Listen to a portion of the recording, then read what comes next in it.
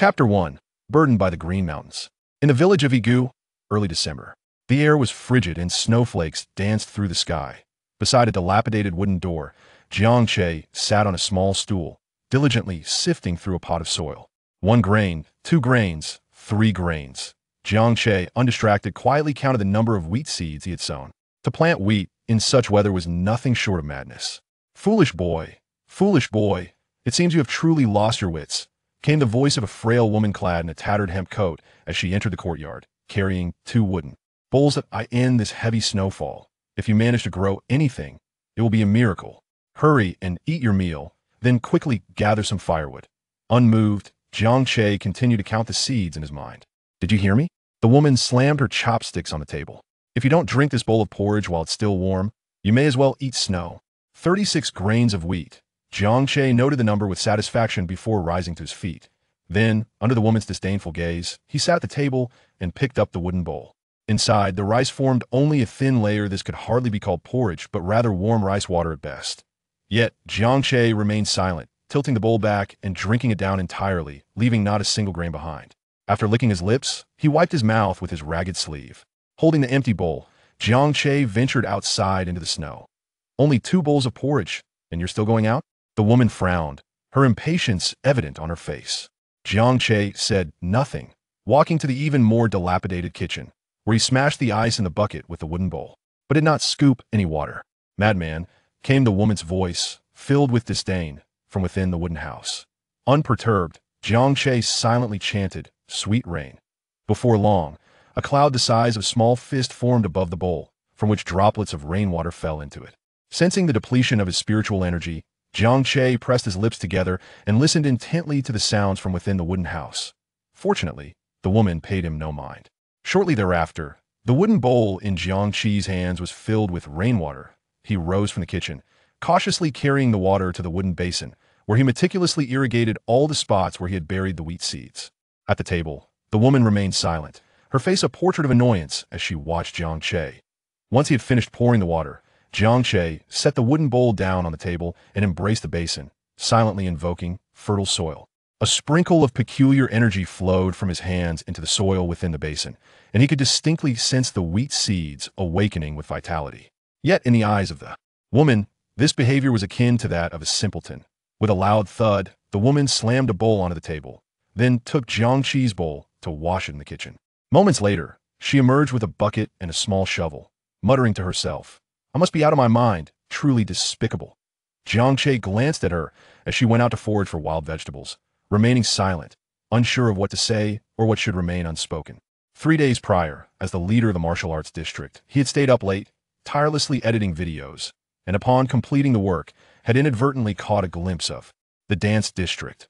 After a sudden blackout following a single click, I found myself inhabiting the body of a foolish individual who lay on a bed within a dimly lit room. Based on my deductions, this simpleton had succumbed to illness and the cold, perishing in the dead of night. Upon my arrival in this new existence, I realized that I had inherited not a single memory of this individual. I knew neither his name nor the location of this abode, nor did I recognize the woman occupying the other bed.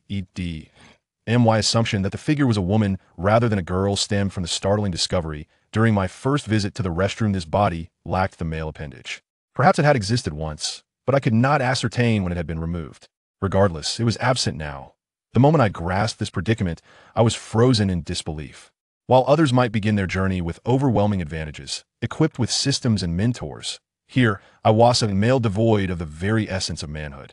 This felt undeniably cruel. Despairing, I contemplated self-destruction. I would rather perish than endure this life as a eunuch. However, my attempt at self-termination was thwarted by the emergence of a small azure peak in my mind.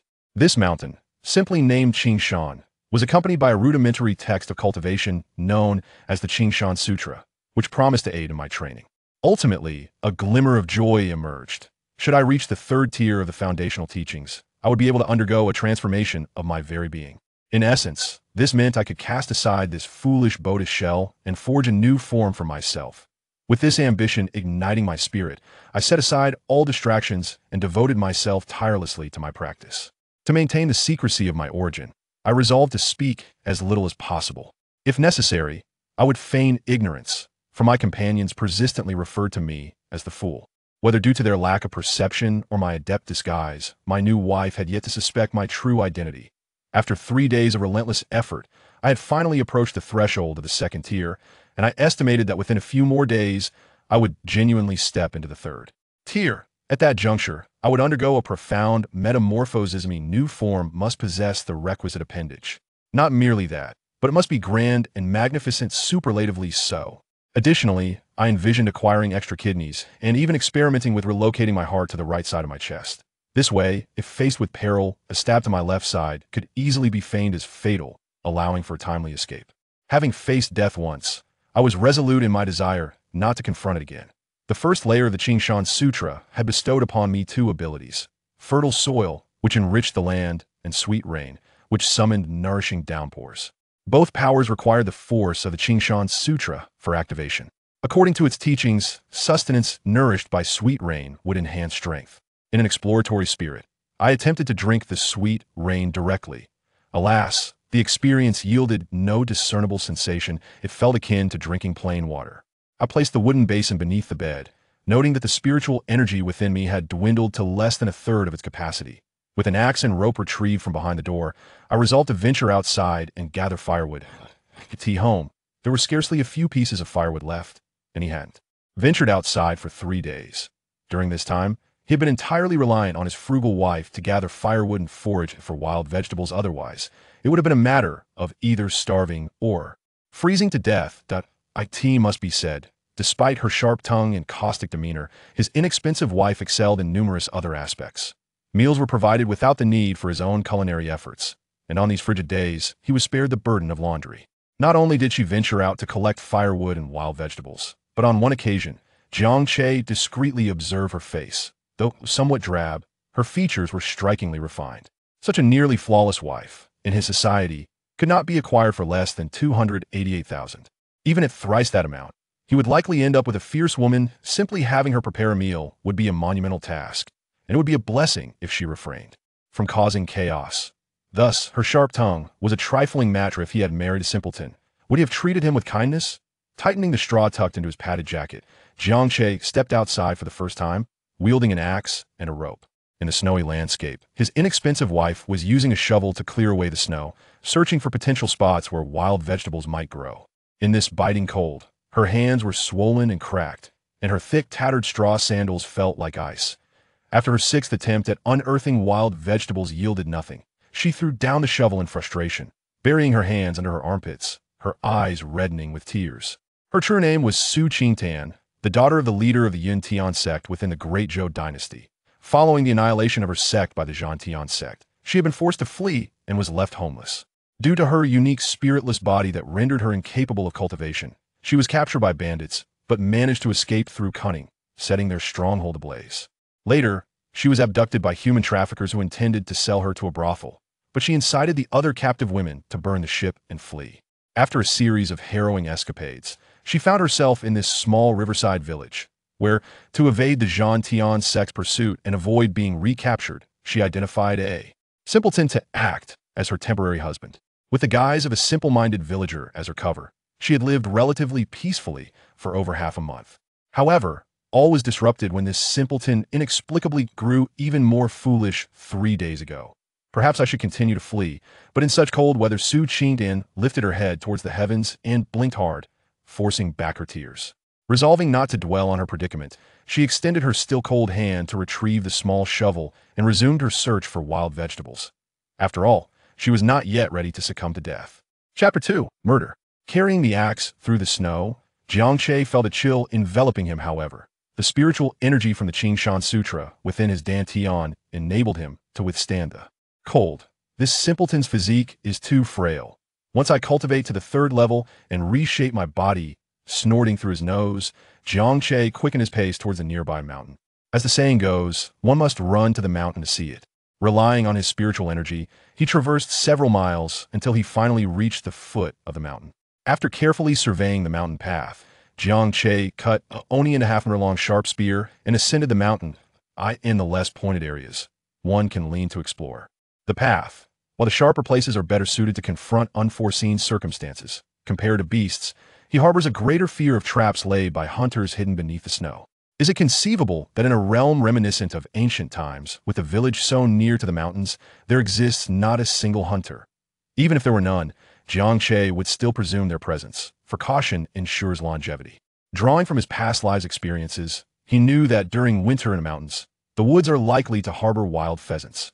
After enduring hunger for so many days, he was loath to subsist solely on wild vegetables and the remnants of rice water. Moving with care to avoid slipping, Jiang Che soon found himself deep within a grove. Most trees in this mountainous region are remarkably resilient to the cold, thriving even in the depths of winter snow with their lush greenery, a truly extraordinary sight. According to the habits of wild pheasants, they tend to remain either by the reeds along the riverbanks or nestled in piles of dry leaves or grass during winter. With this knowledge guiding him, it was not long before Jiang Che spotted a long tail resembling a withered branch. Moistening his parched lips, he raised his makeshift spear, taking aim at the pheasant. Fearing it might flee, he channeled a trickle of spiritual energy into his right arm to enhance his strength. Whoosh! The spear flew, striking with the precision of a feathered arrow. After a few cries from the bird, silence enveloped the area. With a satisfied smirk, Jiang Che cautiously approached the scene, observing the spear had pierced the pheasant's midsection. He lifted the spear and gave it a slight shake. For pounds, this bird is quite substantial. Next, he foraged for some wild vegetables nearby, stuffing them into the frayed layers of his coarse coat. He then collected a bundle of firewood, securing it with a rope to carry down the mountain as for how his dear wife would inquire about his catch. Jiang Che had already devised a plan playing the fool would suffice.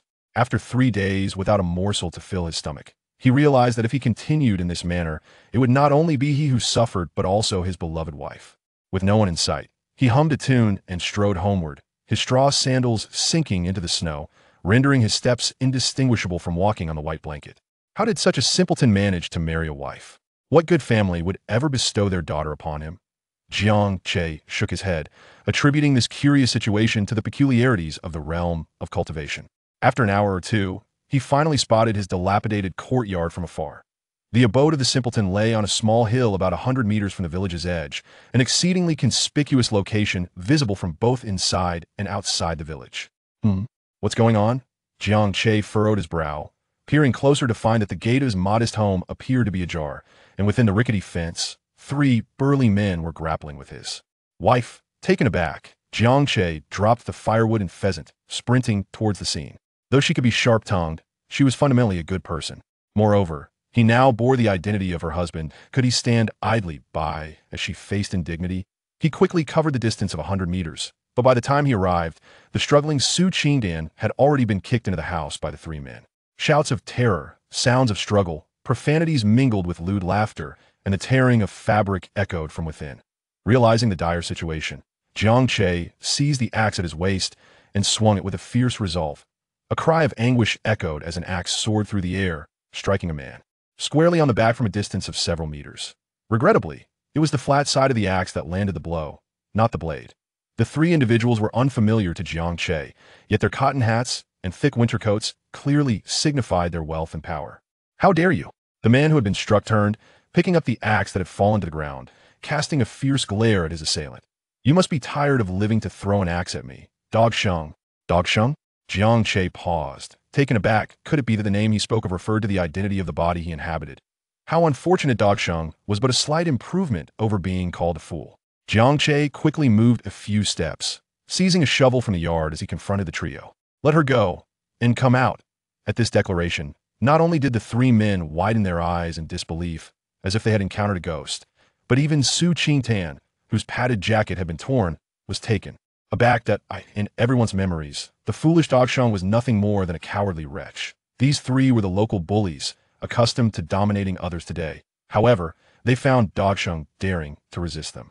The 2nd and 3rd men quickly drew their axes and charged forward.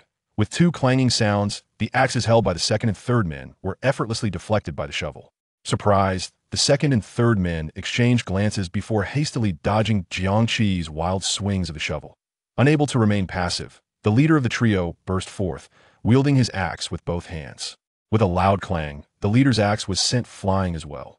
Stunned, they rushed forward in unison, while Jiang Che continued to wield the shovel, forcing them back. From within the house, Su Qingtan, having climbed out of bed, was equally astonished. She never expected the usually absent-minded dog, Sheng, could exhibit such ferocity. Against three formidable men, each larger and stronger than himself, he stood his ground. Bang! The shovel struck the third man, providing the second with an opportunity to grasp the shovel tightly. Dog Sheng, do you dare to provoke me again? Jiang Che remained silent, instantly relinquishing the shovel as he charged forward, delivering a powerful punch aimed at the second man's face. Typically, a person facing imminent harm would instinctively raise their hands to defend themselves, and the second man reacted accordingly. As the second man swung his fist in response, Jiang Che deftly seized his arm, delivering a close-range knee strike. Ah! The second man cried out in shock, discovering that even a slight fool could retaliate. The leader, having retrieved the shovel, approached from the side, prompting Jiang Che's face to twitch as he pivoted and executed a side kick. This kick sent the leader staggering backward, clutching his chest, speechless, while Jiang Che's frail body was sent crashing to the ground from the force of the impact. The sheer strength behind the kick was evident. It was nearly all of his power. Keep going. A feminine voice called out, and Jiang Che turned to see an axe hurtling toward his face. Was it an offer or an attempt on his life? Raising his hand to catch the axe, the furious third man charged at him, rolling to the side and stepping forward, executing a sideways thrust while simultaneously swinging the axe. Downward, the axe, still relatively sharp, lodged itself into the leg bone of the third man with a resounding crack. A piercing cry of anguish erupted from the leg bone, and Jiang Che furrowed his brow, realizing, indeed, once the spiritual energy is depleted, one becomes ineffective. This fool's body is far too weak. After a series of blows, the three bullies were finally frightened, and in a frantic scramble, they dragged the third one outside. Before they could exit the door, the voice of the leader rang out, Dog Sheng, you wait for me." Jiang Che raised his gaze coldly and, without hesitation, seized a shovel from the ground to pursue them relentlessly. Chapter 3. You have usurped him. At this moment, the spiritual energy within his dantian was entirely depleted, and the gnawing hunger, pervasive pain, and overwhelming weakness surged through Jiang Che's nerves. Despite this, Jiang Che clutched the shovel, propelled by an indomitable will, and continued his relentless chase. Dog Sheng, are you insane? Why are you still pursuing us? The three bullies were a mix of anger and fear, yet they dared not stop to confront Jiang Che, who wielded the shovel. Jiang Che, devoid of spiritual power, moved at a sluggish pace, yet the trio of bullies fared no better in the snowy terrain. The eldest and the second dragged their injured companion, their bulky cotton coats weighing them down. In ordinary circumstances, one might not notice their lethargy, but in this life-or-death scenario, every moment counted. After a mere dozen steps, the eldest and the second found their cotton shoes ensnared in the snow, unable to free themselves. With desperate yelps, they discarded their footwear and pressed on, yet the cumbersome layers of their padded coats and trousers hindered their speed. "Brother, shed your coat. We cannot perish here." With the cumbersome garments cast aside, the pace of the eldest and the second surged dramatically. The biting cold was a mere trifle when weighed against the value of life. Clad only in their cotton garments, they hastened, dragging their injured companion. Their speed more than doubled, leaving Jiang Che far behind. Three fled, while one pursued. They sprinted into the village, continuing their flight for a considerable distance. The cacophony of barking dogs echoed through the air, and Jiang Che, pale and breathless, leaned against his knees to steady his breathing. "This body of mine is woefully inadequate. If I continue this chase, I may meet my end before they do." Seizing a shovel, Jiang Che controlled his breath and turned back. In the snow from whence he came, traces of a hasty escape lay scattered: bulky coats, trousers, oversized shoes, and a lost cotton hat. Without hesitation, he donned a large coat, then picked up the trousers and shoes, making his way back to his dilapidated courtyard. As he approached the crumbling abode, a figure emerged, brandishing a kitchen knife, his wife, Su Qingtan. Upon spotting Jiang Che, she recoiled slightly, then approached, speaking softly. "I'll help you back." "No need," Jiang Che replied, extending the spoils in his grasp. "Take this home. I have matters to attend to." "Oh, all right." Su Qingtan, hesitant to press further, quickly gathered the cotton coat and trousers and made her way back. Jiang Che cast a glance at the silhouette of his inexpensive wife, sighing inwardly as he made his way back to the spot where he had carelessly abandoned the wild chicken and firewood. It seemed that he was on the verge of exposure. Nevertheless, he resolved to take it one step at a time. There was little left to say at this juncture. Before long, Jiang Che returned, carrying the wild chicken and firewood, only to find Su Qingtian still struggling to right the fallen courtyard gate. Upon his arrival, she fell silent, her head bowed, devoid of her earlier sharp tongue. Jiang Che raised his hand, tossing the wild chicken and kindling aside. "I'll handle the gate." "All right," Su Qingtian replied, hurriedly gathering the wild chicken and firewood as she made her way to the dilapidated kitchen. In the snow, Jiang Che's efforts had finally managed to prop up the door, though it appeared as if a mere gust of wind could easily topple it. He procured 4 wooden stakes and reinforced the gate, employing the principle of triangular stability. Now, it ought to withstand any force. Having completed these tasks, the sky had already begun to darken. Inside the kitchen, Su Qingtian busied herself with boiling water and preparing the wild chicken. The wooden house comprised a central hall flanked by 2 rooms on either side. Jiang Che resided on the right, while Su Qingtian occupied the left. In the room, Jiang Che crouched down to inspect the basin tucked beneath the bed. And to his astonishment, he discovered an array of minuscule wheat sprouts emerging from the soil. A wave of delight washed over him as he marveled at the power of fertile earth and nourishing rain. He meticulously counted the sprouts. 32? A frown creased his brow. Why were 4 still unawakened? Could they be bad seeds? He slid the basin back under the bed and then donned a bulky cotton coat and oversized cotton trousers. Dog Sheng's slender frame contrasted sharply with the 3 robust bullies, and the rope cinched tightly, finally preventing any drafts from seeping through. Ah, how warm it felt. Jiang Che mused as he picked up the smallest size of the cotton coat and trousers before stepping out of the wooden cabin. In the drafty kitchen, Su Qingtian was boiling water, her red and cracked hands warming themselves by the fire. "Hey, I'll take care of the water. You go ahead and change into these clothes." Jiang Che's voice echoed at the kitchen entrance. Su Qingtian lifted her gaze to glance at Jiang Che before her eyes fell back on the large cotton coat. Without uttering a word, she stood up, accepted the coat, and walked back into the room. Jiang Che remained silent, seated before the earthen stove, taking over the task of boiling water for his frugal wife. In the small room to the left of the wooden cabin, Su Qingtian closed the door and secured it with a bolt, then shut the window before she began to change her attire. She removed the tattered, torn hemp coat, revealing a faded, yellowed shirt beneath, adorned with a well-crafted, pale yellow belly band, the most valuable possession she had retained throughout her years of fleeing. The path of escape had been arduous, and years of hunger had rendered her exceedingly frail, yet, despite this, her figure beneath the shirt still bore a certain substance. After donning a poorly fitting cotton jacket and pants, Su Qingtian tightened her waist with a rope, securing the cuffs of her sleeves and trousers.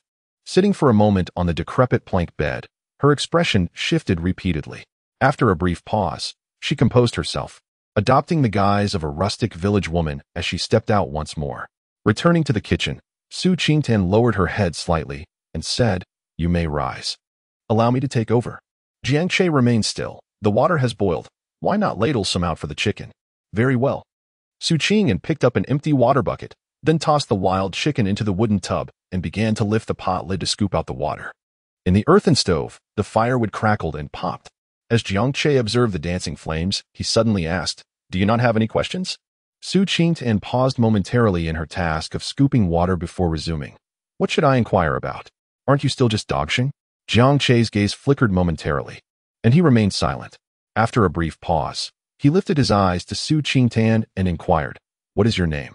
"Duan," she replied succinctly, "a refugee, fleeing from turmoil. Half a month ago, you provided me with some provisions, and I have since followed you." Su Qingtian's words, though concise, conveyed a wealth of information. Jiang Che nodded slightly, noting this down, and then inquired, "Who are those 3 individuals from this evening? Do you know them?" "They are the bullies of your Higu village. The leader is named Yang Guanghu, the second is Yang Guangbao, and the one whose leg you severed is the third, Yang Guangxiang. They are notorious for their malevolent deeds. Yet they possess wealth and resources, and you have been their victim for quite some time." Jiang Che silently recited the names of the 3 individuals. Taking note of them, what was the name of the mountain outside the village, and where was the nearest town? Su Qingtian, remarkably swift, plucked the feathers from the wild chicken. The mountain is called Qinglin Mountain, one of the peaks in the Lianyan mountain range, while the nearest town is Qinglin Town, located approximately 100 li down the main road from the village entrance. Without Jiang Che needing to inquire further, Su Qingtian continued. He Valley Village boasts around 80 to 90 households, and the village head's surname is Liu. Moreover, no one in the village holds you in esteem. Even the children can bully you. You possess no land, and there is no one close to you. According to the village women, you were found in the snow by an old bachelor, and upon his death from illness, you inherited this house and yard. You usually make a living by gathering firewood in the mountains. The local landlord, Mr. Qian, is a kind-hearted man. He takes pity on you and collects your firewood each time. You carry 100 pounds of firewood to him, receiving 21 from others. Yet he discreetly gives you an additional 5-1, a matter you have confided in me. When delivering firewood, you use the back door of the landlord's residence, where the firewood is received by Chin, the caretaker, whose name you only know as Chin the caretaker. Nearby, we have a band of mountain bandits known as Black Wolf Stronghold, which comes annually to collect a tribute of 1 or 2 taels of silver from each household. A payment you must also render. Upon hearing this, Jiang Che's heart sank. 1 or 2 taels of silver. Has it been paid this year? Su Qingtan shook her head. The time for the annual tribute is not until next month. Jiang Che furrowed his brow slightly. So, how much silver do we have? Su Qingtan, pausing with her feathered hand, looked over at him. You never mentioned how much silver you possess. Furthermore, you are fearful that Yang Guanghu and his ilk will seize your money. Each time you return from selling firewood, you always hide the copper coins, leaving just a few before heading home. Consequently, we are left with a mere 37-1, and that is still in your possession. In my possession? Jiang Che was bewildered.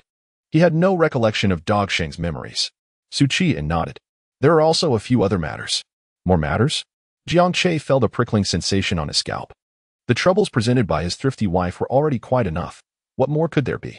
How much of a mess had Dog Sheng truly left behind? Chapter 4. Will you come with me? Speak, tell me, and I shall see how much remains. Su Qing'an replied with a hum. The land we currently reside on was rented from the village chief 30 years ago by your bachelor grandfather. 6 days ago, the village chief came to inquire if you had prepared the silver for next year's rent of 1 tael. What did I say? You said it was ready and that you would pay next month. It was evident that Dog Sheng had hidden away more than just a single tael of silver. However, Jiang Che had inherited Dog Sheng's body and troubles, yet none of his memories. As this thought crossed his mind, Jiang Che scratched his scalp, gesturing for his economical wife to continue. The Yang brothers are among the wealthiest in the village, and they have a favorable relationship with the bandits from Black Wolf Stronghold. You have injured Yang Guangxiong's leg today, and once his condition stabilizes, it is highly likely that Yang Guanghu and Yang Guangbao will return with a vengeance. Moreover, we currently have very little firewood left, and the rice you purchased from town has been consumed. The wild vegetables I dug up this afternoon will suffice for at most 2 meals. Counting the wild chicken you caught today, I will need to gather more wild vegetables. We can barely manage for 6 or 7 days. Jiang Che nodded slightly. Is there anything else? Su Qingtan shook her head. That's about it.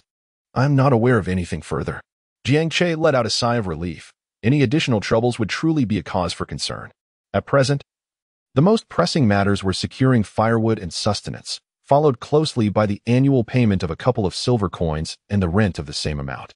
Furthermore, there was the looming threat of Yang Guanghu and his 2 companions seeking revenge. Lost in thought, he observed Su Qingtan as she prepared a wild chicken, deftly severing a drumstick. Without hesitation, she placed the sizable chicken leg into a pot of boiling water and covered it with a lid. Jiang Che, tending to the fire, inquired with curiosity, "Are we only stewing a single drumstick?" Su Qingtan replied softly, "I will stew 1 drumstick for you. I shall manage with some wild vegetables and broth." Jiang Che gazed at his slender, inexpensive wife, pursing her lips. After a few moments, he spoke in a deep voice, "Cut it in half for stew, and we shall eat the other half tomorrow morning. I will go back to the mountains to hunt again." However, Su Qingtan, holding the kitchen knife, hesitated to act. "There is no need to hesitate. Just stew it." Reluctantly, Su Qing'an complied and chopped off half. A wild chicken weighing 4 pounds, after plucking and cleaning, still weighed over 3 pounds, leaving more than a pound for the stew. "You tend the fire while I search for where I hid my money." "All right," Su Qing'an replied, her voice gentle and obedient. Since Jiang Che had displayed his prowess that evening, she had not uttered a loud word.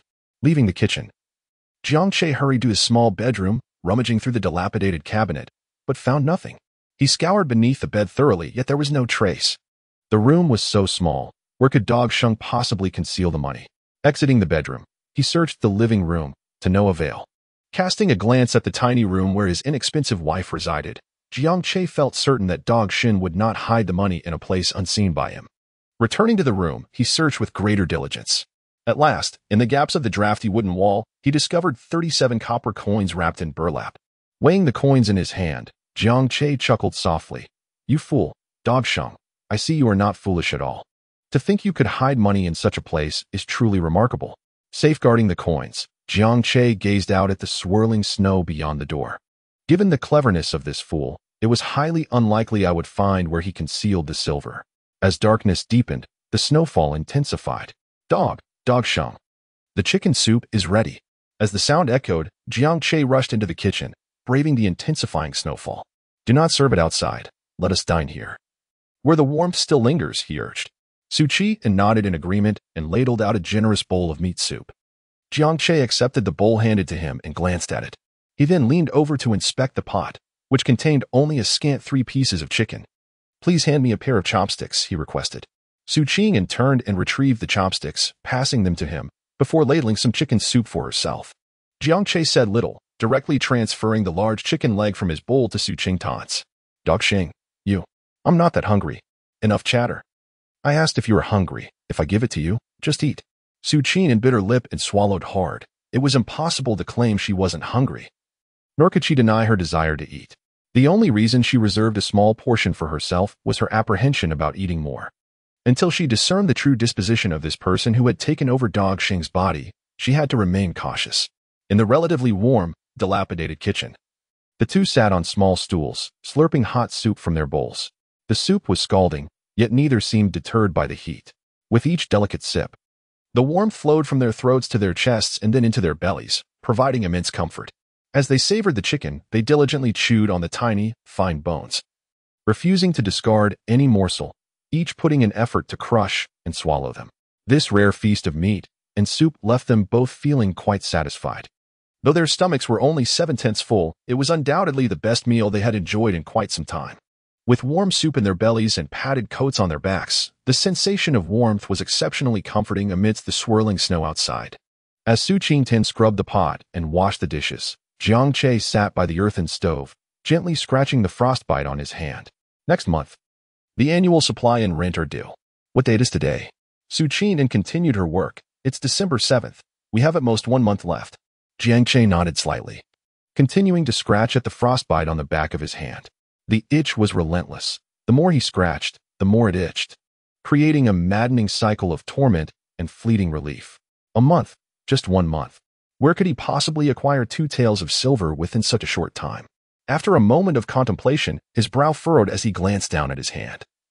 Noticing that his scratching had torn the skin, and blood began to seep forth, a sense of injustice welled up within him. Why should he be compelled to pay? 100 caddies of firewood could only be exchanged for 25 won. And toiling endlessly for 2 taels of silver only to relinquish it felt utterly unfair. Moreover, the dilapidated house belonging to Dog Sheng was drafty, and the yard was merely a fenced enclosure. Was he to spend another tael of silver to continue renting for another year? Today, he had already clashed with those 3 from Yongguanghu, and it was certain they would seek revenge, bringing a group along with them. A gentleman does not stand beneath a precarious wall in an instant. The thought of moving struck Jiang Che. Continuing to reside there would require at least 2 taels of silver, while relocating would merely entail the cost of labor. Furthermore, his cultivation of the Qingshan Jing primarily focused on agriculture. The 36 grains of wheat he had planted at noon had sprouted 32. Thanks to the stimulation of the Qingshan Jing. This was remarkable, especially in the harsh winter, who could cultivate anything during such a season. He was determined to expand his planting area in the future. If he remained in Dog Sheng's rented shambles, the risk of exposure was far too great. He must leave. But amidst the heavy snowfall, where could he possibly go? Lost in thought, Jiang Che turned to his cheap wife. Your name is Duan, correct? Yes. If I decide to move, will you come with me? Chapter 5. Seeking a new abode, he was indeed beginning to test me. Su Qingtan did not respond immediately, her mind racing. 3 days prior, he had usurped Dog Sheng's body, yet he had been feigning madness to observe me. How foolish of me not to have noticed his strangeness at once. As her thoughts whirled, Su Qingtan considered. Thankfully, he had not uncovered my true identity. It seemed he was in dire need of the information I could provide. If I were to refuse to accompany him, it was certain he would eliminate me to silence me. Yet, going with him would also plunge me into peril. However, in this bitter cold, I could hardly survive on my own. If I went with him, perhaps I could endure the winter. Once spring arrives next year, I would seek another opportunity to escape. Yes, That is a plan. Furthermore, Dogxing's body lacked certain attributes, even if he desired to make advances towards me. He could not tarnish my virtue. So many thoughts swirled, yet in reality, only a second had passed before Su Qingtan spoke. What did you just say? I didn't hear you clearly. Jiang Che rubbed the frostbite on his other hand and reiterated, I ask you, if I decide to leave, will you accompany me? This time. Su Qingtan showed no hesitation whatsoever. I will follow you. I am your wife, and I shall undoubtedly be by your side. Jiang Che revealed a faint smile and said, Very well, you claim to be a refugee fleeing from disaster. Are you familiar with this area? At that moment, Su Qingtan had just finished washing the pots and bowls. She cautiously wiped her hands, which were as cold as carrots, and replied softly, I should be somewhat familiar. Jiang Che nodded as he extracted a small piece of black charcoal from the stove. You can illustrate as you speak. Su Qingtan approached, took the charcoal, and crouched down to draw a curved black line on the ground. After sketching 2 such lines, she pointed to the tail end with the charcoal.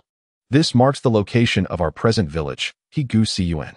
The village derives its name from its position at the foot of a valley. Between these 2 curved lines flows the Yudai River, while the areas beyond are referred to as the Yudai mountain range. The Yudai River is a tributary of the Yinbo River, with its confluence situated far away. I traversed the Yinbo River during my flight from danger. Ahead lies the Qinglin Mountain, to the left of the black line, and to the right, a dense forest devoid of human presence. If one were to follow the path along this black line through the woods for 100 miles or so, one would reach Qinglin town. Further left of Qinglin Mountain are towering mountain ranges, and between these 2 black lines, the Yudai River leads into a grand gorge, where a mountain divides the river into 2 branches which eventually converge and flow down to our Higu Cun. The village across the river is known as Hidi Cun, yet the river spans several hundred meters, rendering interaction between the 2 villages nearly non-existent. After this brief yet insightful illustration, Jiang Che gained a clearer understanding of the region. All right, I comprehend now. You need not draw any further, he remarked, glancing at the thickening snow outside. The snowfall had intensified, though the wind had lessened considerably. The adage suggests that snow falling does not bring cold. But the melting snow does. If this continues, one might freeze to death when the snow begins to thaw. After a moment's reflection, Jiang Che pointed towards the gorge depicted on the black line and inquired, How far is that place from us? Su Qingtan pondered for a moment before responding. Approximately 10 miles, I would say. Jiang Che nodded slightly and stood up. You stay at home. I shall step out for a moment. Su Qingtan was taken aback as she gazed at the heavy snowflakes falling outside. Are you really going out now? Yes, Jiang Che replied without elaboration. He entered the wooden cabin, donned a woolen hat, and subsequently grabbed a rope, an axe, and a bloodied, sharp wooden spear before heading outside. As Jiang Che approached the gate, Su Qingtan hesitated for a moment before calling out, Be cautious, the night is not safe. Jiang Che remained silent, merely gesturing with his hands tucked within the cotton sleeves before departing the courtyard. He possessed perhaps less than a month as time, within which he must seek out a place to reside. However, merely relocating was not the end of the endeavor. To survive this biting winter, he would need to construct a suitable shelter, a task both time-consuming and laborious. In the kitchen, Su Qingtan's gaze flickered, her demeanor shifting dramatically. After a moment of contemplation, she chose not to flee at this juncture. Outside, the snow fell in thick, feathery flakes, yet Jiang Che had already donned a pair of large cotton shoes. Though they did not fit perfectly, they provided more warmth than straw sandals. He gazed at the path through the forest before him. This must be the route to the town as described by Du Wan, while the left path indeed led to Qinglin Mountain. However, instead of veering left, he opted to venture into the right-hand woods. He had visited Qinglin Mountain earlier that afternoon. Although there was a stream, it had frozen over, and the areas with water were rather low-lying, failing to meet his expectations. The crops he cultivated, once stimulated by the verdant mountains, transformed into something extraordinary. What he sought was a relatively secluded and tranquil spot. Emerging from the woods, he arrived at the banks of the Yudai River, which at that moment was cloaked in a layer of ice several hundred meters wide. The day was unbearably cold. Jiang Che glanced around before stepping forward along the Jade Belt River. Vigilant of the wild beasts that might emerge from the woods, he traversed several miles. Indeed, he soon encountered a fork in the path. Talking to himself, he gazed toward the right front, where a towering mountain bisected the Jade Belt River, splitting it into 2 branches. He stood at the point where the waters converged once more. According to the terrain lines drawn by his wife, The great mountain ahead was vast and elongated, while the extent of its rear was unknown. Hastening to the canyon riverbank nearest to the mountain, Jiang Che estimated the distance to the mountain and the river, approximately 70 to 80 meters. At this moment, he found himself at the foot of the Jade Belt mountain range, where the trees had become sparse.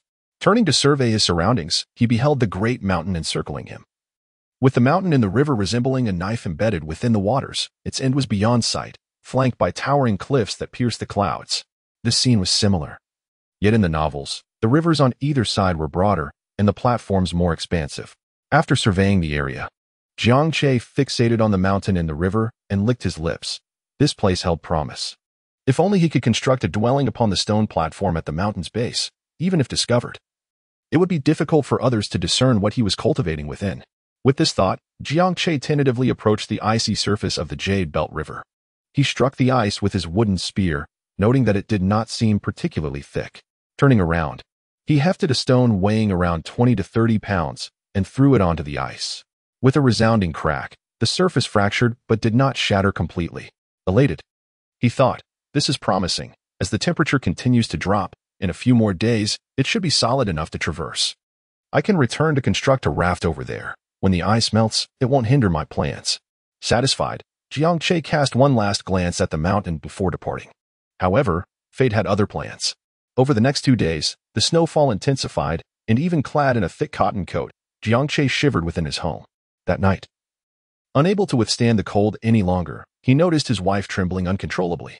Without hesitation, he seized an axe and chopped down the 4 wooden stakes barring the door to kindle a fire. With the fire now crackling in the hearth, a semblance of warmth enveloped the space, though the smoke, well, the drafty wooden shack could hardly contain it. In the early hours, the snowfall ceased. Yet the cold grew more biting.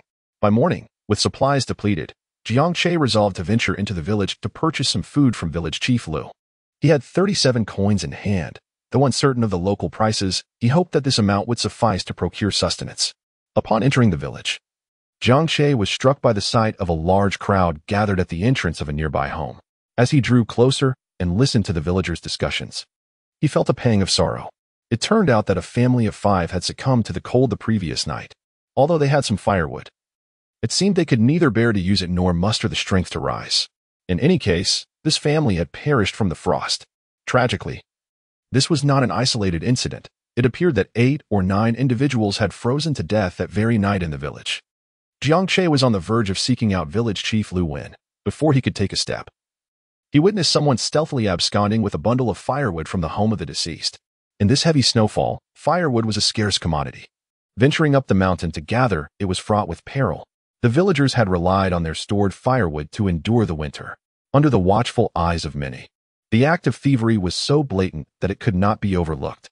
The initial murmurs of dismay gradually faded, and in a bewildering instant, the villagers seemed to descend into madness, scrambling for the belongings of the bereaved family. Tables and benches were disregarded, and even the wooden walls of the yard were kicked down and taken for fuel. Those who managed to seize the items wore expressions of triumph and satisfaction, akin to victors. Meanwhile, others glared with clenched teeth, their frustration palpable, as if their very teeth might shatter from the intensity of their anger. Noticing that the corpse still bore clothing, a group of individuals, while uttering words of admonition, rushed to strip the body bare. In no time, a naked corpse lay amidst the dismantled remains of its wooden abode. Even then, some villagers persisted in toppling the walls of the house to claim the timber. Witnessing this chaotic scene, Jiang Che was momentarily stunned, only to be engulfed by a chilling realization. This world was indeed one that devoured its own. Jiang Che ultimately refrained from participating in the fray. He quietly approached village chief Lu and exchanged 37 won for 12 jin of rice. According to my research, 10 shin equals 1 do, which is approximately 5 jin, and the prices fluctuate across different dynasties. Please bear with me. With 12 jin of rice, if consumed sparingly alongside wild vegetables, it could last at least 20 days. 20 days, that is ample time for him to manage his affairs. As he was leaving, village chief Lu flashed a grin, urging him to promptly pay the 1 or 2 silver coins for the lease renewal. Jiang Che responded with murmurs, and upon returning to the dilapidated dwelling, he immediately prepared a fragrant pot of rice, leaving no morsel of crispy rice at the bottom unconsumed. The crackling crust was delightfully crunchy and aromatic, providing a profound sense of satisfaction. Just after finishing his meal, Jiangche could hardly contain his eagerness to venture outside. He first made his way to the riverbank behind the village, where he tossed a large stone, observing whether the ice would crack. Upon noticing it did not, he promptly turned back. Du Qian, gather your belongings. We shall relocate today. To where? You will discover that upon arrival. The two began their preparations, gathering essential pots, bowls, and utensils, while the bedding was of little concern. Dogxing's bedding was merely straw, making no difference whether they took it or left it behind. One large wooden barrel was filled with the kitchenware, while another contained tattered clothing to conceal the remaining 11 pounds of rice, atop which rested 4 axes for weight. Balancing the burden on a yoke, Jiangche assessed it, finding it manageable enough to accommodate a few more items. Beneath the bed, 32 stalks of wheat had sprouted to a height of several centimeters. When Jiangche emerged with the basin, Su Qingtan's eyes widened in astonishment. She could hardly fathom how the seeds in that basin had germinated. Even if they had, it seemed improbable for such rapid growth within just 2 or 3 days. However, being astute, she chose to feign ignorance, remaining silent. Jiangche cautiously removed all the wheat seedlings, placing them beneath the tattered burlap. Though uncertain of their survival, he could not bear to discard them. In this dilapidated abode, there were few possessions worth taking. Jiangche hoisted 2 wooden buckets with a shovel, while Su Qingtan carried another pair using a shoulder pole. Together, they ventured into the snowy wilderness, one following the other. Along the way, Su Qingtan felt a surge of anxiety. Have you found a suitable place? She inquired. Yes, he replied. Will it be livable? We won't freeze to death tonight. Will we? It should, not. With a heart heavy with concern for the journey ahead, Su Qing steeled herself to follow Jiangche onward. This time, burdened with their belongings and accompanied by his humble wife, Jiangche took over 2 hours to reach the location from that fateful night. His shoulders ached with numbness, prompting him to signal Su Qing and to set down the pole and rest. Standing at the edge of the frozen river, Jiangche pointed towards the base of a distant mountain. Do you see that? We shall dwell there. Su Qingtan raised her gaze, observing the towering rocks at the mountain's foot, with the ice lying several meters below them. Is it truly that high? How shall we ascend? Jiangche smiled and gestured for Su Qing to look behind. There, a narrow path descended. Though it could hardly be deemed a proper trail, merely a passage wide enough for a person to pass through. The elevation is advantageous. Even during floods, we will remain untouched. Jiangche contemplated thoroughly. Were it not for the height, he would have been reluctant to select this land. In the snowy expanse, Su Qingtan, crouched and weary, felt a pang of despair. She had already resolved to continue her escape come springtime, yet this undertaking threatened to exhaust her throughout the winter. This sentiment remained unspoken, confined to her thoughts. Unable to proceed, then rest here, Jiangche remarked, shouldering the shovel anew and hoisting 2 large wooden buckets onto the ice. Su Qingtan slowly rose, her brow furrowing as she cautioned, be careful. If the ice cracks, it could be fatal. I won't perish, Jiangche reassured her, stamping his feet on the solid surface. Su Qing in bitter cracked lips, ultimately lifting the burden with great care as she stepped onto the ice. After years of fleeing, it was indeed her first venture upon such a frozen expanse. Fortunately, they traversed without incident, ascending the rocky path from the foot of the mountain. Be cautious. It's quite slippery. Perhaps we can carve out some footholds later, Jiangche advised, gripping the rocky crevices and protruding stones to prevent himself from slipping. His inherent spiritual prowess rendered him less vulnerable, but for Su Qingtan, after just a few steps she slipped, exclaiming in surprise as much of the contents from her bucket spilled forth. In her fright, she neglected to inspect her bruised leg. Her gaze fixed instead on Jiangche ahead. Are you injured? Is it serious? Su Qing in bitter lip, her eyes glistening with unshed tears. It's nothing grave. I can still move. It's fine. Leave it be for now. Try to see if you can climb up, he replied. The unexpected gentleness caught Su Qing off guard. After a moment of hesitation, she gritted her teeth and attempted to rise. Fortunately, the thick snow cushioned her knees, sparing them from injury. Using a piece of wood for support, Su Qing struggled upward. Although her knees ached less, the icy path remained treacherously slick. Thankfully, this rocky trail was not long, just over 30 meters. Soon, they reached their destination, the large flat area. Here, the trees were plentiful, and the snow cover was thick. Jiangche used his shovel to clear away the snow, revealing dark soil and scattered stones beneath. Looking up, he beheld the nearly vertical cliff face. After all these years, any loose rock should have already fallen. We should be safe. For the sake of caution, Jiangche moved a few steps forward. This place was quite expansive, estimating around 70 to 80 meters ahead and approximately 100 meters wide. Scattered large stones surrounded the area, but that was inconsequential, as he could simply break them apart and toss them into the river or utilize them for other purposes. Standing there, Jiang Che surveyed the surroundings with satisfaction. At least this location was secluded and unoccupied. He turned back to retrieve a tattered burlap sack from the wooden barrel, extracting 32 wheat seedlings. After 2 hours, the seedlings appeared somewhat wilted. Approaching the mountainside, Jiang Che cleared the snow and excavated the black soil to plant the seedlings. With one hand pressed against the earth, he silently intoned, "Fertile soil." An invisible force flowed from his dantian and permeated this small patch of land. Subsequently, without hesitation, Jiang Che addressed Su Qingtan, mentally invoking heavenly rain. A cloud of mist, the size of a fist, coalesced, and rain began to fall upon the seedlings. Su Qingtan was taken aback by the sight. Clouds and rain summoned? Dogxing has indeed been possessed, yet he possesses a spiritual root. For a moment, she felt a twinge of envy. Though she herself had a spiritual root, rumored to be the most challenging and powerful of the 5 elemental celestial roots, fate had dealt her a harsh hand. She was a congenital body incapable of retaining or absorbing spiritual energy. Her parents had exhausted all possible means to assist her in her early years, all to no avail. Now, witnessing even the body of this foolish Dogxing possessing a spiritual root stirred a myriad of emotions within her. After a fleeting moment of envy, Su Qingtan furrowed her brow. Wait, to possess someone else's body requires at least the strength of the nascent soul stage. The soul's power at that level is formidable.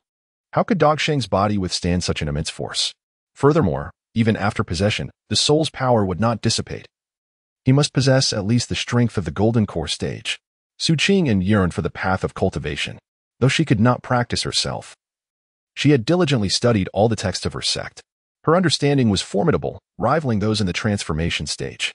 Thus, she perceived something amiss regarding the individual who had taken over Dogxing's body. Everything seemed off.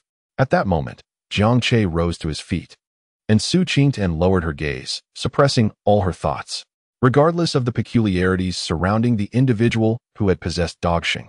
As long as he did not seek to harm her, she could endure until spring next year to escape. Chapter 7. The simple wooden cabin. How are your legs? Jiang Che turned to check on his inexpensive wife. Fortunately, she seemed to be well. Su Qingtan kept her head slightly bowed. Jiang Che responded with a soft acknowledgement. All right, take a rest for now.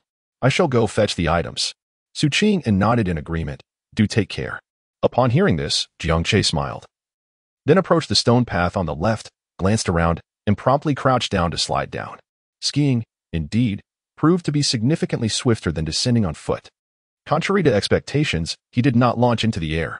Instead, Jiang Che came to a smooth halt on the icy surface.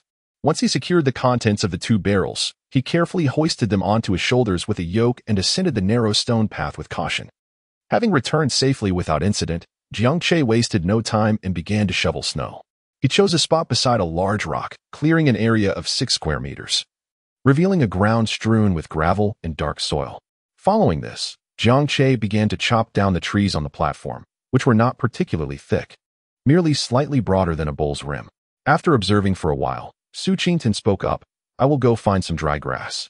Jiang Che, engrossed in chopping wood, did not lift his head, instructing, go ahead, but be careful not to slip. All right, Su Qingtan replied, retrieving a sickle and rope from the large wooden barrel as she scanned her surroundings. After surveying the area, Su Qingtan made her way towards the mountainside. As the afternoon wore on, Jiang Che had felled around 20 small trees, while Su Qingtan had gathered a considerable amount of long grass. It was quite challenging to find truly dry grass in the wilderness. The slightly damp grass they had collected was already a commendable find, having cleared the branches of their leaves and the bare crowns of the trees. Jiang Che gathered several handfuls of dry grass along with the semi-dry grass Su Qingtan had harvested. He took out a fire starter, blowing gently upon it, and then ignited the dry grass, gradually adding the semi-dry grass on top.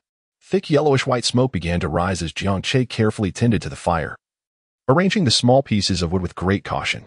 He then asked Su Qingtan to watch over the flames while he fetched some twigs, intending to dry them beside the fire. After about 10 minutes of effort, the fire was thriving, bringing a welcome warmth to the area. Su Qingtan found a stone to sit on beside the fire, extending her hand to bask in its warmth. The frostbite on the back of her hand had long since cracked and bled, and now the blood had dried. Jiangche, not one to shy away from effort. Though he had cultivated the Qing Shan Jing and was in a slightly better state, was still only at the second layer of the introductory phase. Indeed, it was merely the second layer. The flow of spiritual energy within his dantian had increased somewhat, yet it remained insufficient for warding off the cold, rendering such indulgence rather extravagant. Continuing his task of felling trees, Jiang Che aimed to bring down at least 40 small trees. After toiling until dusk, he finally achieved his goal. Su Qingyan utilized a thick branch as a pot rack to prepare a pot of rice soup, the enticing aroma wafting through the air. The two of them sheltered behind a large rock, sipping the soup in small gulps, relishing the warmth as it flowed down their throats into their bellies. A satisfaction that was ineffable. As he savored the rice soup, Jiang Che was reminded of tea eggs and shredded pickled vegetables from his previous life. The flavorful tea eggs tossed into porridge, complemented by a few chopsticks full of shredded pickles, combined in a delightful mix of flavors. Oh, how extraordinary! Lost in thought, Jiang Che's mouth watered, yet before him lay only this bowl of plain porridge boiled in snow water. After finishing the porridge, Jiang Che rested for a brief moment before rising again, this time not to fell trees, but to construct a makeshift cabin. He selected 2 of the sturdiest logs, wielding his axe to carve a bowl-sized pit at one end. The other end was sharpened slightly. Any pointed curvature would suffice. Subsequently, he took up a shovel and began digging 2 pits, measuring just over 2 meters from the large rock to this location. The sharpened end was set into one of the pits and buried in earth, forming the cabin's vertical support and load-bearing pillars.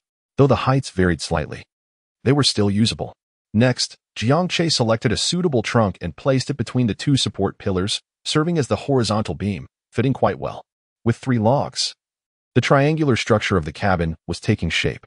He then gauged the distance and, using the shovel, excavated 2 small trenches on either side. Upon completing these tasks, Su Qingyan discerned Jiang Che's intentions. Without uttering a word, she rose to assist him. Together, they lifted the logs, angling them towards the central beam, alternating between the left and right sides, placing the bottoms within the small trenches. After some time, a temporary triangular cabin stood complete.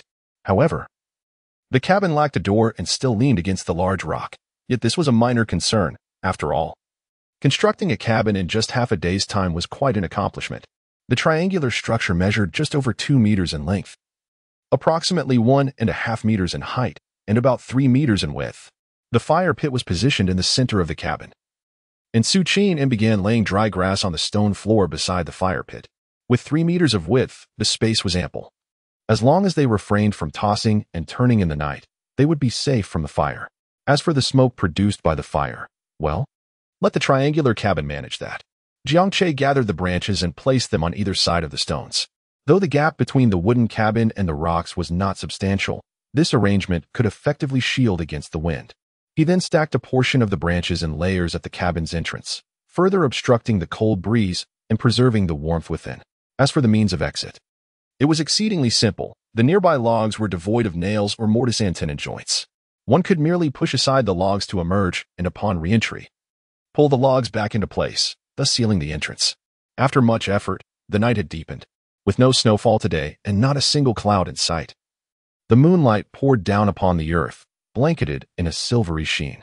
Surrounding him were either snow or icy surfaces, yet the area remained relatively bright. Furthermore, within the cabin, a brazier provided warmth, and the sleeping area was strewn with semi-dry grass. A tattered hemp garment and an old hemp coat served as additional layers, while he donned a thick cotton jacket for slumber. As for the covering, Jiang Che covered himself with the thick cotton trousers of the 3 bullies. While he generously gifted the thick cotton coat to Su Qingyan, there remained a trace of spiritual energy within his dantian, ensuring that even in sickness, recovery was attainable. However, if his dear wife were to perish from the cold during the night, he would inevitably have to find a means to bury her. As the night deepened, after a day filled with relentless toil and only 2 meals consumed, he was sustained solely by a profound sense of accomplishment. Contemplating his future plans, Jiang Che soon succumbed to slumber, his soft snores accompanying the crackling of the firewood in the brazier. Exhausted and burdened by worries for the future, Su Qingyan found it difficult to drift into sleep. Meanwhile, in the heart of Higu village, the gate of a house adorned with green bricks and large tiles was pushed open. "You foolish idiot, aren't you supposed to be tough?" Yang Guangbao, holding 4 torches, emerged from the door, continuing his tirade. Today, I want to fight you, but I'll burn you and that wretched being to ashes. Choosing an unconventional path, Yang Guangbao stealthily approached the dilapidated abode of Go Sheng, treading through the snow with uneven steps. After much effort, he reached the back of Go Sheng's crumbling house, a sinister smile playing on his lips as he set the place ablaze. As the wooden house and dilapidated kitchen ignited, he retreated a dozen meters into the snow. Watching the flames grow, for injuring my brother's leg, I'll send you straight to meet the king of hell. Grasping the axe at his waist, Yang Guangbao stood resolutely in the biting cold, fixated on the escalating inferno. Time passed, yet the anticipated cries of panic and distress failed to emerge. In fact, an eerie silence enveloped the air. Coughing from the cold, Yang Guangbao tightened his cotton coat, pondering whether he had heard something from within. Refusing to leave, he resolved to witness firsthand the demise of the fool and the wretched being in the flames. As the night deepened and the cold intensified, Yang Guangbao shivered, enduring the dwindling fire without hearing a single voice. As the flames lessened, his heart filled with doubt, he cautiously approached the collapsed firewall. Where are the people? How could there be no one? Did they flee? With widened eyes, he snapped back to reality and hastily made his way home. He needed to inform his brother that Go Sheng had escaped. The following morning, Jiang Che rose to shovel snow while Su Qin prepared rice porridge. Are there any hunters in the village? No, she replied, adding more firewood. There are many wild beasts in Qinglin Mountain, but few villagers dare to venture up there. Very well. Jiang Che nodded slightly to indicate his understanding. Once the rice porridge was prepared, he sipped the steaming concoction, yet his thoughts remained preoccupied with tea, eggs, and pickled mustard greens. After consuming a bowl of porridge, warmth enveloped his body beneath the cotton-padded jacket. Grasping the axe, rope, and wooden spear, Jiang Che turned to Su Qingtan and said, I shall venture into the mountains. Should Yang Guanghu and his companions arrive, you must either flee or conceal yourself. Indeed, exercise caution while you ascend the mountain. Jiang Che nodded, then stepped away. Once he had completely vanished into the woods on the opposite shore, Su Qin lowered her head, her gaze flickering. After a long while, she let out a resigned sigh. This was an excellent opportunity for escape, yet in such frigid weather, where could she possibly flee? She feared that she would merely leap from the wolf's den into the tiger's lair. Regardless, at least for now, the entity that had usurped the body of Go Sheng had no intention of killing her. Rising to her feet, Su Qingtan picked up a shovel and began to slowly scoop up some smaller stones. These stones could be laid on the narrow, downward-sloping stone path to provide traction. Serving as a buffer, the snow on the path would be less slippery. As she worked tirelessly, she inadvertently noticed that the wheat seedlings that Go Sheng had transplanted yesterday had grown taller and more vigorous. Surprised, she continued her labor.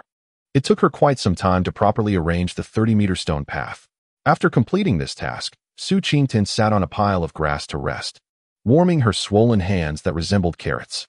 After a brief respite, she got up again to gather the branches that Jiang Che had cut from the tree yesterday, stacking them neatly to the side. Once that was organized, she took up a sickle to cut the dried grass.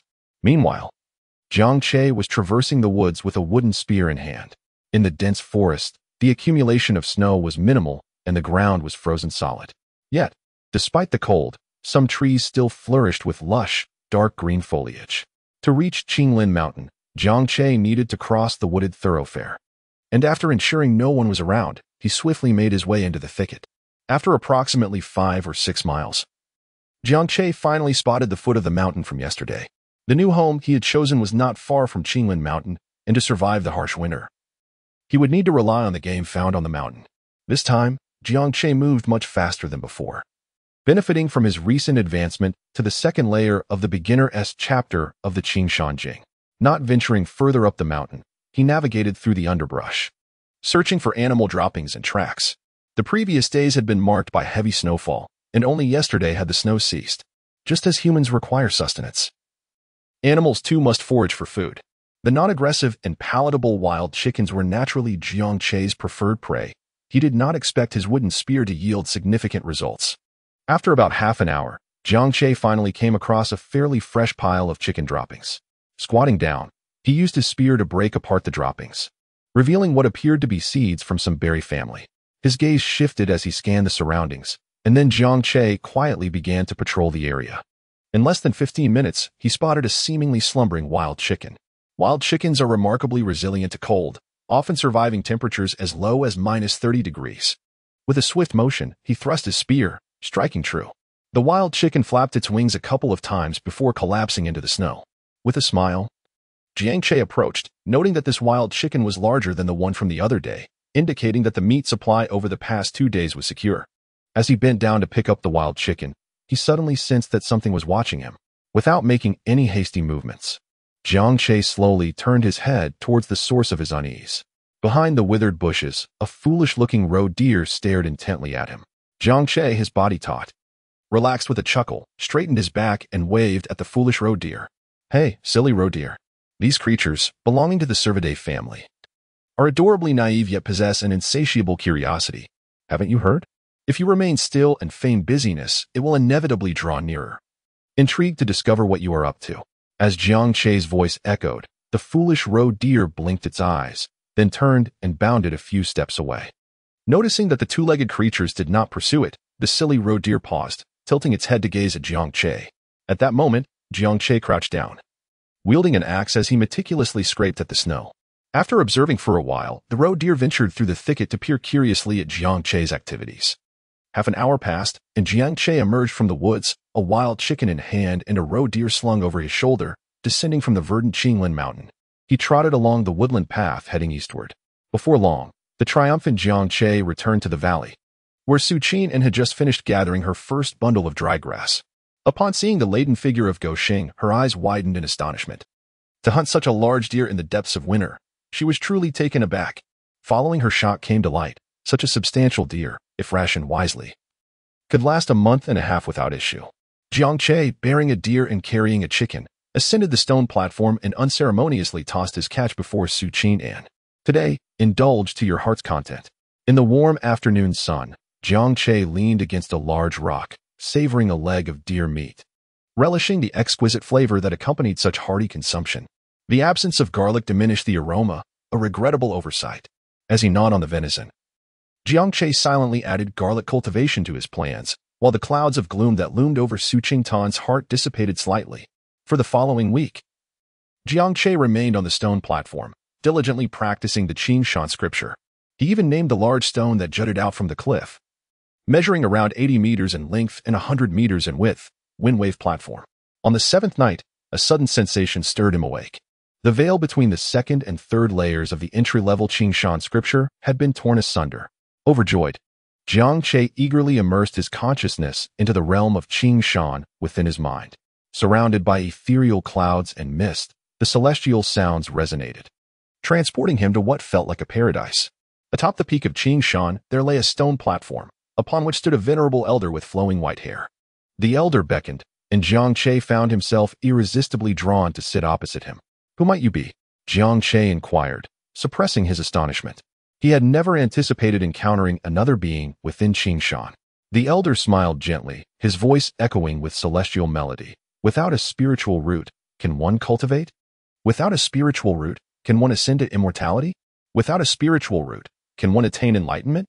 Jiang Che, somewhat perplexed, faced the elder's penetrating gaze and tentatively spoke. "I have perused texts that state one without spiritual roots cannot cultivate into an immortal, correct?" The elder's smile remained unwavering, and the ethereal melody of celestial sounds once again reverberated. "The cycle of the 5 elements is boundless. The interplay of yin and yang is infinite. The cosmos is without limits. One without spiritual roots is boundless. One with spiritual roots possesses boundaries. Without spiritual roots, there is no beginning. The boundless knows no inception. Thus, the formless becomes infinite. If it is indeed infinite, then even the ordinary man is not precluded from cultivation, ascending to immortality, and attaining enlightenment. If there are no spiritual roots, then the path before the ordinary man is indeed limitless." Jiang Che blinked, remaining silent as he contemplated the eccentric old man before him. What nonsensical ramblings were these? What did he mean by the concept of boundless and bound? Was he practicing Tai Chi? After finishing his cryptic speech, the elder pointed a finger at Jiang Che's brow, declaring, "Since you have entered the 3rd layer of the Qingshan Jing's introductory chapter, I shall honor my word and allow you to reshape your body. However, should you emerge from this transformation devoid of any spiritual roots, you must diligently cultivate." With those final words, the old man vanished like the wind, leaving behind only a small, egg-sized glowing stone on the ground. amid the lingering confusion.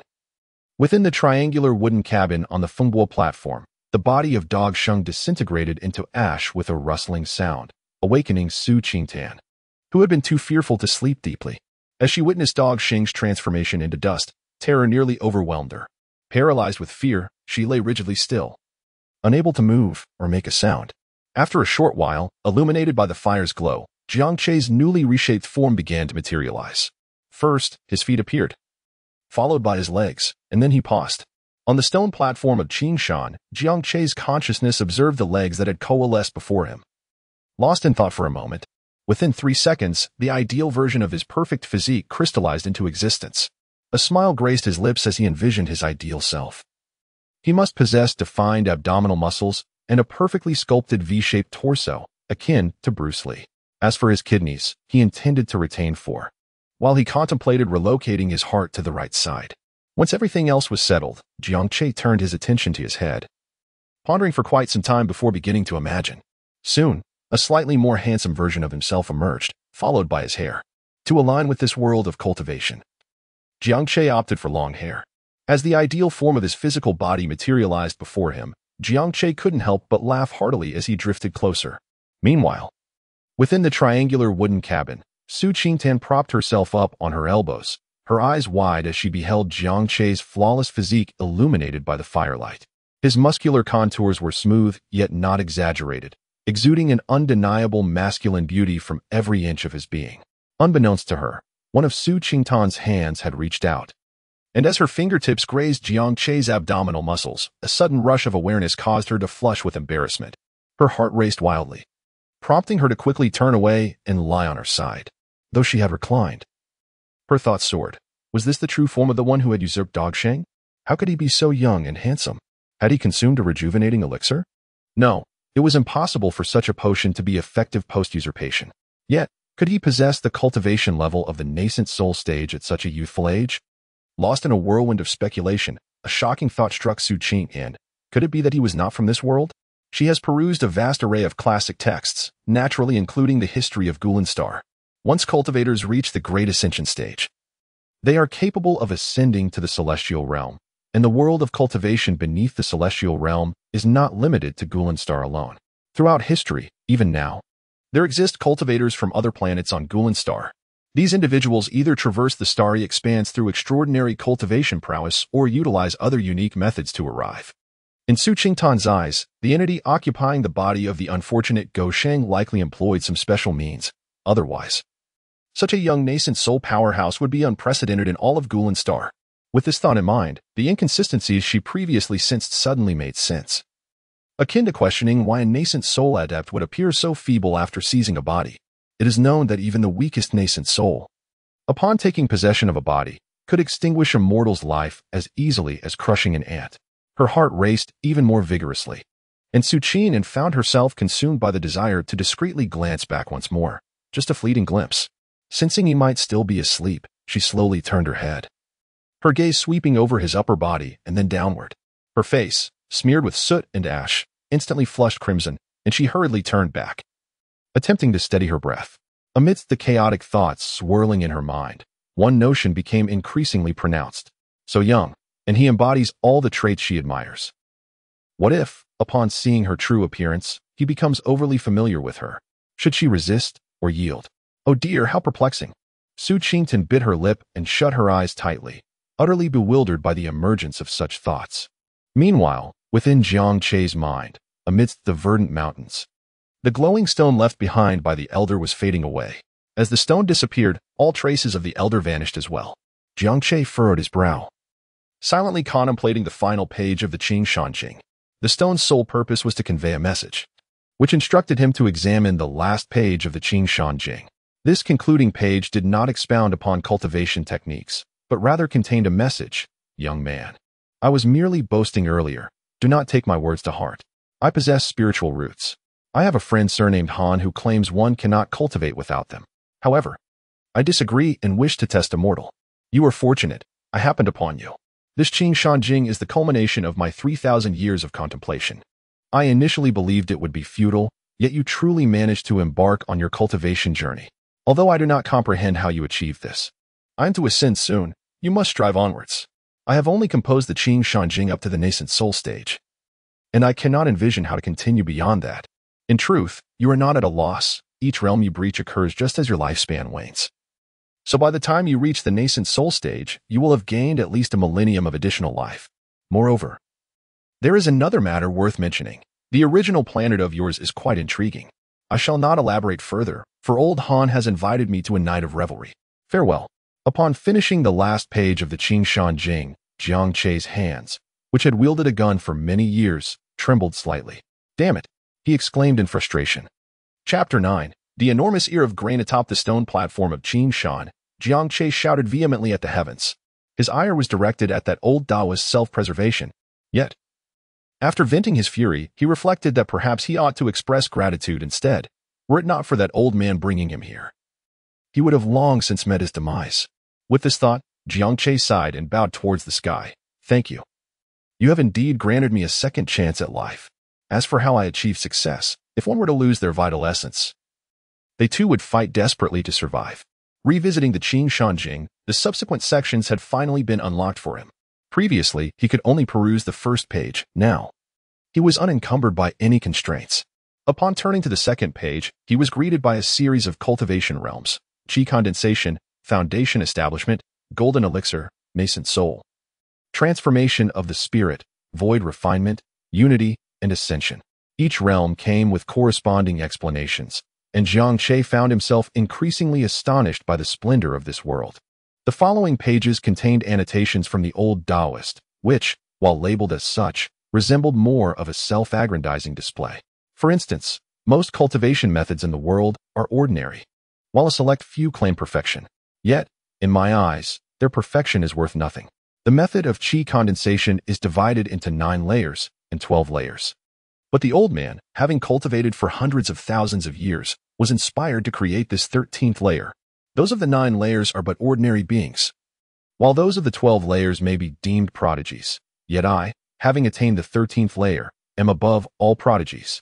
Thus, the section on Qi condensation in the Qing Shan Jing elaborates upon a 13-layer path of cultivation, described in great detail.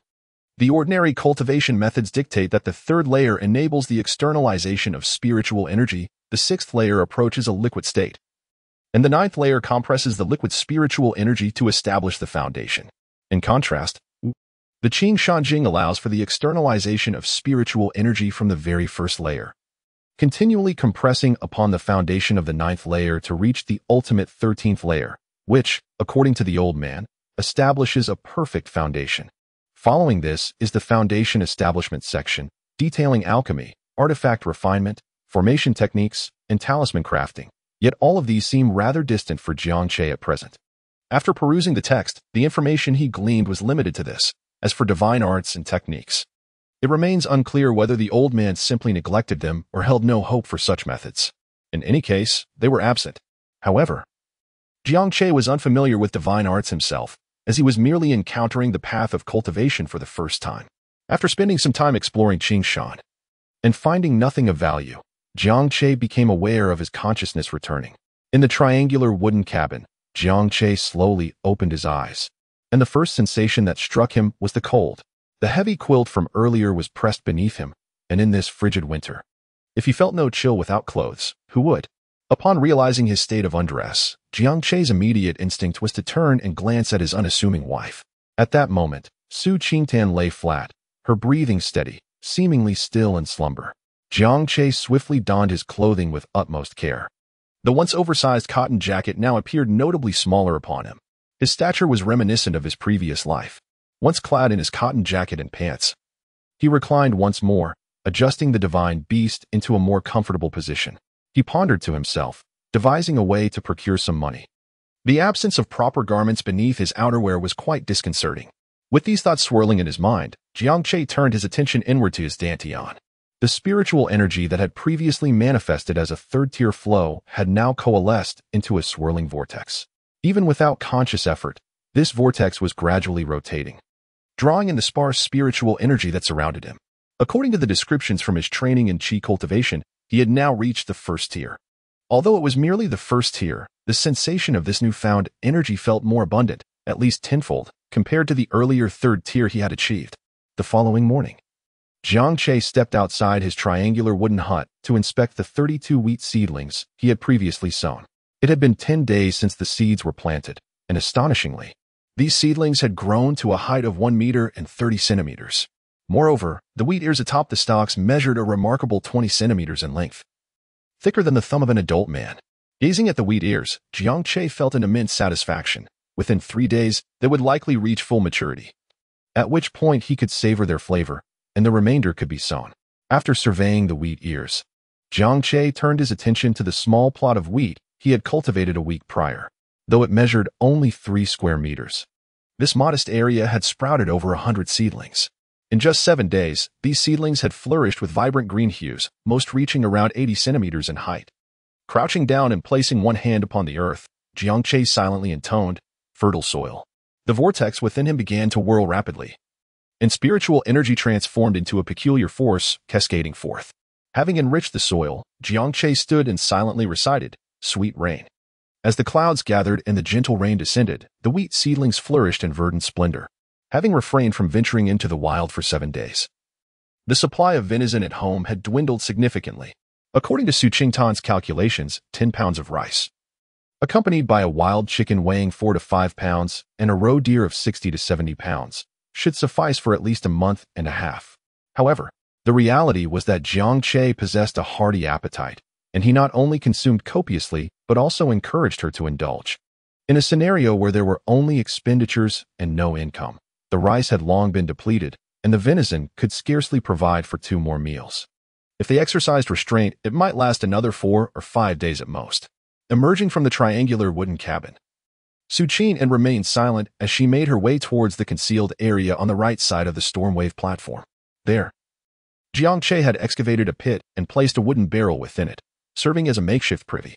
After attending to her needs, Su Qing washed her hands in the snow, preparing to kindle a fire for cooking, while Jiang Che had already equipped himself with a rope, an axe, and a wooden spear, ready to ascend the mountain. Dog Sheng, with his diminutive and dark physique, contrasted sharply with Jiang Che's tall and robust form. Before departing, Jiang Che called out to Su Qingtan, "I am heading up the mountain. You know what to do. Run if anyone approaches." Su Qingtan nodded in acknowledgement and added, "Be careful on your way." Jiang Che nodded and turned, making his way towards the stone path on the left side of the wind and wave platform. After taking 5 or 6 steps, he paused and glanced back. "Hey, are you not the least bit curious?" Su Qing lifted her gaze, hesitating for a moment. "If I were to discover your secret, would you silence me?" Jiang Che pondered for a moment before softly responding, "Perhaps so." Su Qingtan lowered her head, tending to the fire. "I know nothing. Be cautious on your journey, Dog Sheng." Jiang Che turned around and continued forward. After a few steps, his voice echoed back, "I am Jiang Che. Jiang is in river, Che is in clear." Su Qing trembled slightly, silently repeating to herself, "Jiang Che." Once Jiang Che vanished into the woods on the opposite bank, Su Qing rose to her feet and gazed at the icy surface beneath the windwave platform.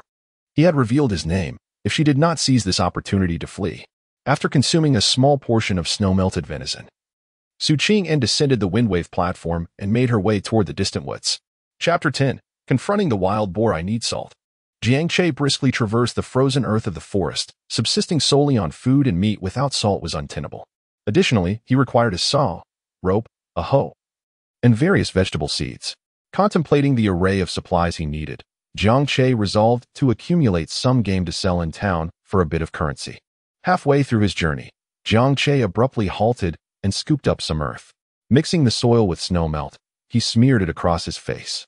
The cleanliness of his visage stood in stark contrast to his attire, should he be seen in such a state. Better to exercise caution and disguise himself for the time being. With his face dirted, Jiang Che donned his cotton hat once more, transforming his overall demeanor significantly. Continuing his ascent, Jiang Che pressed on without pause. Over the course of 7 days, the snow had melted considerably, yet due to the biting cold, much of it had turned into a hard, icy crust that crunched underfoot. The cold wind numbed his wrists and ankles. Yet Jiang Che refrained from using his spiritual energy for warmth, as he was merely at the first layer of qi cultivation. It was prudent to conserve his energy for potential crises. Freed from the constraints of his frail former self, Jiang Che's speed had increased 3 to 5-fold. Soon, He covered 5 to 6 miles, then began his climb up the mountain. Not fixating on the pursuit of wild chickens, his current target was larger game, preferably wild boars. Drawing upon his knowledge from his previous life, he recalled that wild boars typically roamed at dusk and dawn, with nighttime activity also possible, while sightings during the morning and afternoon were rare. The nearest village, Higu, seemed devoid of hunters, and the snow-laden mountain retained its pristine lair. After wandering through the mountains for half an hour, Jiangche spotted a series of enormous footprints, larger than his own head, resembling those of a tiger. A tiger. A sense of dread enveloped Jiangche, for he was acutely aware of the terror that a tiger embodies. An adult tiger, with its remarkable speed, strength, explosive power, agility, and endurance, epitomizes perfection in all aspects, save for the inability to soar through the skies. Instinctively, he took a step back, daunted by the prospect of continuing his pursuit. Given his current capabilities, even a mere slide tackle would likely suffice to satiate the tiger's hunger. Without hesitation, he turned on his heel, resolute in his decision to abandon any further exploration of this perilous terrain. How did that fellow, Go Sheng, manage to survive on the mountain? With the tiger's formidable territorial instincts, could he truly have evaded such encounters? Lost in thought, Jiangche spent an hour traversing to a more favorable elevation, where, after a thorough search, he was finally rewarded with the sight of wild boar tracks. Ignoring the footprints of other creatures along the way, the presence of the wild boar ignited a spark of excitement within him. Following the trail of the wild boar, he pursued relentlessly, and after a quarter of an hour, he stumbled upon a group of black wild boars concealed amidst a shadowy thicket of dead wood. 1, 2, 3, 6. To his astonishment, there were 6 in total. Jiangche's gaze ignited with fervor as he licked his lips. He gently placed his wooden spear upon the snow and reached for the axe secured at his waist, stealthily advancing toward his quarry. However, as he approached within 5 meters of the wild boars, one of them suddenly lifted its head and locked eyes with him.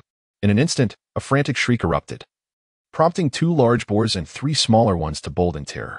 Yet, remaining behind was the largest of the group, boasting the longest tusks and a commanding presence. Jiangche no longer lurked in the shadows. He stood up slowly and declared, "We all strive to survive, so come forth." With a fierce roar, the wild boar charged forward with formidable ferocity, its head lowered, revealing 2 sharp yellow tusks that resembled lethal spears. Jiangche swiftly turned to evade, while the wild boar came to an abrupt halt before charging forward once more, kicking up the snow in its wake. Jiangche once again turned and struck the wild boar's hide with his axe to test its strength. With that blow, the skin of the wild boar was merely nicked, which only served to enrage the creature further. The frantic howls intensified as the wild boar continued its charge. Jiangche clenched the axe handle between his teeth and deftly evaded once more, this time pursuing the boar that had charged at him. The wild boar skidded to a halt, displacing the snow beneath it. Seizing the fleeting moment when the beast paused, Jiangche grasped one of its tusks and executed a swift maneuver, while his other hand latched onto the opposing tusk. The axe handle bore the deep imprints of the boar's bite as Jiangche emitted a low growl, summoning all his strength to hurl the creature against a nearby tree. The boar's midsection collided with the trunk, causing frozen snow from the branches above to cascade down. With another guttural roar, Jiangche twisted and slammed the boar against the tree once more. The creature's cries intensified. It recoiled, desperately tugging at Jiangche, and in a frantic whirl, they spun in the snow. After a few breaths, the boar, originally pulling backward, suddenly surged forward, with Jiangche's back now pressed against the great tree. Jiangche let out a low growl, his right leg deeply embedded in the snowy terrain, while his arms strained with effort, muscles rippling beneath his cotton-padded jacket. This was a contest of strength, a duel of sheer brutality. Either Jiangche would be slain and consumed by it, or he would vanquish the beast and feast upon it. The wild boar weighed at least 100 pounds, and despite Jiangche's relentless defense, he could not halt his retreat. Just as he neared the trunk of a tree, Jiangche suddenly summoned strength from his core, propelling himself into the air to walk around the tree trunk in mid-flight, harnessing the boar's momentum along with his own physical prowess and spiritual energy. Jiangche fiercely grasped the 2 prominent tusks of the boar, pulling it up and flipping it, exposing its belly to the sky. As Jiangche descended, a wild boar arched through the air before crashing violently into the snow before him. Blood spilled from the creature's mouth as Jiangche, releasing his grip on its tusks, seized the axe he had been biting down upon and struck at the boar's mouth with ferocity. The sound of impact resonated with pure, unadulterated brutality, masterfully embodied by Jiangche.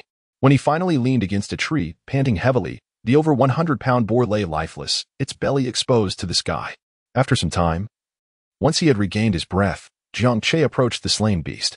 If subduing a wild boar of such weight proved so arduous, one could only imagine the outcome should he encounter a mountain lord, a creature synonymous with the tiger. With the boar hoisted upon his shoulders, the snow beneath Jiang Che's feet sank considerably, indicating a burden of at least 140 pounds. A surge of exhilaration coursed through him, yet he dared not linger. Hastily making his way toward the mountain path. Upon reaching the trail, he secured the boar with a rope and pushed it down the slope, subsequently sliding down himself.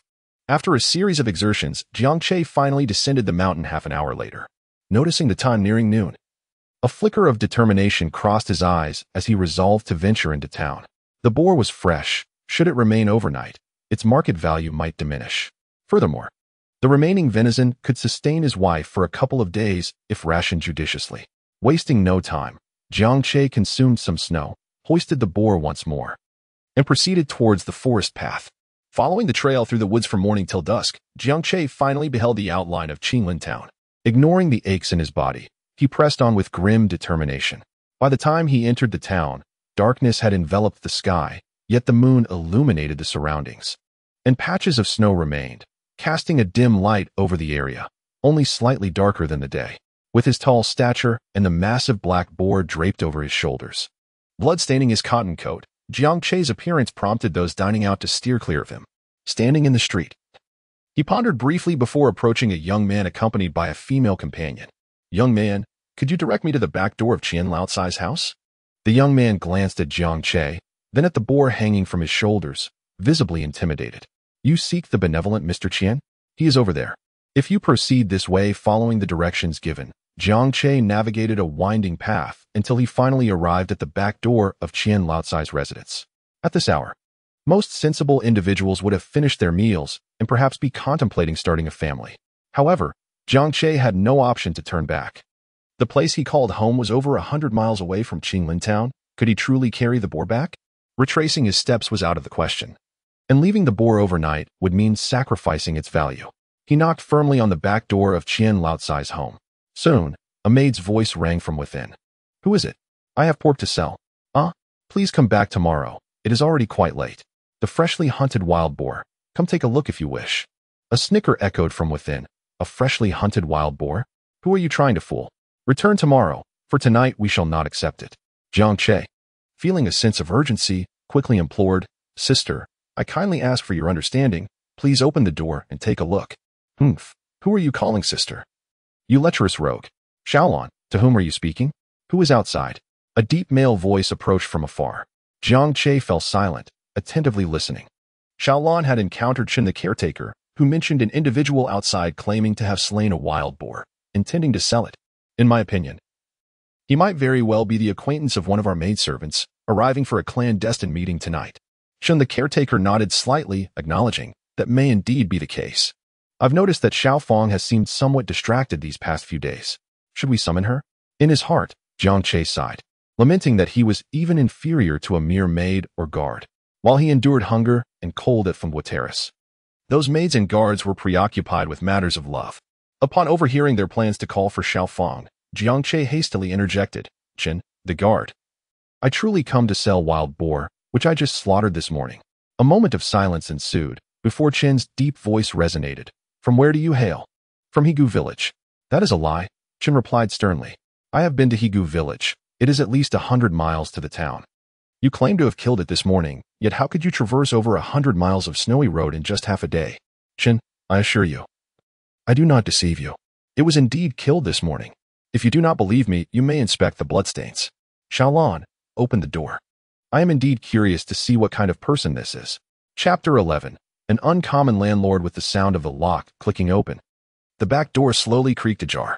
The maid, Xiaolon, pushed the door aside, revealing Chen, a robust figure standing at 1.7 meters tall, with his hand resting on the hilt of his sword. Beneath the lantern's glow, Chen scrutinized Jiang Che, whose upper body was covered in filth. Upon realizing that Jiang Che towered above him with a sturdy build, he began to believe him somewhat. However, when his gaze fell upon the over a meter-long wild boar sprawled on the ground, his astonishment mingled with disbelief.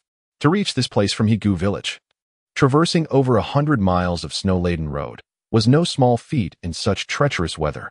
This man dared to venture into the mountains and successfully hunt such a large wild boar. All previous condescension vanished, and with a cautious bow, Chen spoke. It turns out you are a formidable warrior. I apologize for any offense caused. Jiang Che imitated the gesture of clasping his fists and said, It's nothing. Just this wild boar. Are you interested in purchasing it? Chen, the guardian, did not pay much attention to the wild boar. Instead, he focused on Jiang Che and replied, I must report this matter to our master. Would you mind waiting here for a moment? Jiang Che nodded and said, All right. Please inform me. I shall wait here. Chen Huyuan nodded and discreetly signaled to Xiaolan. Then swiftly pressed the hilt of his knife and made his way into the manor.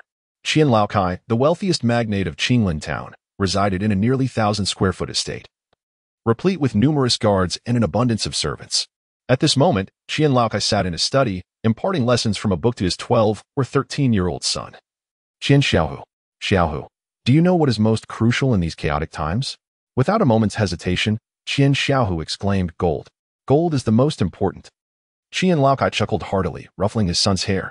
Ah, Xiaohu, while gold is indeed significant in this tumultuous era, even more vital than gold is talent. Talent? Qian Xiaohu pondered, somewhat confused. Father, what constitutes talent? Qian Laokai replied with a smile, Those who are capable of fighting, killing, and striving with all their might are considered talents. However, we must bring such individuals into our fold. Otherwise, they could become formidable adversaries. Father, do we have talents in our household? Qian Laokai nodded. Indeed, we have many. For instance, Chen Huyuan is a talent. Years ago, when I was transporting goods, I encountered mountain bandits from the Black Wolf stronghold. At that time, all my guards perished, leaving only this young lad, Chen Huyuan. He was merely a servant back then, yet he possessed remarkable abilities, able to carry your father and flee tirelessly through the night. That is true talent. Just as he was educating his son, a knock echoed through the room. Master, a robust man has arrived outside seeking to sell a wild boar. A wild boar.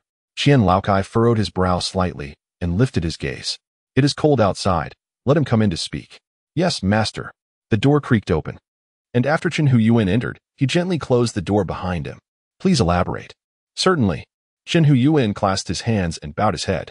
Just now, while patrolling the estate, I happened to overhear the maid Xiaolan conversing with someone at the back door. Upon inquiry, I discovered that he is a man seeking to sell a pig. This man stands a head taller than I, and his physique is robust. Beside him lies a wild boar over a meter long, and a rough estimate suggests it weighs around 140 to 150 pounds.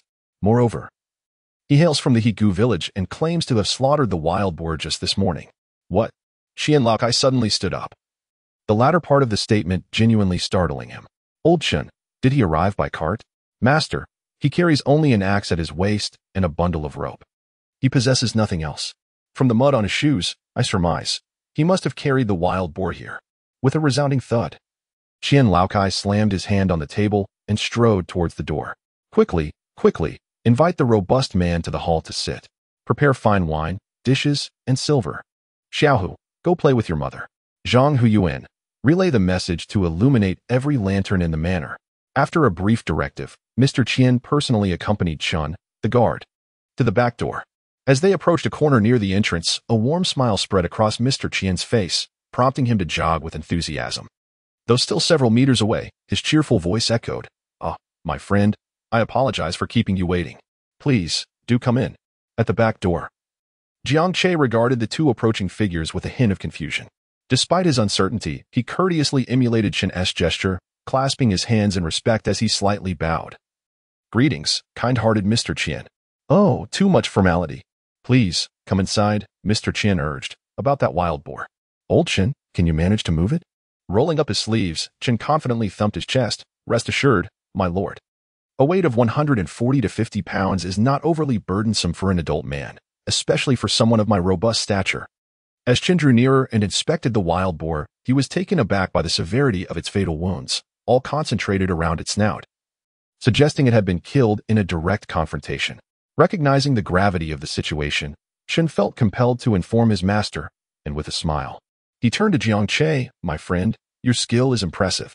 You must have slain this wild boar in a straightforward manner, correct? Jiang Che cast a glance at the wild boar on the ground and smiled. it was merely a stroke of luck. Qin Huyuan gave a thumbs up and nodded, exclaiming, "Impressive. Truly remarkable." Old Qian regarded Qin Huyuan with appreciation and then, with even greater courtesy, invited Jiang Che to the hall, saying, "The warrior appears unfamiliar, no doubt a newcomer. I kindly request you to step into the hall for a warm cup of wine to invigorate your spirits." Jiang Che replied, "No need. I merely came to sell the wild boar." Old Qian chuckled and said, "As an old man, I cherish making friends. It would be remiss of me not to invite such a vigorous warrior for a drink. Do not take offense. I insist, please." Jiang Che, unable to resist, could only nod in acquiescence. "Very well then. I shall partake in a cup of wine, but I must take my leave afterwards." Old Master Qian nodded in agreement, resolute in his intention to usher Jiang Che into the grand hall for a brief respite. Upon entering the rear garden of the landlord's estate, one was greeted by a splendid display of lanterns illuminating the surroundings.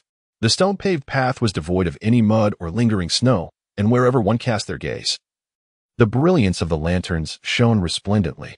Jiang Che gazed in wonder, pondering, "Is this what a landlord looks like? The grandeur is truly impressive.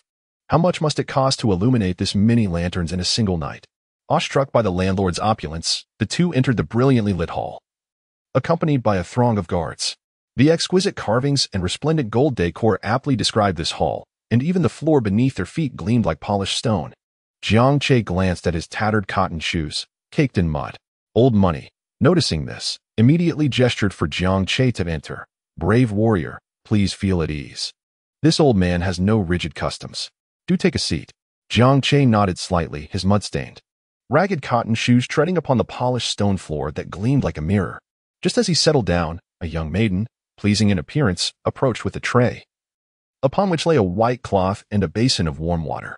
"Brave sir, wash away the dust. Allow this old man to pour you a cup of hot wine," said Qian Laokai, extending his hand to retrieve a jug of wine warmed by the water. No, that is unnecessary. I am but a humble pig trader." The brave man replied politely. "Please, wash your face and hands. The dishes will soon be served," urged the old man. "Really, it is not needed. I will leave once I have sold my pigs. Do not be in haste, brave sir. This old man has his customs. Seeing your imposing stature, it is evident you have experienced a fleeting sense of desolation. Throughout my life, I have cherished the camaraderie of those from the martial world. And if I do not invite you to partake in a cup of warm wine today, how shall I ever face my peers in the future?" The sincerity of his words made it difficult for Jiang Che to decline. Reluctantly, he washed his hands and face, and after freshening up, he gazed upon the pristine white towel. Why not use it? After all, they are wealthy. After drying his hands and face, Qian Laokai beamed and said, "Indeed, brave sir, your appearance is truly magnificent. Come, let this old man toast to you." Jiang Che, compelled by the voice, could only accept the wine cup. Yet he dared not drink immediately. Observing this, Old Money reached out, seized the cup from Jiang Che's hand, and drank it in one gulp. He then picked up another cup and poured a drink in front of Jiang Che, saying, to the brave man, "Thank you, kind-hearted Mr. Qian," Jiang Che replied. As the wine slid down his throat, he found it not overly spicy. It merely tasted slightly stronger than the rice wine he was accustomed to. The gallant man was generous. If he holds a favorable view of this humble elder, he might as well call me Brother Qian. Referring to me as kind-hearted benefactor feels overly formal. Under the relentless barrage, Jiang Che remained composed. "I am merely a humble villager. Addressing you as brother would be rather presumptuous. I shall refer to you as Lord Qian." Lord Qian chuckled in agreement. "Very well. Come, let us share another drink to warm ourselves." At that moment, Steward Chen entered. "Master, the wild boar has been weighed. It totals 147 pounds. Upon hearing this, Jiang Che promptly inquired, "Have the internal organs been cleaned out?" To which Chen, the housekeeper, responded, "The entire pig has been weighed. My master would never resort to any deception." Jiang Che elucidated, "It is not a matter of pretense. What I mean is to extract all the entrails. I am selling pork and cannot take advantage of you." Old Money chuckled as he turned to Jiang Che. "My good sir, may I inquire your esteemed name?" Jiang Che pondered briefly. "You may simply call me Xiao Jiang, Mr. Qian." Mr. Qian nodded in acknowledgement. "Ah, so it is the valiant Jiang. There is no need for further inquiry about the wild boar. I shall offer a premium of 20%. With that, Mr. Qian reached into his bosom and produced a pouch filled with glimmering silver coins. In our town, the price for domesticated pork, particularly the fatty cuts and belly, is 61 per gene, while wild boar meat is slightly more expensive, though not by much. The fact that you, valiant Jiang, have come to my humble abode to sell your boar signifies a fortuitous connection. I shall purchase it at 101 per gene, rounding up to a total of 150 gene, amounting to 15 taels. Here you go, valiant one. Jiang Che was momentarily taken aback. No. The market price is sufficient. I cannot accept more. Did Jiang Zhuangshi look down upon this old man? No. If that is the case, I shall accept it, considering it a stroke of fate. As he spoke, Qian Laokai turned to Chen Huyuan. Old Chen, kindly urge the kitchen to hasten and prepare some hearty dishes and hot soup. Understood, my lord. Chen Huyuan promptly dashed out. Once Chen Huyuan had departed, Jiang Che was about to speak, but Qian Laokai did not afford him the opportunity and swiftly continued. Look at how soiled your attire is. Sitting together is indeed serendipitous. Xiao Dai, take his measurements and quickly fetch a set of cotton clothing. No sooner had he finished speaking than the maid Xiao Dai approached with a tape measure that had been prepared in advance. Without waiting for Jiang Che to decline, she had already begun measuring him. From the moment he encountered Qian Laokai until now, Jiang Che had scarcely had a chance to voice his thoughts. In this brief span of time, he had sat at the table, washed his face, consumed wine, and offered money. Now, he was being measured for clothes. After such a sequence of events, who could possibly refrain from responding to Qian Laokai with a smile and courteous demeanor? Faced with Qian Laocai's exuberant hospitality, Jiang Che's heart grew increasingly composed. Master Qian, your generosity is overwhelming. Surely you do not harbor any requests? Chapter 12. A person of great influence. Jiang Zhuangshi was overly cautious. What requests could this old man possibly have? He merely relished in making friends. As Qian Laokai poured another cup of wine, he recounted, many years ago, one night I was transporting goods. At that time, a band of desperate men sought to kill me and seize my cargo. Interestingly, their leader was acquainted with me, though I did not know him. Through our exchange, I learned that a valiant individual I had once assisted was his late brother. I was somewhat taken aback at that revelation and ultimately decided to forego that shipment, giving it all to them instead. Subsequently, these individuals formed the Madai gang of the Yudai mountain range, which now boasts thousands of members, and to this day, our bond remains steadfast. Jiang Che nodded, feeling a sense of admiration. It was no wonder that Qian Laokai could become a prominent landlord, given his vision and cunning. Previously, he had heard from his inexpensive wife that even Go Sheng received small favors from Qian Laokai. At the time, he had harbored some skepticism, but now it seemed to hold true. If Qian Laokai had indeed navigated his path in such a manner, it was likely that his name could be uttered freely throughout the Yudai Mountains. Before long, 8 exquisite dishes and 2 soups were served, with Qian Laokai maintaining a cheerful demeanor throughout. Faced with a table laden with delectable delights, Jiang Che felt a gnawing hunger. Having skipped breakfast and finding no sustenance at noon, he had traversed a long distance and now faced the late hour. Nevertheless, Jiang Che restrained his appetite, savoring his meal with decorum, unwilling to provide any cause for ridicule. This self-restraint only deepened Qian Laocai's impression of him as a temporarily fallen figure, capable of single-handedly bringing down a mighty wild boar with nothing but an axe and enduring a lengthy journey to arrive at his doorstep. It was likely that he had heard tales of Qian Laokai, or perhaps some wanderer had informed him. Otherwise, who would venture to knock on one's back door in the dead of night to sell wild boar? During the meal, Qian Laokai spoke with remarkable discretion, refraining from excessive inquiries, yet managing to touch upon a multitude of topics. His conversational finesse struck a perfect balance, allowing Jiang Che to speak when he chose, yet not overindulging in conversation. Jiang Che consumed a significant portion of the 8 dishes, while Qian Laokai hardly touched his own meal, occasionally lifting his chopsticks solely to invite Jiang Che to drink. Once they had dined to satisfaction, a new cotton coat was presented to Jiang Che, an entire set including a well-fitted cotton jacket, cotton trousers, cotton shoes, a cotton hat, and a fur coat. Jiang Che expressed his reluctance, yet he could not resist the persistent urging of the wealthy Mr. Qian, ultimately conceding to the favor and reluctantly accepting it. Jiang Zhuangshi, it is getting late. Why not stay in the guest room of my residence tonight and take a warm bath while you're at it? Upon hearing this, Jiang Che promptly declined. However, Old Man Qian remarked that returning so late and having to traverse over 100 miles of wooded roads under the veil of night could expose one to the lurking dangers of bandits, rendering the journey exceedingly perilous. Jiang Che understood that a mere refusal would likely be insufficient. With a hint of jest, he remarked, Master Qian, I may very well be ambushed by bandits on my way back tonight, yet if I do not return, my dear one at home will surely weep." Upon hearing this, Qian Laokai paused momentarily, and after a brief moment of contemplation, he chuckled and shook his head. "Ah, a good man indeed. Jiang Zhuangshi, you are truly a noble gentleman. I shall not snatch away another's husband. Pray, allow this old man to accompany you part of the way." As they merrily made their way to the back door, Chun Huyen timely approached, presenting a pouch of coins and a sheathed dagger. Qian Laokai handed both the pouch and the dagger to Jiang Che, saying, "Jiang Zhuangshi, the mountains are treacherous and the journey perilous. Take this dagger for your protection, and this pouch of silver is a humble token of my goodwill. You must accept it."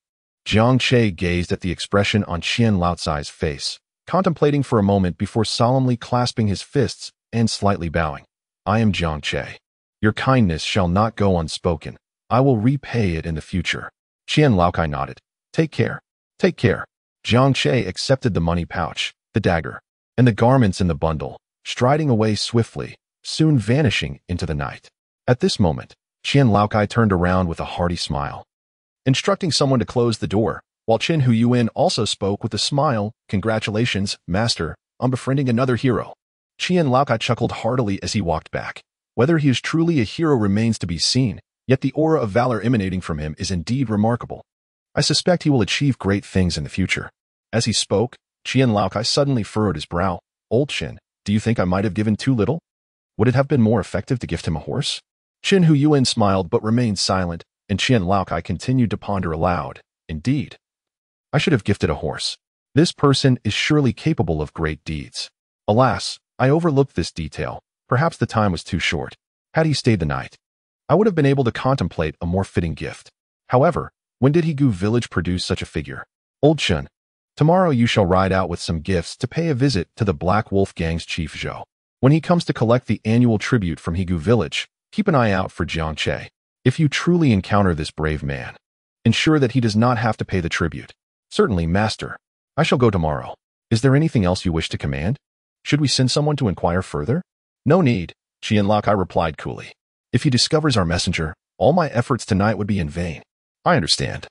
Your foresight remains unparalleled, master. I have been rather short-sighted."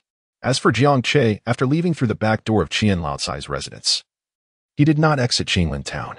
It was already midnight, and if he were to return to Fingwa Terrace now, he would not arrive until dawn. He had yet to procure the items he desired. At the very least, he needed to wait until tomorrow morning to gather everything before departing. As for a cheap wife, she hardly qualified as such anymore. When he occupied the body of Dog Shang, he could regard her as a cheap wife, but now, one night away from home was merely one night. Why dwell on anything else? 2 flowers bloom, each representing a branch, as my gaze turns towards Su Chi-tan.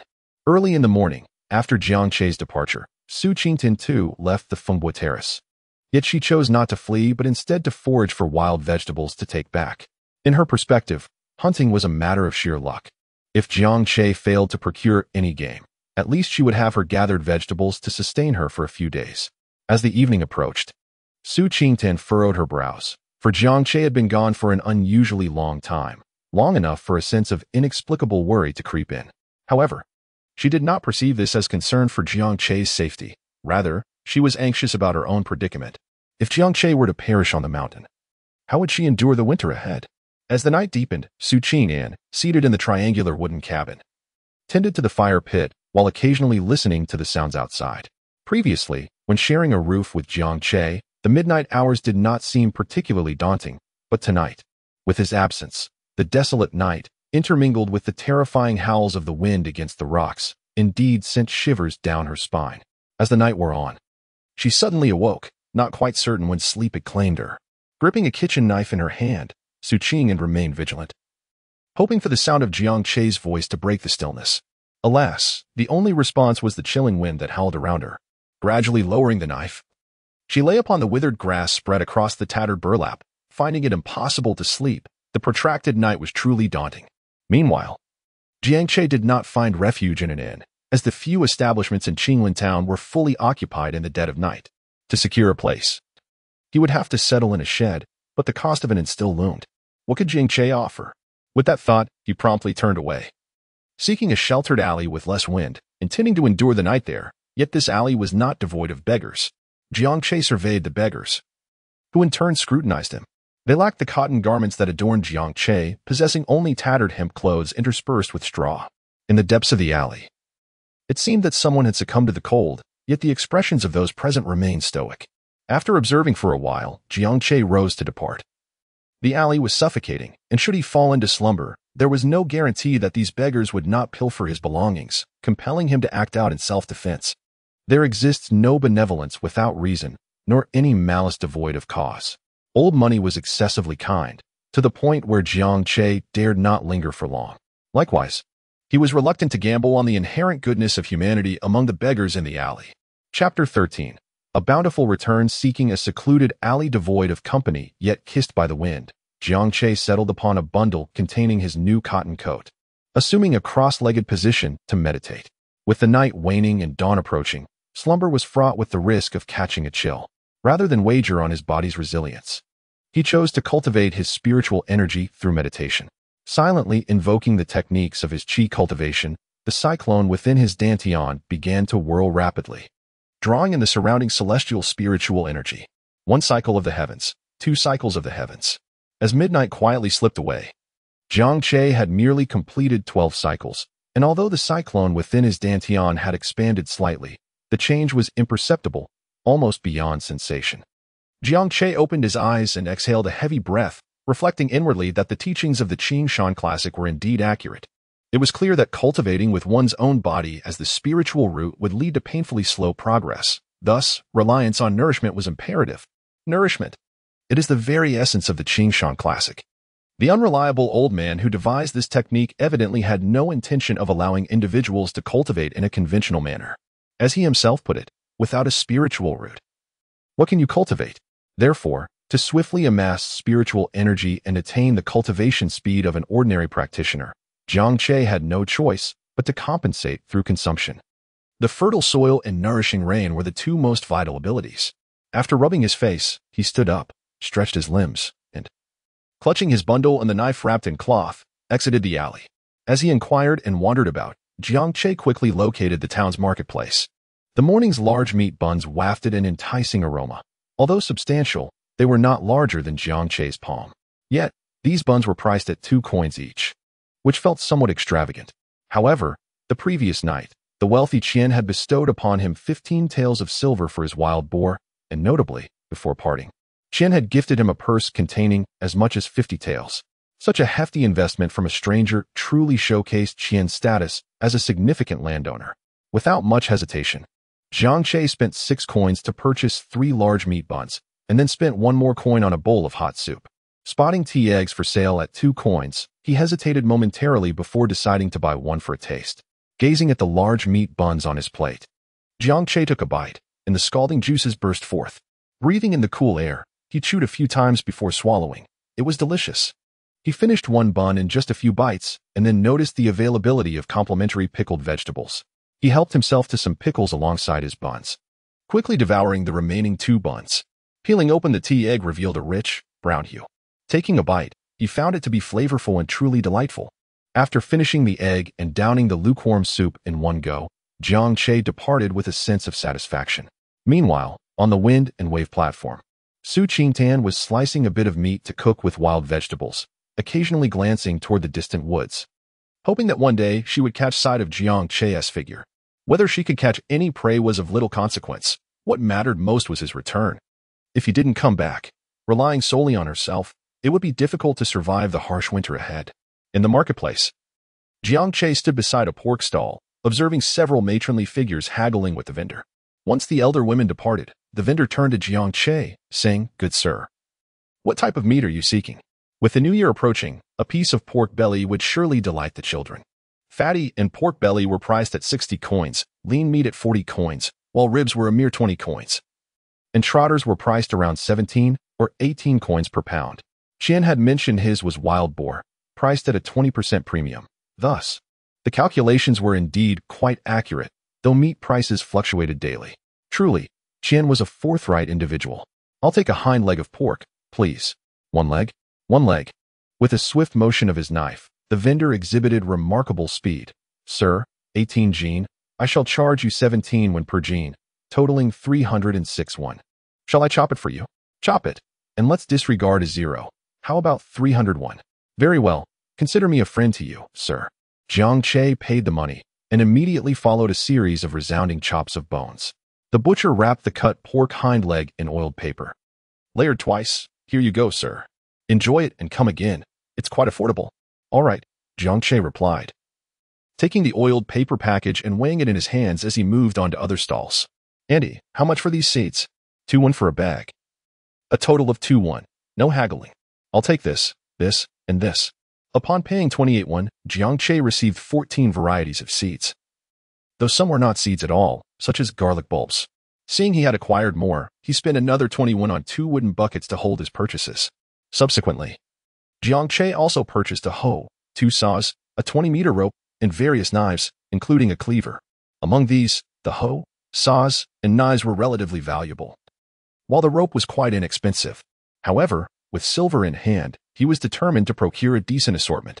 After wandering around, Jiang Che bought 3 pounds of dried red dates, 2 pounds of salt, and 30 pounds of rice. The salt was indeed costly, selling for 600 won per dough, 5 pounds.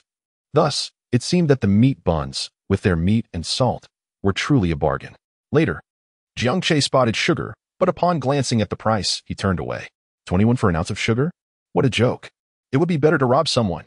For Jiang Che, producing sugar was not a challenge. He could simply plant some sugarcane in the future. If that failed, he could always gather honey, which is also a form of sugar. After meandering through the market, Jiang Che finally purchased a box of flour grease-mouth grease, thus returning home laden with 2 buckets of goods. Balancing the hoe in the buckets, he strode confidently, passing by the bun shop at the market entrance. Jiang Che slapped a copper coin on the counter and ordered 10 buns. Perfection. He tucked the oiled paper-wrapped meat buns into his padded coat to keep them warm. After spending 65 taels of silver, he still had 61 taels and over 300 when left. If he hadn't bought any ironware, this silver was truly valuable. With the burden of heavy items lifted, Jiang Che left Qinglin town with a spring in his step, feeling genuinely rich beyond measure. Without the cumbersome load, he made his way back swiftly, aided by his physical prowess and occasional bursts of spiritual energy. By afternoon, he had returned to the vicinity of Fingbua Terrace. Along the way, there were hardly any souls in sight, just frozen earth and snow, and he had not encountered a single mountain bandit. Upon arriving at the banks of the Jade Belt River before the gorge, Jiang Che stepped onto the icy surface, crunching the snow beneath his feet. On the 5 or 6 meter high Fingbua Terrace, Su Qingtan, who had been chopping wood, heard the sound and quickly ran to the edge of the terrace to look down. Upon recognizing Jiang Che, the tension on Su Qingtan's face eased considerably. And just as a smile began to form, it was quickly replaced by a more composed expression. You're back. I thought you had left. Jiang Che was in high spirits. And upon hearing those words, he broke his usual calmness with a hearty laugh. Shouldn't you be hoping that I won't return? That's not the case at all. Su Qingtan replied, her voice dropping to a whisper. If you were to perish, I would not survive this winter either. Perish? No way. A good life is about to begin, so why talk of death? Jiang Che chuckled as he made his way along the stone path, soon arriving at the Fingbua platform. He glanced around, observing a pile of split firewood, a substantial heap of dry hay, and some wild vegetables beside the triangular wooden cabin. It was evident that his resourceful wife had been quite busy during his absence. Fixing his gaze on Su Qingtan, Jiang Che remarked with a sense of admiration. You truly are capable. Su Qingtan lowered her head slightly and replied, I simply do not wish to die.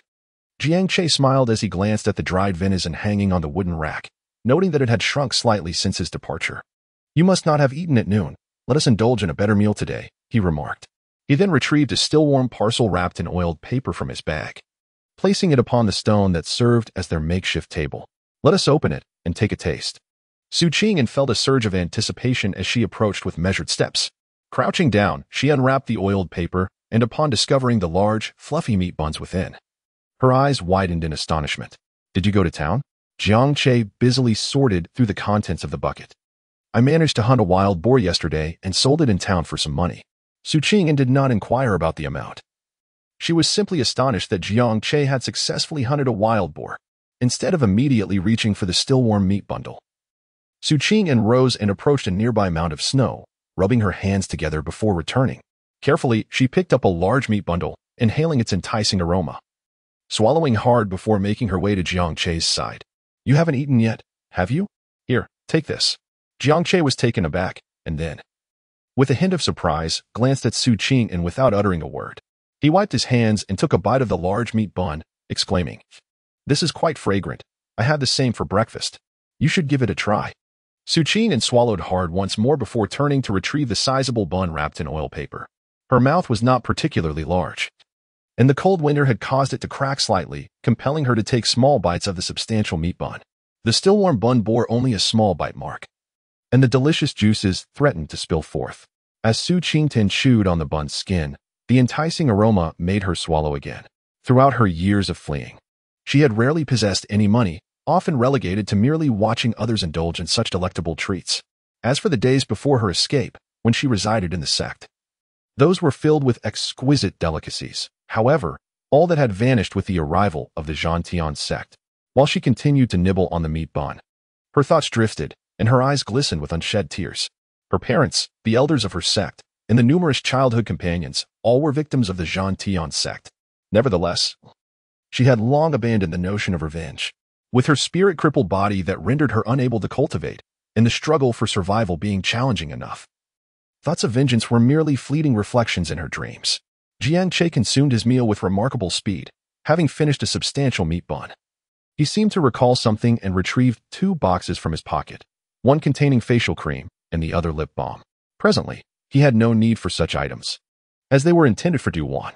Nevertheless, it must be acknowledged that Du Wan had been of considerable assistance to him. Without the intelligence she provided, he would never have ventured to seek out Qian Laokai for the purpose of selling pigs. As he strolled towards Su Qingtian, who was crouched down enjoying her meat bun, she suddenly snapped back to reality, instinctively rising and taking a half-step back to regard Jiang Che with a look of surprise. Jiang Che shook the 2 boxes in his hand before casting them onto the stone, turning back to continue organizing his belongings. Su Qing lowered her gaze, and upon discerning the contents of the 2 boxes, she was struck with astonishment. Lifting her head to observe Jiang Che, who was squatting and tidying up, a flicker of confusion appeared in her eyes for the first time.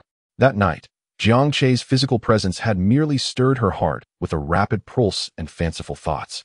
Yet today, these 2 boxes of delicacies had somewhat breached her emotional defenses. Having consumed a solitary meat bun, Su Qingtian refrained from further eating.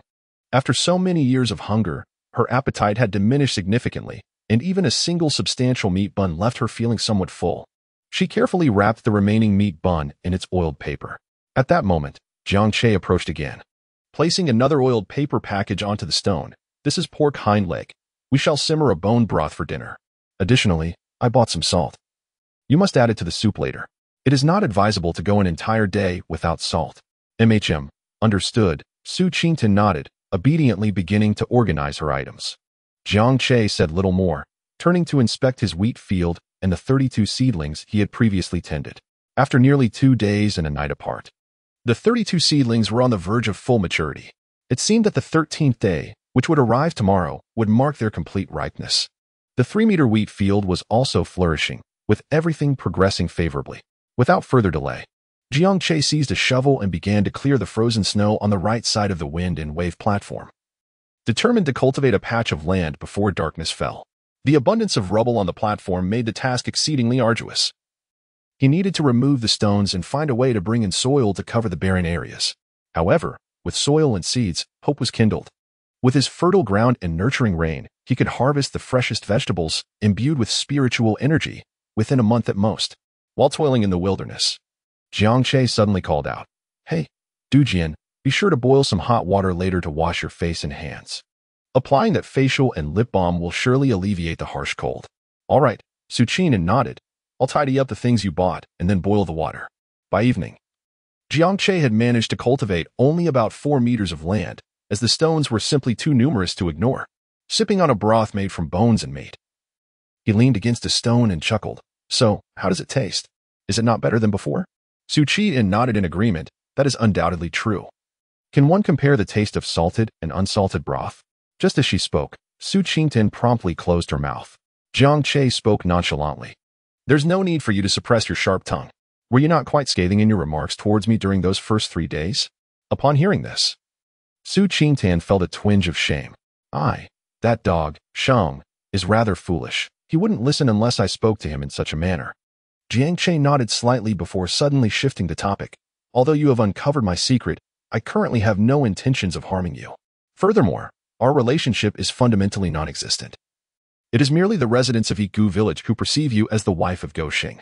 When I still inhabited Goxing's body, I might have regarded you as my convenient wife, but now that Goxing is irrevocably gone, I am Jiang Che. Do you understand what I mean? Su Qingtan, cradling the wooden bowl in her hands, hesitated for a moment before softly responding, I understand. Are you intending to send me away? Jiang Che did not respond to the question and continued, if you wish to leave, you are free to do so at any time. I will not hinder you. Of course, if you choose to stay, I will not impose upon you, nor will I entertain any ulterior motives. I assure you, I am not a man driven by lust. Su Qingtan felt a sense of relief at his words. But a flicker of skepticism crossed her mind. No man is devoid of desire. How can I trust you? Jiang Che smiled. You may choose not to believe me. This matter is beyond proof. Moreover, I have encountered far more beautiful women than you can possibly imagine. I apologize for any unintended offense. Su Qingtan felt a flicker of irritation within her. My face is covered in dirt and ravaged by the wind. How can you be so certain that I am unattractive? Jiang Che remained silent as he sipped his soup. Observing this, Su Qingtan continued, all right, I trust you. After all, I can never be your match. So, how about this? I shall work for you, and in return, you shall provide me with sustenance. Does that sound agreeable? Jiang Che looked up and said, no problem. It's just a matter of speaking up. I can afford it. With that, an agreement was reached. Su Qingtan felt a wave of relief wash over her, as the heavy burden that had been weighing on her heart was significantly lifted. Subsequently, both remained silent, quietly enjoying their meal of meat and soup.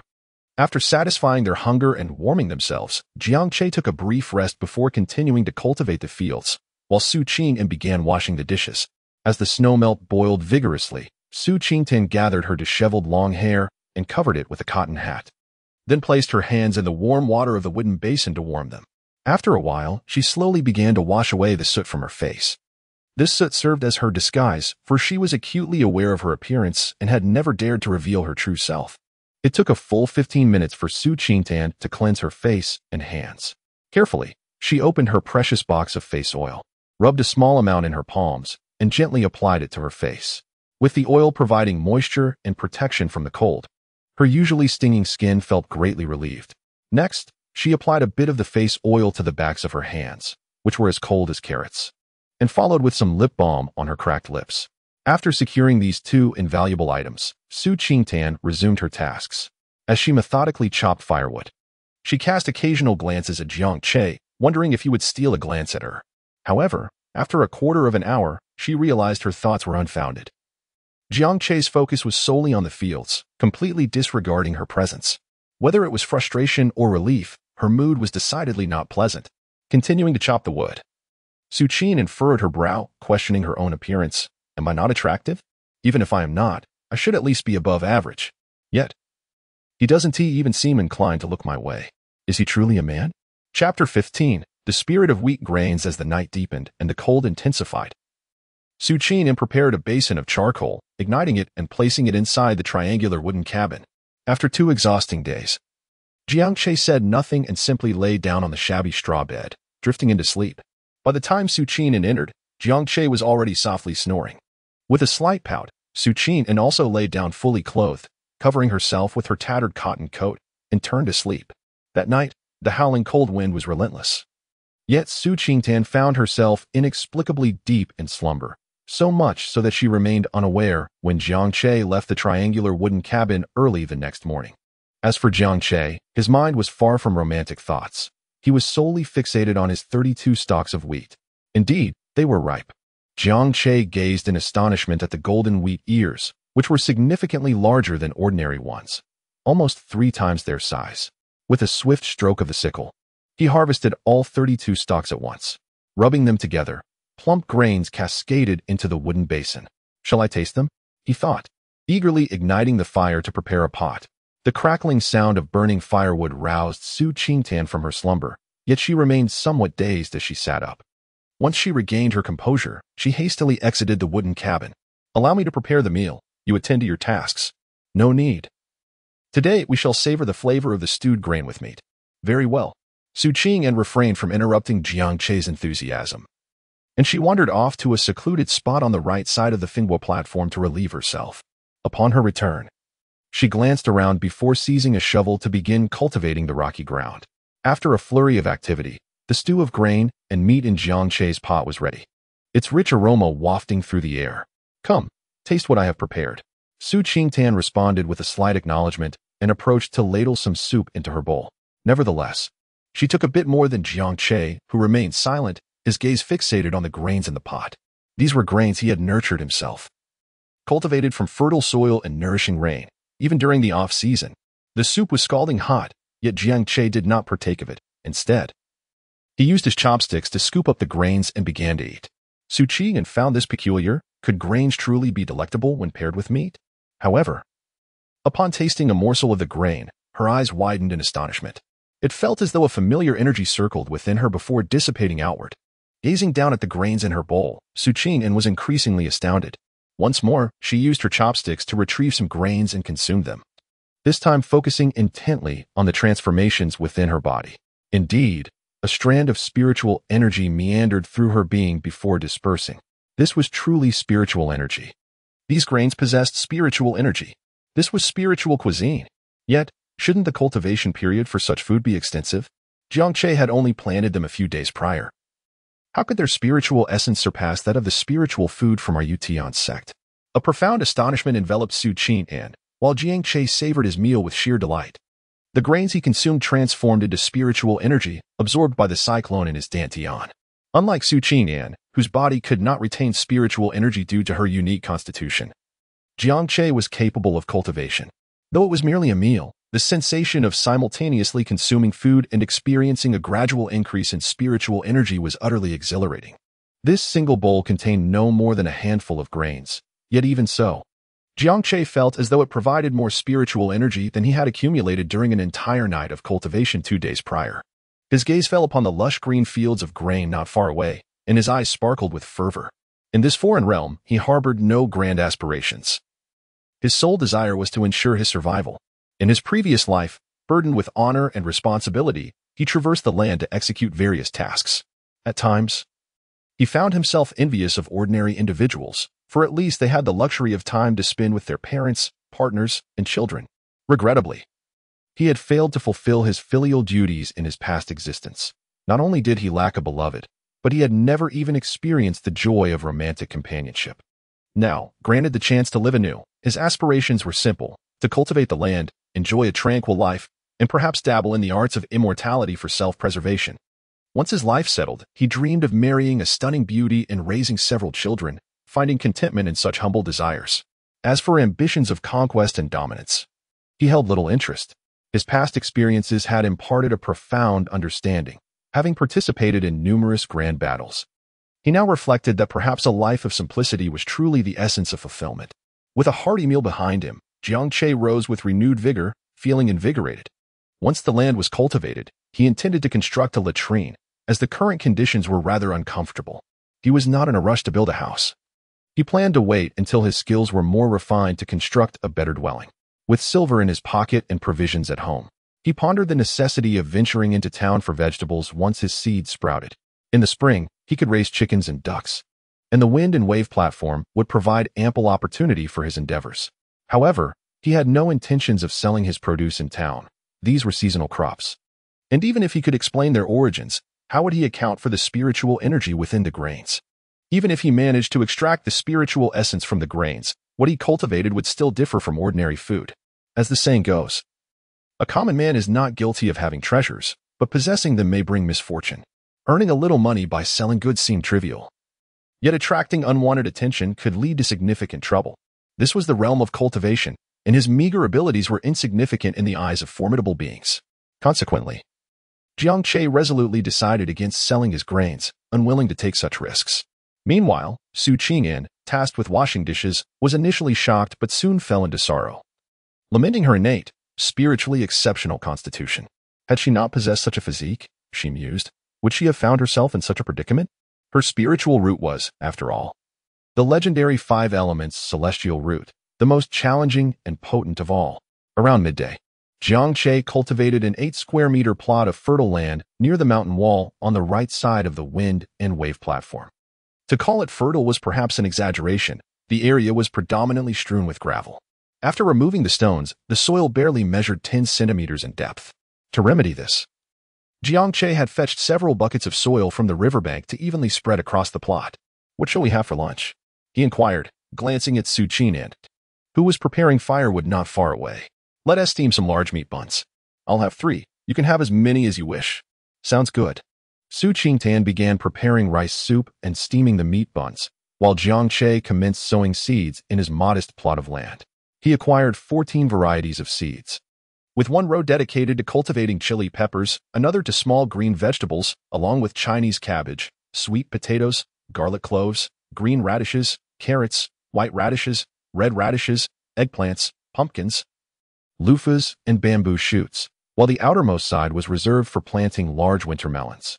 The 8-meter expanse of fertile land was brimming with potential, yet he had not utilized all of the seeds. Subsequently, Jiang Che crouched down, pressing his hands into the earth, fertile soil. As the energy vortex in his dantian began to whirl rapidly, his internal spiritual power transformed into a remarkable force that surged into the land. The once yellowish soil gradually shifted to a rich brown, ultimately becoming a faint black. Having reached this extent, Jiang Che felt darkness encroaching upon his vision, his entire body succumbing to weakness. The first level of qi cultivation still lacked sufficient energy. This 8-meter field remained an overwhelming burden. At that moment, Su Qingtan's voice echoed, announcing that the meal was ready. Jiang Che responded affirmatively, washed his hands in the snow, and strode over, enjoying the delicious meat bun. His thoughts were entirely consumed by the pursuit of enhancing his strength. Given the current circumstances, consuming the remaining spirit wheat seemed to be the wisest choice. "Duan, please stew all the remaining grains into meat tonight." "All right," Su Qin replied, then hesitated. "I also foraged some wild vegetables earlier. Shall we include them? It would be quite wasteful to discard them." Chapter 16. The arrival of Wu Song. As the afternoon approached twilight, Jiang Che, having meditated to restore his spiritual energy, opened his eyes. Rising from the triangular wooden cabin, he made his way to the 8-meter fertile field, inwardly contemplating sweet dew. As the clouds and mist gathered, drops of sweet dew fell into the earth below. In a brief moment, Jiang Che's internal spiritual energy was once again depleted. This sweet dew consumed energy more voraciously than fertile soil. Instead of returning to meditate, Jiang Che dispersed the clouds and mist and began to gather tree trunks, as thick as a bowl, to weave a wooden wall. This wall was not intended to conceal a latrine, which remained exposed to the elements. Rather, it was to serve as a door for the triangular wooden cabin. While branches could also serve this purpose, they provided little warmth during the cold nights. A wooden wall, in any case, would be far superior. As the sun dipped below the horizon, Jiang Che sat upon a stone, sipping meat soup and consuming grain, feeling the scattered spiritual energy being absorbed and refined by the cyclone at his dantian, transforming it into his own power. If he could partake in such spiritual food thrice daily, he believed he could break through to the second layer of qi training within 3 days at most. After solidifying his plans for the coming days, Jiang Che turned his attention to Su Qingtan. "Duan, how does the grain taste to you?" Su Qingtan hesitated and replied softly, "It's warm, but it dissipates quickly." Jiang Che nodded slightly without further inquiry, continuing to focus on his meal.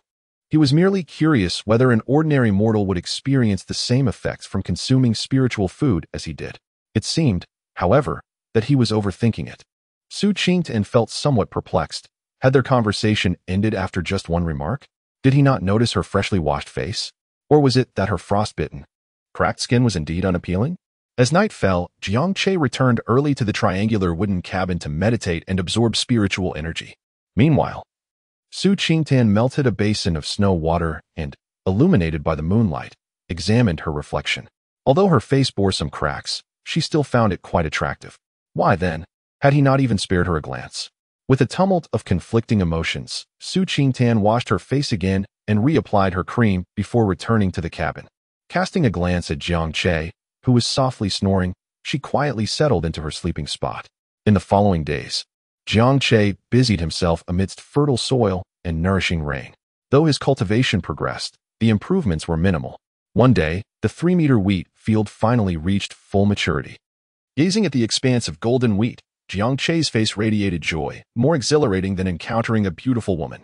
He eagerly seized his sickle and swiftly harvested the entire crop. Afterward, he began to thresh the grains by hand. Progress was slow working alone, so he called upon Su Chi-tan, who was still clearing stones from the windstorm platform.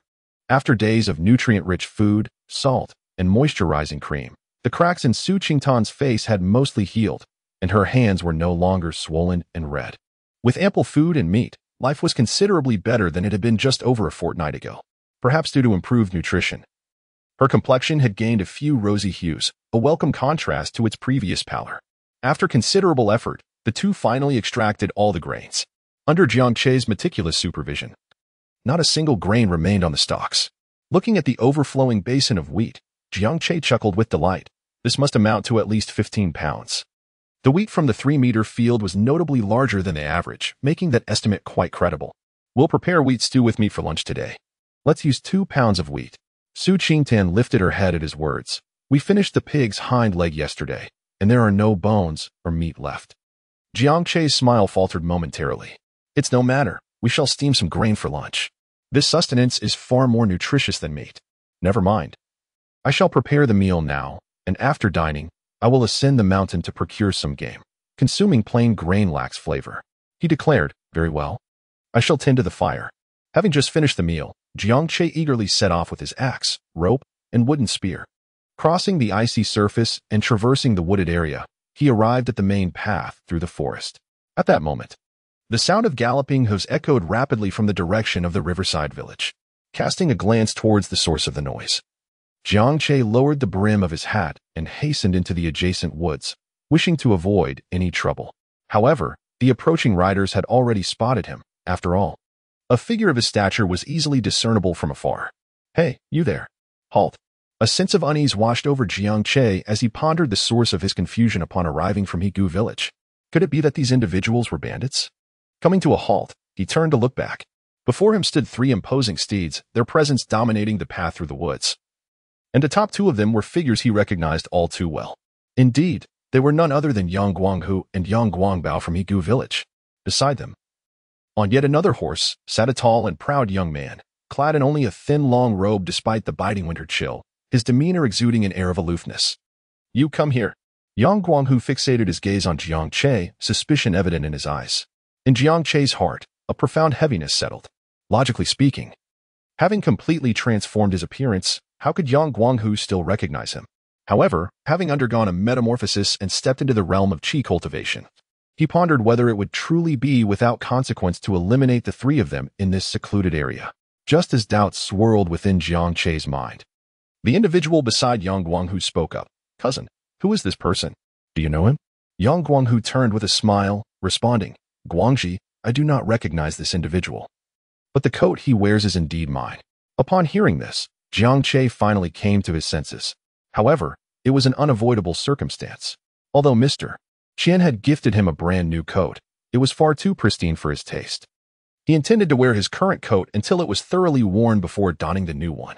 After all, with so many tasks at hand and the necessity to hunt in the mountains, it seemed rather wasteful to soil a fresh cotton coat. Nevertheless, since the other party did not recognize him, Jiang Che felt a sense of relief. With a murderous intent, he stepped out of the woods and approached the roadside. Clasping his fist in greeting, I am Wu Song. May I ask who you 3 are? Yang Guanghu pointed his riding whip at him and exclaimed, Where did you acquire that coat? Jiang Che waved his hand towards Qinlin Mountain and inquired, How did you come by that? Do you recognize the deceased? Deceased? Yang Guanghu and Yang Guangbao exchanged astonished glances before turning their attention back to Jiang Che. Did you strip that garment from a corpse? Indeed. Is there a problem? None whatsoever. Well done. Yang Guanghu chuckled heartily as he retracted his riding whip. Dog Xing, are you fleeing? Even if you run, you remain dead. Ha ha. Beside them, Yang Guangji's eyes flickered with a hint of impatience as he murmured, Cousins, let us not squander time. If we do not reach Jiangling City by tomorrow evening, my master shall depart. Ah, yes, yes, the immortal master is of utmost importance. Let us hasten. Upon hearing these words, Jiang Che was greatly astonished. Could it be that the slender youth before him was a practitioner of the mystical arts? Given that he was clad in such thin garments on a frigid day, and with his hair neatly tied and adorned with a crown, it seemed quite plausible. Without hesitation, Jiang Che called out to the trio, "Are you cultivators?" At this, Yang Guanghu tightened his grip on his steed and looked down, stating, "We are not, but my cousin is. He is indeed a great immortal." "Indeed," Yang Guangbao added with a smug expression. "Our cousin can slay foes from 100 meters away, and his supernatural abilities are unparalleled." Among the three, Yang Guangji slightly raised his head, a proud demeanor evident in his countenance, and then spoke in a calm tone, "Dear cousins, let us not squander time with this rustic fellow. We have far more pressing matters to attend to." Jiang Che, eager to probe the depths of his opponent's capabilities, quickly spoke again. "Immortal, might you allow me a glimpse of your celestial arts? I am deeply yearning for the path of cultivation." "Just you?" Yang Guangji merely cast a fleeting glance at Jiang Che, too indifferent to regard him properly. "You, a mere rustic. Do you even comprehend what it means to be an immortal? A common mortal daring to speak of witnessing celestial arts is nothing short of a fool's dream." Yang Guangbao chuckled in agreement. "Guangji, your eloquence is truly commendable. Your words resonate beautifully." Meanwhile, Yang Guanghu sought to showcase his cousin's prowess, exclaiming, "Guangji, why not demonstrate your skills for him? Let this fellow broaden his horizons." Yang Guangji raised an eyebrow, speaking haughtily, "Celestial arts cannot be so casually displayed. Besides, does he possess the understanding to appreciate it? Guangji, do show him a thing or two. After all, there is little for you to lose." Yang Guanghu could hardly suppress his desire to flaunt. Upon witnessing this, Jiang Che also spoke. "Immortal, please demonstrate your prowess. I have truly never encountered an immortal before." Yang Guangji, feeling a surge of inner satisfaction, let out a more haughty snort. "Very well, then this immortal shall allow you to behold my skills." From atop his steed, Yang Guangji raised his right hand, forming a sword-like gesture that he pointed at his brow. As his lips subtly moved, a deep voice resonated. "Sword, come." Chapter 17. The tiger strikes Wusong as the word sword, come, echoed. A flash of azure light emanated from the small black pouch at Yang Guangji's waist, darting towards Jiang Che with remarkable speed. Jiang Che instinctively sidestepped, but at that moment, the azure light had already surged several meters behind him. Yang Guangji smirked disdainfully before retracting the azure beam, urging his steed to gallop away. The mocking laughter of Yang Guanghu and Yang Guangbao faded into the distance, while Jiang Che remained rooted in place, utterly motionless. The speed of that azure light was astonishing, though Jiang Che prided himself on his quick reflexes. By the time he comprehended the situation and attempted to evade it, it was simply too late. Had the assailant intended to take his life just then, escape would have been impossible, leaving him with no time to react whatsoever. A cold sweat drenched his back, prompting Jiang Che to remove the cotton hat from his head. The very top of the hat had been sliced open by the azure light, had it deviated downward by just 3 inches. A chill coursed through his heart at the thought. Is this the prowess of a high-level cultivator? Truly terrifying. Fortuitously, I refrained from striking. Had I engaged with Yang Guanghu and the others, with his cousin Yang Guangji's celestial techniques, I would not possess enough lives to spare. As he donned the cotton hat once more, Jiang Che felt a heavy weight settle upon him. He was merely a dozen miles from Higu village, and while the bitter winter might shield him for now, come spring, if the villagers discovered his dwelling and laid eyes upon the cuckoo, it was entirely possible that Yang Guanghu and his companions would trace his identity back to him. Lost in contemplation, he recognized 2 potential resolutions to this predicament. First, to relocate to a more distant abode, or second, to drive away the cuckoo or eliminate it entirely to silence it. Once the cuckoo departed, Yang Guanghu and his companions would undoubtedly be unable to recognize him. Yet, to force the cuckoo away, would he not then become akin to Yang Guanghu and his cohorts? With his hunting ambitions extinguished, Jiang Che swiftly retraced his steps back to the Windwave platform.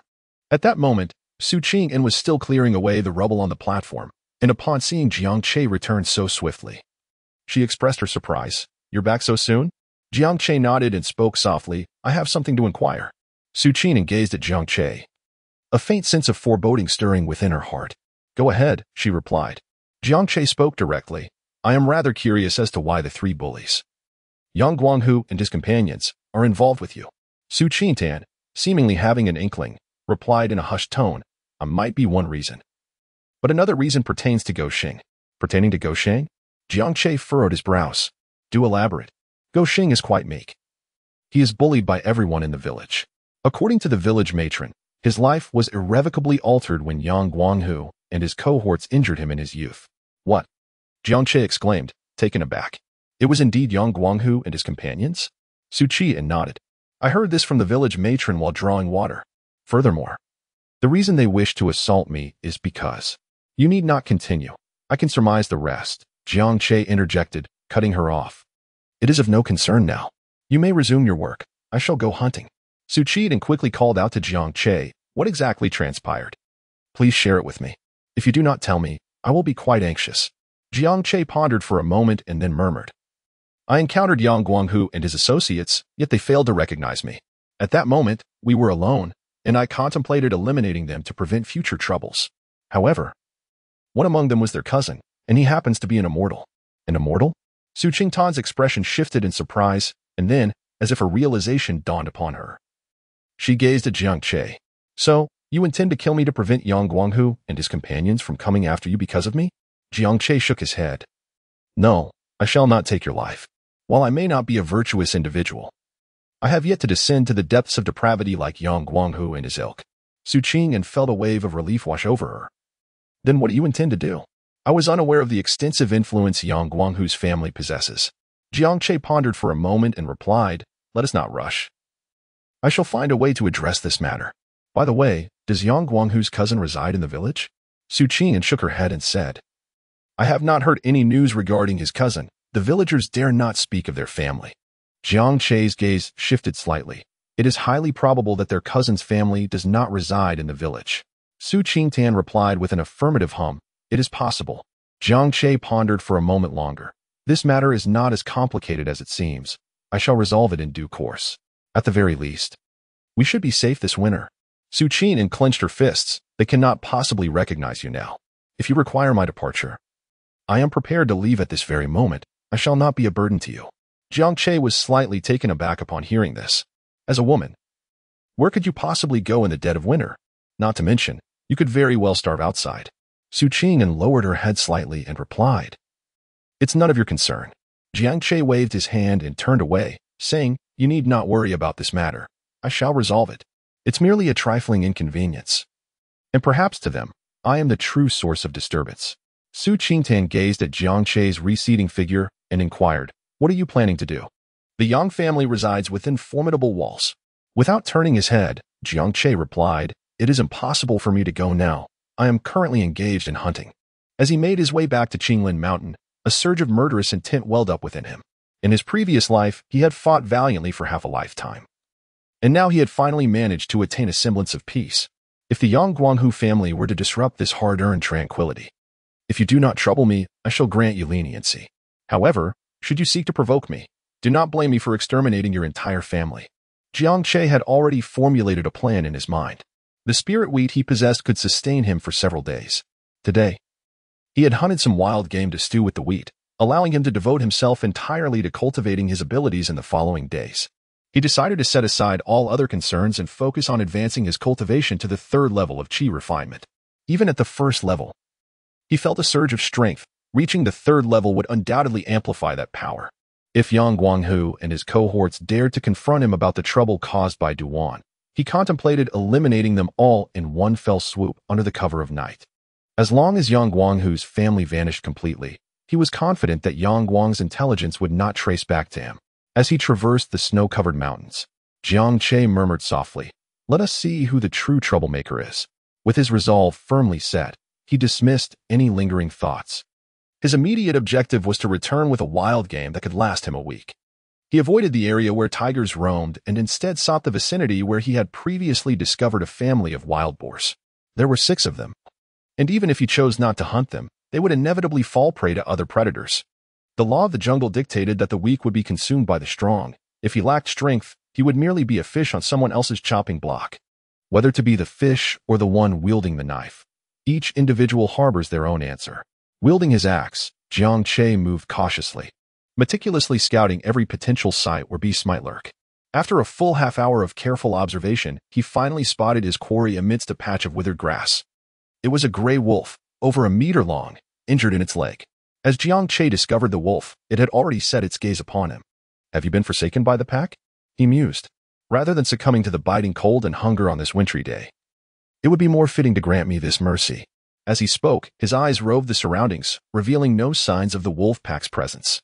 In the thicket, the gray wolf raised its head and let out a mournful howl, and moments later, the distant mountains echoed with the haunting cries of wolves. Jiang Che no longer hesitated. With a swift motion, he charged forward wielding his axe. The gray wolf, its right hind leg broken, struggled to leap up, baring its teeth and glaring fiercely as it emitted a menacing growl. Coldness enveloped Jiang Che's heart as he swung his axe down with precision, targeting the wolf's waist. The gray wolf twisted, its jaws poised to gnash at Jiang Che's arm. However, his gaze was icier than the wolf's. With a powerful thrust, his elbow collided with the wolf's jaw and neck. The intention behind his left-handed axe was evident, yet the wolf had underestimated Jiang Che's extensive combat experience. The axe struck the wolf's flank, its hide far less resilient than that of a wild boar. A mournful howl erupted as Jiang Che seized the wolf's severed right leg, hurling it violently against a nearby rock. If the wolf's skull was indeed hard, it would need to contend with stone to determine which was stronger. Fragments of stone scattered, and Jiang Che drove his axe deep into the wolf's mouth, forcing it toward its throat. The skirmish concluded swiftly, and Jiang Che promptly dragged the wolf away, sprinting down the mountain with great haste.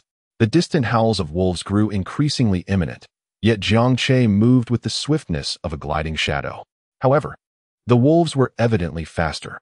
Realizing this, he boldly dashed into the territory of a tiger, continuing his frantic descent. Within moments, a pack of wolves erupted from the snow, relentlessly pursuing Jiang Che, who was now running for his life. Suddenly, a thunderous roar from a tiger reverberated through the forest. The pack abruptly halted, some wolves tumbling uncontrollably, while a low growl resonated through the air as they darted left in a frenzy. A profound sense of danger washed over Jiang Che, causing his scalp to tingle as he glanced to his right.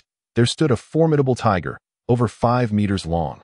In that instant, the tales of the Shijiao Ridge and the exploits of Wu Song seemed trivial.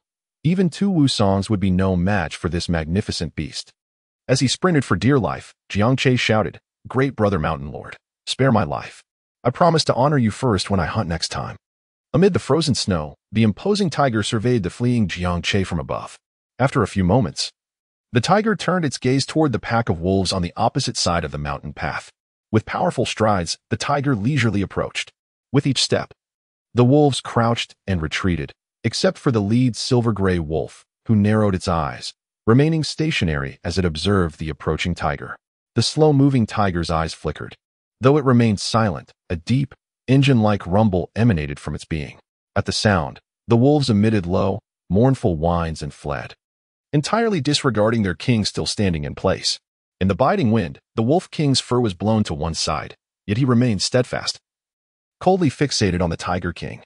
As the tiger approached within 3 meters, the silver-gray wolf king lay down, rolling onto its back to expose its belly, emitting a submissive low whine. The scene resembled the wolf king's plea. "Brother Tiger, my subordinates were helpless just now, but now that they have left, I, your humble brother, offer my respects." The tiger approached the wolf king with measured steps, its formidable jaws sinking into the wolf's neck. Despite this, the silver-white wolf remained utterly still. After a few moments, the tiger withdrew its mouth, licking its lips, and leisurely turned back towards its original path. What of the territory to the right? The entire Qinglan Mountain was its domain. Once the tiger had distanced itself, the silver wolf king dared to rise, gazing after the retreating tiger. Slowly, it turned to make its way back, though its head, was it not held a touch too high? Before long, a terrifying roar erupted from the waist of Qinglan Mountain, startling flocks of birds into flight, while snow cascaded from the nearby trees.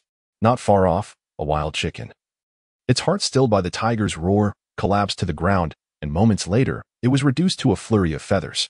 In the midst of that dreadful roar, Jiang Che was already sprinting desperately towards the foot of the mountain. The sound sent shivers down his spine, a visceral reaction to the impending danger. Dragging the gray wolf along, he finally dared to slow his pace after traversing through the wooded path, gasping for breath as he glanced back. Qinglan Mountain was merciless, fortunately. The tiger had not pursued him. At his current level of cultivation, he doubted he could withstand even a mere swipe from it. He recalled watching a documentary in his previous life, where a tiger had effortlessly knocked a crocodile unconscious with a flick of its tail. Swallowing hard, Jiang Che felt utterly drained. He had expended all his spiritual energy in that frantic flight, a genuine brush with death. Leaning against a sturdy tree, He rested for a while until his heart ceased its frantic racing. Only then did he hoist the gray wolf onto his back and proceed towards the wind wave platform. How had that dog Xing survived? Was it merely a matter of luck? He had spent years gathering firewood in the mountains without falling prey to a tiger. Yet he could succumb to illness and die frozen at home. As Jiang Che traversed the dense woods, a lingering sense of trepidation washed over him. For the windstorm platform lay not far ahead. Upon sighting the platform, an inexplicable feeling of security enveloped him. This place remained his sanctuary. He mused that when the ice melted next year, anyone wishing to visit would have to either take a boat or swim. Contemplating this, Jiang Che pondered whether he should begin constructing a boat. With January nearing its end, the ice would likely thaw by mid-February at the latest. Should he delay the boat's construction, future travels could become problematic. Returning to the windstorm platform, Jiang Che unceremoniously tossed the over-meter-long gray wolf to the ground. Having hunted a wolf that he estimated weighed around 90 pounds, he thought it would suffice for a week as sustenance. Su Chi-tan, who was clearing stones, glanced over. Momentarily taken aback before inquiring, "Where's your hat?" Jiang Che reached up to touch his head, realizing that his cotton hat was indeed missing, a fact he had failed to notice. After coughing a couple of times, he nonchalantly remarked, "Perhaps it was snagged off by a tree branch while hunting. You boil some water while I skin this wolf pelt." By the time the task was completed, evening had already arrived. Sitting before the pot, he savored the wolf meat and spirit wheat, occasionally sipping the steaming wolf bone soup. Although the flavor was slightly gamey, the psychological satisfaction was profound. In these times, having food was a blessing. Who could afford to be picky about taste? Besides, wolf meat is a significant source of nourishment, far superior to wild boar. Once the meal was finished, Jiang Che felt a warmth enveloping his body. It wasn't just him, Su Qingtan's face had taken on a rosy hue as well. As per usual, Su Qingtan set about washing the dishes and pots, while Jiang Che conducted a brief inspection of his fields before retreating into the triangular wooden cabin to practice his spiritual energy while it was still warm. As night deepened, Jiang Che, having digested the wolf meat and wheat grains, opened his eyes and caught a glimpse of Su Qingtan by the glow of the fire pit. Rising, he pushed open the wooden door and tightened his cotton coat, making his way to the 3-meter wheat field. The straw cut earlier in the morning lay piled nearby, and Su Qingtan had already cleared the roots, leaving behind a plot ready for sowing. Grabbing a hoe, Jiang Che expanded the 3-meter field to 6 meters. Although it was merely an extension of 3 meters, it took him over an hour to complete. He used a shovel to remove the rubble unearthed by the hoe, and then began sowing the spiritual wheat seeds gathered that morning. This time, he did not count the seeds as he scattered them evenly and turned the soil. Once finished, he activated his fertile soil ability, causing the 6 square meters of earth to gradually enrich itself. When his spiritual energy was fully exhausted, Jiang Che returned to the triangular wooden cabin to continue cultivating his energy. 2 hours later, he emerged again to summon the gentle rain to irrigate the fields. After exhausting his energy once more, he retreated to replenish it. Merely enriching the soil and watering it with gentle rain consumed nearly the entire night. And despite such intense exertion and cultivation, the vortex in his dantian had only slightly expanded. At dawn, Jiang Che opened his eyes, reflecting inwardly. Indeed, sustenance is essential. Without it, progress is impossible. Wheat is good, but it lacks substantial nourishing properties. For nourishment, ginseng? Yes, ginseng is highly beneficial. If only I could cultivate ginseng. Cultivating ginseng seemed a distant dream, but surely there must be some wild ginseng on the mountain? If he could find some wild ginseng to plant, he could keep one for breeding. The thought stirred a sense of excitement within him, but then he recalled the formidable tiger on Qinglin Mountain. What excitement! What thoughts! It was best to keep a clear mind. An hour later. "Oh, mighty tiger brother, I humbly offer you some meat. Please enjoy, but remember, after you feast, do not make a meal of me." Atop Qinglin Mountain, Jiang Che set down a piece of wolf rib, still laden with a handful of grains. Murmuring to himself, he pivoted and dashed down the mountain without a second thought. Just 2 moments after Jiang Che's departure, a massive tiger king, measuring over 5 meters in length, made its appearance. With a steady gait, it approached the wolf rib, extending its nose to sniff at it. The tiger's pink tongue licked away the grains, yet it showed no interest in the rib itself. Chapter 19. The Unaware One. Upon returning to Fingwa Terrace, Jiang Che busily chopped wood, while Su Qing tirelessly cleared the debris scattered across the terrace. The remnants were numerous, making it impossible to clean up in a short span. Nevertheless, if they intended to reside here, the rubble must be removed. Otherwise, it would pose a significant hindrance to farming or building in the future. From morning until noon, Jiang Che felled nearly 8 or 9 trees, each trunk measuring a good several centimeters in diameter. For lunch, he savored wolf meat stewed with grains, accompanied by a generous meat bun, an utterly delightful meal. As he finished the last bun, Jiang Che remarked, "The small greens in the field are growing quickly. You should gather some this evening to toss into the soup. We can't continue feasting solely on meat." The notion of solely consuming meat, how delightful it sounded. Just over a month ago, such a thought would have seemed like a distant dream, one too audacious to even imagine. Very well, I shall take care of it later. There's no hurry. I'll gather them before dinner. By then, the greens should have grown a bit more, he replied. All right, I'll see to it in the evening. With that, Jiang Che said no more, finishing his meat bun before enjoying the soup and grains. Feeling moderately full, he returned to the wooden cabin to meditate, refining the spiritual energy within the grains. Half an hour later, having successfully assimilated the energy, he stepped out of the cabin to resume his wood chopping. Constructing a boat demands considerable time and is far from a simple task. Issues such as leaks or sinking are unacceptable at this stage. However, crafting a raft, surely, as long as one possesses a modicum of patience and meticulousness, it should be achievable, shouldn't it? As dusk approached, all 20 tree trunks had been felled and dragged onto the ice by Jiang Che. He selected the 2 stoutest trunks and began to hew at both ends with vigorous strikes.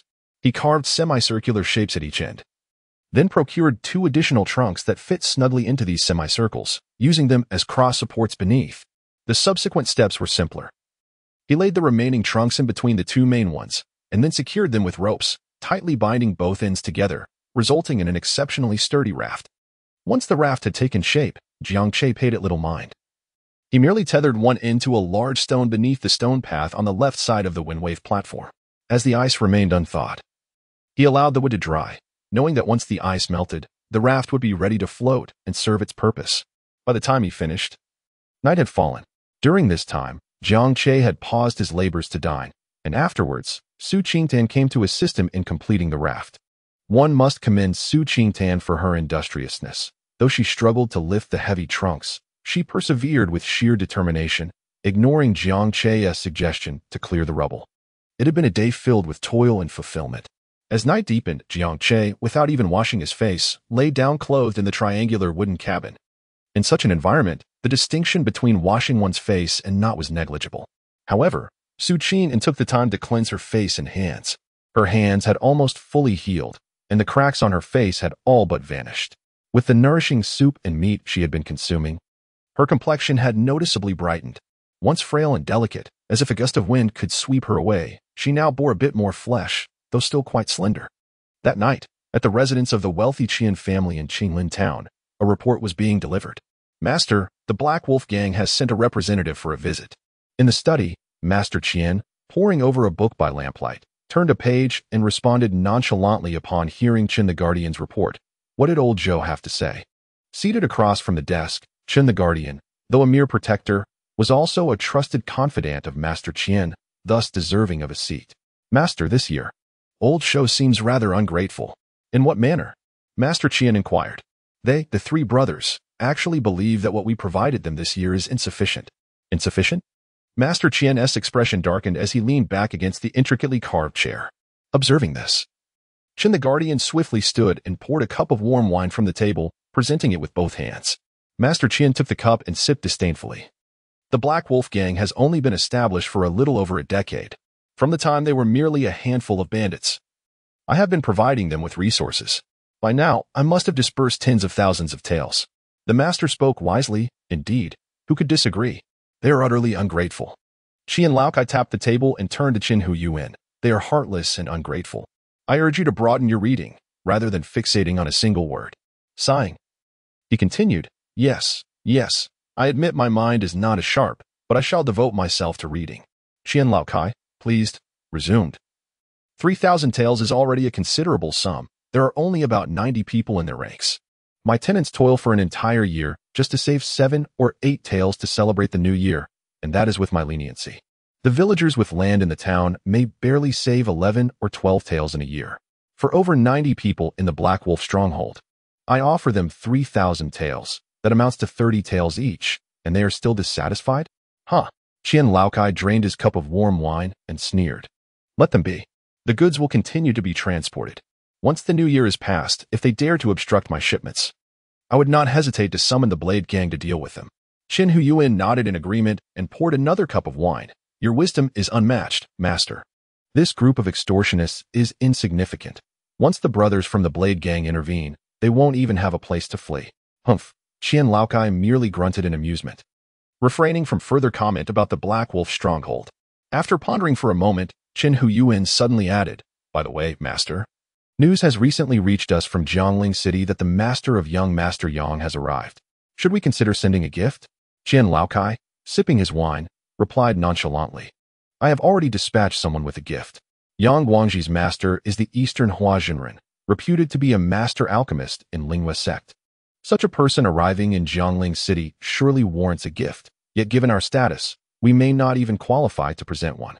At this point, Qian Laokai shifted the topic. By the way, has Jiang Che come to the town recently? No. Very well, please inform me promptly when he arrives. Rest assured, master. You know how well I manage these matters. Qian Laokai laughed heartily, setting down his cup and stretching. I shall drink no more. Take this wine back with you. Thank you, master. Now, I will go change into another outfit. Please prepare the sedan chair. I wish to visit Chunyu Tower tonight. Though Qinglin Town is merely a small town, it is far from lacking in food, drink, and entertainment. The following morning, Jiang Che ascended the mountain again, carrying a piece of wolf meat and 3 large handfuls of wheat grains. In the same spot, he discovered the frozen, rigid wolf carcass. Yet all the wheat grains on it had utterly vanished. Scanning the surroundings, he noticed massive tiger paw prints. This tiger is indeed cunning. Knowing that the wheat grains possess spiritual energy and only consuming them, though it seems a tad too picky, refusing such fine wolf meat.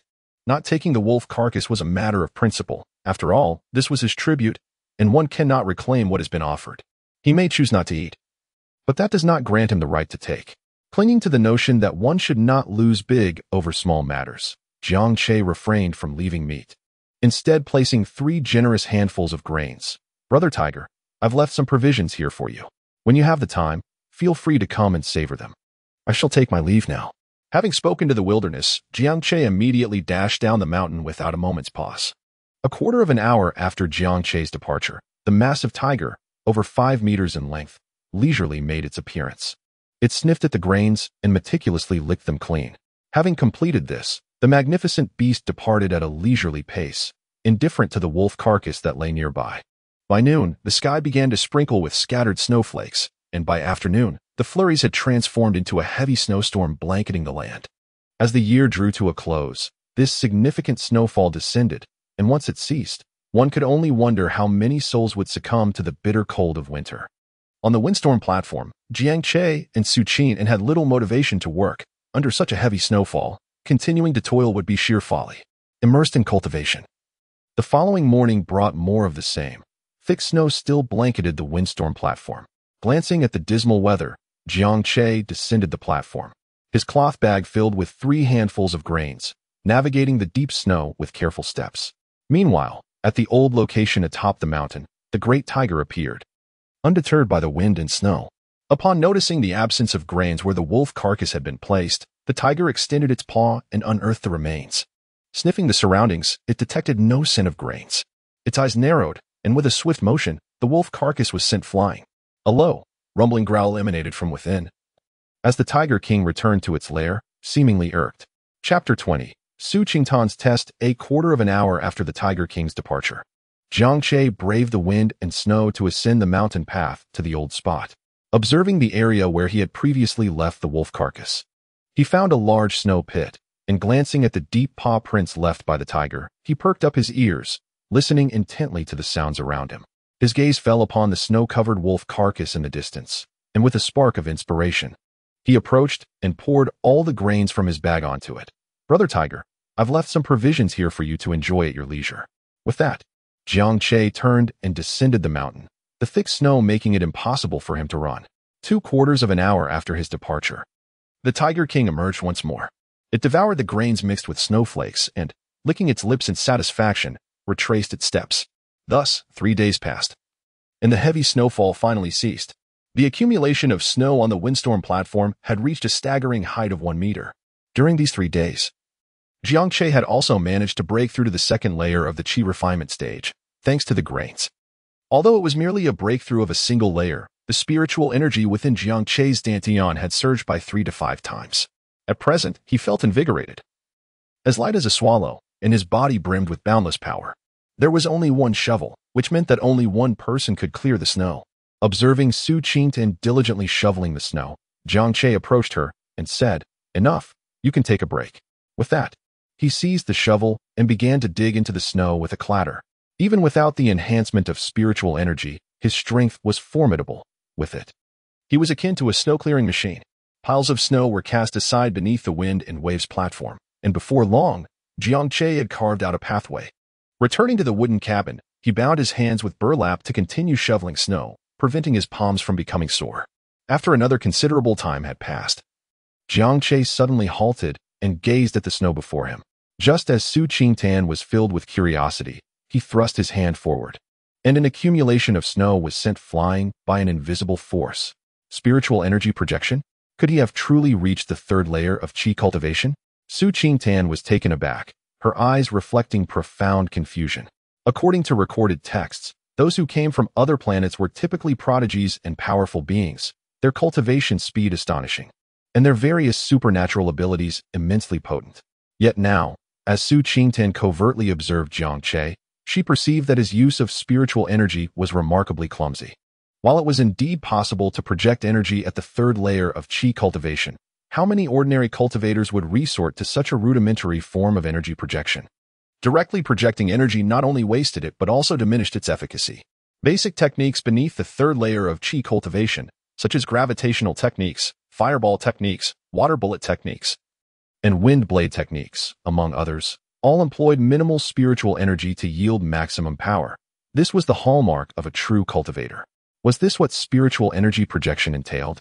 Jiangche looked at his hands, astonished. Indeed, it was powerful. Using spiritual energy was far more convenient than relying solely on his hands. Elated within, Jiangche eagerly continued to experiment, yet his actions appeared perplexing to Su Qingtian. Indeed, very perplexing. Jiangche's demeanor struck Su Qingtian as reminiscent of a novice in the art of cultivation. Previously, when she observed Jiangche commanding the elements with such finesse, she had assumed he was well versed in his practice. However, the present scene suggested otherwise. A patch of land had been cleared, and Jiangche's spiritual energy appeared nearly depleted. He set down his shovel and unearthed a red carrot from the vegetable garden. This carrot measured only 7 or 8 centimeters in length and lacked substantial girth, prompting Jiangche to reluctantly extract 2 more. The vegetable patch had been planted for less than 10 days, while the young greens thrived. The radishes were not growing as swiftly. This particular plot, alongside another field of wheat, was under Jiangche's meticulous care. Throughout the relentless snowfall of the past 4 days, he had frequently ventured to remove the snow, ensuring it did not hinder the growth of his crops. Having exhausted the supply of wheat grains, and with less than a third of the wolf meat remaining from his previous hunts, Jiangche resolved to venture into the mountains today in hopes of fortune. The thick snow rendered hunting exceedingly challenging, a matter that transcended skill and rested solely upon luck. With 3 red carrots secured, Jiangche descended from the wind and wave platform, wielding an axe and a rope. The snow blanketing the ice was considerable, yet there was little to be done about it. Over the last 4 days, he had diligently ascended the mountain daily to present wheat grains as tribute to the old tiger. Today's offering of carrots was necessitated by the complete depletion of his grain stock. The newly planted 6-meter wheat field would require at least another 7 days to reach maturity, leaving him reliant on the vegetables from his garden and the scant remaining wolf meat for sustenance. As he trudged through the snow-laden woods, Jiangche gradually vanished from Su Qingtian's sight. After he had been gone for some time, Su Qingtian set aside her shovel and refrained from further labor. Eager to test her hypothesis and gauge Jiangche's true capabilities, she located a palm-sized fragment of stone and, taking up her axe, delicately inscribed the foundational principles of the gravitational technique upon its surface. As the daughter of the annihilated Yun Tian sect's leader, she had perused numerous tomes and retained extensive knowledge of various techniques. Thus, mastering a mere rudimentary gravitational spell was a trivial endeavor for her. Before long, she had successfully etched the method of the gravitational technique onto the stone. Subsequently, she found some dry ash and coated the surface, artificially aging the inscription. She kindled a fire, tossing in dampened dry grass, which emitted thick yellow-white smoke, further enhancing the stone's antiquated appearance. After additional application of ash, and following a series of meticulous efforts, Su Qingtian deemed the stone satisfactory. She descended from the wind and wave platform and buried the stone amidst the unkempt rubble, placing it in a somewhat inconspicuous location. The stone protruded slightly, revealing a few characters while the rest remained concealed beneath the debris. With her task complete, Su Qingtian felt a sense of satisfaction in her caution. She picked up her shovel and resumed clearing the snow, deciding to leave the rest for Jiang Che to manage upon his return. Meanwhile, Jiang Che had yet to reach the foot of the Qinglin Mountain. The thick snow made the journey exceedingly arduous. At the old site of Qinglin Mountain, the Tiger King lay reclined beneath an ancient tree, undisturbed by the heavy snow. One must admire the Tiger King's audacity, she mused, to sleep so openly upon the ground without a care for potential dangers. Beneath the Tiger King's lair, on the right side of the mountain path, lay a deer with its throat savagely torn. The creature measured nearly 2 meters in length and weighed at least 170 to 180 pounds. The blood at the neck had yet to fully congeal, indicating it had been slain not long ago. A full 15 minutes passed before the Tiger King lifted its head, yawning and gazing down the mountain path, where a diminutive figure was struggling to ascend. As the figure raised its head, it froze in place, paralyzed by the sight before it. In the snow, Jiang Che felt a surge of apprehension as he beheld the colossal tiger, unsure whether to proceed. After a moment's hesitation, he gritted his teeth, leaning on his wooden staff to continue his ascent, though now he was on high alert, his senses heightened. Upon reaching his previous location, he spotted the lifeless stag. Why was it referred to as a stag rather than a doe? Because this deer bore a gunshot wound. Tiger, oh tiger. Jiang Che forced a smile as he retrieved 3 red carrots from the cloth bag at his waist. The grains are all consumed, and the next batch will take a few days to arrive. For now, please make do with these carrots. As he spoke, Jiang Che watched the Tiger King gradually lower itself, placing the carrots before him. At that moment, he dared not lower his gaze or shift his focus, fearing that the instant he did, the massive tiger would pounce. Chapter 21. What kind of woman do you prefer?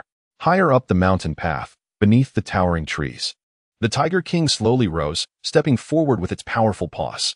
The fearsome majesty of its feline visage, coupled with the rippling muscles that tensed and relaxed as it moved, exuded an undeniable aura of intimidation.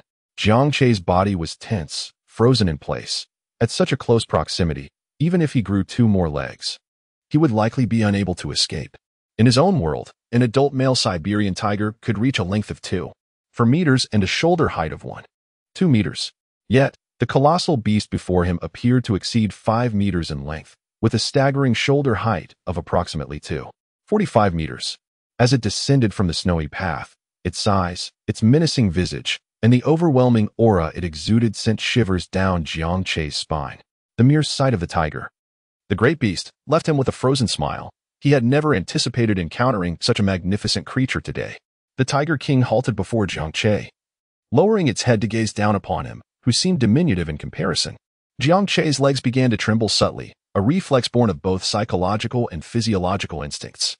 The formidable and fearsome visage of the tiger gradually drew closer to Jiang Che's face, causing his expression to stiffen further. He sensed that a single bite from this great beast could easily sever his head from his shoulders. Ultimately, the tiger's face halted just before Jiang Che's forehead, its nostrils flaring as if it had caught the scent of Jiang Che's hair oil. Alas, in these times, how does one manage to wash and groom oneself properly? The Tiger King lowered its head and seized a diminutive carrot, less than 10 centimeters in length, crunching it with ease. In under 10 seconds, all 3 carrots had vanished into the Tiger King's belly. With a languid turn, the tiger's tail swept casually, sending a hefty stag weighing around 170 to 80 pounds soaring behind Jiang Che. Subsequently, the Tiger King ambled away, seemingly patrolling its territory. At that moment, Jiang Che exhaled a long breath. Phew, that was close. Jiang Che wiped the cold sweat from his forehead and turned around stiffly, the image of the giant tiger bringing its face closer etched vividly in his mind. Was its nose not supposed to be black? It appeared rather pink.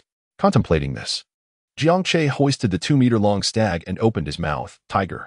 He had been so tense moments ago that his throat had constricted, and now, as he attempted to speak, no sound emerged. Clearing his throat, he continued, Brother Tiger, I sincerely thank you. I shall take the steer and, once the wheat matures in 7 days, I will bring you a generous share. Ah, let us agree on this then. I shall take my leave now. After Jiang Che concluded his words, he began to drag the stag down the mountain. The ascent had been arduous due to the snow, but the descent followed the same path, allowing for a swifter return. In approximately half an hour, Jiang Che, bearing the 2-meter-long stag, finally arrived at Finbua Terrace. This. Su Qin gazed in astonishment at the stag that had fallen to the ground. Were you able to hunt such a large deer so swiftly? Jiang Che brushed the snow off his body, exclaiming, What is this? It's merely a deer. Boil some hot water, and I shall skin it shortly. Su Qingtan set aside her shovel and took a piece of burlap to assist Jiang Che in removing the snow from his attire. After a while, the snow had been mostly cleared away, and Jiang Che spoke again. Hand me the burlap. You should go tend to boiling the water. Su Qing responded affirmatively and then busied herself with the task of heating the water. Jiang Che, armed with a sharp knife purchased from the town, lifted the stag and tossed it onto a snowdrift. Standing before the mound of snow, he skillfully began to skin the deer. Previously, he had used the wolf pelt to provide warmth for Su Qingtan, and now, with this 2-meter deer hide, he contemplated a trade, exchanging the wolf skin for the deer skin to cover her. Humming a cheerful tune as he worked, his spirits soared. Thanks to his cleverness in daily offerings to the giant tiger, the path now lay clear without the beast's obstruction. In the future, would he not have free reign over the verdant Qinglin Mountain? How exhilarating! With an ample supply of meat at his disposal, Jiang Che indulged heartily that night, consuming no less than 4 pounds of venison, accompanied by a white radish simmered with the deer bones. As for Su Qin, despite Jiang Che encouraging her to feast, she could only manage to eat about half a pound. Unable to cultivate like him, she was merely an ordinary person. Her digestive capacity paled in comparison to Jiang Che's. Jiang Che, having overindulged, could swiftly digest the excess using her spiritual energy, while she alone had to rely on her digestive system to process it gradually. In an unprecedented turn of events, Jiang Che took a brief nap at noon. The afternoon's tasks involved shoveling snow and inserting a few wooden stakes into the vegetable patch. The loofah grows upwards, and constructing a simple trellis with the stakes would greatly benefit its growth. Presently, the chili peppers thrived remarkably, nurtured by fertile soil and gentle rains. It was anticipated that within 5 or 6 days, they would be ready for harvest. Not only the peppers but also radishes and leafy greens were already suitable for consumption. Each of these vegetables contained a trace of spiritual energy, and despite their modest sizes, they were imbued with this essence. Moreover, the spiritual energy was exceptionally pure and easily refined, far surpassing the speed of absorbing and refining the natural spiritual essence of the world. As the afternoon progressed, while Jiang Che cleared the snow, she also dealt with some debris. Su Qingtan, engaged in her own tasks, occasionally cast glances in her direction. After a while, Jiang Che squatted down to pick up a stone inscribed with characters. She brushed off the dirt and scrutinized it closely. After a few moments, she discarded the stone beside the triangular wooden hut and resumed shoveling snow. Observing this, Su Qing mused to herself, I was indeed mistaken. He is from another world.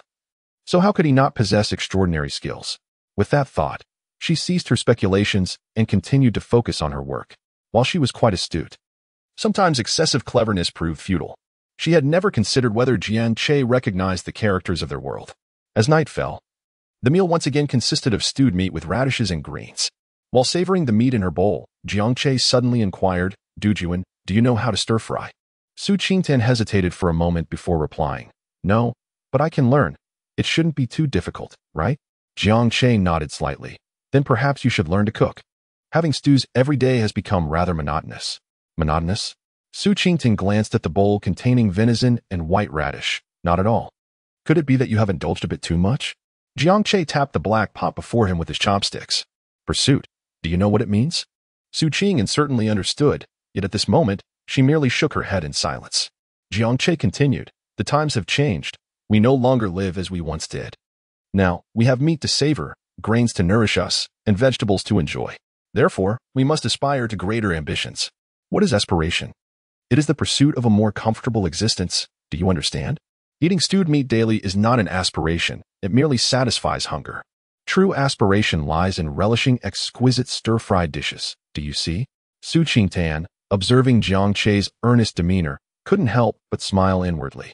Yes, I understand. I shall learn when the time comes. Not to worry. If my cooking turns out poorly, I can always find a wife adept in the culinary arts, Jiang Che remarked, continuing to rummage through the meat in his bowl. Su Qin nodded with a smile. That sounds perfect. When the time comes, I shall work for you, and in return, you will provide me with sustenance. Jiang Che smiled and spoke. Rest assured, in a few months, I will undoubtedly have more than enough provisions. There will be plenty for you. Su Qin replied with a soft, and then inquired, Jiang Che, do you not think I am attractive? Jiang Che furrowed his brows and inquired, why are you suddenly bringing this up? I have no interest in you. You wouldn't have developed feelings for me, would you? Su Qin raised her brow momentarily before letting it fall, replying in a measured tone, I could never harbor feelings for you. I merely asked whether you think I am attractive. First, tell me why you posed that question. Oh, it's nothing, he replied. I believe I look rather decent. Yet you have never truly regarded me. Upon hearing these words, Jiang Che instantly comprehended. Ah, so this is what you mean. It seems I have wounded your pride? How could that be? Su Qin replied without hesitation, I would never allow your perception of my appearance to diminish my self-esteem. Jiang Che took a sip of soup and smiled. You are, in fact, not bad. Your features are quite agreeable, yet I must admit, you are not my type. Besides, were you not concerned that I might become too familiar with you? You can now rest easy, can't you? Rest assured. Su Qin continued to inquire. Then what kind of woman do you prefer? Do share your thoughts. Why should I disclose that to you? It's entirely up to you. Feel free to discuss it or not. The fourth installment is presented, Chapter 22, Conversations Under the Moon.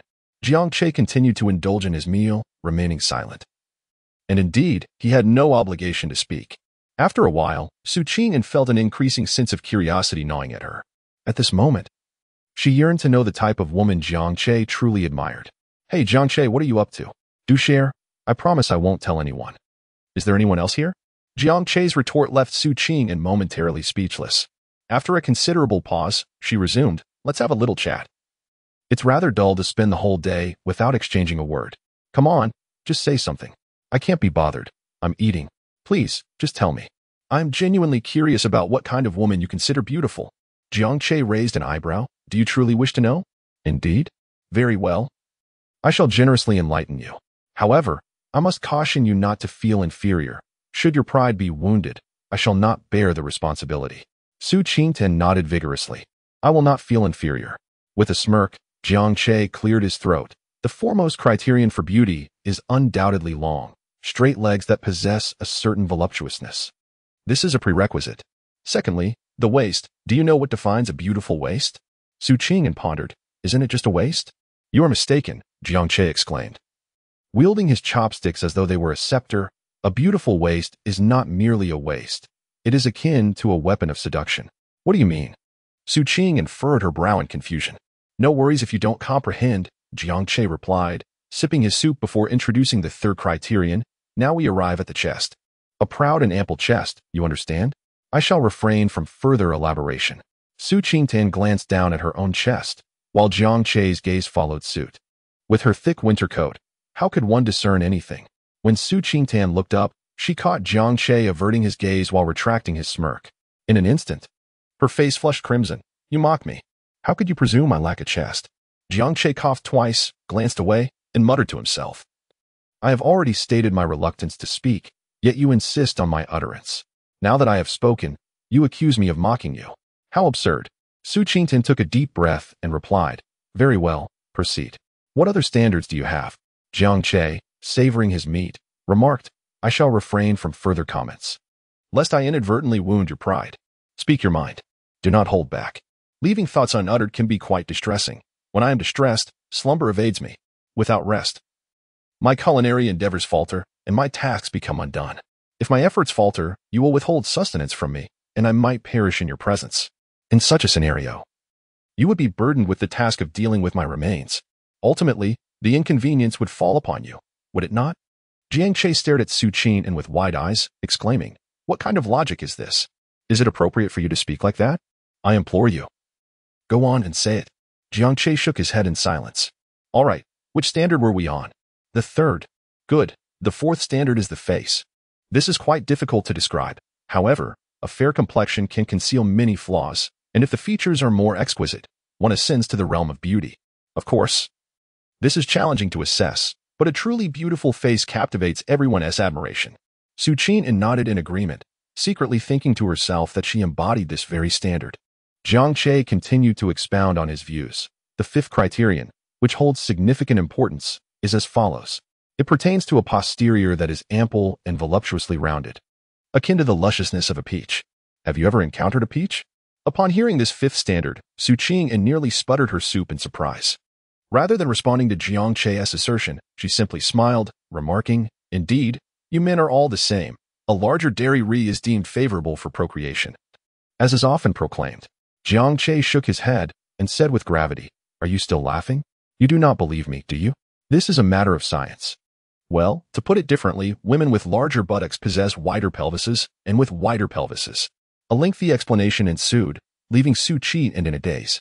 Finally, she spoke, "You seem to know so much. I feel you understand women better than I do, as a woman." Jiang Che chuckled softly, "Not at all. I do not possess such profound understanding. I merely have a superficial acquaintance with the matter. If a woman can embody these 5 criteria simultaneously, she would indeed be a peerless beauty, captivating beyond compare. And I, Jiang Che, would undoubtedly take such a woman as my bride." "You must be dreaming," Su Qingtan instinctively retorted, immediately realizing the impropriety of her words. What was her current status? What right did she have to speak so? Yet, Jiang Che dismissed this trivial detail, countering her assertion with confidence. "Dreaming? With my capabilities, do you truly believe I cannot secure such a union? As my resources multiply, my wealth increases, and my cultivation ascends, do you think I will be unable to marry a beauty? I believe it is you who is indulging in fantasies. Marry." Su Qingtan replied earnestly, "I believe in you. Marry 8.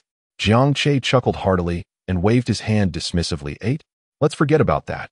Who can handle 8? It's simply too much." Just as he finished speaking, Jiang Che reconsidered, recalling that he possessed 4 kidneys. "Well, you know, it might not be entirely out of the question. Though it would be quite challenging to find," he mused. Su Qingtan, chewing on her meat, replied indistinctly, "You're not in a rush, so take your time to search." Jiang Che nodded, finding the argument reasonable. Then, as if struck by a sudden thought, he inquired, "Is it true that we can marry up to 8 wives?" Su Qing swallowed the morsel of meat in her mouth and replied, "If you possess the capability, you could marry 100, and no one would bat an eye." "Is it really that powerful?" Jiang Che paused, then smiled. "So, no one oversees this?" "It depends on the individual," Su Qing pondered while sipping her soup. "Under normal circumstances, there is indeed no oversight. However, most women are reluctant to share their husband with others. Naturally, my future husband will be mine alone. I would never allow him to take 2. Jiang Che chuckled heartily. "All right, work diligently for me, and when I achieve success in the future, I shall bestow upon you a sum as your dowry." "Is that for real?" Su Qingtan lifted her gaze, her large eyes seemingly shimmering with excitement. "Absolutely true." Jiang Che waved his chopsticks towards the luminous moon, "A mere trifle of a dowry, provided you labor faithfully and do not slack off. I shall grant you 1,000 taels of silver as your dowry. Is it truly that generous?" Su Qingtan's face lit up with a radiant smile. "You are not deceiving me, are you?" Jiang Che raised an eyebrow, declaring, "I am indeed an immortal. Did you not witness my celestial prowess? A mere 1,000 taels of silver is but a trifling matter. Very well, I shall place my faith in you, but when the time comes for my marriage, you must not deceive me by withholding my dowry. Can I truly afford to be without such an amount?" Jiang Che found the situation amusing, observing, "Look at you. So naive and unworldly, is it truly so exhilarating to be stirred by a mere 1,000 taels of silver?" No, no, no," Su Qing replied with a smile. "I am simply terrified of poverty. By the way, should I start addressing you as the esteemed landlord from now on?" "Address me as what? Landlord? I am an immortal. Being called lord only adds years to my existence," Jiang Che retorted. Su Qing maintained her smile, "But you have promised me a dowry. I cannot simply continue to call you by your name, as that would be quite impolite." Jiang Che pondered for a moment and nodded slightly. "You do have a point. How about this? I shall grant you a small favor. From now on, you may address me as Brother Che." "Very well, Brother Che." Jiang Che shuddered at the words. "Could you not behave so oddly? Your tone sends shivers down my spine. I much prefer your previous wild and fierce demeanor." Chapter 23, Supreme Celestial Technique, Gravitational Art. What a fierce demeanor. Su Qing felt a surge of embarrassment within that was merely dodging before. Did I not mention that if I did not adopt such a fierce stance, he would behave like a foolish child, utterly disobedient? All right then, let us eat. The soup is nearly cold. Jiang Che ceased his banter, lifting his bowl to partake in the meat with a clatter. A continuous smile adorned Su Qingtan's face. She was truly elated. There was food to savor, and in the future, she could claim 1,000 taels of silver as her dowry. This fellow is quite commendable. As they continued their meal, Su Qingtan's smile gradually faded. Jiang Che, do you truly intend to marry 8 wives in the future? Jiang Che did not even raise his head. Marry? Is that a joke? Su Qingtan's smile brightened slightly. Then how many do you plan to marry in the future? Enjoy your meal, as it does not concern me. Su Qing scoffed inwardly and replied, if you wish to marry, I have no intention of becoming a bride myself. Jiang Che wiped his mouth after finishing the last spoonful of soup and said, stop the nonsense and hurry up with your meal. After you finish, come show me something. What is it? Su Qing paused for a moment, taken aback. Jiang Che approached the triangular wooden cabin and picked up the stone that had been discarded earlier that afternoon. He mentioned that he had encountered a stone inscribed with characters resembling a cryptic script and asked if she could decipher it.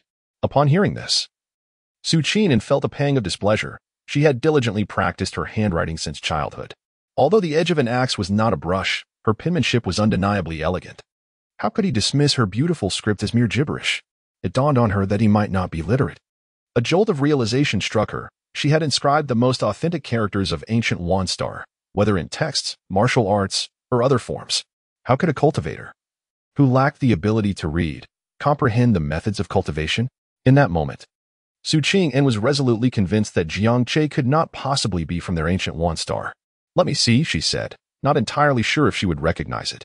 She set down the wooden bowl and, taking the stone Jiang Che offered her, scrutinized it intently in the flickering firelight. Jiang Che, stretching lazily to the side, chose not to disturb Su Qingtan. After a considerable pause, he furrowed his brow and inquired, do you recognize this? If you do not, kindly return it to me. Su Qingtan feigned astonishment and exclaimed, Che, brother Che, this appears to be the method of an immortal. What? Jiang Che squatted down to examine the stone more closely. Are you certain you are not deceiving me?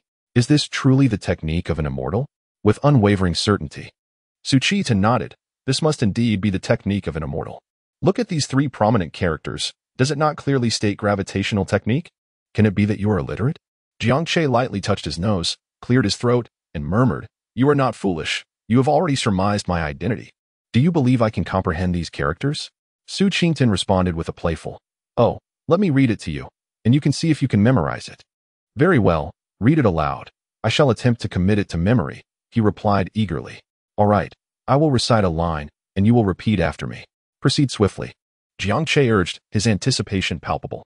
This was a celestial technique. Was it not some gravitational art? Although he was unfamiliar with the term, he was well aware of universal gravitation. To be associated with such a fundamental force, surely this celestial technique could not be trivial. Feeling fortunate, he reflected on his recent fortunes. First, establishing a friendly rapport with the formidable tiger of Qinlin Mountain, and now unearthing an extraordinary celestial technique while excavating stone. It seemed that this tumultuous platform was indeed his place of blessing. Under the tranquil night sky, Su Qing softly recited a line, and Jiang Che promptly echoed her. Soon, the method for practicing the gravitational art was completed. Jiang Che paused, contemplating for a moment before saying, please repeat it. Speak slowly. After a while, Jiang Che lifted his head, silently reciting the gravitational arts methodology, and after some time, he confirmed that he had indeed memorized it, fearing he might forget. He hastily selected a piece of charcoal and inscribed the characters on a nearby large stone. Su Qingtan poured the now cool soup from her wooden bowl back into the pot, which was still bubbling away. Instead of ladling out the soup, she approached Jiang Che and observed the characters he had written, asking, what does this say? It resembles the scrawls of a ghost. Jiang Che cast a sideways glance at Su Qingtan, then continued to write down the methods for cultivating the art of gravity while stating, what I am writing is the first rule of survival. Never trust a woman's words, especially those of the woman beside you. What nonsense! I have never deceived you. Everything I have said thus far is the truth. After uttering this, Su Qing inwardly reflected, except for my own identity. Yes, carry on with your activities. Do not disturb my cultivation. Hearing this, Su Qing pouted and returned to the pot to ladle another bowl of meat and soup, savoring the steaming meat in small bites. She glanced at Jiang Che's bent figure, and after a while, a faint smile appeared on her lips as she pondered something. Before long, the meat and soup were consumed, and Su Qing and began to wash the pot and dishes. Jiang Che stood motionless before the stone, seemingly immersed in his practice. Once the chores were completed, Su Qing and prepared to boil some water to wash her face and hands before retiring for the night. Jiang Che remained still in front of the stone. After boiling the water, washing her face and hands, and applying facial and lip balm, she stole a glance at Jiang Che, who was still standing there unmoving. Shaking her head slightly, Su Qingtan resolved to head back to the triangular wooden house for sleep. Just as she lay down, Jiang Che's laughter echoed from outside. It's merely the art of gravity. It can be mastered with a mere snap of the fingers. Outside, by the stone, Jiang Che closed his eyes and turned his focus inward to his dantian. Soon, a thread of spiritual power began to circulate according to the methods of the art of gravity. Upon opening his eyes, which sparkled like stars, Jiang Che raised his hand toward a small cluster of rubble, and instantly, the fragments began to levitate. A crooked smile spread across his face, and while feeling elated, he remarked, still not quite sufficient. I need to practice more. Inside the wooden house, Su Qingtan, wrapped in a somewhat pungent wolf pelt, shook her head slightly. To be so delighted over mastering such a basic technique, how did he even arrive on our ancient lawn star? After contemplating for a moment, Su Qing suddenly smiled, realizing that Jiang Che's demeanor did not quite resemble that of an elderly man. With this thought, Su Qing felt a peculiar restlessness within her. She closed her eyes and exhaled deeply, attempting to fall asleep, yet the vivid memories of that night kept surfacing in her mind. After a considerable time, Su Qing, somewhat irritated, opened her eyes. Is he truly an old man? If he is an old man. Meanwhile, Jiang Che was still outside, diligently practicing the art of gravity, resembling a child who had just acquired a new toy. As he practiced, an idea struck him. Since the art of gravity can manipulate the gravitational force of a region, could this gravitational force not be condensed into a string? Wouldn't that amplify its power? With this thought in mind, Jiang Che persisted in his practice, and the more he practiced, the more he discovered the extraordinary nature of the art of gravity. Firstly, it consumed little spiritual power, yet the effects it produced were substantial. Despite being at the second level of Qi training, Jiang Che could control a range of 2 meters when he exerted himself fully. This morning, when I released my spiritual energy to blast the snow, the area covered was far from this extensive. Moreover, the spiritual energy I expended for such a trivial task was more than tenfold of what was utilized now. To accomplish so little with such a vast amount of energy. While this gravitational technique achieves remarkable feats with minimal effort, doesn't that epitomize the extraordinary? Furthermore, this gravitational technique operates with such finesse, allowing for effortless directional changes. Whereas my own energy release was merely a singular burst. In terms of experience, this gravitational technique is undeniably more satisfying. Considering these 2 points, Jiang Che felt immensely fortunate. With the thought of binding it into a single thread in his mind, he practiced until midnight, and surprisingly, he still had a modicum of spiritual energy left in his dantian, though it was scant. On the Fingwa platform, Jiang Che stood before a small tree, still uncut, with a trunk the width of a bowl. Looking up at the branches, he suppressed his inner excitement and whispered, "Come on, Siu." As he uttered Siu, Jiang Che struck a peculiar pose with his right hand, and an invisible gravitational rope shot forth in an instant between his wrist and the base of his palm. The gravitational rope traversed 3 meters, latching onto a branch, and while containing his excitement, Jiang Che retracted the force as he swung his legs, exclaiming, "Yo-ho! Crack! Boom! Ahem, let us be serious. I, Jiang Che, am not cheating.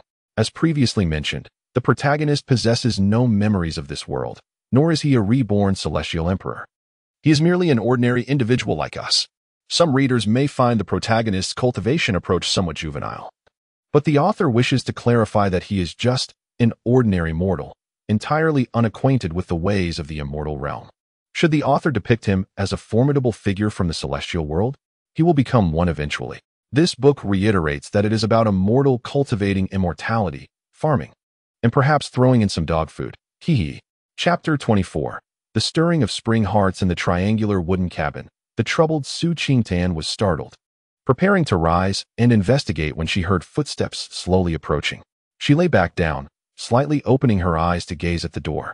Soon, the wooden door creaked open, and Jiang Che bent down to enter, lying on the straw across from her. "What was that noise just now?" Su Qingtan asked, noticing Jiang Che's silence and taking the initiative to speak. "Nothing much, just cultivating." Then why did you come in holding your waist? This little cabin isn't very tall. I was afraid of bumping my head. I noticed your face seems a bit pale. Are you injured? How could that be? Jiang Che raised his voice slightly. I simply exhausted my spiritual energy and feel a bit weak. But never mind, you're just a mortal and wouldn't understand cultivation. Su Qing turned to cuddle the wolf fur and queried, Che Gu, you don't seem that old. How old are you? I don't know. I just sleep. Jiang Che closed his eyes, lying perfectly straight. 60? Su Qing ventured tentatively. Too old. Jiang Che didn't even lift his eyelids. Then, 50? Incorrect. You cannot possibly be 40, can you? Jiang Che opened his eyes, furrowing his brows as he remarked, Do I truly appear that old? Pray, enlighten me on your age. I shall refrain from guessing. Why the sudden inquiry about my age? Are you not fearful of my potentially silencing you should I know too much? With that, he ceased his questioning. Su Qing turned away, reclining once more, and amidst the flickering glow of the fire pit, a hint of a smile danced upon her lips. Although Jiang Che had not disclosed his age, Su Qing had already surmised it with considerable accuracy, and the outcome of her conjecture filled her with delight.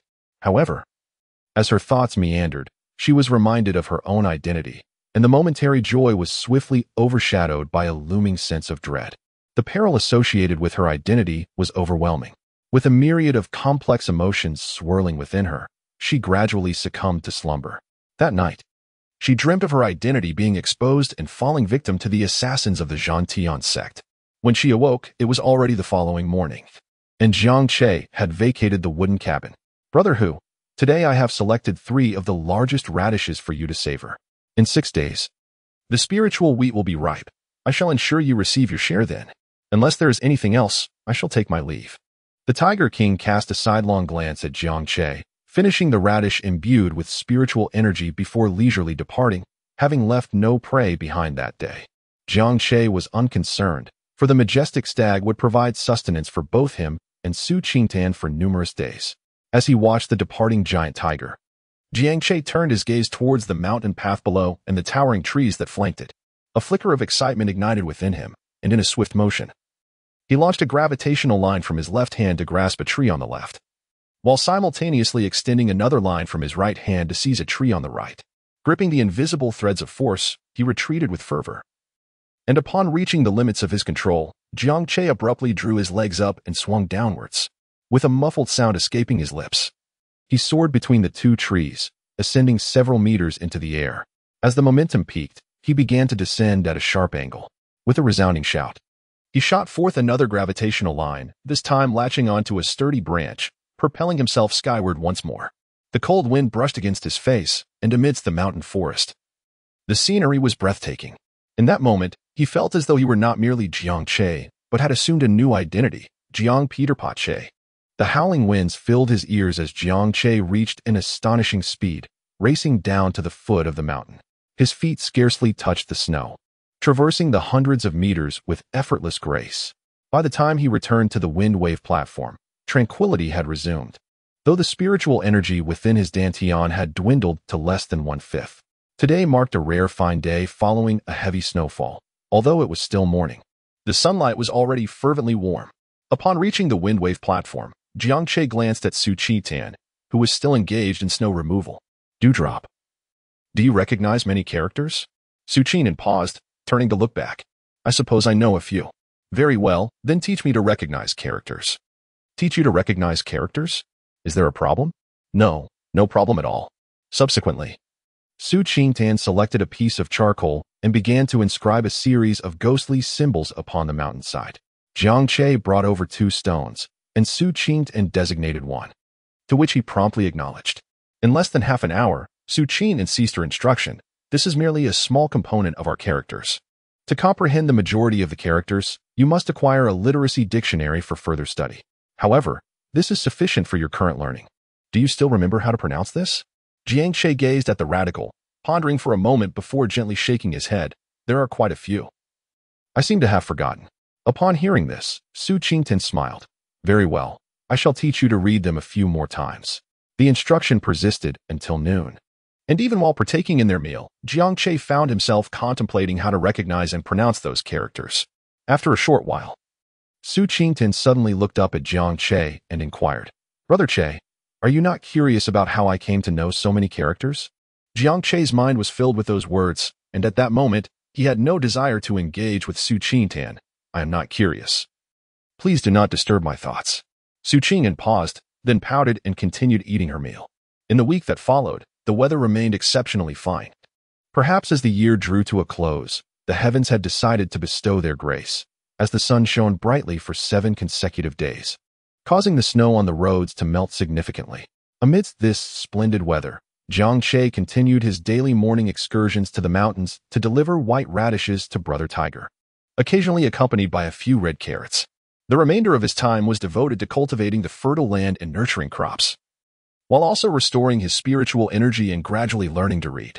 After a week of diligent study, Jiang Che had transitioned from total illiteracy to a novice reader. At the very least, the characters of this world no longer appeared as mere scribbles. As for his cultivation, it had not advanced significantly, remaining at the second level of qi training, yet the spiritual energy stored within his dantian had more than doubled compared to before. At this rate, it seemed likely that in another 7 or 8 days, he would break through to the third level of qi training. 13 days had passed since the last sowing of the wheat fields, and the 6-meter expanse of wheat was now fully ripe.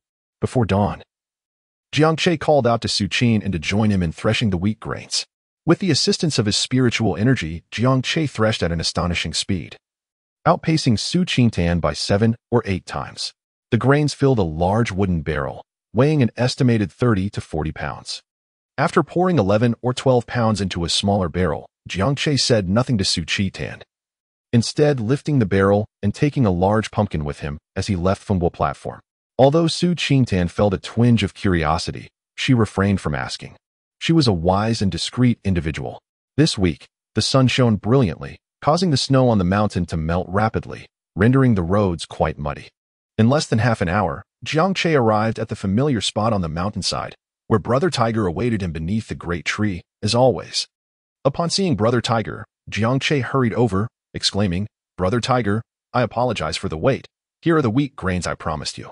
As he spoke, Jiang Che set down the barrel, used his spiritual energy to slice open the pumpkin, and activated his gravitational technique, causing the pumpkin seeds to scatter. Placing the pumpkin on the ground, he poured 1/5 of the wheat grains into it. "Brother, do take a taste. This pumpkin is quite delightful, given the muddy mountain path." If the grains were to fall on the ground, Brother Tiger's eyes glimmered with a hint of appreciation as he lowered his head and swiftly devoured the grains from the hollow of the pumpkin. Jiang Che continued to pour the grains, while the Tiger King indulged in his meal. Perhaps you have encountered the Harry Potter series, where older supporting characters often exclaim in a dramatic manner, "Harry Potter." This pronunciation is epitomized by Professor Snape in Chapter 25, titled Mountain Bandits, Bullies, and Family Ties. It was not long before the grains were completely consumed. The Tiger King chewed through half of the pumpkin in a few bites, swallowing it down before seizing the other half to continue his feast. After the dry provisions, indulging in some moist food was a delightful treat, and the Tiger King appeared to be in remarkably high spirits. He turned around, stretched his forepaws to relieve his body, then shook his muscles before leaping away, vanishing into the forest. As Jiang Che gazed at the vanishing figure of Brother Hu, a smile graced his lips. He turned to survey his surroundings, resolute in his decision to remain. Clutching a wooden bucket, he ascended further into the mountainous woods. Throughout the past week, he had consumed an abundance of radishes, bamboo shoots, loofahs, pumpkins, and winter melons.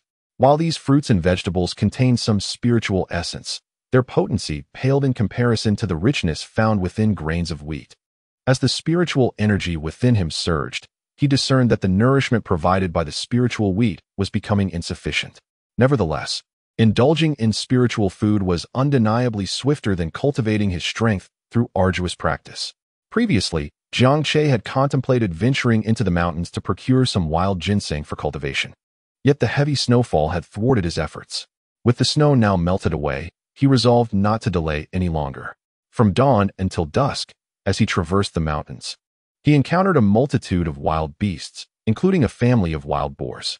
Presently, only 4 members of the boar family remained. The sow was still there, but one of the half-grown piglets was missing. However, Jiang Che's objective was wild ginseng, and he had no intention of hunting the wild boars, especially since the venison at home had yet to be fully consumed. After all, they had a stag weighing around 170 to 180 pounds. Even if he and Su Qin consumed 10 pounds a day, they had barely made a dent in the meat. Freshly killed meat was undeniably the most delectable. After a while, it lost its appeal. After a day of exploration, Jiang Che had yet to spot even a single wild ginseng plant. In fact, he had not encountered a single Lingji mushroom either. Filled with confusion and frustration, he had no choice but to descend the mountain. Before leaving, however, he managed to hunt a wild chicken, ensuring he did not return empty-handed. With the chicken nestled in the wooden bucket, Jiang Che maneuvered through the forest. Soon, a path through the woods emerged ahead, and at that moment, he faintly heard the sound of hooves. Intrigued, he promptly concealed himself behind a tree. Straining to listen to the clamor of hooves, from the direction of Qinglin town, the noise was chaotic, numerous. The cacophony of hoofbeats was disordered, making it difficult for him to ascertain the number of horses. Moments later, a group of horsemen came into view. At the forefront was a burly man with stubble, his thick brows and large eyes set beneath a black armor, a formidable sword hanging from his waist.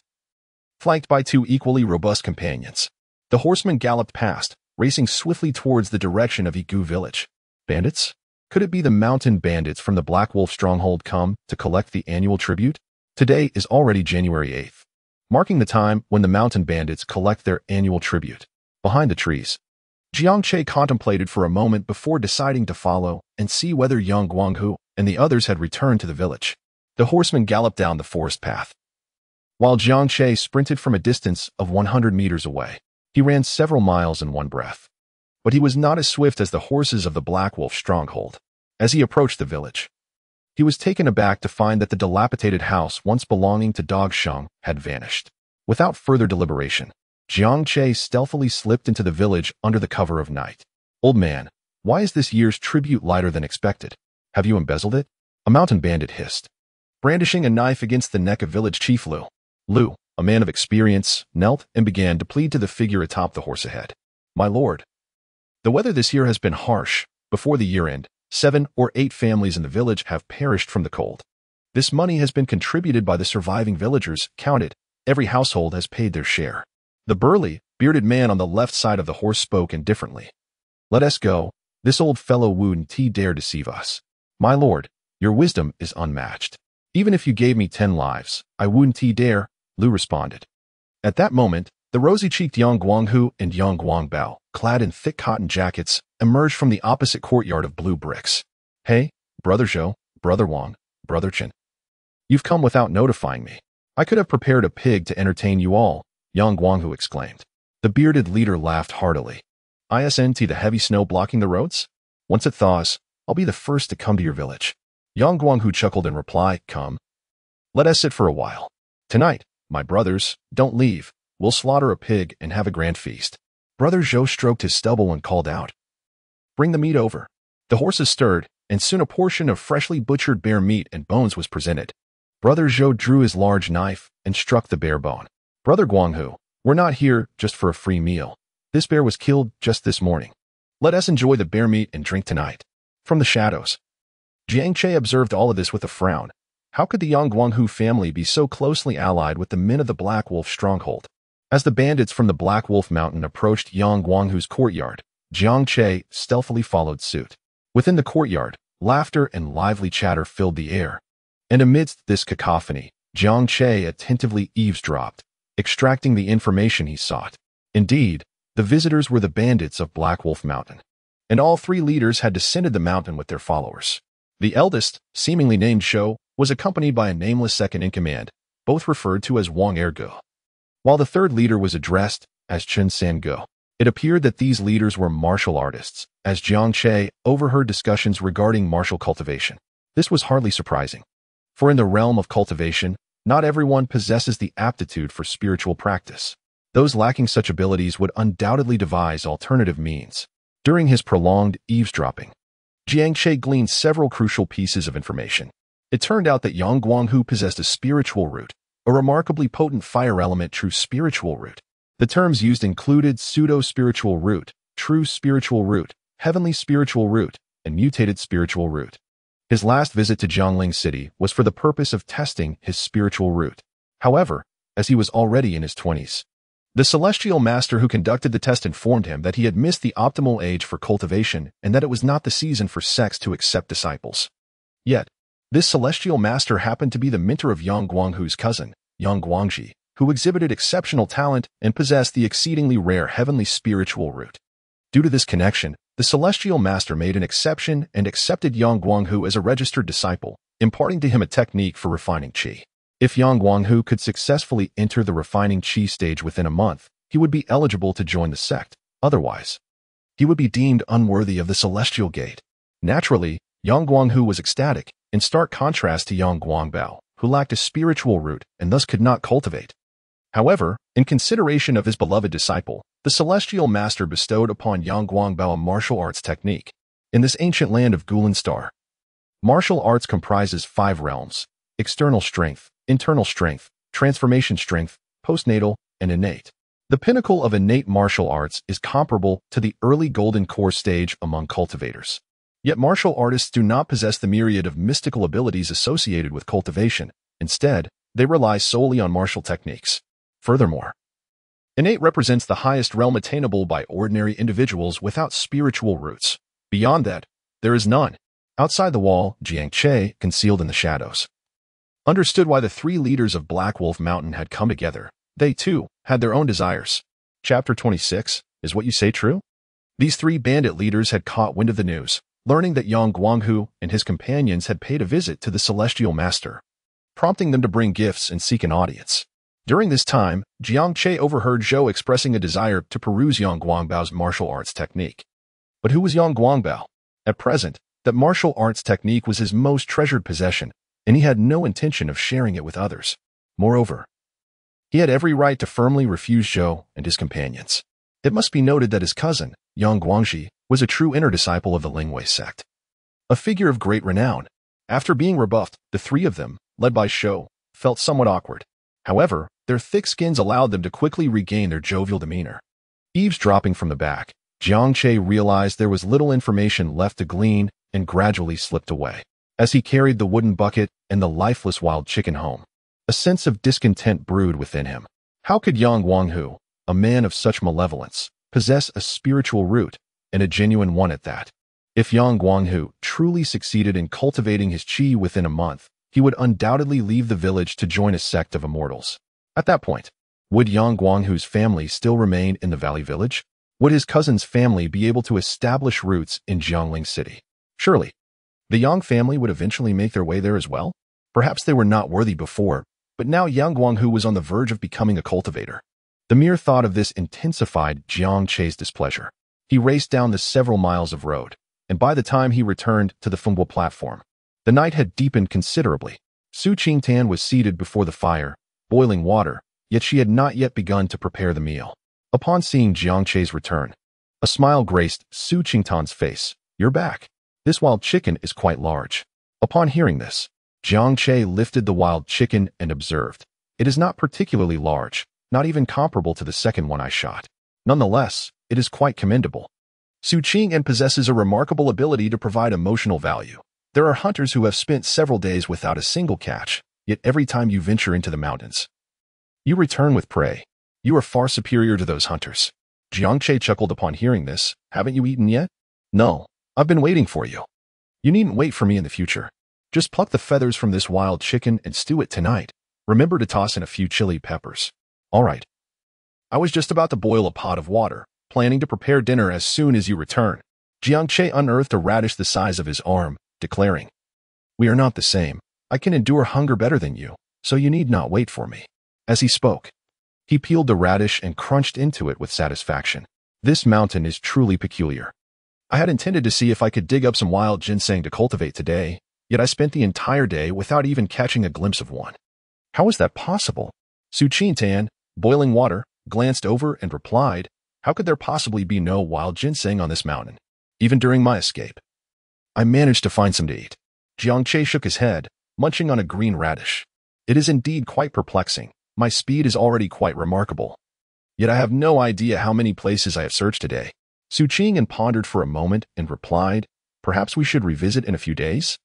There is still a great deal of snow on the mountain today, and it is likely obscuring everything. You cannot be blamed for this." Jiang Che, chewing on a radish, pondered for a moment. "I shall return to investigate tomorrow. If there are no discoveries, I will inquire in town about the availability of ginseng seeds. Ginseng seeds? Su Qingtian murmured softly. They must be quite expensive, I presume? Jiang Che shook his head, expressing uncertainty. It's just an idea. We'll see when the time comes. Su Qingtian responded with a soft before continuing. I have tidied up the wheat field during the day, and the seeds have been sown. Would you like to use your celestial magic? Is it really done so soon? Jiang Che inquired, astonished as he approached the wheat field. What do you mean by so soon? Su Qingtian glanced over, a hint of curiosity in her eyes. Aren't you planning to continue planting wheat? I meant to say, how did you manage to be so efficient? I had intended to plant tonight, he replied. Su Qingtian smiled gently, choosing not to respond, and continued to pluck the feathers from the wild chicken. Jiang Che knelt down, pressing his hand against the earth, while simultaneously savoring a radish and channeling his earth manipulation abilities. Although he was currently at the second level of qi training, he still found it challenging to simultaneously utilize both earth and rain techniques. Within less than half an hour, Su Qingtian had prepared the chicken soup. The broth contained a hint of winter melon and spices, making it quite delectable. Under the moonlight, as Jiang Che sipped the soup, he suddenly spoke. Dujuan. You seem less dry than before. What do you mean? Jiang Che smiled as he savored a slice of winter melon. It seems you have gained a bit of weight. Previously, you looked like skin stretched over bones. Su Qingtian huffed. Indeed, I was quite famished before. Eating meat and drinking soup every day, I must have put on some flesh, wouldn't you agree? Why the sudden remark? Su Qingtian raised her gaze to Jiang Che. Have you come to realize that I am actually quite attractive? Not at all, Jiang Che replied without hesitation, shaking his head. You are not my type.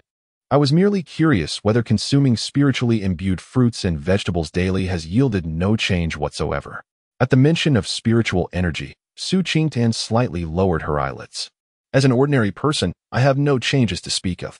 Unlike you immortals, I lack the spiritual roots necessary for cultivation. You are aware of spiritual roots? Jiang Che expressed his surprise. You can read, and you know about spiritual roots. You weren't from an ordinary family before your escape, were you? Would you like to know? Su Qingtian met his gaze once more. Jiang Che shook his head dismissively, expressing his indifference, as all of that belonged to the past. I merely mentioned it. He remarked with a hint of disdain. Su Qingtian pursed her lips, retorting, You clearly wish to know, yet you stubbornly deny it. Jiang Che munched on chicken nuggets, expressing, Even if I were to know, it would bear no significance. Why should I squander my breath? Furthermore, even if I were to inquire, you may not divulge the truth. Indeed. Su Qingtian lowered her gaze to her meat. After a while, she took the initiative to speak. In the future, you must refrain from speaking in front of outsiders as you did just now. In what manner did I speak? Specifically, the remark about your knowledge of spiritual roots. Is there something amiss with that statement? Indeed, there is, and it is quite serious. Su Qingtian raised her head, her expression earnest. We reside in the realm known as Gulan Star, within the northern territory of the Great Zhou dynasty, specifically in the region of Jiaoling City. Here, both immortals and ordinary individuals are well aware of the existence of spiritual roots. It is not a secret. Everyone knows about it. Your inquiries in public could inadvertently attract the attention of those with ill intent, prompting them to investigate your origins. Jiang Che felt a jolt within his heart and began to take the conversation seriously. What you say is indeed reasonable. I was not aware of that. You just mentioned the ancient Lan star. Do you truly comprehend the concept of planets? Su Qingtian replied in a hushed tone. Who doesn't know? It's hardly a secret. Moreover, you are not an exception. Many celestial beings of great power on ancient Lan star have journeyed from other planets, and our formidable beings also traverse to different worlds. Upon hearing this, Jiang Che was utterly astonished. Are you serious? At that moment, a tumult of emotions stirred within him. According to the last words of the venerable elder who had authored the Qingshan classic, he and the enigmatic old Han remained on their own planet. If they could reach his world, did that imply he might have a chance to return? Contemplating this possibility, Jiang Che's breath grew heavy. If he could truly go back. Chapter 27. One should not savor alone, I assure you. What I'm saying is entirely true. What benefit would I gain from deceiving you? Su Qingtian observed Jiang Che's sudden excitement with a sense of bewilderment. Jiang Che, suppressing the excitement within his heart, spoke in a hushed tone. What level of cultivation is required to traverse to other planets? After a moment's hesitation, Su Qingtian quietly replied, The Great Ascension stage. Great Ascension. Jiang Che's hand trembled, nearly spilling the soup in his wooden bowl. Seemingly undeterred, Jiang Che fixed his gaze on Su Qingtian. How long would it take an average cultivator to reach the Great Ascension? Su Qing responded softly, under normal circumstances. One cannot reach the Great Ascension. The nascent soul stage can stymie the majority of practitioners, and the subsequent divine transformation stage is an insurmountable chasm. Not to mention the tribulations that follow. Is that so? Jiang Che murmured to himself. Then set down his bowl and approached the edge of the wind and wave platform, gazing at the bright moon above. He reflected, I am merely an ordinary person. Even with the Qing Shan Sutra in hand, am I not still just an ordinary individual? It is challenging for even regular cultivators to step into the nascent soul stage. And my Qing Shan Sutra only contains techniques for that very stage. As for changing techniques, that is utterly impossible. I can only cultivate the Qing Shan Sutra, for I lack a spiritual root. The concept of the Qing Shan Sutra is quite peculiar, since one lacks a spiritual root. One should directly use their physical body as the root. If one's body serves as the spiritual root, it possesses no particular attributes. In other words, it encompasses all attributes without limitation. Unless unforeseen circumstances arise, I can at most reach the nascent soul stage, while the divine transformation stage seems virtually unattainable. That old man spent over 30,000 years to develop the techniques for the nascent soul stage. How could an ordinary mortal like me hope to perfect them? Jiang Che did not believe he could accomplish it. For now, he could only take one step at a time. Gazing at the bright moon, he let out a gentle sigh. Well, it is futile to dwell on it. The mere fact that I am alive is already a stroke of fortune. After adjusting his mindset, Jiang Che returned to pick up the now cold wooden bowl. Seeing this, Su Qingtan softly suggested, Hey, Che Ge, why not heat it up again in the pot? Jiang Che looked up and said, There is still some left in the pot. Aren't you going to drink it? Su Qingtan gazed at the pot and replied, All right, I shall have another bowl. As Su Qingtan ladled out a bowl of meat soup, Jiang Che poured the contents of his bowl into hers. Brother Che, would you like me to tell you a joke? She inquired. Why tell a joke? He responded. It's because I see you're not in a good mood. Enough of that. I'm not unhappy, he retorted. Su Qingtan chuckled softly and began, Once upon a time, there was a handsome eunuch in the palace, and all the concubines adored him. One night, the queen summoned the eunuch to her chambers. At this point, Su Qingtan fell silent, gently blowing on the soup in her bowl before taking a small sip. Jiang Che served himself a bowl of soup, remaining silent as he awaited Su Qingtan's continuation. However, even after the soup was ready, Su Qingtan still did not speak. Observing this, Jiang Che picked up a piece of meat and turned to Su Qingtan, inquiring, Why have you stopped? What comes next? Su Qingtan's face broke into a radiant smile as she chuckled. As for what comes next, there is nothing more. What do you mean there is nothing more? Just a moment ago. Oh, you clever little cuckoo. Where did you hear such a joke? Giggling heartily, Su Qingtan leaned forward in laughter. I heard it while fleeing. Isn't it quite amusing? Jiang Che shook his head with a smile. You rascal. All right, you have a talent for humor. Su Qingtan took a moment to compose herself before sitting up straight and gazing at Jiang Che. Do you know why I chose Go Shang as my shield? Jiang Che smirked and glanced over, saying, All right, no need to elaborate. Am I not aware? Su Qingtan huffed and picked up her bowl again. So, am I not quite clever? Clever? You're exceedingly cunning, he replied. Of course, I. As soon as the words left Su Qingtan's lips, she immediately sealed her mouth shut, choosing silence instead. Jiang Che raised his head and said, Why the silence? Speak up. Humph. Su Qingtan took a sip of soup and responded, I merely wish to enjoy my soup. There's nothing to discuss. Before the turmoil, my father was a landlord. And I was a talented lady, proficient in the arts of music, chess, calligraphy, and painting. Very well, if I cannot finish it, I shall leave it in the pot for tomorrow. Su Qingtan frowned, but we only have this one pot. Are you not going to wash your face tonight? I still need to. It matters not. After all, I am the only one here to watch you. Did you not forego washing your face during your escape? That was different. At that time, the conditions did not permit it. Now that circumstances have changed, I certainly intend to wash my face.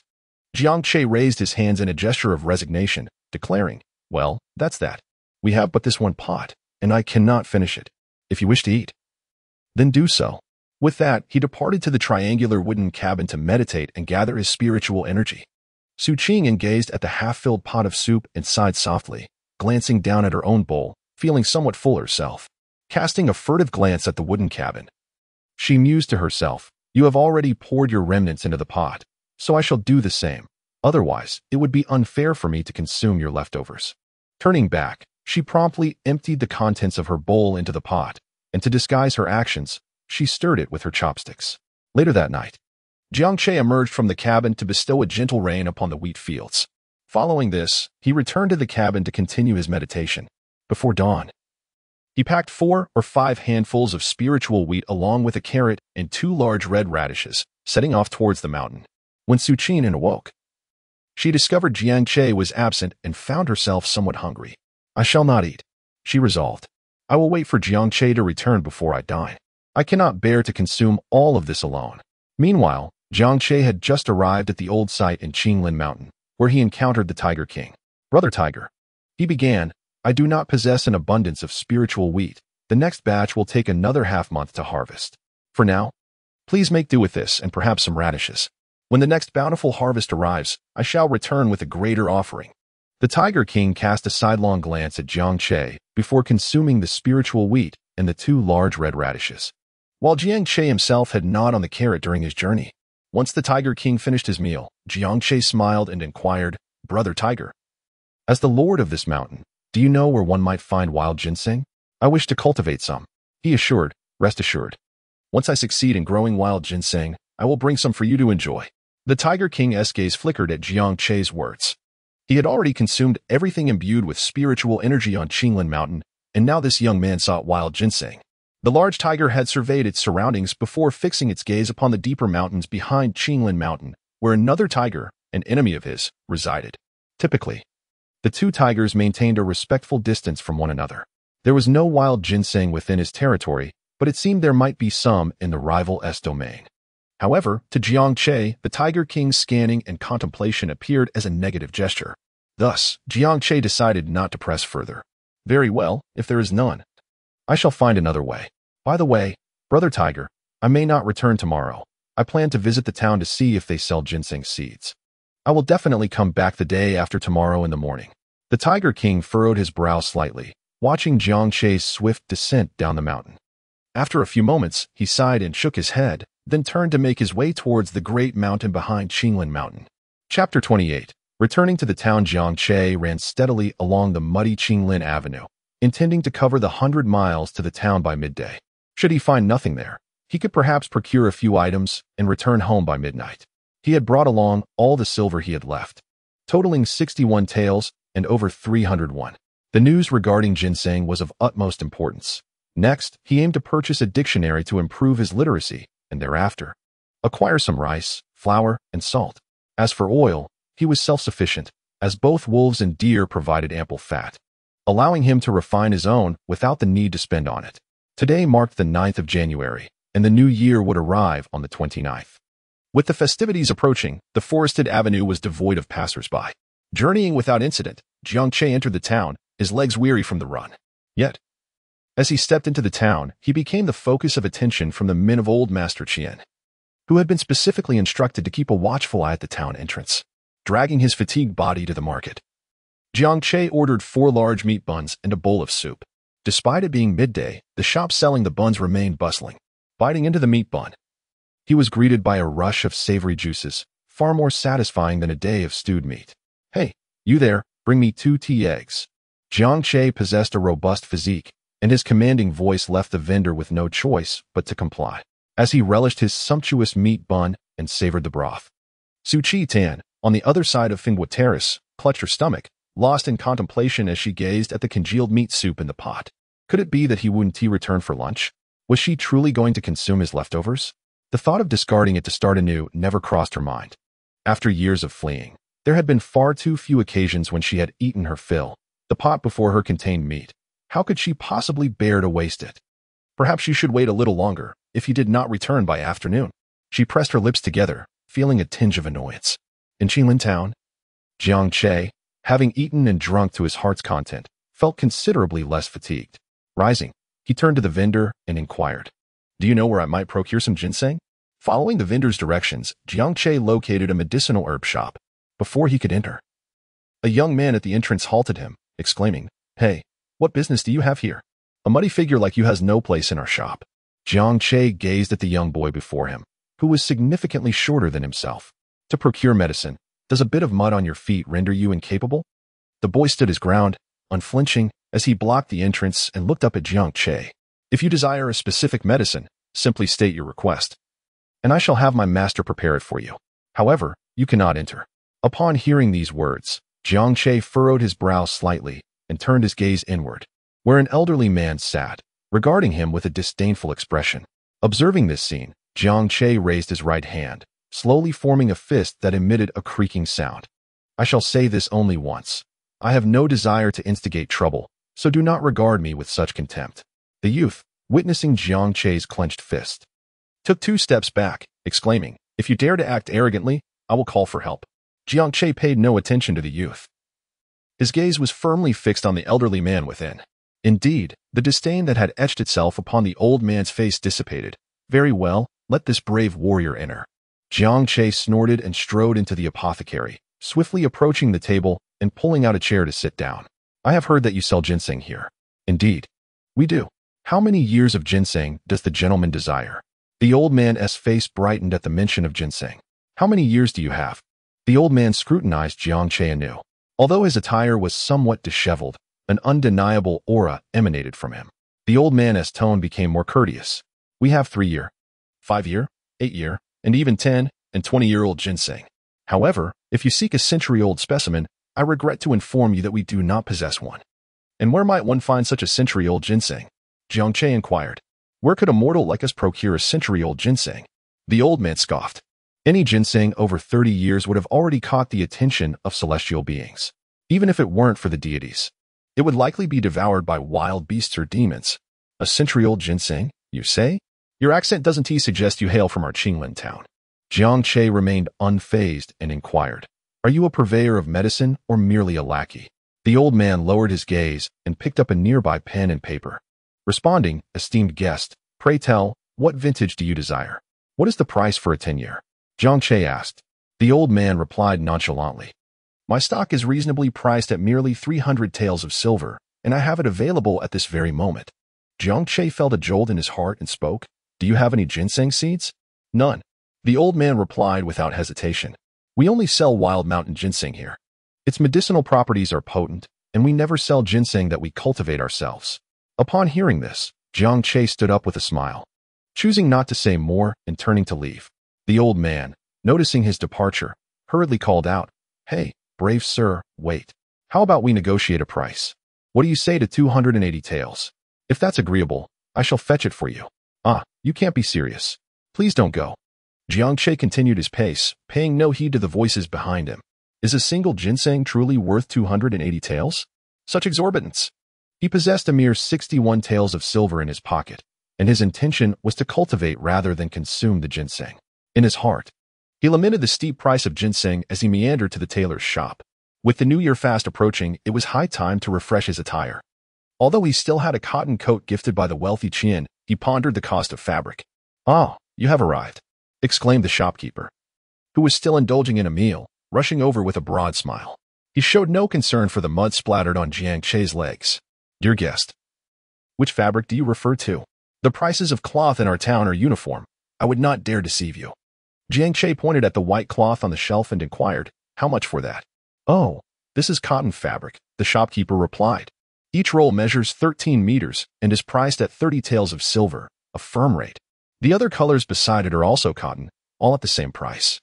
Upon checking the information, it appears that in ancient times, the length was indeed 13 meters, while in modern times it is 33. Now, over here we have linen. This roll is also 13 meters and is available for just 10 taels of silver, again, a fixed price. Please, esteemed customer, feel the texture of this linen and then compare it with the cotton. The tactile experience is entirely different. I notice the cotton garment you are wearing is of excellent quality, seemingly from old Wang's shop on the adjacent street. Their fabric is akin to ours, but my craftsmanship surpasses theirs by far. I invite you to make a comparison. The proprietor's keen eyes observed Jiang Che with great acuity. He could discern the quality of the fabric worn by Jiang Che without even needing to touch it. Jiang Che ran his fingers over the coarse linen and the cotton. And indeed, the difference between the two was as stark as day and night. Glancing around the shop, he touched another fabric, smooth and lustrous silk. "How much is this silk?" he inquired. "Ah, sir, your discerning taste is truly remarkable. What you are touching is plain woven satin." and it is exceptionally comfortable for making close-fitting garments such as fur coats. Jiangche caressed the satin, feeling an immense satisfaction within. Do not distract me with such trivialities. I wish to know the price per bolt. Upon hearing the term bolt, the shopkeeper's smile widened even further. Sir, your discerning eye is commendable. I feel a remarkable affinity with you. Thus, I shall not prolong this. For one bolt, it is 50 taels. What say you? 50 taels? Jiangche's hand nearly trembled at the mention. Observing his reaction, the shopkeeper maintained his unyielding grin and continued, Sir, the establishment across the street is selling it for 52 taels. I assure you, I am genuinely offering you a bargain. If you doubt my words, feel free to inquire elsewhere. Jiangche withdrew his hand without uttering a word, and soon, amidst the sweet words of the shopkeeper, he strolled toward the adjacent street. He was curious to ascertain whether the silk was indeed worth 52 taels. Chapter 29. The Clash of Two Tigers Before Long. Jiangche arrived at a clothing store on the other street.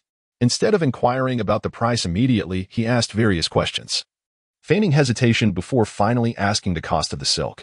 The shopkeeper's demeanor was markedly less enthusiastic than that of the previous one. Upon noticing Jiangche's somewhat frugal disposition, he quoted a price of 53 taels.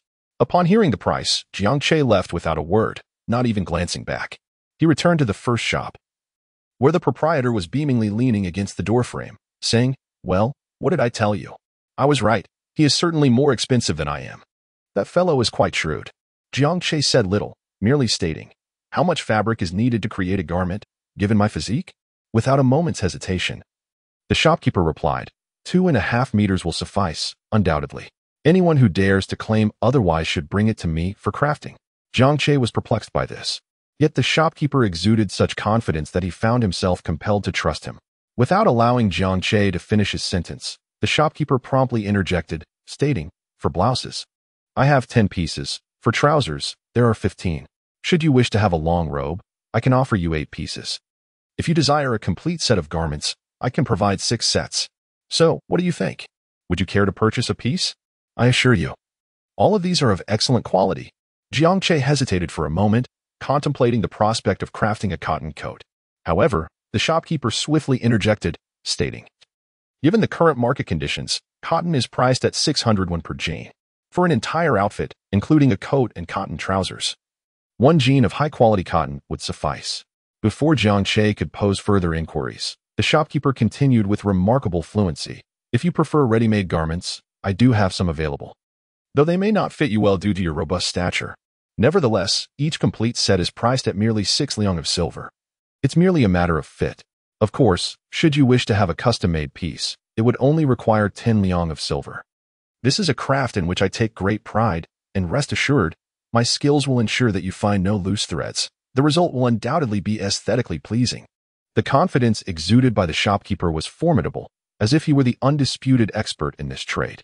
Jiangche, after listening, lowered his eyelids in silent contemplation. Observing this, the shopkeeper entered the room and brought out a cup of tea, saying, Sir, I am certain you wish to make a purchase. Let us sit inside. It is quite cold outside. Jiangche did not decline. He accepted the tea and walked inside. On the way, he said, Sir, this is the ready-to-wear section. Can you find a loose thread on this garment? If you can find even a single thread, I shall gift you this outfit without charge. Furthermore, observe the craftsmanship of this piece. My skills are truly not exaggerated. Jiangche sipped his tea, observing the surroundings, his desire to purchase reaching its zenith. He slammed the empty teacup onto the table and with a grand flourish of his hand declared, Do you have that cotton fabric in a shade of blue? Indeed, came the reply. I'll take a bolt of it. Certainly, sir. Is there anything else you require? As for the silk, just half a bolt will suffice. Understood. Anything more? Do you have any cotton available? Yes. Then bring me 4 pounds. Of course. Anything else? Can you offer a discount? I'm afraid that's not feasible.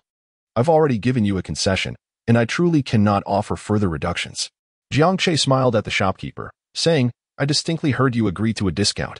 The shopkeeper's face revealed hesitation as he glanced at his family inside. After a moment of resolve, he replied, Very well, I shall consider you a friend. Now, let us calculate the final amount. The shopkeeper fetched an abacus and began to tally the costs for Jiangche to see. 1 bolt of blue cotton fabric is 30 taels, half a bolt of silk is 25 taels, and 4 pounds of cotton amounts to 2 taels and 400 won. This totals 57 taels and 401. Previously, I deducted 2 taels for the silk, and I shall waive the cotton charges as a gesture of friendship. Does this suffice?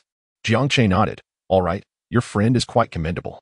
The shopkeeper sighed with a wry smile, spreading his hands. Alas, a single sentence cost me 4 taels and 2 coins. What a hardship. Jiangche chuckled heartily and patted the shopkeeper's shoulder, saying, No worries. I shall bring you some game when the opportunity arises. The shopkeeper's eyes sparkled with excitement as he clasped his fists together, responding, I am Gongchang Zhang. With the singular name Yi, Zhang Yi. Jiangche also clasped his fists, introducing himself as Wu Song. Very well, today I shall take the liberty of befriending you. Brother Song, please have a seat and enjoy some tea. Rest assured, when we engage in business selling your cloth, the quantity shall be ample and beyond measure. Jiangche nodded. Very well, then you proceed with the preparations. By the way, do you happen to have a needle, thread, and measuring tape? Zhang Yi replied with a smile. Are you intending to have your sister-in-law do it? Today, having acknowledged Brother Song as my elder, I shall generously present you with 2 sets of needle and thread, free of charge. Ah, such magnanimity. In the realm of chivalry, loyalty is paramount.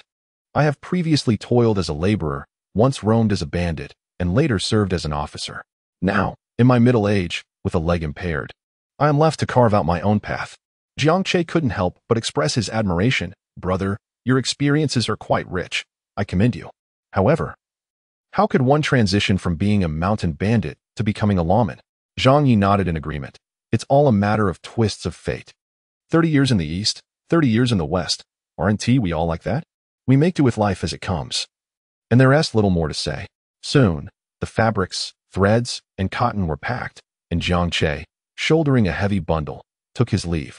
As he walked along the path, he silently noted Zhang Yi's character. This fellow was quite decent. When he returned to town, he could bring some game to share with him. The reason for purchasing such a large quantity of fabric was certainly not solely for his personal use. Now that his life had settled into a routine, he had no worries regarding meat or grain. The vegetables in his garden, loofah, pumpkin, bamboo shoots, winter melon, and eggplant, were growing abundantly, especially the loofah, which seemed to multiply endlessly. The problem was that without salt and chili for seasoning, they were rather unpalatable. As for food, he faced no issues. With the new year approaching, he had a new set of clothes. Shouldn't he get a couple of pieces made for his #1 worker, Duan? Custom tailoring was too expensive and impractical. Instead, he would see if his top worker could learn to sew. It didn't matter if the results were aesthetically pleasing. As long as the garments were wearable, that sufficed. Subsequently, Jiangche purchased a bit of rice, flour, and a dough of salt. Indeed, a dough, which is 12 jin and 5 liang. After this bout of extravagance, he still had over 5 liang and 101 left in his pocket. Most things were reasonably priced, except for the fabric, which was costly. Fortunately, the shopkeeper, Zhang Yi, had given him a generous discount. Otherwise, he might have returned with only a couple of liang. Meanwhile, as Jiangche indulged in his spending, Su Qing and was helplessly consuming leftover rice. However, the leftovers didn't taste as unpleasant as he had imagined, which was rather peculiar. On the other side, the Tiger King had already sauntered to the foot of another great mountain behind Qinglin Mountain. He did not enter the mountain. Instead, he lifted his head and let out a fearsome roar that echoed through the air. The tiger's roar shook the heavens, sending flocks of birds soaring into the sky. He was the king. He scorned the idea of sneaking into the mountain. Sneaking into the mountain was the act of the weak. And he was never one to be weak. Subsequently, the king of tigers settled down in his place, quietly observing the mountains. He was proclaiming his arrival. In a den halfway up the slope, a giant tiger, measuring over 5 meters in length, was roused from slumber and opened its eyes. With narrowed eyes, it licked its lips, then stretched its body and leaped down. Within a quarter of an hour, this colossal tiger descended the mountain path. Its gaze fixated on the king of tigers, the murderous intent in its eyes unmistakable. In this territory, 2 tigers cannot coexist. Now, a fierce rivalry was brewing. The king of tigers rose, gazing upward at the approaching giant, the ferocity in his eyes palpable. A roar erupted from the giant, echoing like the roar of an engine, accompanied by an overwhelming spiritual pressure. Likewise, the king of tigers emitted a terrifying hum, his own spiritual pressure even more formidable than that of the giant. In mere moments, the distance between the 2 tigers had shrunk to less than 4 meters. They circled each other slowly, revealing their menacing fangs and emitting low growls of threat. After 2 revolutions, the giant tiger suddenly thrust its head toward the king of tigers, unleashing a thunderous roar, while the king responded with a formidable howl, stepping forward defiantly. Neither would yield. Chapter 30. A mere fatal wound, the 2 formidable tigers faced each other, neither showing any sign of retreat. After the roars, the giant tiger gradually withdrew its head, continuing to stare at the king. The king of tigers did not initiate an attack. He merely kept his gaze fixed on his opponent. In a flash, the giant tiger lunged, claws outstretched, but in that instant, the king swiftly raised a paw, striking the giant's head and pinning it into the muddy snow. With a thunderous roar, he bellowed down at the trapped tiger, the sound resonating with power and authority. For several seconds, the king's roar echoed before he retracted his paw. The giant tiger rolled over, turning its head to let out a few low growls directed at the king. The king remained still, silently observing the giant. After a few more growls, the giant tiger lay down to the side, turning its head away, no longer looking at the king. The king of tigers lifted his head and unleashed a mighty roar before making his way up the mountain. In less than half an hour, he returned, carrying a robust wild ginseng still coated in soil. Upon witnessing this, the giant tiger sprang to its feet, roaring in protest. Although the wild ginseng was not particularly valuable, it held special significance for him. He could concede many things, but this ginseng was non-negotiable. Hearing the giant's roar, the king tossed the wild ginseng aside and let out his own roar. The giant tiger, eyeing the ginseng, growled once more. The king responded with a low growl. After exchanging a few growls, the giant tiger roared in anger and lunged forward again, this time evading the king's strike and managing to knock him down to the ground. Enraged, the king of tigers swiftly rolled over and retaliated. 2 tigers rolled in the muddy earth, their rampant spiritual energy wreaking havoc upon the surrounding trees. Their low growls echoed continuously as they battled from the foot of the mountain to its midsection and then soared through the air, their tumultuous power tearing apart vast expanses of the forest. Ultimately, the colossal tiger was forcefully brought down by the Tiger King, crashing into the ground and creating a deep crater that shook the very earth. Within this pit, the giant tiger gasped for breath, yet lay motionless. In contrast, the Tiger King bore numerous potentially fatal wounds across his neck and body. He cast a glance at his own grievous injuries before picking up a wild ginseng and departing at a measured pace. Such mere mortal wounds could never diminish the majesty of the Tiger King of Qinlin Mountain. Long after the Tiger King had left, the giant tiger struggled to rise from the blood-stained pit. From the nearby underbrush, a rustling sound emerged, a pack of wolves. The giant tiger caught the pungent scent of the wolves, and fear was absent from his eyes, replaced instead by a fierce anger. Turning towards the thicket, another terrifying rumble emanated from the giant tiger. The wolf pack, sensing the threat, cautiously retreated. Even in its severely weakened state, the giant tiger commanded respect. The giant tiger let out a low roar, flicked its tail, and began its slow ascent up the mountain, gravely injured. Throughout this journey back to its lair, no beast dared to attack, not even the pack of wolves with their predatory gazes. Meanwhile, upon returning to the mountain summit, the Tiger King casually tossed the wild ginseng aside and laid down to tend to his wounds. Under the influence of spiritual energy, his injury shimmered with a peculiar glow, the indelible mark of the power left behind by the giant tiger, a force not easily dispelled. In another part of the estate, Chun, the steward, was reporting to Qian Laokai about matters in the back garden. Upon hearing the account, Qian Laokai chuckled, casting fish feed into the pond. From what you say, Jiangche is indeed remarkable. If he inquires about ginseng, he must either be a cultivator or a martial artist. However, in these times, acquiring cultivation methods is no easy feat. A scattered practitioner would not possess such low cultivation. Thus, he is most likely a martial artist. Chen nodded in agreement. I believe so as well. His strides are remarkably consistent, and there is a certain solemnity to his movements, indicating he has undergone professional martial training. Perhaps he is a disciple of some martial arts master. Such a downfall, Qian Laokai remarked, brushing away the crumbs from his hands as he gazed at the koi in the pond. This kind of person will undoubtedly rise again. But we currently lack the opportunity to invest further. It is quite troublesome. Chen remained silent. After years of service, he understood that Qian Laokai was deep in thought. After a while, Qian Laokai suddenly declared, continue to keep watch at the town entrance. Do not probe into his affairs without permission. The next time he comes to town, you must inform me at once. I shall personally invite him to visit. Chen nodded. Understood. I shall relay the message immediately. Having spoken, Chun Huyuan exited the pavilion. followed by several agile leaps that disappeared into the estate. Observing his prowess, it is evident that he is no ordinary martial artist. This poses a dilemma for Qian Laokai, who gazes at the koi. How can he compel him to seek his assistance if he does not solicit my help? I cannot possibly entangle him in a debt of gratitude. Alas, what to do? Should one devise a scheme to ensnare him and then extend a helping hand? This is unfeasible, having exercised caution for the better part of his life. He would never engage in such folly. He firmly believes that there exists no impenetrable wall in this world, and that flies do not alight upon seamless eggs. Should he dare to act thus, it is only a matter of time before the truth is unveiled, and by then, he would have no opportunity for regret.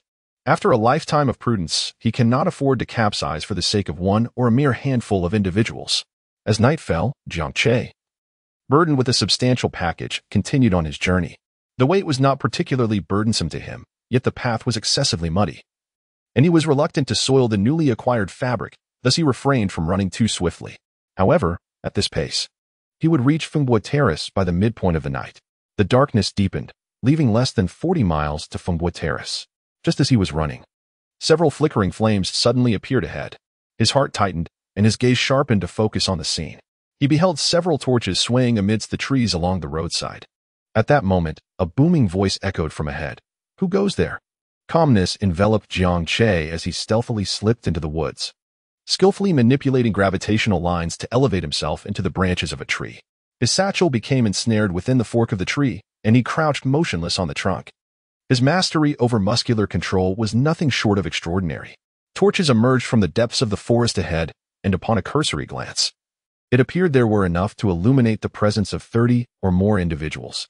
Each torch signified a person, indicating no fewer than 30. As the torches drew nearer, Jiang Che's gaze flickered, recognizing one among them. Chen Laosan? What is he doing here? These men were indeed the bandits of the Black Wolf stronghold, with the formidable Chen Yuanba leading them. The previous day, they had dined at Yang Guanghu's home in He Valley Village, only to leave empty-handed regarding martial arts techniques. And today, early in the morning, Zhou Laoda and Heir Ge Wangwu had returned to the stronghold.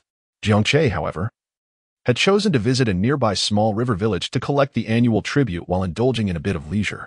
He had completed his tribute collection, his legs feeling somewhat weak from the escapades, and had just relieved himself in the woods. It is well known that men often share a common trait. If one or two take the lead, the rest will follow, even if they are uncertain of the purpose. Thus, one man's act of urination transformed into a collective event, with even a few competing to see who could aim the farthest. Third Master, there's no one here. You must have misheard, a subordinate remarked. Chen Yuanba turned to the young man, incredulous. Did I mishear? I am at the pinnacle of external strength, equivalent to the mid-stage of qi cultivation. How could I possibly mishear? There is definitely someone here. Search. With that, Chen Yuanba scanned his surroundings. Which brother is hiding in the shadows? Come forth, let us become acquainted. Chapter 31. Night assault on the bandits perched 6 meters above Chen Yuanba on a branch. Jiang Che held his breath, remaining utterly still. Encountering bandits at night was far from fortuitous, especially those from the Black Wolf stronghold. A quarter of an hour passed, and Chen Yuanba's men had dispersed sufficiently, yet no discoveries had been made. Clutching a horsewhip in his left hand and resting his right on the hilt of his sword, Chen Yuanba furrowed his brow. Could I truly have misheard? That seems improbable. There must be someone. Just as Chen Yuanba prepared to summon his men back to their mounts, a rustling sound emanated from the rice within Jiang Che's satchel, which had shifted slightly on the branch. This minuscule noise caught Chen Yuanba's attention, and in an instant, he turned, his right hand reaching for a concealed dart at his waist, launching it with precision toward the source of the sound. The dart flew through the air, aimed directly at Jiang Che's face, from which the sound had originated. Realizing the imminent danger, Jiang Che swiftly turned and, harnessing his energy, grasped the tail of the dart just in time. Remarkable skill. Chen Yuanba observed the figure clearly, recognizing the shadowy form along with the sizable satchel behind it. A glimmer of greed flickered in his eyes as he crouched, drawing his large blade and leaping forward to strike. Jiang Che relinquished his grip on the tree trunk and descended, simultaneously launching his grappling line to ensnare a nearby tree. As he swung away, he dispatched a dart with precision, which traced a fierce trajectory, piercing the throat of an advancing bandit. As the grappling line dissipated, Jiang Che's knees collided with another bandit's chest, toppling him to the ground and sliding across the muddy terrain like a skateboard. With his right hand, He severed the bandit's throat and swiftly seized his large blade. At that very moment, as Jiang Che incapacitated the bandit, Chen Yuanba had already executed a kick against the tree trunk, leveraging the force to deliver a downward slash with his sword. Jiang Che's ears twitched as he swiftly raised the large blade he had just seized, positioning it horizontally behind his head. Clang! Sparks erupted, accompanied by a resounding boom. Jiang Che felt the impact akin to a landslide. He braced his left hand against the blade's body and then executed a nimble roll, utilizing his gravitational technique to lift a dart from the ground, which he promptly hurled towards Chen Yuanba. Clang! The flames flared once more as Chen Yuanba pressed forward, striking down with renewed ferocity. After a single fierce clash, Jiang Che felt a twinge of pain in his palm. At that moment, he chose not to engage directly, but instead propelled himself off the ground, retreating deftly into the wooded path, twisting his body before leaping into the air. This entire sequence of jumps, strikes, draws, parries, and rolls unfolded in scarcely 3 seconds. In that brief span, an ordinary person would have met their demise 7 or 8 times. Remarkable skill indeed. Chen Yuanba glanced at the notch on his blade and advanced once again, wielding his weapon with deadly intent. Jiang Che refrained from engaging in a direct confrontation.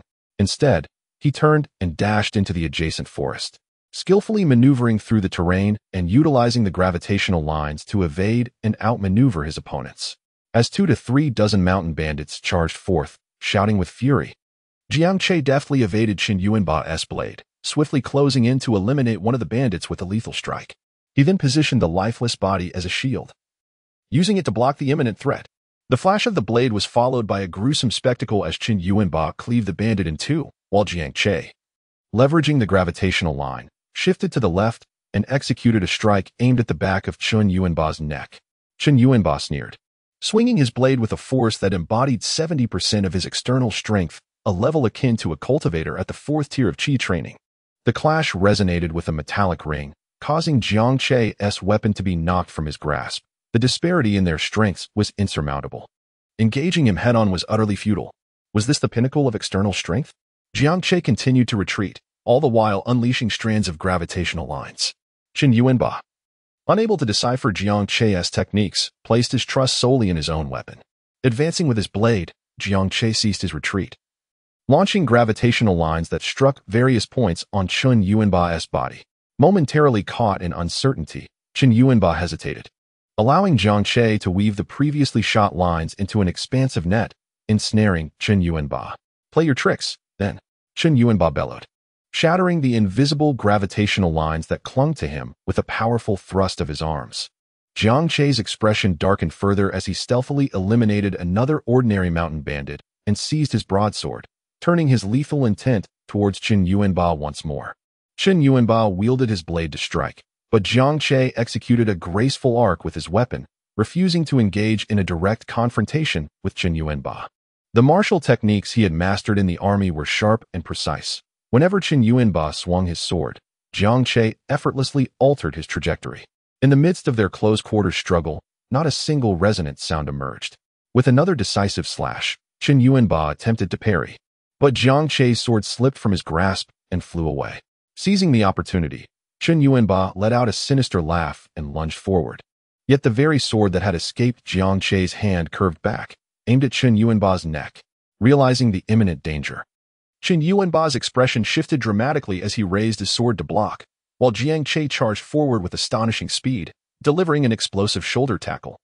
Chen Yuanba's left fist collided with Jiang Che's elbow in a desperate defense, unleashing a surge of external force. Upon impact, Jiang Che felt a sharp pain in his elbow, and Chen Yuanba was not spared from the repercussions either. Jiang Che's expression darkened as he continued to unleash a relentless barrage of Bejiquan close-range strikes. Chen Yuanba found himself forced to retreat continuously until Jiang Che seized an opening and struck him squarely in the chest with a powerful air Langdonjian, sending him crashing to the ground. Without granting Chen Yuanba a moment's respite, Jiang Che executed a Bejiquan move, the cloud-embraced kneeling palm, which sent Chen Yuanba reeling backward. As Chen Yuanba quickly regained his footing, Jiang Che stepped forward once more, delivering another formidable blow that sent him tumbling down again. What kind of martial arts is this? Chen Yuanba bellowed, his eyes reddened from the relentless assault. Despite his greater strength, he was unable to rise, trapped by the oppressive techniques of his opponent. Jiang Che offered no reply, pressing forward until the remaining bandits brandished their blades and charged in, forcing him to retreat. With a swift motion, Jiang Che repelled the advancing foes, adopting a closed elbow stance and surveying the remaining bandits with a cold gaze, still unwilling to speak. Chen Yuanba, supported by his comrades, picked himself up and brandished his weapon, declaring, "If you have the skill, then today you shall fall before me. Charge." At his command, the surrounding bandits lunged at Jiang Che. His eyes flickered with intensity as he stepped forward, executing the skyward palm to send one bandit flying, who coughed up blood mid-air. Fragments of internal organs mingling with the crimson spray. Chen Yuanba's eyelids twitched, and he narrowed his gaze at the ground. Seizing the moment while Jiang Che darted left and right, he unleashed a mud kick aimed directly at him. Simultaneously, Chen Yuanba hurled 3 flying darts, convinced that this man could not possibly evade them all. The attack was treacherously cunning, even with Jiang Che's quick reflexes. He managed to dodge the darts but could not escape the muddy onslaught. With a fierce twist, he closed his eyes and jabbed his fingers into the eyes of a bandit, eliciting a ghastly wail that startled the others into hesitance. The ferocity of Jiang Che's strikes was palpable, each one laced with lethal intent, and with several of their brothers already incapacitated. The bandits were left to ponder the folly of advancing further. In the midst of the chaos, Jiang Che maintained his Bejiquan stance, his ears twitching slightly as he sought to wipe the mud from his face, which obscured his vision. However, without a moment to spare, Chen Yuanba silently swung his blade at him. With no opportunity to cleanse his sight, Jiang Che's ears twitched, and he swiftly twisted, pushing Chen Yuanba's wrist aside while simultaneously locking his hand, forcing the large blade away. With a sidestep, Jiang Che executed the Iron Mountain Lean, causing Chen Yuanba to stagger back with a low growl before charging again. In response, Jiang Che shifted from the ferocity of Bejiquan to a more fluid, Tai Chi-like stance, his body vibrating with restrained power. If a direct confrontation was futile, then he would rely on the force of his opponent. Chen Yuanba, observing the seemingly immobile Jiang Che, was filled with astonishment. With over 20 years of martial arts training, he had never witnessed such a ferocious and incisive style. Now, faced with this peculiar posture, he swiftly drew a handful of flying darts from his waist, launching them with lightning speed. Note: a few years prior, while writing about Tai Chi, the author had spent a month learning Bejiquan. Although he felt inadequate in his practice, Jiang Che, in contrast, was truly proficient. Chapter 32. Seizing the horse, healing with boiled meat with both hands forming a circle. Jiang Che harnessed the force of gravity to deftly redirect the flying dart, sending it hurtling back with even greater ferocity. Chen Yuanba swiftly evaded, then shouted, "He is blind. Poison him. Kill him." A group of mountain bandits unsheathed their blades, applying venom to the edges before gritting their teeth and charging forth, while Chen Yuanba, standing several meters away, observed Jiang Che's peculiar techniques with narrowed eyes. Amidst the encirclement of nearly 20 bandits, Jiang Che's expression was taut, his senses sharpened to their utmost. Though his eyes remained shut, he adeptly evaded and counterattacked, relying on the sounds of footsteps and the rush of wind around him. The power of Tai Chi flowed like water, like rope, like a spring. Strength arose from the earth and surged from the tips of his limbs. In a fluid motion, Jiang Che deflected a venom-coated blade, redirecting it to the left. A cry of anguish erupted from that direction as he pivoted, evading dual attacks. With a spring-like thrust of his hands, 2 bandits were sent flying 2 meters, clutching their midsections, unable to rise. In this confined space of constant movement, in less than 6 breaths, nearly 10 foes lay wounded or incapacitated. Yet, despite Jiang Che's formidable prowess, his strength was not boundless. He was, after all, merely at the second layer of Qi cultivation. Even with the enhancement of his martial arts, he could not defend against every strike flawlessly. In the face of the 20 bandits' assault, he sustained 2 wounds from poison blades, one to his chest and another to his back. Chen Yuanba's aura deepened as he held his breath and leaped forward with a slashing strike, seemingly relishing the art of the aerial attack. Hearing the sharp whistle, Jiang Che swiftly shifted his stance, raising his hand as if wielding a blade to strike at Chen Yuanba's throat. In midair, Chen Yuanba arched backward, and then swiftly countered with a horizontal slash of his poison blade. Jiang Che contracted his abdomen, bending like a bow, as 3 strikes approached from behind. He lowered his body and swept his leg, toppling the 3 assailants. With the wind rushing past his ears, he sprang up, delivering a whip-like kick, followed by a lateral kick that sent 2 adversaries flying and trampled another. Chen Yuanba growled, and then stepped forward to deliver a vicious side kick. Jiang Che smirked coldly, his body swaying with the grace of a rope. He seized Chen Yuanba's incoming leg and, using its momentum, hurled it forcefully aside. Chen Yuanba lost control, careening into a tree and, alarmed, scrambled to his feet, clutching his blade and retreating rapidly. What remarkable skill! Withdraw, swiftly. He dared not continue the fight. Having seen nearly half of his men fall, he noted that the enemy bore only 2 knife wounds on their chest and back, injuries inflicted amidst the chaotic melee by his own band of mountain bandits. Jiang Che found himself in a predicament, facing a throng of 20 or 30 armed men. It was akin to a master being overwhelmed by a flurry of uncoordinated punches. No matter how skilled he was, he would not dare to confront such overwhelming odds. Moreover, he was unarmed. Inflicting 2 knife wounds in exchange for 8 or 9 severely injured bandits and repelling a dozen armed marauders was a feat that spoke volumes of his prowess. The fallen bandits lay unattended, while their injured comrades were dragged away. Jiang Che wiped the mud from his face and forced his eyes open, feeling the burning pain coursing through his body. With a cold demeanor, he picked up a poisoned dagger and pursued his attackers. Wait, pursue them? Chen Yuanba exclaimed, his eyes widening at the sight of Jiang Che chasing after him. Brother, don't seek your own demise. Despite his words, Chen Yuanba was utterly demoralized from the beating he had received, and with a group of men, they mounted their horses and fled. At the edge of the forest path, Jiang Che stepped on one of the reins and coldly regarded a knife-wielding bandit attempting to charge on horseback. He raised his left hand and beckoned, pressing his foot down harder on the reins. The bandit swallowed hard before turning and rushing toward another horse. Before long, the sound of hooves faded into the distance. Jiang Che wiped the last of the mud from his face and secured the reins to a nearby tree. With 30 against 1 and suffering from a poisoned wound, seizing a horse was not merely a luxury, it was a necessity. Casting a glance at the lifeless bodies in the woods, Jiang Che retrieved a sheath and inserted the dagger within.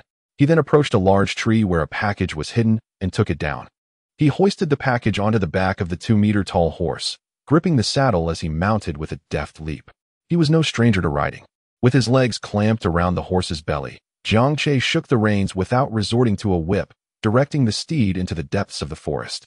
Navigating carefully, he made his way towards Qinglin Mountain. Leaving no traces behind, he ensured that the tracks of the horse would not lead Chen Laosan on his trail. Jiang Che had managed to instill fear in his adversaries. However, if a confrontation were to arise, facing 3 of them would be no trivial matter. The pinnacle of external strength was indeed formidable, and his own cultivation at the second layer of qi was still lacking. Reflecting on this, Jiang Che resolved to dedicate himself to training in the coming days, setting aside thoughts of ginseng for another time. Having traversed several dozen miles, he arrived at the foot of Qinglin Mountain. Dismounting, he secured the package to the horse and then gripped its fore and hind legs, lifting it with ease. The startled horse neighed, and Jiang Che, after setting it down, delivered a punch to its face and tore off a sleeve from his cotton coat to stuff into the horse's mouth. Once again, he hoisted the large horse and sprinted towards the windstorm platform. Navigating through the forest, he crossed the woodland path and entered the thicket, running for a considerable time until he reached the banks of the Yudai River. He set the horse down, led it by the reins to the edge of the gorge, and secured it to a large rock. Behave yourself, or I will have no choice but to slaughter you for meat. Jiang Che struck the horse's face twice, the scent of blood provoking the creature to retreat in haste. He picked up his knife and gathered his belongings, turning back across the ice to the Finghua platform. Che. Brother Che? Came Su Qingtan's tentative voice from within the triangular wooden cabin. It's me, go back to sleep. Oh, I thought someone had discovered us. There is no one else, just sleep. Jiang Che set down his belongings and knife, then moved to the side to kindle a fire. After a while, Su Qingtan emerged, her head drawn in, speaking softly, in such cold weather, why don't you come inside to rest? Are you injured? What happened? Su Qingtan's expression shifted dramatically as she noticed the empty sleeve where Jiang Che's right arm should have been, revealing a large, bloodied wound on his back.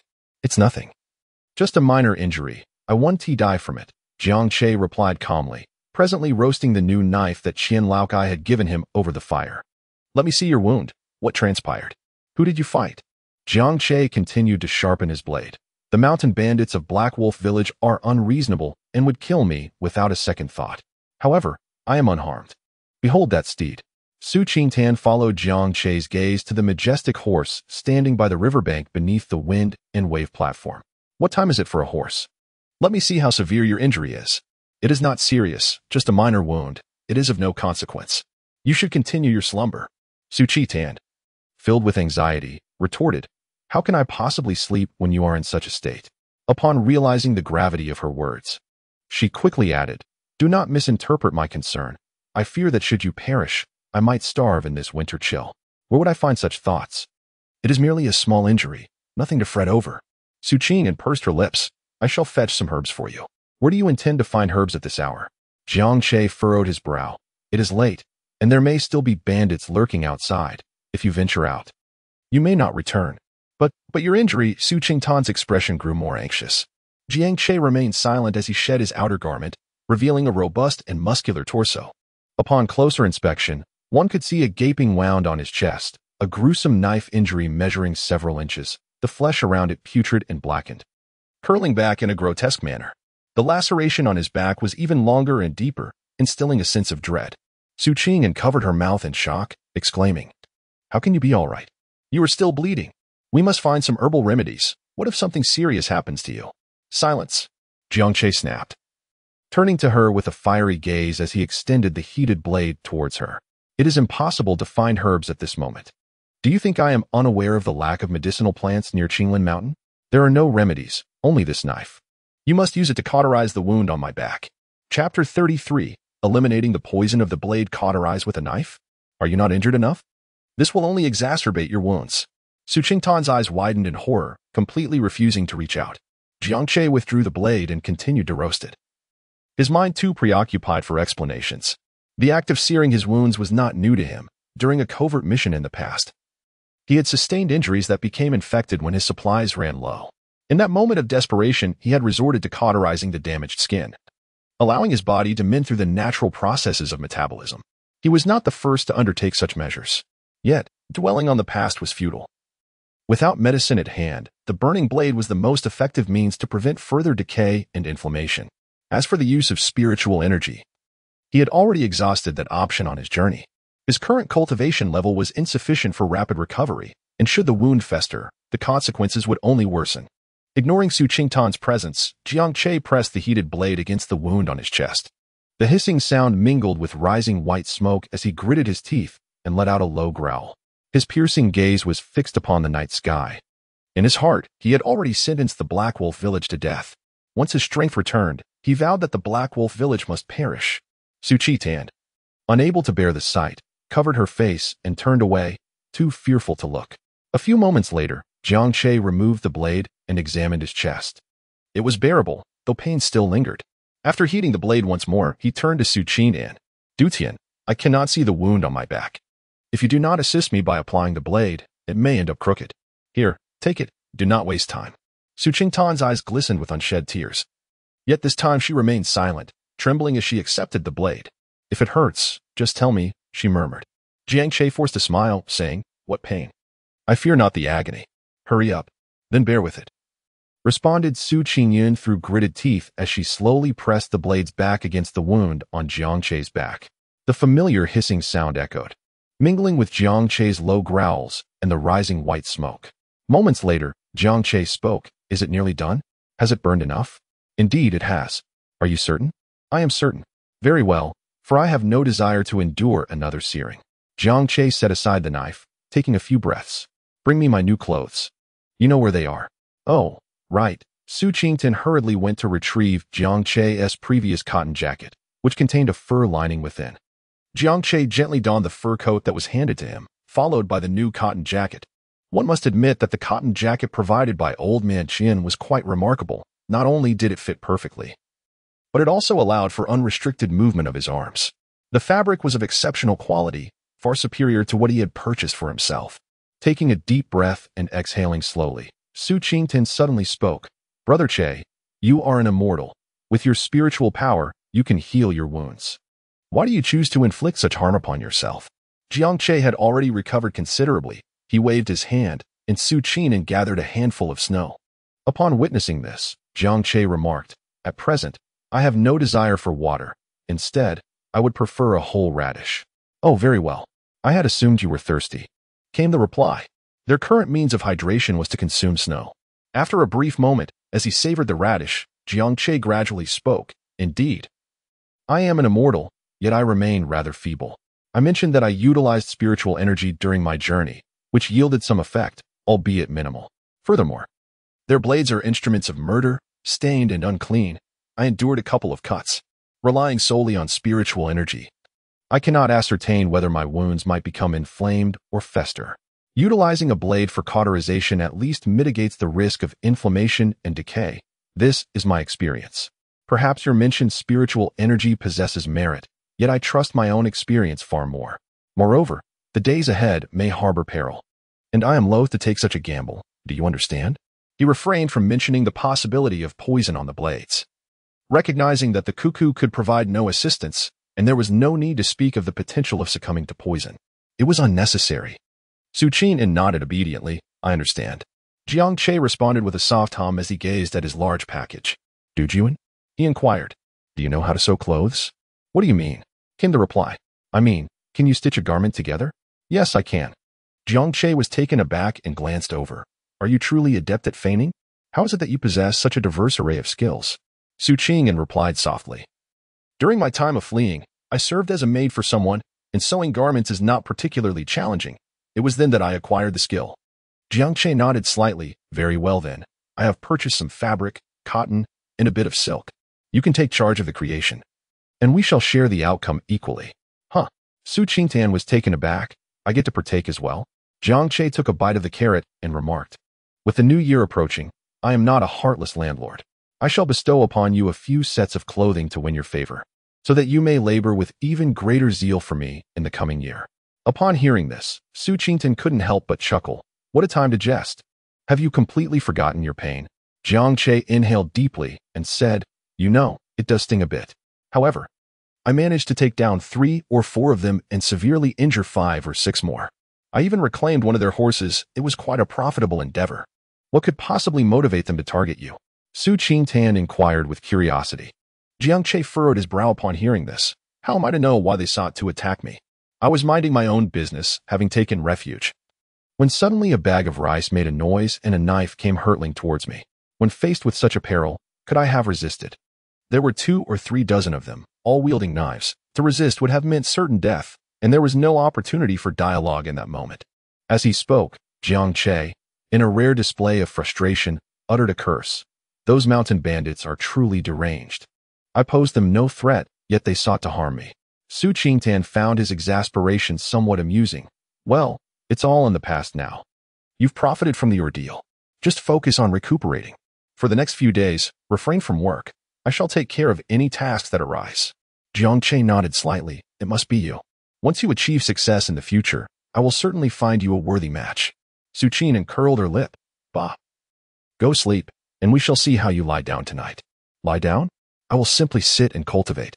After finishing the radish in his hand, Jiang Che lamented. What a pity for this new fur coat. The Black Wolf gang is truly despicable. He then glanced at Su Qintan, who was still standing nearby. What are you staring at? Go sleep. I'll head back once I finish my radish. All right then, Su Qintan tugged at her clothing. If you need anything, just call me. Sleep well. I have no issues. When Du Jiao returned to the triangular wooden cabin, Jiang Che swiftly devoured the radish and began to circulate the limited spiritual energy within him. The poison on that blade was likely snake venom. It did not seem overwhelmingly potent, and he should be able to manage. Closing his eyes, he urged the spiritual energy to flow through his body. And after a brief moment, Jiang Che suddenly rose and staggered to the edge of the wind and wave platform, expelling 3 mouthfuls of black blood. With the release of the black blood, his complexion improved significantly. He wiped his mouth with a handful of snow and then rinsed his mouth with another handful. The Black Wolf Gang, the notorious Black Wolf Gang. With a heart full of vengeance, Jiang Che turned back, plucked another green radish, and slowly peeled it as he nibbled. Observing the vast and desolate icy surface before the wind and wave platform, Jiang Che felt a stir in his heart. Although this place is secluded, it is not entirely safe. I cannot remain here indefinitely. Glancing back at the triangular wooden cabin, the 8 Extremes fist can be learned swiftly, perhaps. I could teach her a couple of moves for self-defense. Chapter 34. Teaching Su Qin and the 8 Extremes fist early the next morning, Jiang Che did not ascend the mountain. After battling the mountain bandits of the Black Wolf Gang last night, venturing out today would significantly increase the risk of exposure. After finishing his morning meat soup, Jiang Che watched Su Qingtan, who was preparing to work with a shovel, Du Jiao. Do you wish to learn martial arts? Learn martial arts? Su Qingtan was momentarily taken aback as a flood of childhood memories surged forth.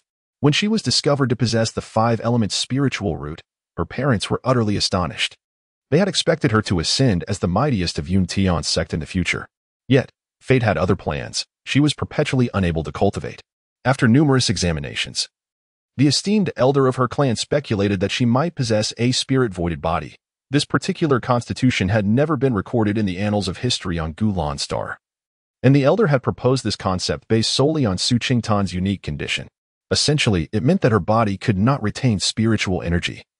Any form of spiritual power that entered her system would dissipate at an astonishingly rapid pace, due to her inability to pursue the path of immortality.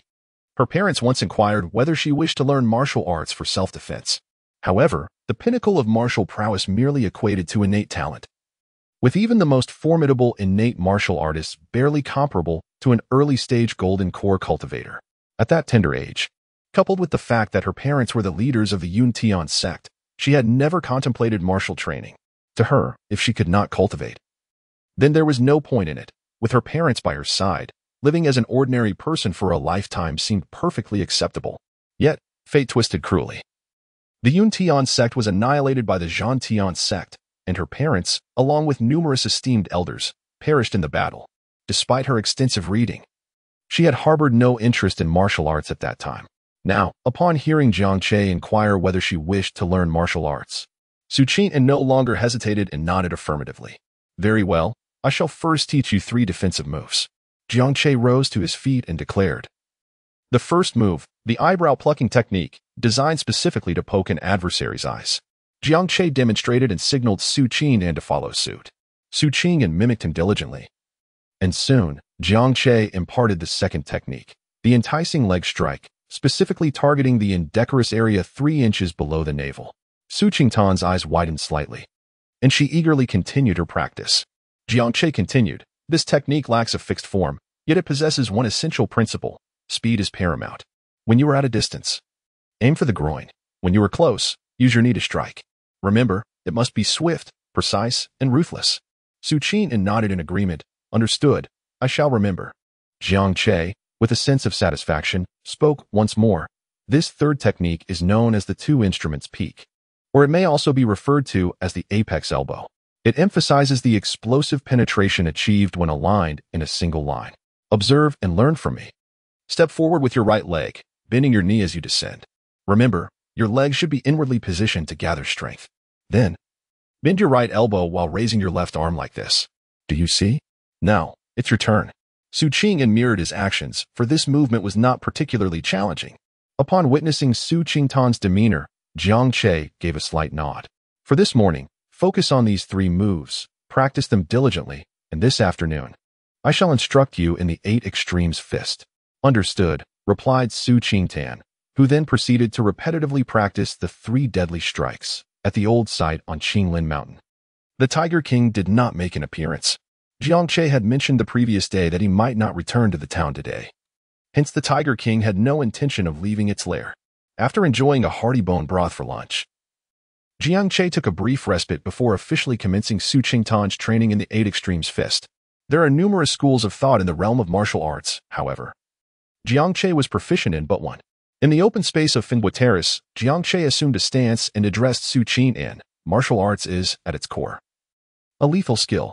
Our training is not concerned with aesthetics. Our sole objective is to incapacitate the opponent in the shortest possible time. As he spoke, Jiang Che demonstrated, articulating. The set of punches I am teaching you is known as the 8 extremes fist.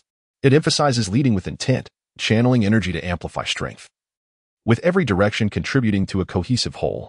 The upper strikes soar like clouds, the middle strikes pierce and pressure, and the lower strikes root and entrench. At this juncture, Jiang Che's facial muscles twitched, and the scars from blade wounds on his chest and back seemed to seep anew. Yet, he paid it no heed and continued his demonstration. The force of the punch is akin to a bowstring snapping, resonating like thunder. As his words fell, Jiang Che delivered a powerful punch that collided with a sapling the thickness of a bowl, resulting in a sharp crack as the tree was cleaved in 2. Su Qingtan's eyes widened, fixated in astonishment. Jiang Che continued to demonstrate. Elbow strikes to the left and right. Embrace the elbows and advance. With a decisive single elbow strike, the already broken sapling would be shattered anew. Moments later, having completed the demonstration, Jiang Che exhaled. I will teach you the essence of breathing and fist intent later. For now, I shall focus on instructing you on how to establish your stance. Once you have mastered the foundation of this set of boxing techniques, I will guide you on how to synchronize your breathing, perceive the intent of your strikes, and harness strength throughout your body. Su Qingyan nodded eagerly, her eyes glimmering with anticipation. Subsequently, Jiang Che took a step, and Su Qingyan mirrored his movements. An hour passed, and Jiang Che ceased his demonstrations, allowing Su Qingyan to practice independently, while he snapped a twig and approached her side. Without a trace of gentleness, Jiang Che struck Su Qingyan's right leg with the stick. Do not let your legs spread apart. If you do, you cannot gather your strength. Keep your legs together. Su Qingyan remained silent, as the ill-fitting thick cotton pants cushioned the impact. Left fist, right hand. Do not confuse them. Yes, step forward and lift. Good. Open like a lion. Excellent, your stance is correct. Continue. Do not strike too high with the tongtian palm. It should be about the height of your own face. When you execute it, aim for your opponent's heart. This strike could potentially be fatal. Do it again. Moments later, he remarked, now that's right. The 8 Extremes boxing emphasizes close combat. You must utilize your elbows, shoulders, and arms effectively. You need to practice your horse stance more. Your lower body is unstable. At this point, Su Qingyan was drenched in sweat. It's been over an hour, and I feel exhausted. I was quite steady at the beginning. I understand. But I will say you are merely making excuses. Continue to practice. If you wish to learn martial arts for self-defense or even lethal intent, it requires hard work. I cannot always be at this training ground. If you cannot master at least one technique for self-defense, keep practicing. Brother Che. You truly are relentless. Be quiet, control your breathing, and keep practicing. Big brother. Second brother. At the foot of Qian Mountain, Qin Yuanba rushed into the village, calling out, What's the matter, third brother? Zhou Laoda, who was enjoying drinks, turned to look upon hearing the commotion. Upon seeing him, his thick brows knitted together. Wang Wu, who was also drinking, frowned. Third brother, you're covered in mud. Did you fall into a ditch? It wasn't a small ditch, it was a sewer. I capsized in the sewer. Wang Wu pondered, but you are at the pinnacle of external strength. Are there any masters in Shaha village? I'm not sure. The person I encountered last night may not even be from Shaha village. Qin Yuanba began recounting the events of the previous night. After narrating, he took a gulp of his drink. Last night, I was not at my peak. Had it not been for my legs being a bit weak from chasing women in Shaha village, I could have taken on 10 of that fellow. Zhou, the eldest, chuckled heartily. Third brother, I told you to refrain from playing too much, but you wouldn't listen.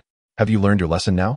Qin Yuanba, slightly embarrassed, soon wore a menacing expression. Eldest brother, second brother, I cannot swallow this insult. That fellow possesses some skill, and I shall have my revenge. Wang Wu turned to Zhou. Eldest brother, this matter concerns the reputation of our Black Wolf stronghold. Shall we proceed? Zhou slammed his wine bowl and rose, declaring, Bring me my weapon. We shall descend the mountain and slay that brash fellow. Ha ha ha. Thank you, eldest and second brothers. I shall lead the way. Shortly thereafter, the bandits of Black Wolf's stronghold surged forth, speeding towards the wooded path. An hour and a half later, in Qinglin town, Chen Huyuan reported to Qian Laokai about the movements of Black Wolf's stronghold. You say Chen Laosan was injured last night on the wooded path? Qian Laokai furrowed his brow, deep in thought. Chen Huyuan nodded and continued, Sir, yesterday afternoon that Jiang Zhuangshi left the town with a large bundle. He wisely chose not to finish his sentence, for if he did, it would hinder his chances of flattering his superior. Hearing this, Qian Laotsai's eyebrows lifted. Jiang Zhuangshi claimed he was in Hachia village with his speed. Could it be that he was the one who injured Chen Laosan? Chen Huyuan was taken aback and exclaimed, Sir, you are astute. Now that you mention it, it indeed seems plausible. Chapter 35, The Battle, Delightful. Qian Laokai nodded slightly, continuing to ponder. After a moment, he looked up at Chen Huyuan. Old Chen, take 8 capable horsemen and invite Zhou, along with his 2 companions, to a gathering. Under the pretense of a banquet at Chunyu building, Chen Huyuan nodded and started to leave, but suddenly turned back. Qian Laokai frowned. Is there more intelligence? Chen Huyuan shook his head, bowing slightly. I just recalled a phrase, something about strategy. What was it again? Qian Laokai sighed in exasperation. I told you to read more. Why can't you remember? It is strategizing within the tent, determining victory from 1,000 miles away. Chen Huyuan eagerly nodded. Yes, that's it. Sir, you are truly knowledgeable. I suspect you wish to use the banquet as a means to gauge Chen Laosan's intentions, correct? Qian Laokai smiled faintly. You are clever on this occasion. Indeed. That is my intention. Now, be off. And do not forget to read more. Look at your disheveled appearance. Understood, sir. I shall read more. Chen Huyuan grinned as he exited the study, calling for 8 subordinates to mount their horses and set out. An hour later, Chen Huyuan arrived at the site of the previous night's skirmish along the wooded path. In the cold of winter, most would refrain from entering the town, and the signs of the altercation remained stark. Urging his steed along the traces of battle, a subordinate suddenly spoke. Brother Chen, there are several dead here, Black Wolf Stronghold's men. Chen Huyuan cast a glance around before circling through the woods. Given the proximity to Xiahe village, he surmised that Zhou Laoda had ventured there. Let us proceed, he commanded, galloping forth, soon arriving at Xiahe village with 8 subordinates in tow. As they approached the village, Chen Huyuan beheld a throng of horse bandits. Grasping the reins with one hand, he swaggered into the midst of the brigands alongside his men. In the heart of Xiahe village, approximately 70 to 80 villagers knelt on the ground, fervently pleading for mercy. Nearby, 3 villagers lay lifeless in pools of blood. A flicker of coldness crossed Chen Huyuan's eyes. Yet his countenance remained affable as he clasped his hands in greeting. Zhou Laoda, Wang urged, Chen Sange, what brings such fervor? Zhou Laoda, aware of Chen Huyuan's arrival, turned upon hearing his voice. Ah, it is Brother Chen. How did you know we were here? He exclaimed, laughter escaping his lips. Chen Huyuan replied with mirth.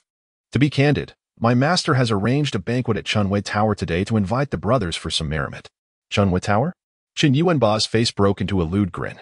Old Master Qian knows how to host. Chunwei Tower is splendid. Zhou Laoda cast a sidelong glance at Chen Yuanba, urging him to silence before responding slowly. With the new year approaching, what reason do we have to dine at Chunwei Tower? Chen Yuanba's eyes flashed with impatience at this remark. Was dining at Chunwei Tower merely about food? It was a place for revelry. His elder brother's hesitance was utterly vexing.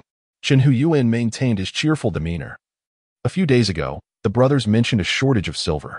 After some consideration, my master decided to treat you all to a feast and some entertainment as compensation. Upon hearing this, Zhou Laoda finally displayed a hint of a smile. Master Qian is a reasonable man. Very well, we shall join. But my brothers have some matters to attend to. Let us defer until tomorrow. Chen Huyuan chuckled. Tomorrow simply will not suffice. My master has already prepared the banquet today, and the silver has been spent. Zhou Laoda, would you grant us the honor? Zhou Laoda pondered briefly before turning to Chen Yuanba. Third brother, we came here today for your sake. What do you propose? Chen Yuanba, elated, promptly responded, Elder brother, it's nothing to worry about. I've merely sustained a slight injury. Since Master Qian is so gracious, we cannot afford to slight him. Zhou Laoda nodded in agreement. Since you are not in haste, let us depart for the town. Upon this declaration, the bandits erupted in cheers. Even if they could not sit at the table, who among them lacked silver? With silver in hand, they were kings at Chunwei Tower. What a delightful prospect. As night fell, Zhou Laoda and his companions rode alongside Chen Huyuan to Chunwei Tower in the town.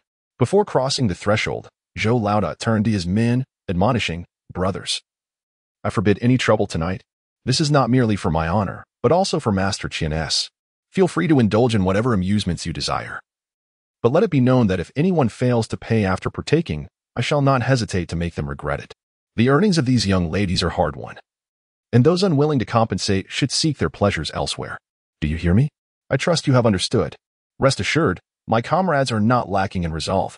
Amidst the clamor, the bandits, numbering over 80, found their way into a realm of indulgence. Trouble? No one wishes to instigate any disturbances tonight. A brawl could lead to fatal consequences, yet a spirited contest, now that is merely exhilarating. Within the elegant chambers of the Chunyu building, Qian Laokai, adorned in splendid attire, savored delectable dishes and sipped fine wine, while the 3 robust figures of Zhou Laoda boisterously feasted alongside him.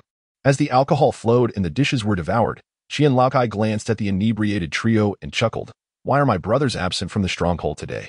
I sent old Chen to summon you, yet you ventured to Zaiki village instead? Qian Laokai was meticulous in his dealings, but Zhou Laoda, though somewhat astute, was not particularly clever. What else could it be? My brother was attacked. Which brother? Third brother, Yuanba. Qian Laokai turned his gaze towards Chen Yuanba. Third brother. You are at the pinnacle of external strength. Who could have dared to lay a hand on you? Is there anyone in Qinglin town capable of harming you? In his intoxication, Qin Yuanba slammed the table and shouted, I was merely distracted by the ladies. Under normal circumstances, I could dispatch him with ease. Qian Laokai nodded with a smile. Indeed, I trust in your abilities, third brother. However, as we are all comrades and Qinglin town is my territory. Do tell me who attacked you, and I shall ensure justice is served. I have no idea who it was. Qin Yuanba bellowed, if I knew, I would not be here. Pour the wine. He slammed the table again, casting a lascivious glance at the maidservant pouring the wine. The maidservant, trembling with fear, dared not retreat. Qian Laokai, noticing this, cleared his throat. Ahem, Zhou Laoda. Following Qian Laocai's gaze, Zhou Laoda slammed the table.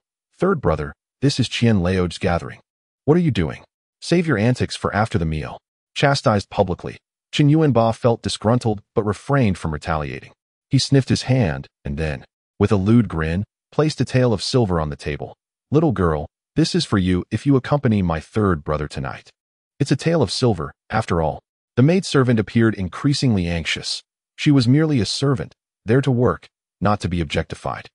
Qian Laokai coughed once more. Third brother, describe your assailant's appearance and build. This is my territory, and if you were attacked, I cannot turn a blind eye. How could I, Qian Laokai, maintain my reputation? Zhou Laoda, inebriated, raised his hand to intervene. Qian Laoj, should you really concern yourself with such trivial matters? Focus on your business. We are brothers, and with my comrades around, who would dare touch your goods? Please refrain from concerning yourself with this matter. We shall resolve this trivial issue ourselves, correct, second brother? Wang Wu nodded affirmatively. Indeed, this is a minor affair, one we can handle. Qian Laokai pressed down on Zhou Laoda's arm. Zhou Laoda, while this is indeed a trivial matter, it pertains to my reputation. My brothers know that I value my dignity. How can I remain indifferent when my third brother has been harmed on my territory? Let there be no more discussion. I shall take charge of this matter. And anyone who speaks otherwise shall no longer be considered a brother. Let us drink. Zhou Laoda raised his cup, giving a thumbs up to Qian Laokai, and turned to his two brothers. Second brother, third brother, do you see? This is what a true elder brother looks like. Come, let us stand and toast to Lord Qian. Chapter 36. You wouldn't want to take advantage of me, would you? A quarter of an hour later. With the assistance of Qin Huyuan, Qian Laokai exited the private room. As he departed, still inebriated, he turned back and said, Brothers, continue drinking. Tonight's expenses are on me. Amidst the flattery, Qian Laokai left the Chunyu building and entered his sedan chair. The moment the curtain was drawn, the drunkenness faded from his face. He had not consumed much alcohol that evening. Inside the sedan, Qian Laokai spoke in a deep voice. Old Chun. Next to the sedan. Qin Huyuan bowed his head in acknowledgement. Ensure that the Chunyu building is guarded well. Do not allow these three ruffians to cause any trouble. Yes, rest assured, my lord. Inside the sedan, a handkerchief was tossed out, followed by Qian Laocai's low voice of disdain. A bunch of ruffians, truly disgraceful. Let us go. See the lord off. The voice from within the sedan continued. Old Qin, accompany me. Leave your subordinates here. Do you not understand? Oh, yes, yes. You lot, keep an eye on this place. Should they cause trouble, report my lord's name and see if they dare to act. Yes, Chief Qin, with titles of both protector and chief. It is clear that Qian Laokai holds Qin Huyuan in high regard. Before long, at Qian Laokai's residence, you will take 30 guards to patrol the Woodland Avenue early tomorrow morning. Finding the person is secondary. The key is to present a formidable appearance for Zhou Laoda and the others to witness. Qian Laokai instructed in a calm voice while soaking his feet under the maid's watchful eye. Understood, my lord. Should I venture to Yigu village alone? Qian Laokai nodded. Precisely. From Chun Laosan's description, the one who attacked him is likely Jiang Zhuangshi. It appears my prior suspicions were correct. Jiang Zhuangshi is no ordinary individual. Furthermore, it is probable that Jiang Zhuangshi is not in Yigu village. He is surely lurking nearby to recuperate. Qin Huyuan, sensing something, looked up. My lord. Do you mean? Qian Laokai narrowed his eyes. Previously, I instructed you to make arrangements at Heiwangjai to keep an eye out for someone named Jiang Che when collecting the annual tribute. Since they do not recognize Jiang Zhuangshi, it indicates that Jiang Zhuangshi is likely not within Yigu village. Certainly, Jiang the Brave may be concealed within the village. After all, my conjectures are merely speculative. When you venture forth tomorrow, exercise utmost vigilance and refrain from any carelessness. Do you comprehend? Chun, the caretaker, nodded, assuring, rest assured, my lord, I shall proceed with caution. Very well, you may leave. I find myself somewhat fatigued today. Summon the sixth lady to attend to me. Understood, my lord. I shall take my leave to fetch the sixth lady.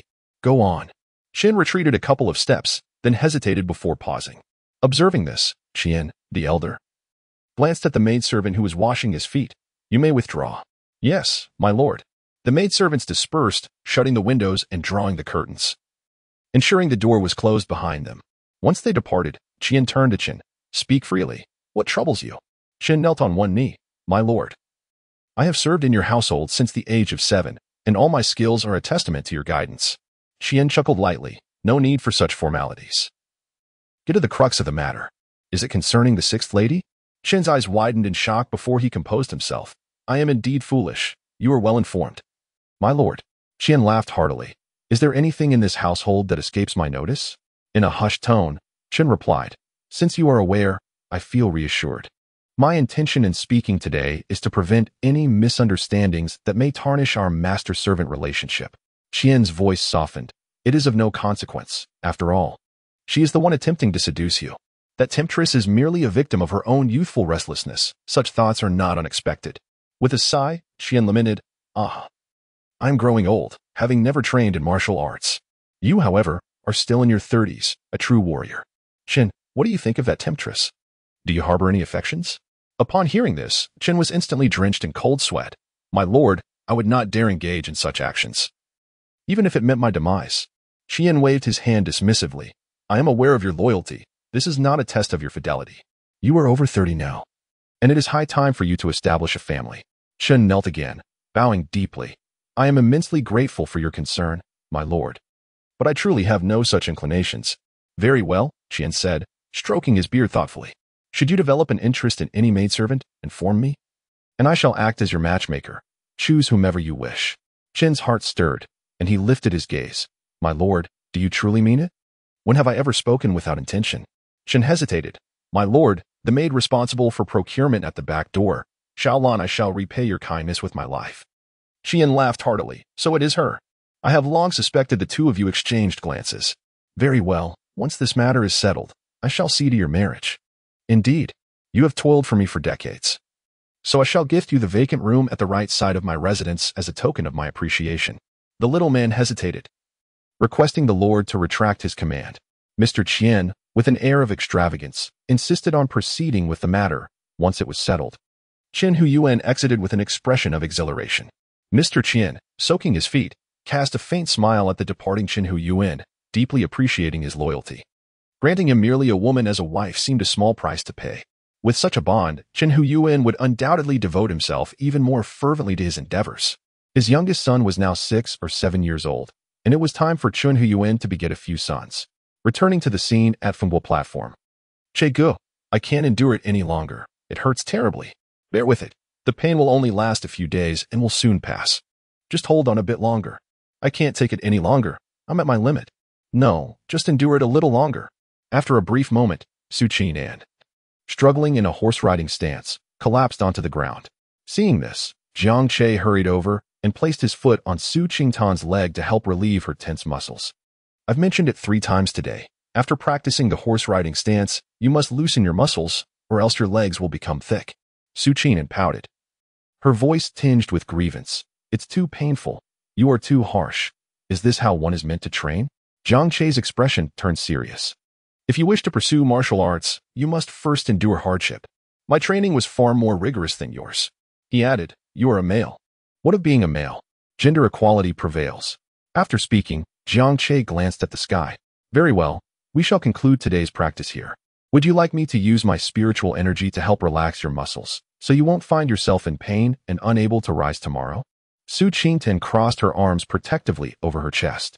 You aren't trying to take advantage of me, are you? Jiang Che was taken aback for a moment before he chuckled. Don't flatter yourself. It's more like you're taking advantage of me. My spiritual energy is quite limited, and it takes a considerable time to replenish once depleted. Su Qi mumbled something under her breath, but Jiang Che could not discern her words. What did you say? I can't hear you. Speak up. Su Qin huffed and said loudly, fine. Just loosen your legs a bit. You can stop claiming I'm taking advantage of you, all right? Jiangche paused, retracting his foot as he made his way toward the triangular wooden cabin. Is that sufficient? What kind of attitude is this? You can loosen them yourself. Don't expect me to expend my energy on you. Su Qingtan was momentarily stunned. Was he really just going to walk away like that? Just like that? Chapter 37. Brother Che, you truly are ruthless. That night, Jiangche did not lie down. Instead, he sat cross-legged in meditation, occasionally munching on roasted grains to sustain his practice. He refined the spiritual energy within the grains while focusing his mind on the small azure mountain in his consciousness. Thus far, this mountain seemed utterly useless. The Qingshan scripture had been directly implanted in his mind by the old man, accessible at any time. Yet, what utility did this mountain possess? It seemed implausible that it held no value. Given the old man's nature, it was likely that this mountain was a precious treasure, one that he had yet to uncover. Contemplating this, Jiangche examined the mountain from various angles, even allowing his consciousness to delve into its depths for exploration. After several rounds, he remained empty-handed. After pondering for a quarter of an hour, he tentatively reached out with his spiritual energy to connect with the mountain. The moment his energy made contact, his consciousness was abruptly isolated from the mountain. At that moment, the azure mountain sparkled with points of light, and the swirling clouds began to circulate. Subsequently, a stream of information, though minimal, flowed into Jiangche's consciousness. When he regained his senses, the excitement within him was palpable. Indeed, it was a treasure. I knew it could not possibly be devoid of value. The fleeting stream of information, though brief, conveyed significant insights.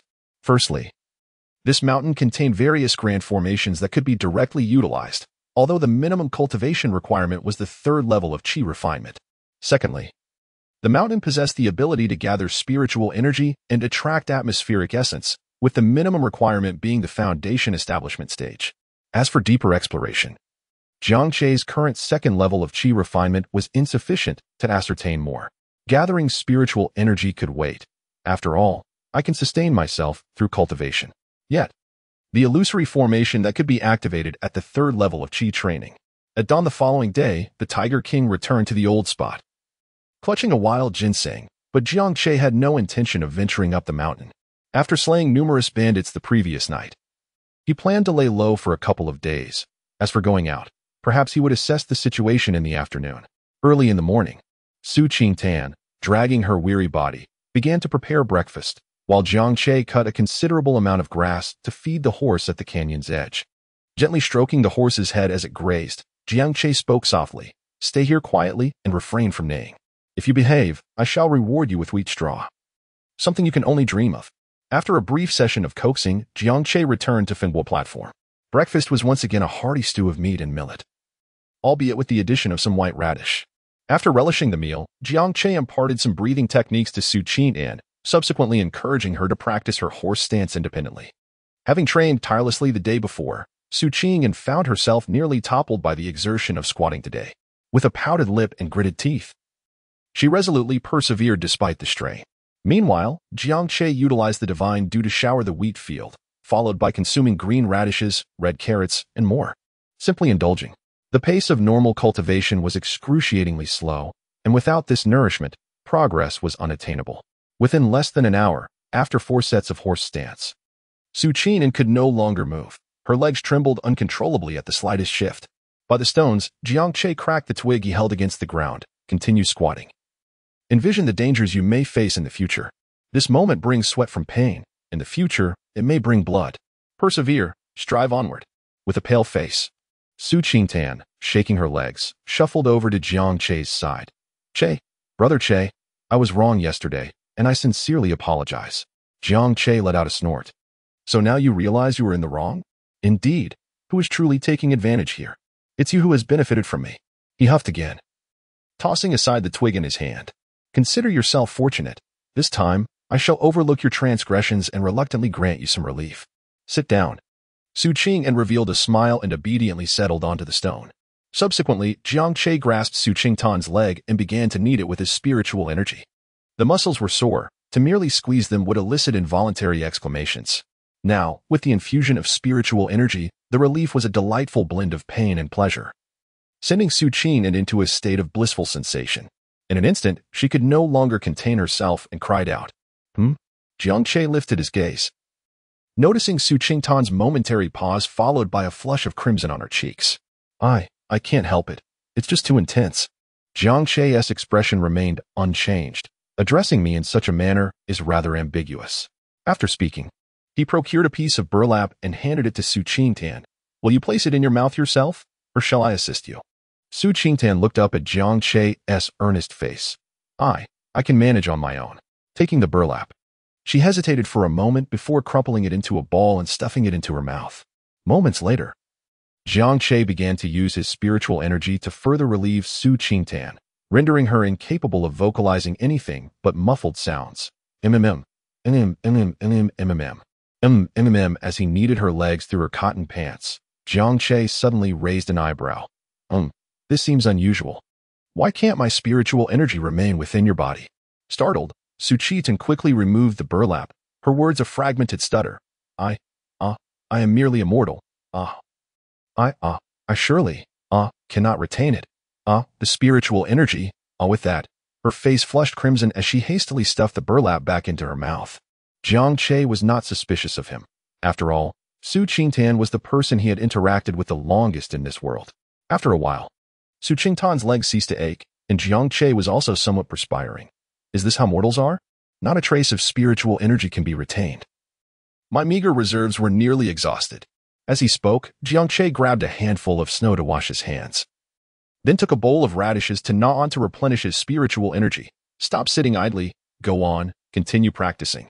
Su Qing bit her lip, yet rose to carry on with her training. Under Jiang Che's assistance, whenever Su Qing felt pain, he would alleviate it for her, only to have her practice again immediately, emphasizing that idleness was not an option. As the morning wore on, Su Qingtan exclaimed, Che Gu, you are truly ruthless. Do you treat me as if I were a man in training? As for Jiang Che's response, you might as well save your breath. Others do not even have this chance. Who among ordinary people does not train continuously despite the pain? I am still granting you reprieve. Consider yourself fortunate. At noon, Jiang Che unexpectedly cooked for the first time, preparing a hearty soup with a substantial amount of wheat grains. After eating and resting for a brief quarter of an hour, Jiang Che picked up a nearby branch and turned to Su Qingtan. She shrank her head slightly, then obediently rose to continue her martial practice. As the afternoon progressed, a somewhat drowsy Jiang Che yawned and stood up. Practice diligently, do not slack off. I will go out to scout the situation. All right. Su Qingyan replied with difficulty. At that moment, she was once again ordered by Jiang Che to assume a horse stance. This time, Jiang Che took up the knife gifted by Old Money Qian. With patience, Jiang Che cautiously made his way through the woods towards the main path. His spiritual energy circulating within him, his footsteps so light that they barely left a trace.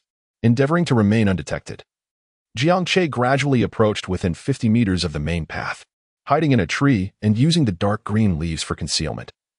He had a broad view of the area. Without impatience or any unusual movements, Jiang Che remained crouched for half an hour. The sound of hooves clattering approached from the direction of Qinglin town, and Jiang Che focused intently, turning to look. Before long, he observed a group of armed guards. Noticing the Qian character emblazoned on the guards' arms, Jiang Che furrowed his brow. Qian Lao-Tsai's guards. What are they doing here? Just a casual search. It is getting late. We must return before midnight, the leader of the guards stated, prompting the group to disperse and ride their horses apart. Jiang Che maintained a stoic expression, holding his breath as he crouched within the fork of a tree. Should these individuals dare to approach too closely to his windstorm platform, he would not hesitate to eliminate them, even if they were affiliated with the esteemed Qian family. Fortunately, their search appeared to be mere pretense. They ambled around the vicinity, casually discussing their evening meal plans and whether to visit the Spring Moon Pavilion. Once they departed, Jiang Che felt a twinge of unease, for their demeanor hardly resembled that of diligent searchers. Rather, it seemed they were merely going through the motions of a task. Remaining perched in the tree, he resolved to observe if any others would come by. In the courtyard of the Yang family in Hegu village, the steward Chen was jovially drinking and feasting on freshly cooked stewed meat with Yang Guanghu and his companions.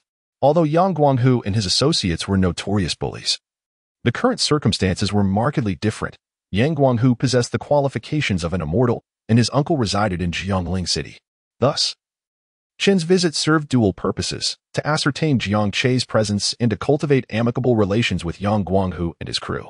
Moreover, it was wise to seek assistance from local authorities when searching for someone in Hegu village. As they indulged in their meal, Chen cheerfully inquired, Brother Guanghu, have you ever heard of a person named Jiang Che? Jiang Che? Yang Guanghu paused, glancing at his younger brother Yang Guangbao. Second brother. Is there anyone in our village by the name of Jiang? Yang Guangbao, momentarily taken aback, turned to their limping brother Yang Guangxiang. Third brother. Do we have anyone with the surname Zhang in our village? Yang Guangxiang, gnawing on a rib, frowned and looked towards their parents. Father. Is there such a person in our village? No, there has never been anyone with the surname Zhang in our village. Yang Guanghu interjected, directing his gaze at Chen. What do you seek this person for? Chen smiled gently, lifting his cup. Oh, it's nothing, just a casual inquiry. Come, let us drink.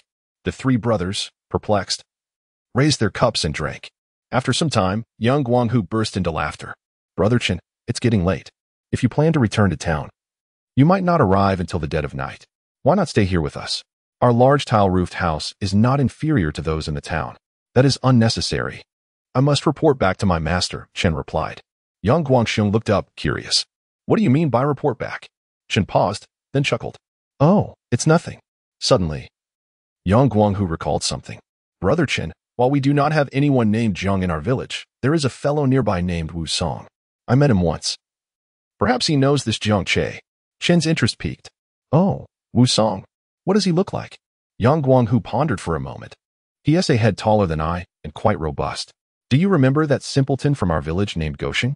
Chen nodded. Of course, I know Gosheng. By the way, it seems I haven't seen him delivering firewood to my master in quite some time. Yang Guangxiang let out a disdainful snort. Why on earth would they send firewood? Last month, that wretched dog named Sheng went mad and even crippled my leg. Is that so? Chun Huan was taken aback. Surely, even in his madness, Sheng wouldn't dare to harm you, Guangxiang? It was indeed him. Yang Guangxiang's face darkened with fury as he recounted the encounter, but the scoundrel fled swiftly. He struck on the first day, and once the heavy snow fell, he vanished without a trace. Yang Guanghu continued. That rascal took his worthless girl and fled into Qinglin Mountain. You were unaware of the bitter cold those days. Eventually, he froze to death up there, and his clothes were stripped off by that fellow Wusong for himself. Yet, the garments looked quite amusing on Wusong, as they were a tad too small for him. Observing Yang Guanghu's physique, Chen Huyuan began to piece together the situation, so there is more to this tale. After a brief moment of contemplation, he inquired. It would hurt to ask Wusong about it. Guanghu, where does Wusong reside? Yang Guanghu mumbled through clenched teeth. He is up on Qinglin Mountain. The man truly has guts. With so many wolves around, he seems unafraid of death. Chen Huyuan nodded. Then let us dine and head up the mountain afterward. Absolutely not. Both Yang Guanghu and Yang Guangbao interjected almost in unison. The wolves are numerous on that mountain. Venturing up at night is akin to courting death. Brother Chun, I suggest you stay the night, and we can search the mountain in the morning. Besides, I have no idea where Wusong resides. Very well, Chen Huyuan eventually acquiesced, suspecting that Wusong was likely Jiang Che. That evening, Chen Huyuan stayed at Yang Guanghu's home, while Jiang Che returned to Fengbo Terrace to continue instructing Su Qingtan in the practice of Bejiquan. The moon shone brightly in the cloudless sky, heralding another splendid day to come. The following morning, Jiang Che examined the scar on his chest. After nearly 3 days of recuperation, the wound beneath had begun to itch. Although fortunately, there were no signs of infection. The itchiness signified the growth of new flesh, a promising sign indeed. In the early dawn, before the sun had risen, Jiang Che hastily ascended the mountain, carrying 9 handfuls of wheat grains and a bucket of supplies. He hadn't visited the mountain in 2 days, and he feared that Tiger Brother might be displeased. The bucket contained radishes, pumpkins, and sweet potatoes, which had grown significantly. Today, Jiang Che intended to cook the sweet potatoes with rice. In less than half an hour, Jiang Che arrived at his usual spot on the mountain. After waiting for a while, he finally heard the voice of Tiger King emerging gradually. Although distant, Jiang Che could still see that Tiger King seemed to be carrying something in his mouth. A new prey, perhaps? It looked rather small, Jiang Che mused. But soon he discerned more clearly. Could that possibly be a wild ginseng? Jiang Che's heart began to race, his eyes glimmering with excitement. Before long, the Tiger King approached and tossed a wild ginseng before Jiang Che, revealing the gruesome scars that marred his body. A fleeting thought crossed Jiang Che's mind, and he seemed to surmise something. Brother Tiger, I am truly grateful. Once my younger brother cultivates a bountiful harvest of wild ginseng, I shall be the first to present it to you in honor. As for my absence yesterday, it was not by choice. I inadvertently stirred up some trouble the day before and have been lying low to avoid the storm. He then offered a handful of spiritual wheat, stating, "This bucket also contains food imbued with spiritual energy. I hope you enjoy it." The Tiger King glanced at Jiang Che before consuming the grains, followed by a hearty feast of radishes, pumpkins, and sweet potatoes. Once he finished, the Tiger King pushed the wild ginseng toward Jiang Che with his massive paw, causing it to tumble against Jiang Che's foot. Jiang Che smiled as he picked up the wild ginseng. "Thank you, Brother Hu. This wild ginseng is truly substantial, nearly the size of my small arm. It must be at least 100 years old, right?" The Tiger King cast a quick glance before turning away and departing. Once the Tiger King had left, Jiang Che clicked his tongue. Brother Hu is indeed aloof, yet he managed to procure such a large wild ginseng. It seems there are more formidable beasts in this mountain than just him. With these thoughts in mind, Jiang Che decided not to linger. He was still trying to avoid attention, having ventured into the mountains today with the intention of seeking out Brother Hu. He placed the wild ginseng into a bucket but soon took it out again, tucking it into his bosom and fastening it at his waist. After reassuring himself by touching his waist, Jiang Che felt a sense of relief. As he ambled down the mountain, he hummed a little tune. Now that he had secured the wild ginseng, once it was cultivated and began to blossom and bear fruit, with the aid of this spiritual ginseng, his cultivation speed would surely increase tenfold, if not 20. Before reaching the base of the mountain, Jiang Che spotted two figures making their way up. The two parties were approximately 50 to 60 meters apart. As Jiang Che lowered his head to catch sight of them, they raised their heads to see him on the mountain path. Jiang Che tightened his grip on the bucket, realizing that evasion was no longer an option. The only course of action left was to eliminate the witnesses. Just as the murderous intent surged within him, he discerned the identities of the newcomers. Yang Guanghu? Chun, the caretaker? How did they come to be together? Moreover, what business did they have on Qinglin Mountain so early in the morning? Wu Song. Upon recognizing Jiang Che, Yang Guanghu bellowed with exuberance. Qin, the caretaker, felt a stir of curiosity and whispered, "Is he truly Wu Song?" Indeed, if he is not Wu Song, then who could he possibly be? With that, Yang Guanghu arrogantly strode up the mountain path, taunting, "So, you reside atop this mountain, do you?" As Jiang Che descended the mountain at a leisurely pace, he inquired, "Indeed, are you the cousin of that celestial being from that day?" Yang Guanghu, with a haughty snort, replied, "You better listen well, for I too am on the verge of becoming a celestial being." Jiang Che feigned astonishment. "Are you about to become an immortal?" "Indeed." Yang Guanghu replied, noticing the wooden tub in Jiang Che's hands. "What is contained within that tub?" Jiang Che turned the wooden bucket upside down, discovering it to be empty. He intended to fetch some stream water to drink, for it was more refreshing than snowmelt. Yang Guanghu, unsuspecting, inquired, "Have you ever heard of someone named Jiang Che?" "My brother is seeking him." Jiang Che feigned surprise. "Jiang Che? I am unfamiliar with that name." Yang Guanghu narrowed his eyes. "Are you truly unaware?" Jiang Che nodded, saying, "Why would I deceive you? You are, after all, an immortal." "Haha." Yang Guanghu, with a sense of pride, stroked his chin and remarked, "That is indeed true. I doubt you have the audacity to trick me. However, when did you move to this mountain? I have never seen you here before." Jiang Che chuckled softly. "I've been here for several months, escaping from disaster. I have no land or belongings, so I chose to reside in the mountains, which also spares me from paying the annual tribute to those ruffians at Black Wolf Village. You, my lad, are quite clever." Yang Guanghu scrutinized Jiang Che and remarked, "You possess a fine physique. I shall offer you an opportunity. Come serve me as a servant, and I will grant you a room to stay in. Far more comfortable than this wretched mountain." Jiang Che scoffed inwardly while smilingly declining. "There is no need for that. I find residing in these mountains quite satisfactory." Yang Guanghu furrowed his brow. "Don't be foolish and turn down my hospitality. Go inquire about my connections." "How many brothers do I, Yang Guanghu, possess?" "The three heads of the Black Wolf stronghold are my brothers, as is my cousin, Daxian Ren, who resides in Jiangling City. This esteemed gentleman here, the chief steward of the wealthy landlord Qian Dashan in town, is also among my brothers. You are to serve me. Even outsiders must regard my authority in this matter." Chapter 39. Indeed, it is you. A chill settled deeper within Jiang Che, yet his countenance betrayed not a hint of it. "I appreciate your kind intentions, but there is truly no need for such gestures. I am a person of modest aspirations, and I find my current existence upon this mountain quite sufficient. I shall depart come the spring of next year." Yang Guanghu's expression darkened. "You dare to refuse me? I shall make you acquainted with the methods of the immortal." Qin Yuan, deal with him. Qin Yuan's face darkened, and after a brief cough, he stepped forward. Brother Guanghu, there is no necessity for such actions. If he does not wish to comply, then so be it. What is the great harm in that?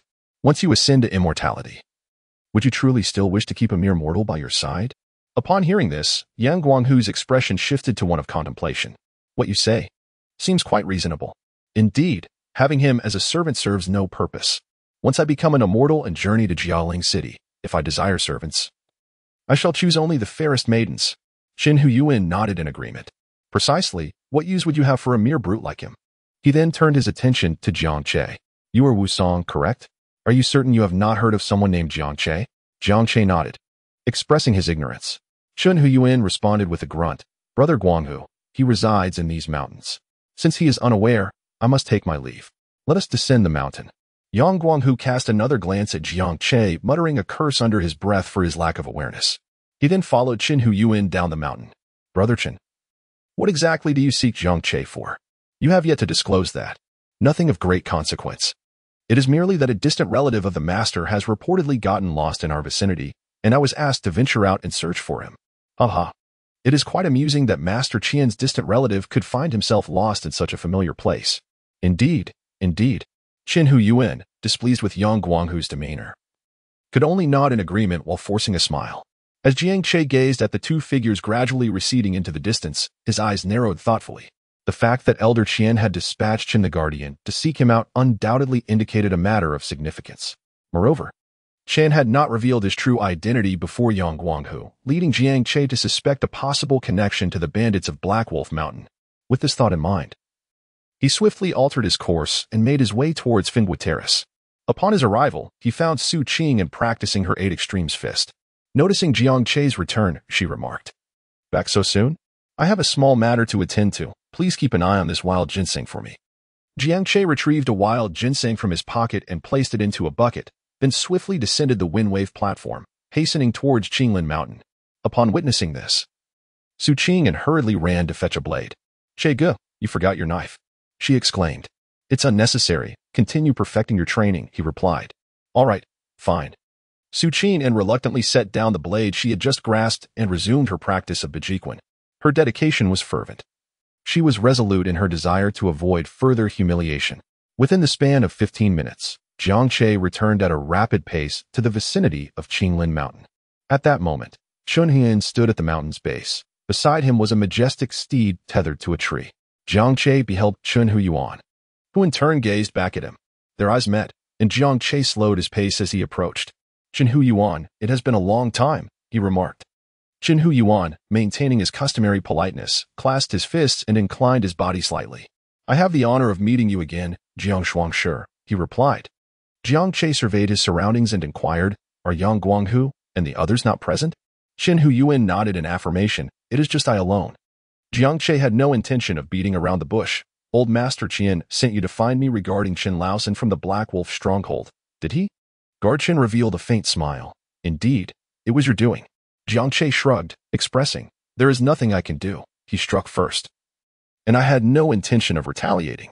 "No matter," Qin Yuan raised his hand. "I am not here to create trouble. I merely wish to inform Jiang Zhuangshi." "What do you mean?" Jiang Che inquired, somewhat perplexed. With a smile, Qin Yuan replied, "My master has already taken charge of this matter. He has dispatched someone to find the individual who harmed Qin Laosan. As for when we shall declare success in our search, that entirely depends on my master's disposition. It can be said that as long as Jiang Zhuangshi refrains from appearing before the Black Wolf stronghold, his safety is virtually assured." A subtle stir stirred within Jiang Che as he raised his fist, expressing his gratitude to Elder Qian. Chun, the Guardian, nodded in understanding. "Though you reside on Qinglin Mountain, a vast expanse, should my master wish to reach out to you, how might we locate you?" His words were measured, implying an awareness of Zhang's transient nature, yet conveying an assurance that they would not seek out his true dwelling. Jiang Che discerned the intent behind Chun Yuan's words and promptly gestured toward a large stone nearby. "You may leave your letters beneath this stone. I am on the mountain daily, and I shall respond upon discovering your messages." Qin Yuan clasped his fist in acknowledgement. "Excellent. Then it is settled. Moreover, Jiang, you would do well to exercise caution regarding Yang Guanghu and his companions. They are not to be underestimated." Jiang Che nodded in acknowledgement. expressing his gratitude for the information. Qin, the guardian, refrained from further elaboration. After exchanging a few polite remarks, he untied the ropes and mounted his horse. Once seated, Qin suddenly remarked with a smile, "Hero Jiang, your skills are quite impressive. Should you ever require assistance, do not hesitate to seek out our master. He has a particular fondness for forging friendships with noble individuals such as yourself. Furthermore, our master is exceptionally meticulous and considerate in all his dealings. So you may rest assured." Jiang Che responded, "Very well, I shall seek Lord Qian whenever the need arises." The guard nodded and then rode away from the foot of Qinlin Mountain, heading towards the wooded path. Standing at the base of the mountain, Jiang Che's gaze flickered, his thoughts swirling tumultuously within. After a prolonged silence, he murmured to himself, "I possess the capability to take on the task." Yet he did not promise to resolve the matter on my behalf. It is evident he wishes for me to solicit his favor. However, the threat of the Black Wolf gang loomed persistently. I am determined to eradicate them completely. Now that I have acquired wild ginseng, the urgency weighing on my heart has diminished significantly. My current aim is to conceal myself and enhance my strength, waiting for the moment when I am sufficiently powerful. No, there is no need for exceedingly high cultivation. At the 6th level of Qi training, I believe I could easily dispatch the members of the Black Wolf gang, including the formidable leader, Zhou. The pinnacle of internal energy is merely equivalent to the 9th level of Qi training among cultivators. Yet martial artists lack the mystical techniques of cultivation. With my 6th level of Qi training, coupled with gravitational techniques and my skills in assassination, I shall first eliminate the minions one by one. Once they are nearly all dealt with, I will then turn my focus to the assassination of Zhou and his cohorts. This task is not insurmountable. Turning towards the windstorm platform, Jiang Che felt a considerable weight lift from his heart. With Lord Qian providing cover, I should have ample time to develop my capabilities. As night fell, another day came to an end. In the courtyard of Yang Guanghu's home in He Valley Village, he sipped a drink, perplexed. "Second brother, third brother, do you truly believe that Jiang Che is a distant cousin of Lord Qian? Not to mention Qinglin Town. Lord Qian's reputation holds significant weight in Jialing City. How could his cousin not find him? Eldest brother, have you succeeded in channeling your qi?" Yang Guangbao exclaimed, astonished. Yang Guanghu paused. "Second brother, what are you rambling about? I was speaking of Lord Qian, and you are bringing up qi channeling." Yang Guangbao chuckled. "It is said that once one succeeds in channeling qi, they become more astute than the average person. I feel you have grown considerably wiser, eldest brother." Yang Guangxiong laughed heartily. "That is merely enlightenment. Second brother, you have yet to learn as many characters as I have. Go away, I am negotiating matters with eldest brother." "Is that what you call negotiating?" The three brothers engaged in playful banter, and after a considerable time, Yang Guanghu and Yang Guangbao, having consumed copious amounts of alcohol, ventured outside. Based on Yang Guanghu's astute reasoning, they surmised that Jiang Che was no ordinary individual and likely resided near Higu village. Today, Wu Song on Qinglin Mountain mentioned he had never heard of anyone by the name of Jiang Che, which suggested that Jiang Che was probably not in Qinglin Mountain. Thus, their outing this evening was to search the vicinity in hopes of locating Jiang Che. One cannot help but admire Yang Guanghu's talent, although his deductive process was entirely flawed. The ultimate conclusion proved to be accurate. Perhaps this, too, is a form of skill. Cloaked in the stars and adorned with the moon, the two brothers, axes at their sides, stealthily made their way toward the woods outside the village, heading precisely in the direction of Finbua Terrace. They had just returned home tonight, with the promise of a lively tomorrow. Chapter 40. Do you wish to kill me? At this moment, Jiang Che and Su Qin had just finished their meal and were taking a moment to rest. The moonlight cast a serene glow, and Su Qin initiated a conversation. "Che Gu, how are your injuries faring?" Jiang Che, tending to the fire, remarked nonchalantly, "In a few days, it should be just fine." "Will it leave a scar?" "Your injury appears rather severe," came the inquiry. "It matters not. Scars are the insignia of the fearless." Su Qin, upon hearing this, smiled and asked, "Is that your own notion, or have you heard it from someone else?" Jiang Che shrugged nonchalantly, proclaiming, "Whatever, once it escapes my lips, it belongs to me." Su Qin chuckled softly, lifting her head. "You truly are domineering." "And what of it?" Jiang Che responded with a smile, rising to stretch leisurely. "It's getting late. You should practice a bit more before retiring for the night. Contemplate the force techniques I've taught you. Only with the correct application of power can the 8 extremes fist wield true potency." Acknowledging his words, Su Qin rose to wash the pots and dishes. while Jiang Che made his way to a 1-meter plot of cultivated land to inspect the wild ginseng.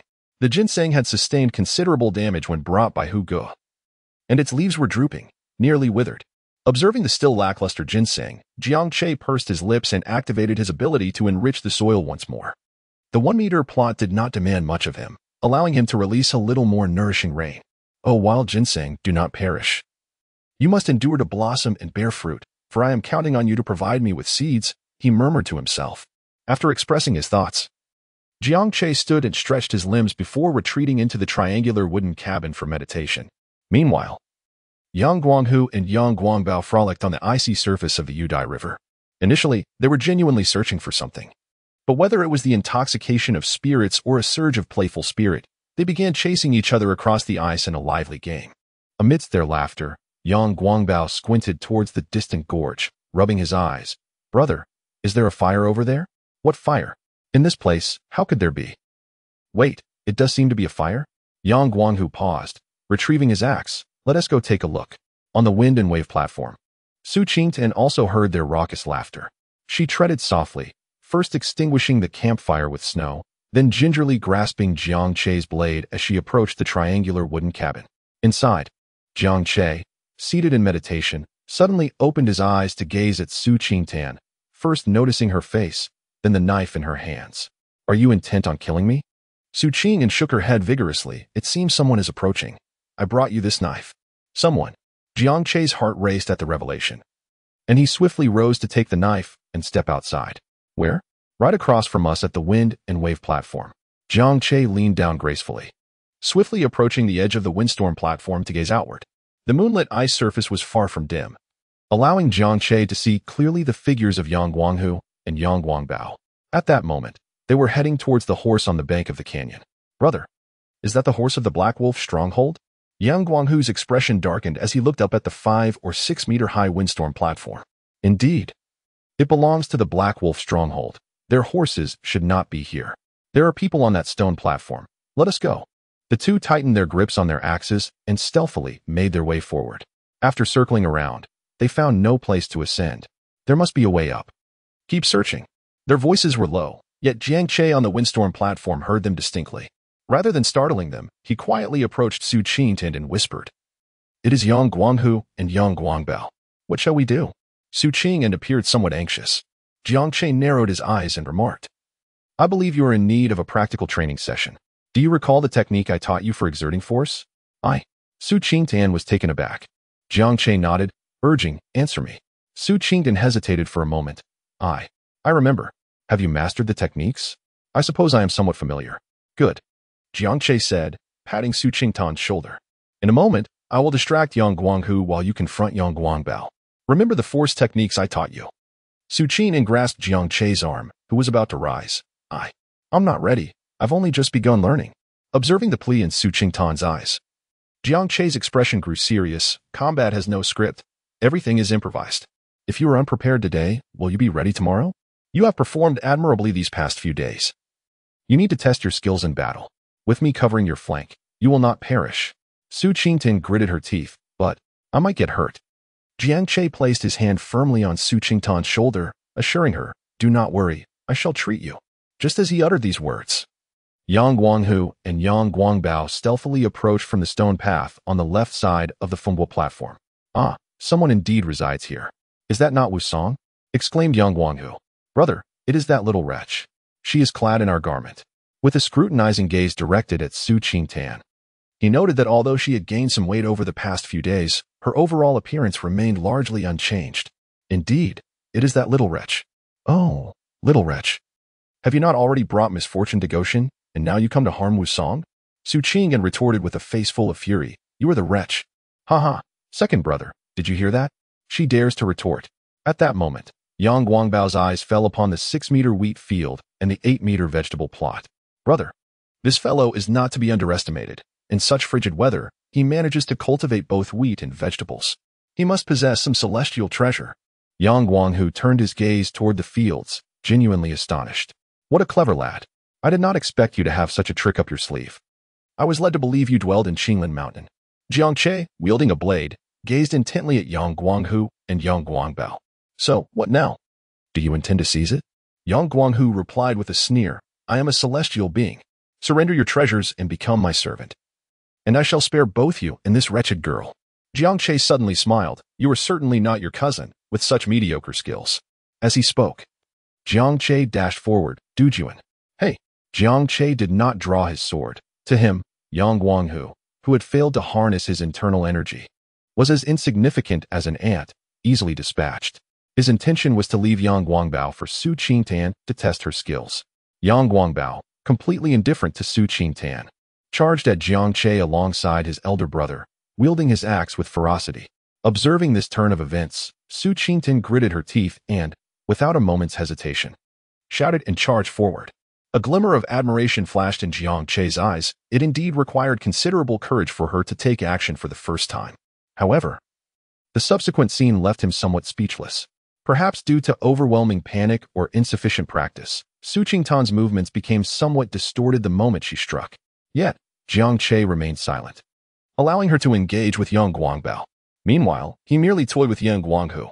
After a fleeting moment, Su Qingtan found herself retreating steadily, utterly outmatched by Yang Guangbao. The latter was ruthless, showing no mercy towards a woman. You little wench, do you dare to obstruct me? Prepare to meet your end. Su Qingtan hurriedly dodged, and Jiang Che could no longer bear to watch. He called out sharply, Dujuan, after dodging, step in and strike with the two instruments to collide with him. The battle was intense, and Su Qingtan had no time to contemplate. She followed Jiang Che's instructions without hesitation. As for the risk of being struck, she closed her eyes and charged forward with the two instruments. In this clash of small frame against larger body, the larger figure let out a cry of pain, clutching his chest and staggering back a step. Meanwhile, Jiang Che's two instruments had sent Yang Guanghu hurtling backward. The voice of Jiang Che resonated continuously, intercept and embrace. Remember to exert your strength. Before his words had fully settled, Su Qingtan had already executed the interception with remarkable fluidity. A powerful strike landed on Yang Guangbao's chest, causing Su Qingtan's arm to tingle while Yang Guanghu staggered backward. With a swift step, she unleashed a low kick followed by an upward palm strike. Techniques may be fixed, but one must be adaptable in spirit. Su Qingtan opened her eyes, seemingly imbued with newfound confidence, stepping forward to deliver a high kick. Yang Guangbao roared, swinging his axe in retaliation, yet instinctively, Su Qingtan pushed forward, her right calf delivering a fierce kick beneath him. A piercing wail erupted from him, and at that moment, Su Qingtan instinctively unleashed her palm strike, connecting with Yang Guangbao's chin as he bent over. His voice abruptly ceased, and it appeared he had bitten down on something, blood flowing forth. With a swift succession, she followed up with a palm thrust and an eyebrow poke, executing a series of 3 strikes. One palm sent Yang Guangbao reeling. The eyebrow poke jabbed directly into his eye, and the final strike, the 2 instruments peak, sent him tumbling several steps back to the ground. With a swift motion, Su Qingtan retracted her elbows, still somewhat dazed. The sound of his wailing jolted her back to reality upon seeing Yang Guangbao on the ground. One hand clutching his groin and the other covering his eye, her mouth fell agape in sheer astonishment. Lowering her gaze to the blood on her fingertip, Su Qingtan fully regained her senses. Did I actually bring him down? Jiang Che let out a hearty laugh, then turned to face Yang Guanghu, who was charging at him with an axe. With a resounding clang, the great sword was swiftly unsheathed and swung horizontally. The blade flew from his grip, guided by an unseen force, and plunged into Yang Guangbao's heart. The cries of anguish were abruptly silenced. Jiang Che approached, extracting the sword and giving it a swift shake, causing the blood to splatter away. Sheathing the sword, Jiang Che turned with a smile. The first battle is a success. Well done. Su Qingtan, clutching her arm, gazed at her right hand's nails. Che, brother Che, I think my arm is injured. My nail seems like it's about to turn over. Ouch, it hurts. Upon hearing this, Jiang Che approached and took a look, stating, It is but a minor injury. There is no cause for concern. If necessary, I shall prepare the meals for the next few days. Su Qingtan, gritting her teeth in pain, raised her head and asked, What shall we do about their bodies? Jiang Che smiled without uttering a word and turned to Yang Guanghu, beginning to rummage through his belongings. Brother Che, are you going to strip him? What nonsense are you talking about? Jiang Che continued his search on Yang Guanghu. Do you think I would be in need of his meager clothing after just acquiring so much fabric and cotton? Then what are you after? You simpleton, do you not understand the concept of checking for valuables? Perhaps he possesses some silver. Checking for valuables? Oh, I shall see if Yang Guangbao has any silver on him. Moments later, Jiang Che extracted a small booklet from Yang Guanghu, illuminated by the moonlight. He examined it and read the 3 prominent characters, Qi Cultivation Manual. The method of cultivation? Jiang Che was taken aback as he gazed at Yang Guanghu. You carry this around with you? He tossed the Qi Cultivation Manual aside and resumed his search. Brother Che, here is a manual for mighty bull strength. It appears to be a martial arts technique. A short while later, by the fire, Jiang Che and Su Qin sat facing each other. A few silver coins along with less than 2 copper coins, a small profit. 1 Qi Cultivation Manual and 1 Martial Arts Manual for mighty bull strength. Do you wish to cultivate immortality? Su Qin pouted as she warmed herself by the fire. Brother Che, do not jest. What do you mean? Jiang Che, puzzled, replied, I am asking if you wish to cultivate immortality. Where is the humor in that? Su Qin rolled her eyes. Cultivating immortality requires a spiritual root. And I lack one. You lack a spiritual root? Jiang Che furrowed his brow. How do you know you lack a spiritual root?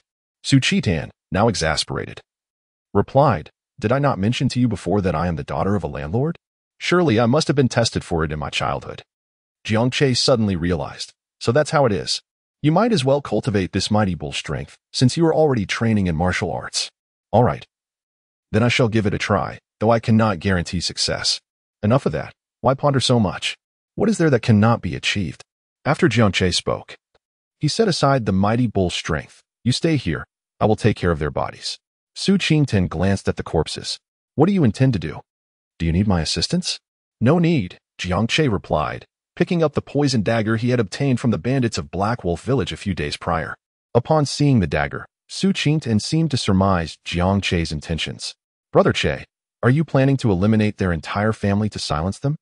Jiang Che turned to Su Qingtian and said, to eradicate the roots, if Yang Guanghu and Yang Guangbao do not return by tomorrow, their family will undoubtedly come searching for us, and at that point, our risks will escalate significantly. Su Qingtian furrowed her brows and replied, But if you intend to eliminate their entire family, their cousins might also come looking for us. Pausing for a moment, Su Qingtian hesitated and added, Che Gu, perhaps we should consider relocating? This place is becoming increasingly perilous. Jiang Che smiled, saying, with less than half a month remaining until the new year, it is unlikely that Yang Guanghu's cousin will arrive before the festival. Moreover, with this 2-week buffer, I shall find a way to resolve this matter. Su Qingtian gazed at the knife in Jiang Che's hand, remarking, if Yang Guanghu's family were to perish in the village, it would not take even half a month for someone to discover it, and at that point, it could attract the attention of the authorities. Jiang Che approached with measured steps and murmured, even if the authorities are indeed drawn to this matter, they would not concern themselves with us. Behold this blade in my hand. I seized it from the hands of the bandits of Black Wolf Stronghold. It bears poison. Poison? Su Qingtian gasped in surprise. What of your injuries? Nothing to fret over, merely a trace of poison. I resolved that issue on the very night it occurred. Jiang Che spoke with a smirk, continuing, the wound on Yang Guanghu's neck was inflicted by this poisoned blade, as was the stab wound on Yang Guangbao's chest. If they were both to perish by this venomous weapon, and I were to leave a few traces behind, do you think the authorities would seek me out, or the Black Wolf Stronghold? Su Qingtian blinked, and finally whispered, Brother Che, you are truly ruthless. Jiang Che shrugged and straightened his posture, stating, it is not that I am ruthless. I simply wish to preserve my own life. Furthermore, one must eradicate threats at their source, lest they lead to endless repercussions. Su Qingtian responded with a thoughtful adding, the Yang Guanghu family has been using their power to wreak havoc in the village. Your actions in eliminating them can indeed be seen as a commendable deed. Jiang Che smiled and said, there is a saying that one must look out for oneself. Otherwise, one faces dire consequences. I am indifferent to what you mentioned. They are nearly pressing a knife to my throat. If I do not retaliate now, would I not be a fool? Enough of this conversation. If I delay any longer, their blood will run cold. Jiang Che rose and tore 2 strips of cloth to bind the wounds of Yang Guanghu and Yang Guangbao, ensuring that the uncoagulated blood would not seep out and leave traces. Su Qingtian observed Jiang Che, who was carrying both men, and said, Che Gu, do you truly not require my assistance? I am quite capable of helping as well. Jiang Che murmured softly, you should really take it easy with your petite frame. Let us depart. With that, he swiftly carried the 2 individuals toward the direction of Higu village. On the Fengbo platform, Su Qingtian watched Jiang Che's departing figure, her eyes sparkling with admiration, how decisively he acted, what remarkable courage he possessed. Her heart raced uncontrollably, and despite the howling cold winds of the canyon at that moment, she felt an unparalleled sense of security. This feeling was something she had never experienced throughout her years of fleeing. At this hour, it was merely midnight. Ordinary households had long since succumbed to slumber. Even those who might have been idly contemplating creating little figurines were likely asleep by now. As Jiang Che jogged through the woods with the two he carried, he suddenly heard an enraged roar of a tiger. He halted his steps and turned to glance toward Qinglin Mountain, realizing that the roar seemed to resonate from Tiger Brother.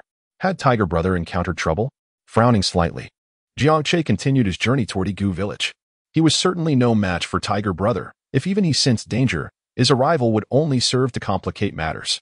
Rewinding a quarter of an hour, Jiang Che was still jogging with the two. Meanwhile, atop Qinglin Mountain, the Tiger King perched majestically upon a colossal stone. Not far in the sky, a flash of red light streaked across. Moments later, that red light hovered above the summit of Qinglin Mountain.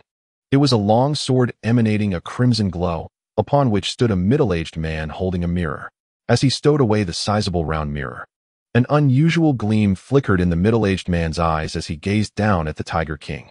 Absorbing the essence of the sun and moon, this tiger has become a spiritual beast, the man thought, promptly retrieving 3 talismans from a small pouch at his waist. Just as I was in need of a spiritual beast steed, fortune has smiled upon me. Moments later, a thunderous roar of a tiger erupted. This furious roar was indeed the very sound that Jiang Che had heard. Indeed, this tiger can withstand my heavenly thunder talismans. It would make an excellent mount. How infuriating. How could it endure my wrath of fire technique? Ah, damn it. My life-bound flying sword. My Lord Mountain Monarch, I did not intend to disturb your serene cultivation. I seek your guidance. Chapter 42. The third layer of Qi refinement, transformations of the Green Mountain. Jiang Che was unaware of the situation atop Qinglin Mountain at this moment. He had just reached the back of Yang Guanghu's residence. With utmost care, he laid down the 2 corpses and then began his ascent of the green brick wall. In this era, green bricks were quite precious, and only Yang Guanghu's family had constructed a grand courtyard with them in the entire village. As soon as he scaled the wall, Jiang Che employed a gravitational technique to wield a large knife, swiftly dispatching the plump wolf confined in a cage within the courtyard. The Yang family, with hearts as cold as wolves, preferred to raise wolves instead of dogs, which was hardly surprising. The chickens in the coop opened their eyes momentarily, only to resume their slumber, while the pigs lay in a deeper sleep, and the horses in their stalls remained utterly still. Quietly descending from the wall, Jiang Che utilized his gravitational technique to pull open the latch beneath the door. Moments later, he placed the bloodied knife down, then scaled the wall again, bringing with him the bodies of Yang Guanghu and Yang Guangbao to lay them upon the Kong. He untied the bloodstained burlap and stored it away carefully, removing their shoes and outer garments, followed by delivering fatal strikes to Yang Guanghu's chest and Yang Guangbao's neck. The bedding was disheveled as Jiang Che began rifling through the cabinets in a chaotic manner. Soon, he tucked a stack of silver notes into his pocket, then slung a bundle of silver over his back. The wealth was not the primary concern. Rather, he aimed to create the illusion of a search having taken place. Having completed this, Jiang Che forcefully severed the blood-soaked cord from the knife sheath. This blood did not belong to the Yang family. It was the consequence of the mountain bandits wielding that very knife. The cord had become ensnared at the bedpost, suggesting that it was likely severed when the knife had brushed against it. Behind the bedpost lay an open chest and a scene of disarray. The footprints within the room were a chaotic mess as Jiang Che dragged his feet across the ground, making it impossible to ascertain the shoe size from the prints. Now, the Yang family bore the poison of the Black Wolf stronghold upon their necks and chests, while the ground was a muddled tapestry of footprints, and the cabinets were left in utter disarray. Slipping out of the house, Jiang Che grew more cautious.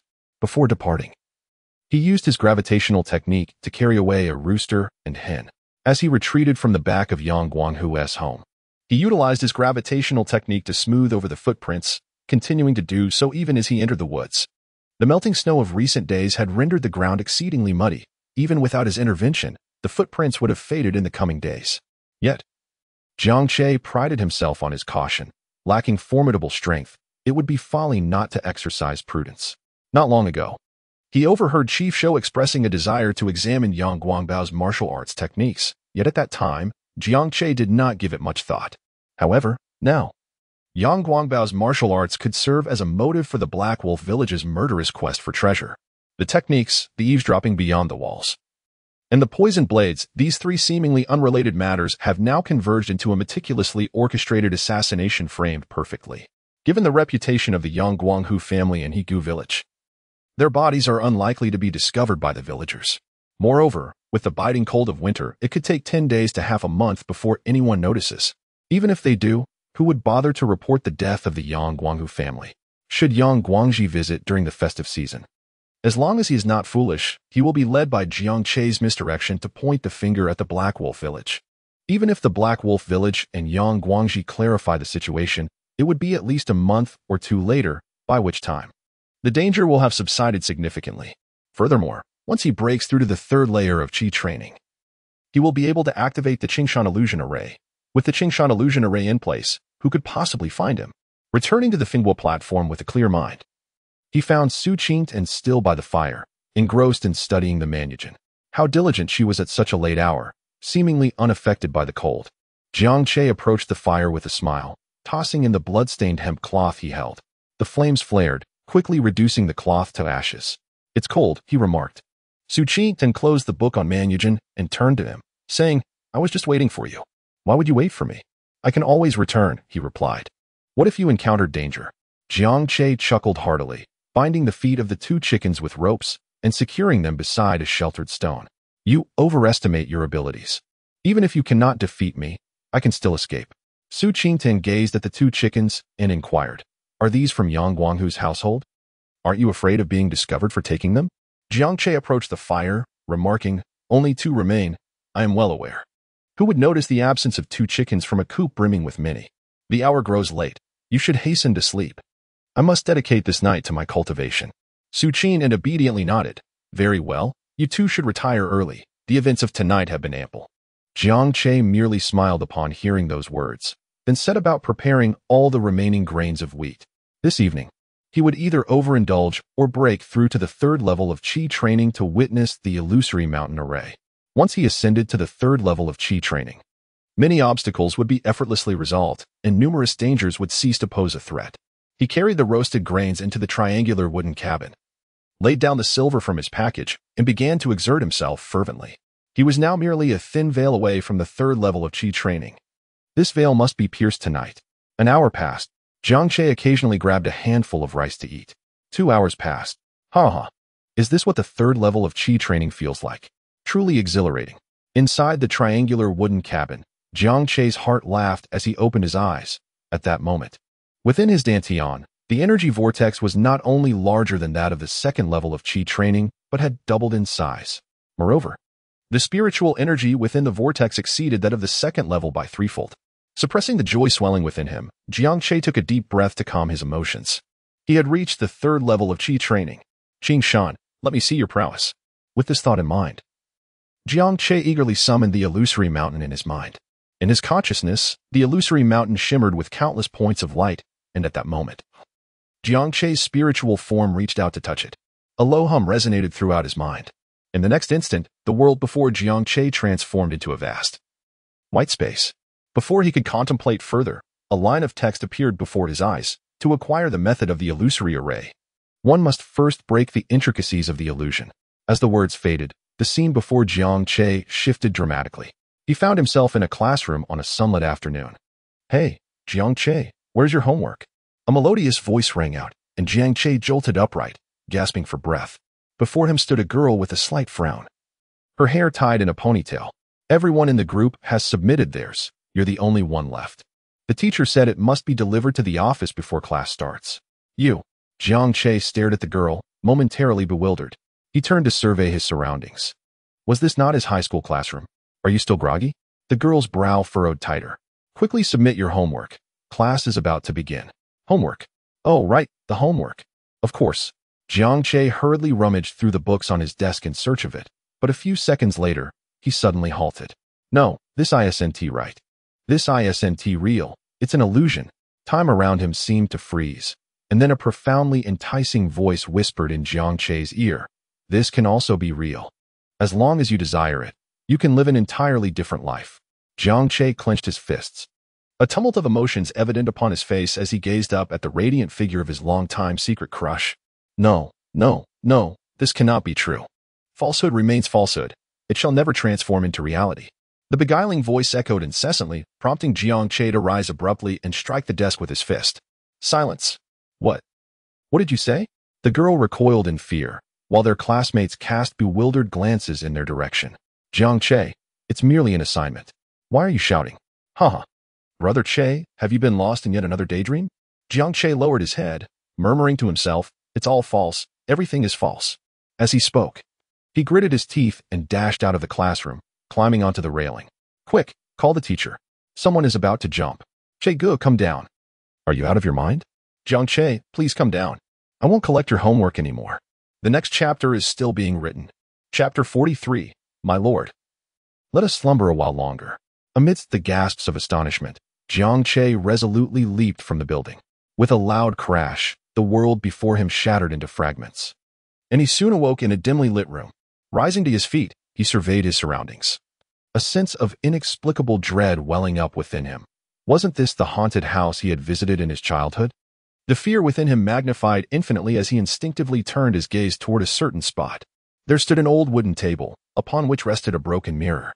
In that moment, the mirror reflected the image of an exquisitely adorned elderly woman, her expression devoid of emotion as she stared intently at Jiang Che.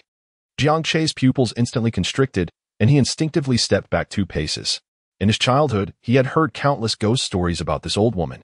Unbeknownst to him, sweat had already gathered on his forehead, and his face was a pale mask of terror. His body uncontrollably retreated further. The old woman in the mirror remained utterly still, quietly fixing her gaze upon Jiang Che. As Jiang Che retreated, he suddenly stumbled over an unknown object. And it was at that moment he realized he had returned to his childhood form. The terror within him was magnified infinitely. The chilling sensation of horror threatening to engulf his very being. Amidst this relentless despair, Jiang Che struggled to recite the 24-word mantra, his teeth chattering in the process. Prosperity, civilization, harmony, freedom, equality, justice. Initially, his voice trembled, but as he continued, it grew louder, culminating in a near shout. Dedication, integrity, kindness. With each resounding declaration, he felt an inexhaustible strength surging within him, rising to fixate intently on the elderly woman reflected in the mirror. With each cry, he moved closer, only for the old woman to suddenly vanish, startling him into continued shouts. Moments later, she appeared again, head down, just before his face, gazing at the visage so near. Jiang Che could no longer restrain himself. He unleashed a punch in a desperate attempt to strike. As his fist connected, the oppressive darkness shattered, and then everything went black. After an indeterminate amount of time, Jiang Che awoke in a room adorned with antique charm. Before he could make a move, a pair of delicate, snowy arms encircled his neck from the pillow beside him, followed by the gentle, mellifluous voice of Du-Wan. My husband, why have you risen so early today? Jiang Che turned his head and was immediately startled. The person beside him bore a striking resemblance to Du-Wan. However, while Du-Wan was slender, this woman possessed a delicate, snow-like complexion and an astonishingly exquisite figure. Why are you Du-Wan? He stammered. The woman nodded. Yes, who else could I possibly be? Then, with a sudden smile, she said, All right, my husband, let us sleep a little longer. The dawn is still early. What sorcery is this? You can even manifest as an illusion to confound me? Jiang Che, with a swift kick, sent Du-Wan tumbling off the bed.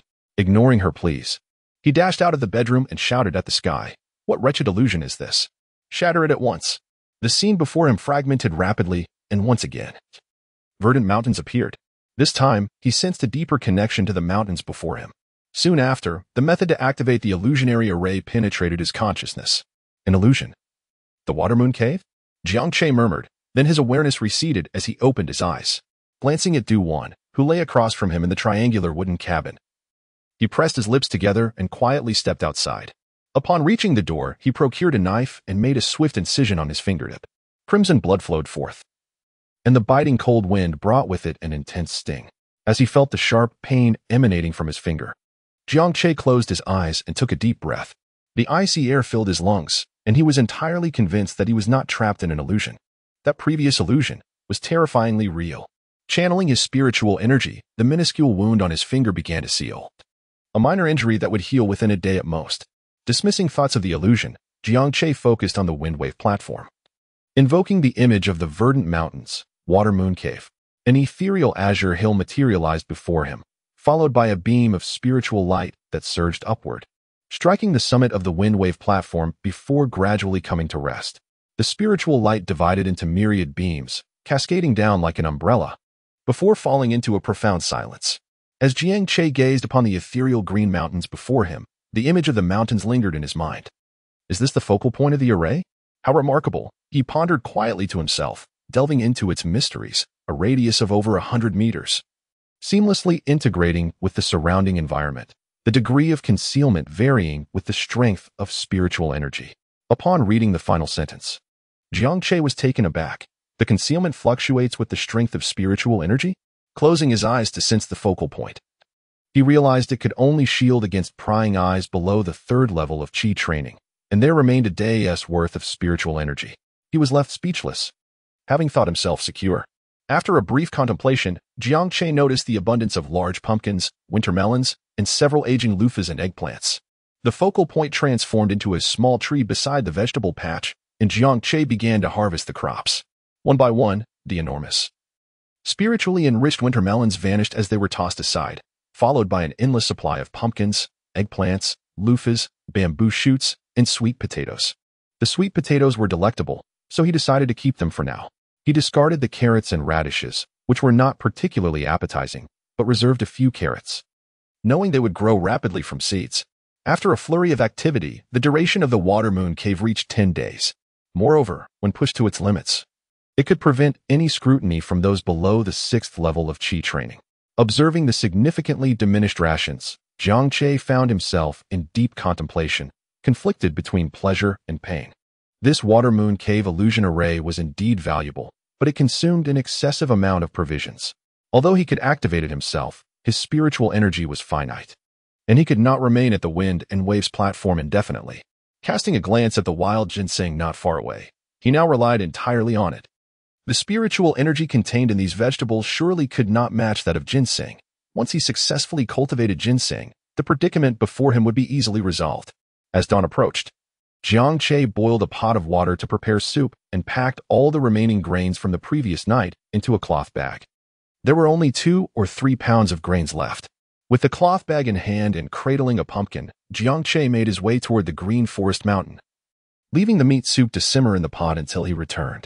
Descending from the wind and waves platform and walking over 100 meters, Jiangche turned back to observe the canyon, which remained unchanged, with the mountain that bisected the Jade Belt River still standing tall, while the wind and waves platform had vanished completely. Not only that, but even the horses at the riverbank had disappeared, leaving only an unremarkable stretch of rocky shore. Is this what it means to seamlessly integrate with the current environment? The spiritual food was worth the effort, Jiangche mused with a slight smile. And then he hurried toward the green forest mountain. Now at the 3rd level of Qi training, Jiangche felt his speed had increased significantly. In approximately 15 minutes, he arrived at his old spot on the mountain. The sky was still dimly lit, and he had arrived a bit early. He sliced open the pumpkin and extracted the seeds, then poured in the stir-fried grains. Having completed these tasks, Jiangche sat quietly in wait. The wind carried a foul stench, the unmistakable scent of a wolf pack. Jiangche raised his hand, invoking the force of gravity, and swiftly descended to stand upon a tree. The wolf pack had yet to make an appearance. After a while, the Tiger King ambled down from the thicket, a curious object clutched in his jaws. "Brother Tiger," Jiangche called out with a smile as he leapt down from the tree, "today's grains are perfectly roasted. Do they suit your taste?" The Tiger King cast a fleeting glance at the grains nestled in the pumpkin, then dropped the small black pouch he had been holding, opening his mouth to indulge in its contents. "Brother Tiger," Jiangche continued, "the ginseng has yet to take root, and it will likely require more time to thrive. By the way, what is that beneath your feet?" The Tiger King glanced at Jiangche, then with a nudge of his paw, sent the palm-sized black pouch tumbling to rest at Jiangche's feet. With a beaming smile, Jiangche picked up the small leather pouch. "Thank you, Brother Hu. However, there will be no millet tomorrow. We shall have to wait a few more days for the next batch. Do you enjoy sweet potatoes, Brother Hu? I still have quite a few. Shall I bring some for you to taste tomorrow?" Just after finishing his meal of pumpkin and millet, the Tiger King, upon hearing Jiangche's words, licked his lips and turned to ascend the mountain. Jiangche lifted his head, and said, "Brother Tiger, please take care. I shall take my leave now. Until tomorrow." The Tiger King paid him no heed, vanishing into the depths of the forest. Watching the Tiger King depart, Jiangche averted his gaze and lowered his head to examine the small black leather pouch in his hand. What is this? Such a diminutive pouch could hardly contain anything of significance, could it? Chapter 44. The Immortal's Storage. Pondering this, Jiangche grasped the pouch, which was bound by 2 strings. Attempting to open it. Why won't it budge? This is supposed to be a living mouth, and logically, it should open with a simple pull. After several futile attempts, Jiangche seemed to have an epiphany. Instinctively, he glanced around, concealing the black leather pouch securely in his embrace. Without hesitation, Jiangche shot forth a gravitational line, propelling himself down the mountain, and raced towards Fengbo Terrace with all his might. Upon returning to Fengbo Terrace, he discovered that Su Qing had awakened at some point and was now in a horse stance. With a gentle exhale, Su Qing stood up and said, "You're back." Upon witnessing this, Jiangche chuckled softly, "Continue to squat. I hope you won't cease when I return." Su Qingtian pouted slightly. "You have no idea how sore my legs are. I've been squatting for quite a while." "It's fine. Squat a bit longer. We shall eat afterwards." "Perseverance is the essence of martial arts," he encouraged. With an eye roll, Su Qing could only clench her fist and resume her squatting position. Jiangche tore open a pumpkin and tossed it before the 2 chickens. They tilted their heads curiously before stretching forward to peck at the treat. By the fire pit, where a meat stew simmered, Jiangche settled down and retrieved a small black leather pouch.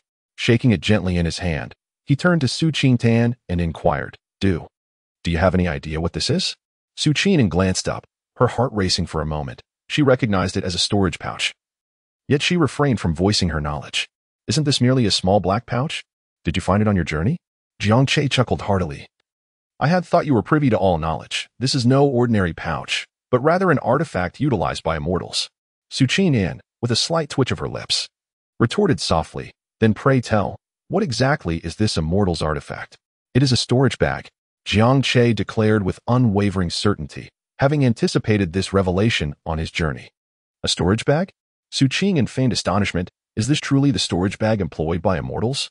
Jiangche nodded slightly, saying, "Let me open it and see what treasures lie within."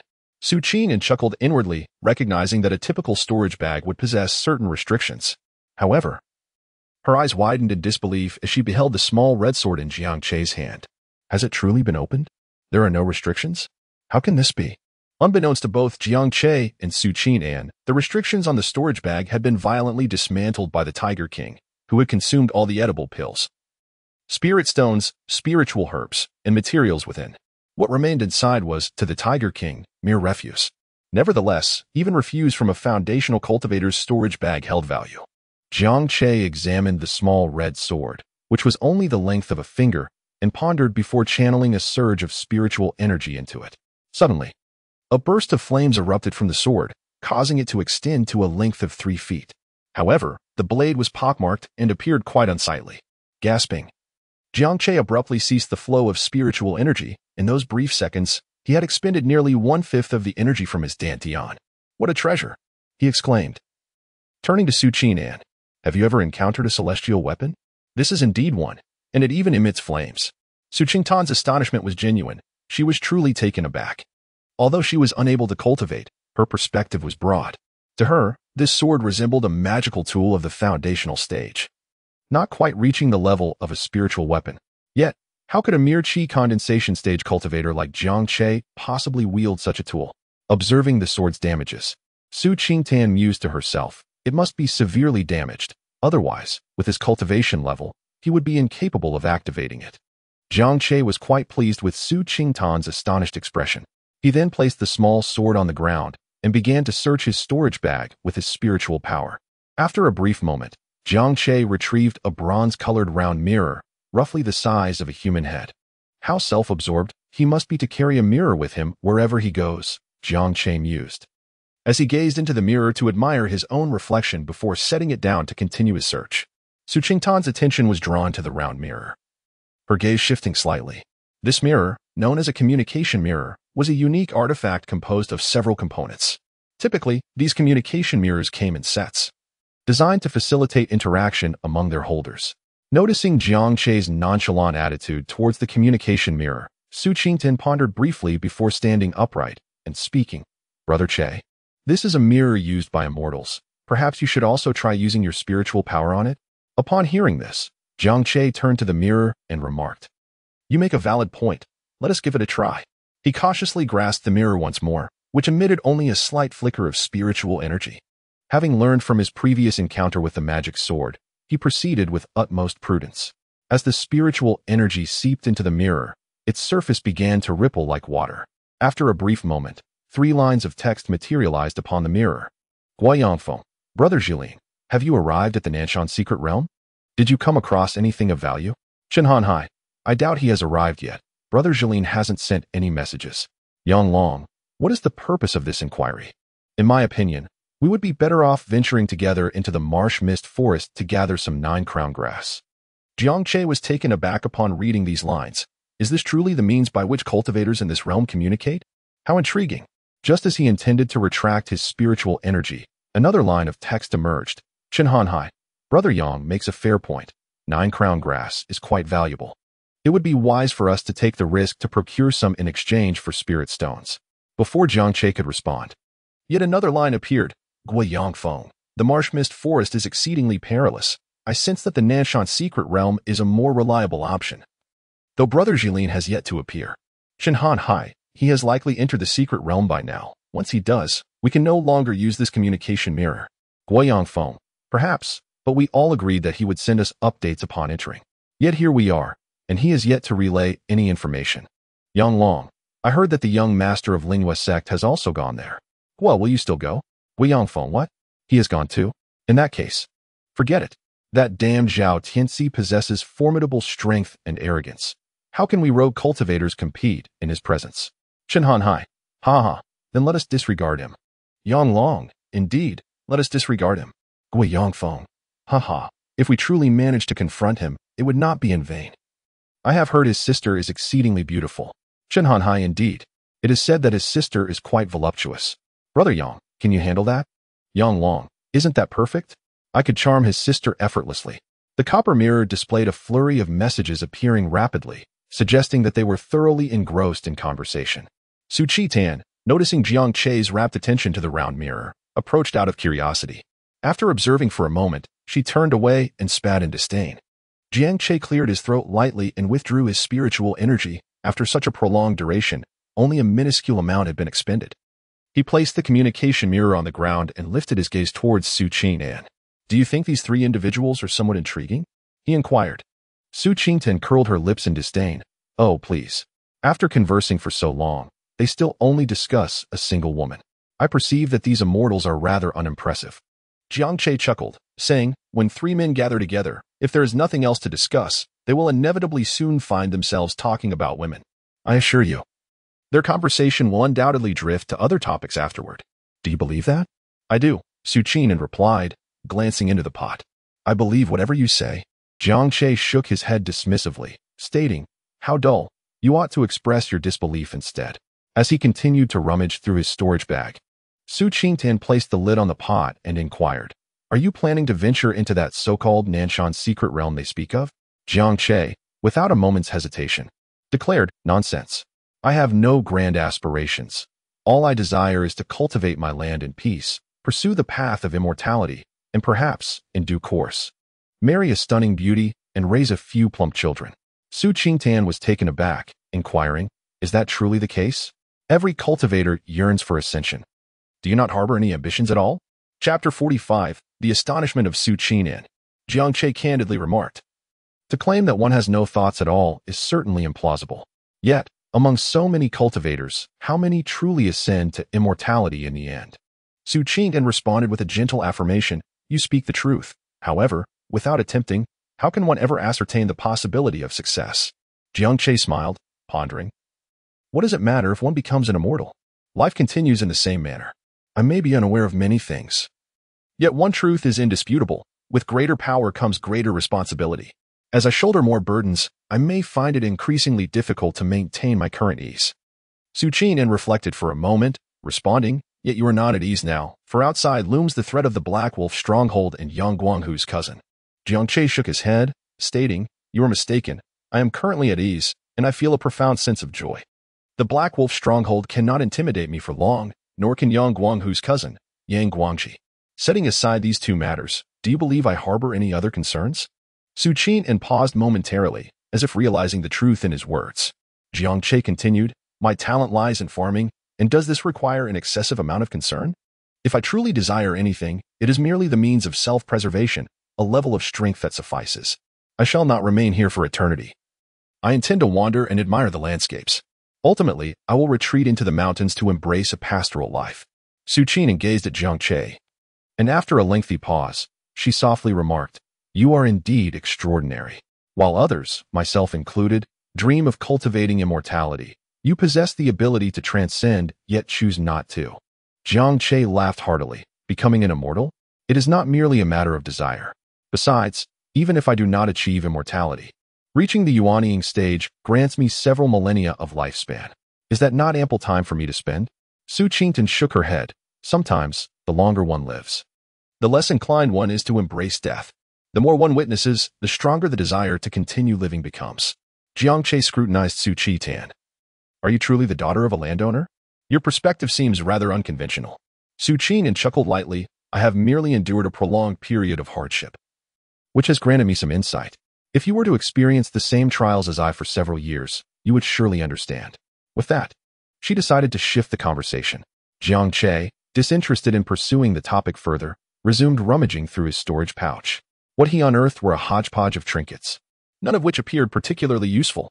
As for the celestial arts Jiang Che had envisioned, there were none to be found. Was this fellow devoid of any foundational techniques? Jiang Che felt somewhat at a loss. In truth, there were indeed a number of treasures within the storage pouch, but anything imbued with spiritual energy that could be consumed or absorbed had already been devoured by the Tiger King. The red sword, however, was a token of mercy bestowed upon Jiang Che by the Tiger King. Had it not been for Jiang Che's daily offerings of spiritual sustenance, the Tiger King might have swallowed the entire pouch for refinement. Nevertheless, it was a gift received without any cost. He would not be overly demanding. Jiang Che, with the storage pouch in hand, successfully stowed away the copper mirror and the small red sword. As for the assorted odds and ends, he simply used his gravitational technique to pile them in a corner. With this storage pouch, future excursions would become infinitely more convenient. Furthermore, the communication mirror proved quite valuable. Merely observing their conversations would yield a wealth of information. After finishing their meal, Su Qingtan rose to gather the bowls and chopsticks, intending to wash the dishes, as she had always done. However, Jiang Che interjected, take a break. Can your injured hand come into contact with water? Su Qingtan glanced at her still swollen fingers, the nails having turned a shade of purple. The previous night, she had truly struck hard while plucking her eyebrows. It was fortunate that her nails had not flipped over in the process. It's nothing. My left hand is perfectly fine. Besides, if I don't do the work, what if you refuse to feed me later? Jiang Che smiled gently and reached out to stop Su Qingtan, saying, all right, enough of that. You should take a rest. I'll bear the brunt of the work for the next few days. However, once you've recuperated, that piece of land will be entrusted to you for clearing.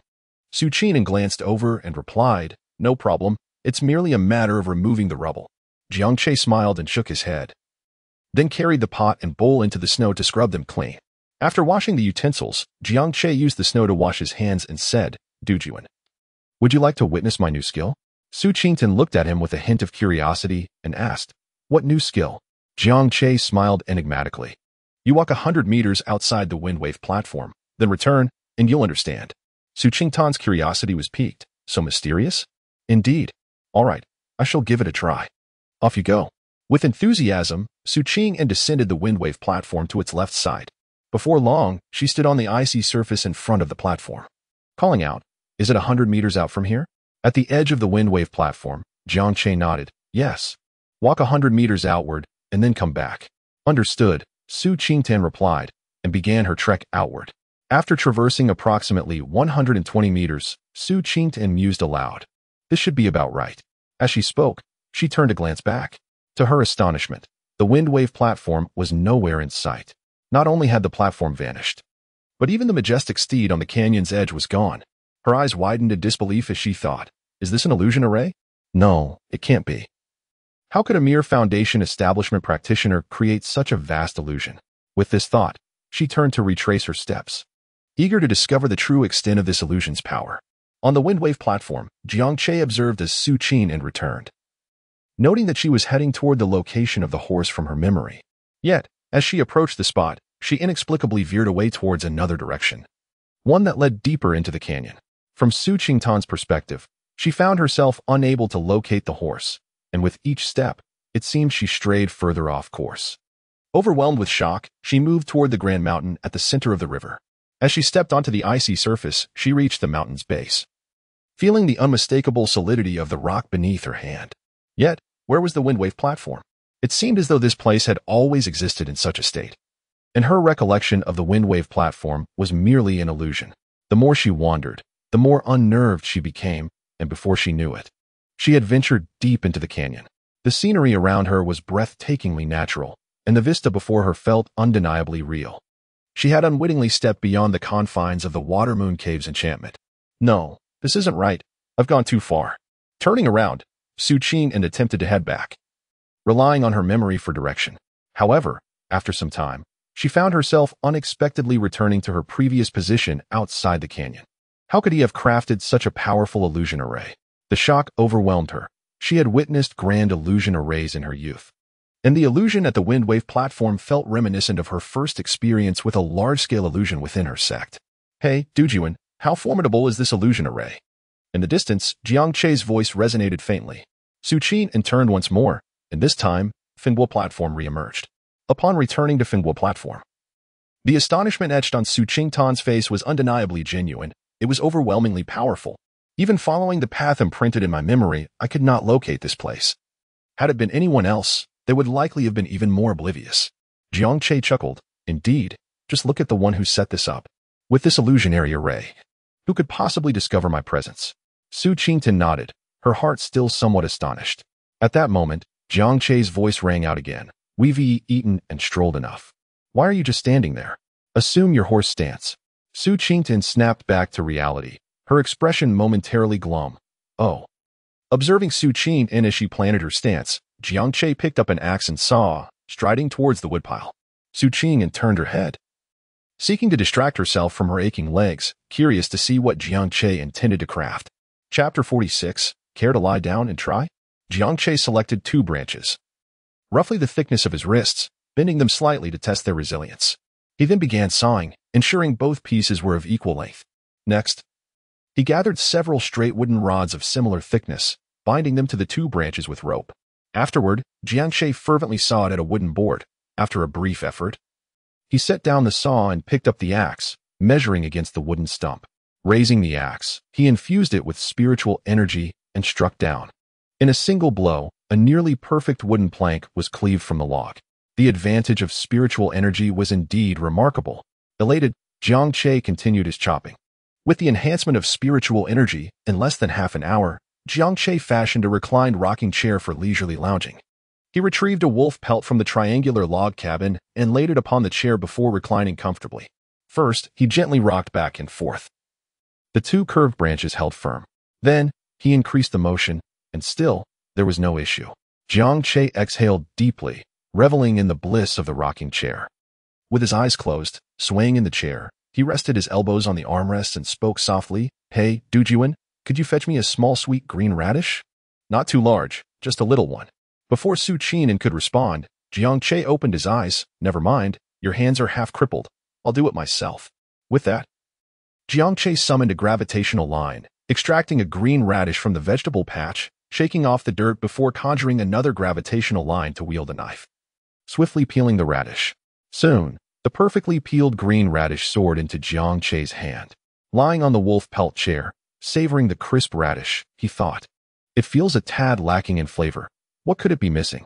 Not far away, Su Qingtan observed Jiang Che's relaxed demeanor and remarked, it's missing a bit of wine.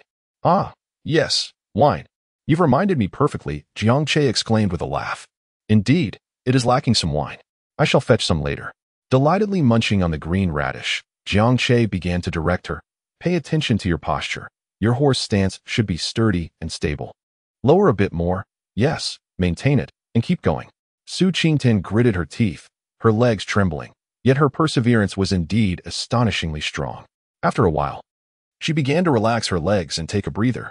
Meanwhile, Jiangche had finished his turnip and found himself at leisure. Hunting in the mountains? He felt too lazy to move, especially since there was still food at home. Shopping in town? The thought of the long journey dissuaded him. Glancing at Su Qingtan's hand, Jiangche suddenly remarked, "Dujuan, come here. Let me tend to your wounds." Su Qingtan paused for a moment, a hint of a smile gracing her face. "Is that so kind of you?" Jiangche smiled and said, "Do not misunderstand. I merely wish to tend to your wounds so that you may return to work for me sooner." Su Qingtan, without a word, moved a small wooden stool and sat beside the lounge chair, extending her hand forth. Jiangche glanced at Su Qingtan's swollen fingers and remarked, "It has been quite some time since I last saw you. Your hands have gained a bit of flesh and have become noticeably fairer." Su Qingtan slightly pouted but remained silent. Jiangche grasped Su Qingtan's hand and remarked, "The injury appears rather severe. It is not merely an eyebrow plucking. I meant for you to aim for the eyes of your assailant." "Oh, I shall be more mindful next time," she replied. "Is that a hint of grievance in your tone?" He teased. "Not at all. Who am I to complain? I am merely here to assist you," she retorted lightly. "Indeed. Well said. Come, allow me to administer some treatment, although I cannot guarantee the efficacy of my spiritual energy."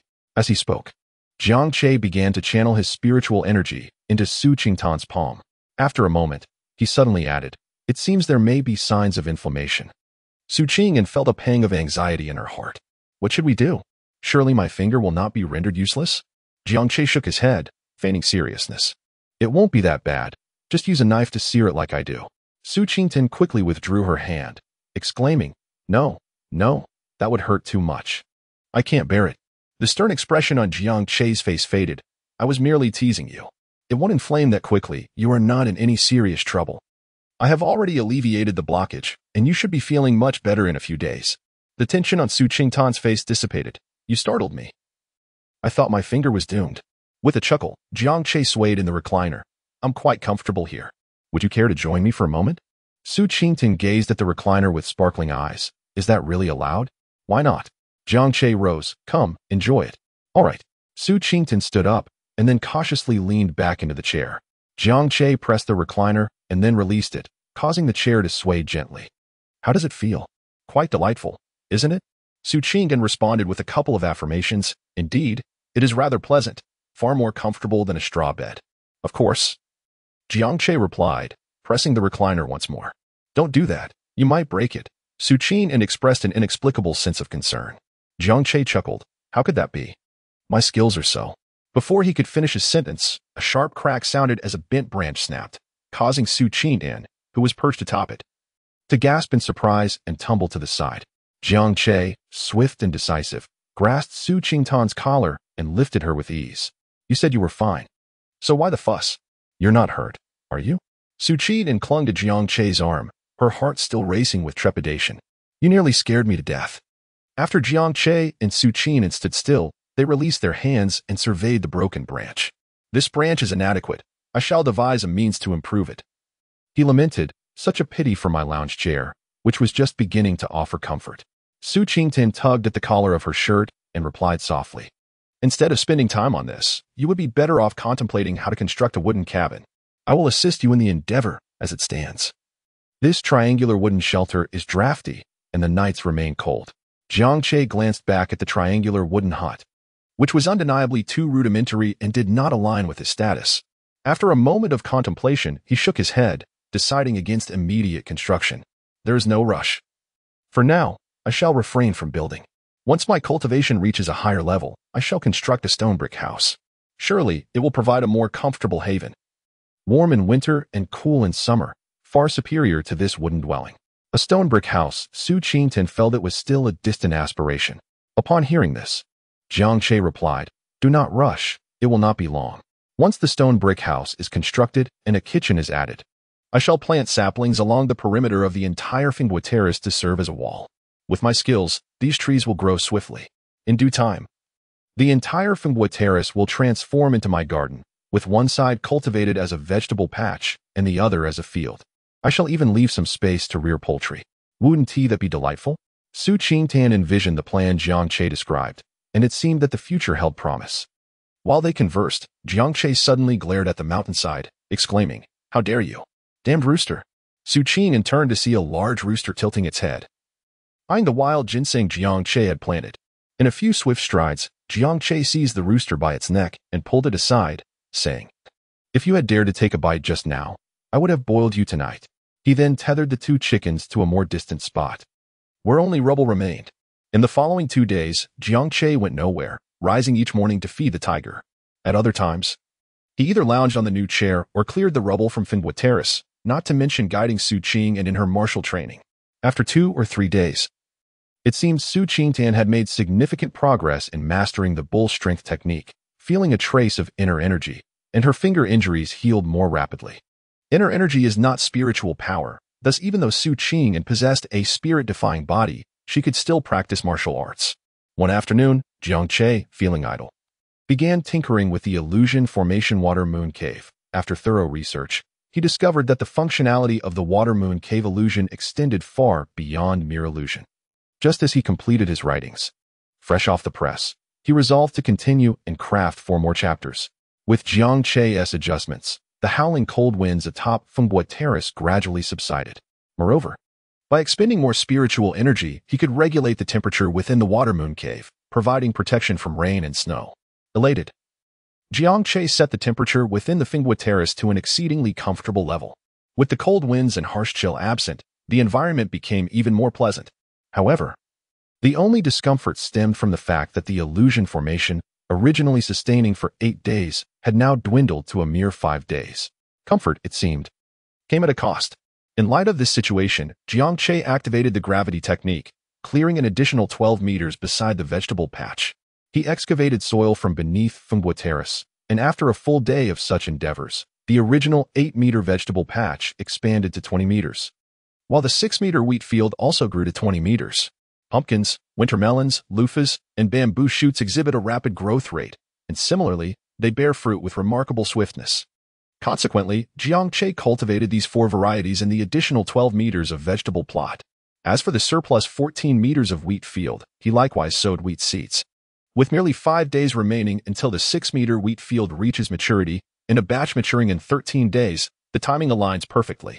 The wind and wave platform no longer felt frigid. That evening, Jiang Che removed his thick cotton coat and donned a well-fitted fur garment. Although it may not be particularly elegant, there was little concern for appearances in this isolated setting. He brought over the fabric purchased a few days prior and inquired, "Your hands should be nearly healed. Crafting garments should pose no difficulty, correct?" Su Qingtan glanced at her nails and replied, "There's no significant issue. Making clothes isn't strenuous work, so it won't hinder me." Jiang Che placed the fabric upon the wooden table. "Then in the coming days, you shall make garments. This is half a bolt of silk, suitable for crafting cloaks and such. While you sew, be mindful not to leave too much scrap. And do me the favor of crafting 4 large pairs of trousers. You are capable of this, are you not?" Su Qingtan nodded in affirmation. "It should pose no difficulty." Jiang Che felt a sense of satisfaction within. "Very well, Chioe is expected to craft 4 sets. I am not a heartless landlord. I shall take 2 sets for myself, while you may have 2 as well. As for the remaining fabric, I require it for 4 pairs of undergarments, and the rest is entirely at your discretion. Furthermore, this cotton fabric can be fashioned into 6 garments. With my water moon cavern at hand, the cotton padded jacket will be of no use. Please create 3 outfits suitable for spring and summer, and the remaining 3 sets shall be yours. The scissors, needles, and measuring tape are all here. You may commence your work tomorrow, striving to complete them at the earliest so that we may wear them." Su Qingtan glanced at the complete sewing kit and replied, "That sounds agreeable, but I am unaware of your measurements. I will need to take some measurements." Jiang Che took out a measuring tape and remarked, "I am uncertain how to make garments. You shall handle it." Su Qingtan approached and took the measuring tape from him, instructing, "Stand straight, then extend your arms out to the sides. I will take your measurements." Upon hearing this, Jiang Che complied. Su Qingtan set aside the measuring tape and began to measure Jiang Che's height, 183 centimeters. Jiang Che was momentarily taken aback. 183? I thought it was 182. Su Qingtan chuckled softly. "It's about that. Let me measure your arm circumference. Do you want to flex your arm to accumulate some muscle? I wouldn't want my sleeves to be too tight when I sew. All right, I prefer a slightly looser fit. Otherwise, it might be difficult to move around." As Jiang Che spoke, he bent his elbow, revealing his robust biceps. Su Qingyan placed the measuring tape on his bicep, and the firm sensation elicited an unexplainable blush on her cheeks. Positioned behind him, Jiang Che flexed his biceps and remarked, "So what do you think? Isn't my physique flawless?" "Indeed, quite flawless." "Oh, your tone seems a bit dismissive." "I'm not being dismissive. It truly is impressive." Of course, this physique isn't just for show. It's remarkably perfect," Jiang Che said with a self-satisfied expression. "With my body, I'm a natural model. Even if you were to create something unattractive, it would look good on me." Su Qingyan pouted. "You haven't even seen my creations. How can you assume they aren't beautiful?" "That's just how I feel." "You simply doubt my craftsmanship." "Now, let me measure your chest. Please remain still." "Rest assured, I'm too lazy to move." Moments later, Su Qingyan suddenly burst into laughter. Jiang Che raised an eyebrow. "What are you laughing at behind my back?" She quickly composed herself. "Nothing. Nothing. You can't possibly be laughing for no reason. Speak up." "Really, it's nothing." Jiang Che moved his neck slightly and said, "Du Juan, do not forget that you are here to assist me. If you do not clarify soon, you may find yourself without a meal tomorrow." "I will speak. I will speak. Is that sufficient?" Su Qingyan replied with a smile, however. "You must promise not to scold me." "Am I truly fierce?" "I believe I am far more amiable than those feudal lords. Now, speak swiftly." "Very well, I shall speak." She responded, stifling a laugh. "You have been sweating profusely these past few days, and with those scars, I must admit, there is an unpleasant odor." Upon hearing these words, Jiang Che's face suddenly flushed with a hint of embarrassment. "Well, that is true. It is quite cold, making it difficult to bathe." "You cannot claim that I have an odor when you yourself do not?" "Indeed, I too am unable to wash. Yet, how can you reproach me? I assure you, the scent I carry pales in comparison to yours, being a man." "Fine, no more of this. I shall venture out tonight to bathe in the snow." "Perhaps that is best avoided, for we rarely come into close proximity, and neither of us can detect the other's scent." As they conversed, Su Qingyan had already taken measurements of Jiang Che's posterior, which was indeed a figure that would incite envy among women. Subsequently, Su Qingyan began to measure the circumference and length of Jiang Che's legs. Having completed these measurements, she picked up a piece of charcoal to record the sizes. Jiang Che glanced at the measurements of his waist and thighs, saying, "Please make my underwear a bit looser. I am not fond of tight fits." Su Qingyan responded with a few affirmatives. "All right, I've noted that down." In truth, even if Jiang Che had not mentioned it, Su Qingyan would have opted for a more relaxed fit. That evening, Jiang Che had just undergone a remarkable transformation. Did she not notice anything? "Am I free to go now?" Jiang Che inquired, observing Su Qingyan as she recorded the sizes. Su Qingyan nodded. "There's nothing else. You may continue with your tasks." Jiang Che turned to the vegetable garden and plucked a green radish, then squatted at the edge of the windwave terrace to nibble on it. Gazing at the snowdrifts upon the icy surface below, he mused that taking a snow bath in the evening would not be an unthinkable indulgence. After finishing the radish, Jiang Che turned to leave, while Su Qingyan had already changed back into her tattered hemp garment within the triangular wooden cabin. With the presence of the water moon cave heaven, it remained warm as long as one stayed within the confines of the windwave terrace. Absent the ill-fitting padded coat, Su Qingyan's figure revealed a hint of elegance. Since Jiang Che brought Su Qingyan into this windwave terrace on December 10th, it was now January 16th. Over the past month, they had consumed nourishing bone broth daily, occasionally supplemented with rice and flour, resulting in a swift restoration of vitality. At this moment, Su Qingyan measured her shoulder width, but found it difficult to do so alone. Observing her struggle, Jiang Che gently offered, "Would you like me to assist you with that?"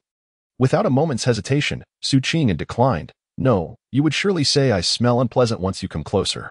Jiang Che chuckled heartily, reassuringly saying, "Fear not. I shall hold my breath and remain silent." Su Qingyan felt a stir of emotions, her thoughts drifting to an unknown realm. "All right then, measure me," she replied. The fourth installment concluded. Let us continue tomorrow. Chapter 48. The figure beneath the cotton-padded jacket. Very well. Jiang Che approached, taking the measuring tape, and positioned himself behind Su Qingyan. "Shall I measure your shoulder width?" he inquired. "Indeed, just tell me the number, and I shall remember it," she responded. Jiang Che unfurled the measuring tape and began to take measurements. "Your shoulders are rather narrow," he remarked. "I am not a man. Where would I find shoulders as broad as yours?" Jiang Che provided a measurement and then continued. "Should we also measure the bust?" Su Qingyan's gaze slightly lowered, her heart rippling with emotions. "Yes, but I'm not in a position to measure that." Jiang Che drew the measuring tape around Su Qingtan's armpit and then tightened it. After a couple of adjustments, he sensed resistance and glanced down at the numbers on the tape, raising his eyebrows in surprise. Something seems amiss. Is there something caught on your garment? Su Qingtan's cheeks flushed slightly, but with her back turned to Jiang Che, he could not see her expression. There is nothing caught. Just loosen it a bit. You are constraining me. Jiang Che's hand trembled as he held the measuring tape. How could this be? Is it really tight? Indeed, it is. Jiang Che fell silent, quietly releasing a few measurements. How about this? Just a bit more. And this? Almost there. Please let me know the numbers. And when I make the clothes, I will allow for a bit more room. Otherwise, they will be too snug and uncomfortable. In Jiang Che's eyes, there flickered a blend of 3 parts incredulity, 4 parts skepticism, and 3 parts confusion as he reported the measurements. Following this, the waist measurement left him astounded once more. This cannot be right. You. Such words were not easily articulated. Meanwhile, Su Qingtan harbored a hint of pride within. What is the matter? Where is the discrepancy? Jiang Che furrowed his brow and remarked, Your waist is so slender. This is quite unreasonable. Su Qing let out a light huff and replied, You are not a woman, so how can you possibly judge what is reasonable? Jiang Che fell silent, measuring his hip and thigh circumference. To his astonishment, he pondered whether this tattered garment was simply too loose or if Su Qingtan's figure was genuinely that exceptional. Such proportions seemed utterly implausible. With a curvaceous silhouette, an elegant waist, and striking legs, it was beyond belief. As he observed Su Qing walking away to jot down the measurements, suspicion filled Jiang Che's eyes. Hey, Duan, what is the matter? Jiang Che murmured. How many years have you been fleeing? 3 years. Why? And how old are you this year? 21, I suppose. Upon hearing the age of 21 and the mention of 3 years of hardship, Jiang Che's curiosity was instantly piqued. Noticing Jiang Che's sudden silence, Su Qingtan deliberately broke the quietude, asking, What is wrong? Why the sudden inquiry? Jiang Che smiled and said, It's nothing. I am merely curious about your appearance. However, you were 21 this year. 3 years ago, at 18, you were still the daughter of a landowner, which is rather unsurprising. Su Qing secretly chuckled to herself. What peculiarities are you referring to? Jiang Che shook his head, saying, There is nothing peculiar about it. Just remember what you need to and get some rest. I shall take a cold bath tonight. Oh, be sure not to catch a chill. Jiang Che scoffed and turned away, declaring, Impossible. I am a celestial being. How could I possibly be so easily frozen? Moments later, in the snow pit beneath the Fengbo platform, Jiang Che's complexion slightly paled as he hurriedly rubbed his body. It must be said, the cold was indeed biting. Even with his spiritual energy circulating, it felt rather piercing. After a swift cleansing, he found himself left with no choice but to don the previous set of fur clothing. Regrettably, aside from this fur garment, he possessed no other attire that would fit him. Clad in the fur, Jiang Che couldn't help but ponder. He truly hadn't anticipated that Dujuan possessed such a figure. Were it not for the water-moon cavern illusion array capable of regulating temperature, he feared he would have seen nothing but frost this winter. Previously, Yang Guanghu and the others wore excessively bulky coats, and Dujuan's petite frame, when clad in them, not only became tightly wrapped but also had to be secured with a string. Upon returning to the Fengbo platform, he felt no chill even without employing his spiritual energy. The night had deepened, and by the light of the moon, Jiang Che squatted beside the wild ginseng, surveying it. After several days of meticulous care, the wild ginseng had fully revived, its leaves now of vibrant green. Pressing one hand to the earth, he summoned the fertile soil, and soon, mist gathered, showering down nourishing rain. Grow, flourish swiftly, absorb the nutrients, and strive to bear fruit at the earliest opportunity. With his spiritual energy depleted, Jiang Che rose, feeling a sense of emptiness, and then returned to the triangular wooden cabin. Inside, Su Qingtan had already nestled beneath a deer hide, having retired early, with the cold abated. The central brazier had also been removed. Jiang Che remained silent, laying down on his makeshift straw bed and entering a meditative state to facilitate his slumber.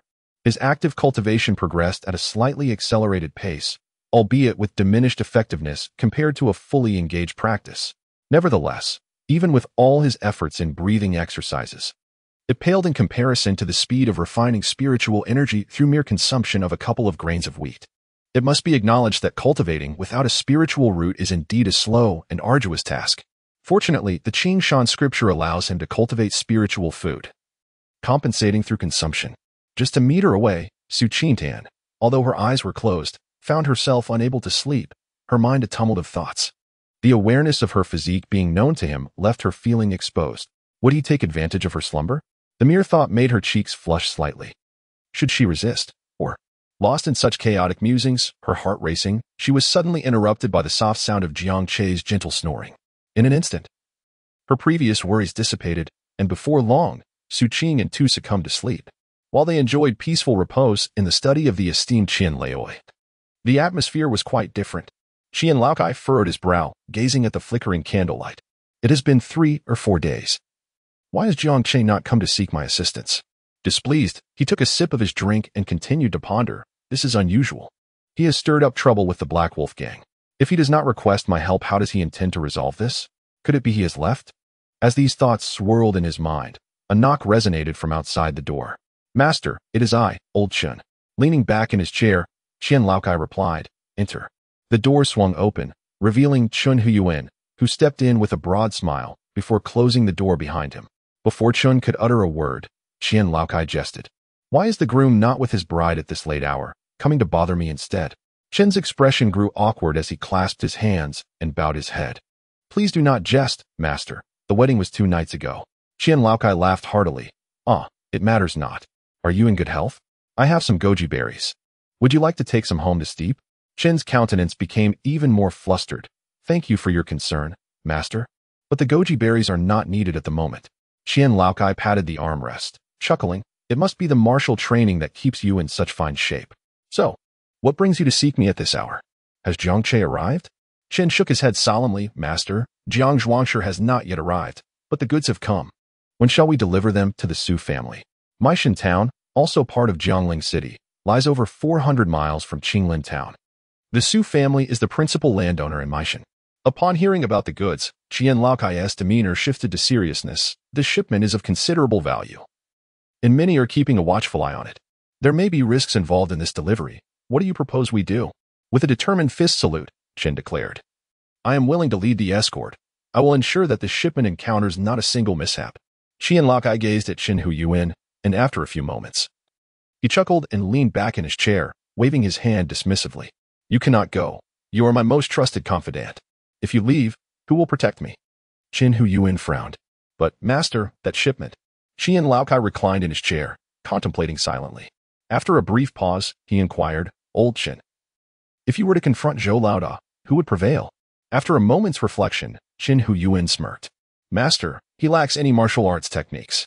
His inner strength is merely a transformation of external energy, whereas I possess the martial arts techniques acquired through your generous support. My inner strength has been cultivated through rigorous training. In a life and death struggle, I could dispatch him within 3 moves.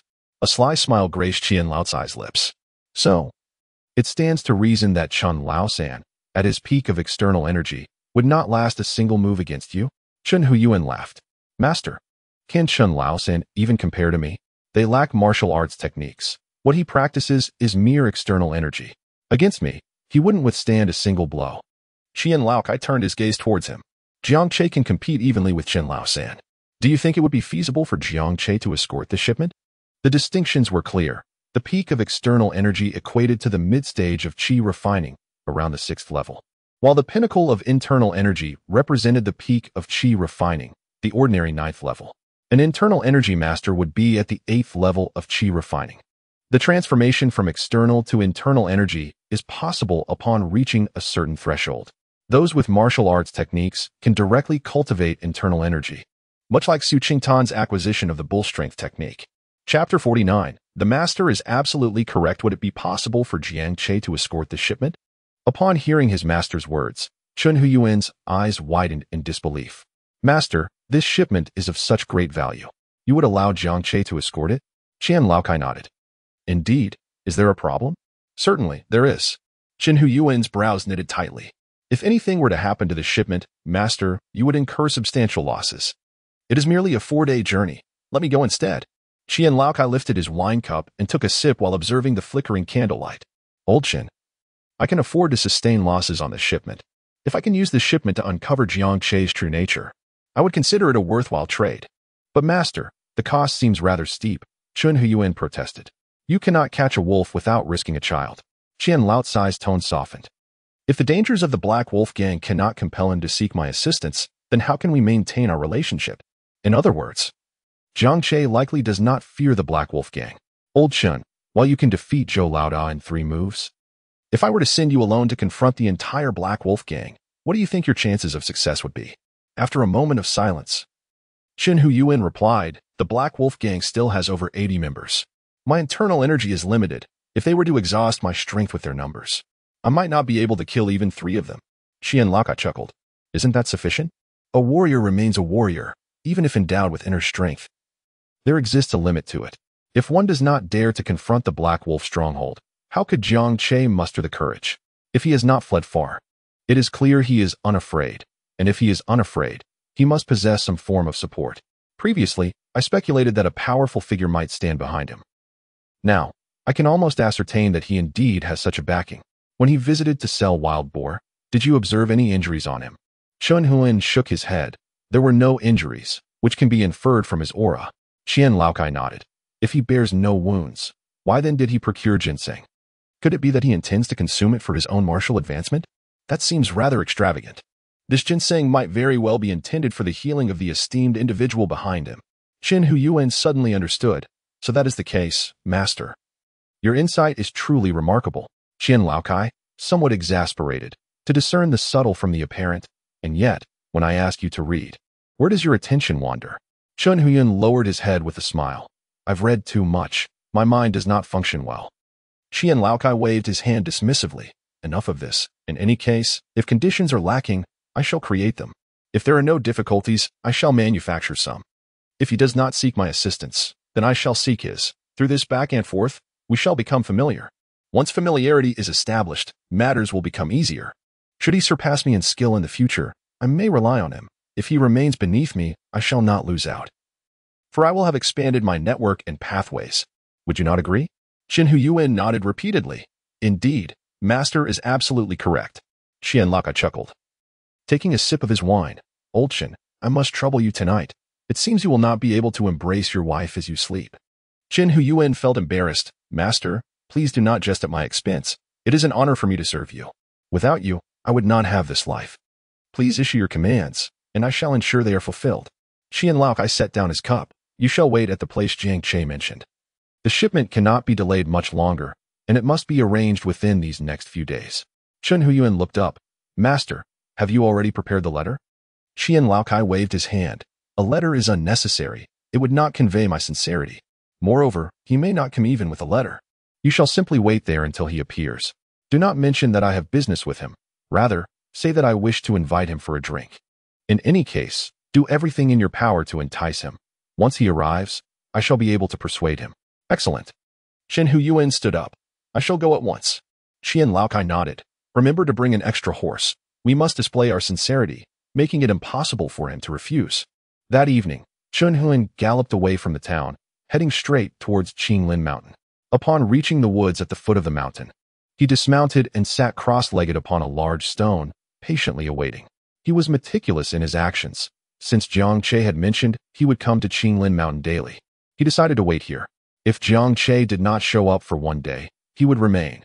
If 2 days passed without his appearance, he would wait 2 days. However, if 3 days elapsed without a sighting, he would have no choice but to return and report back. As for actively seeking him out, even if he were to find him, it might provoke resentment and prove detrimental to his master's plans. Silently cultivating his internal energy, Chun Hu Yuan remained vigilant against any wild beasts that might appear in the surroundings. An hour passed, and as dawn broke, Jiang Che, having slumbered through the night, slowly awakened.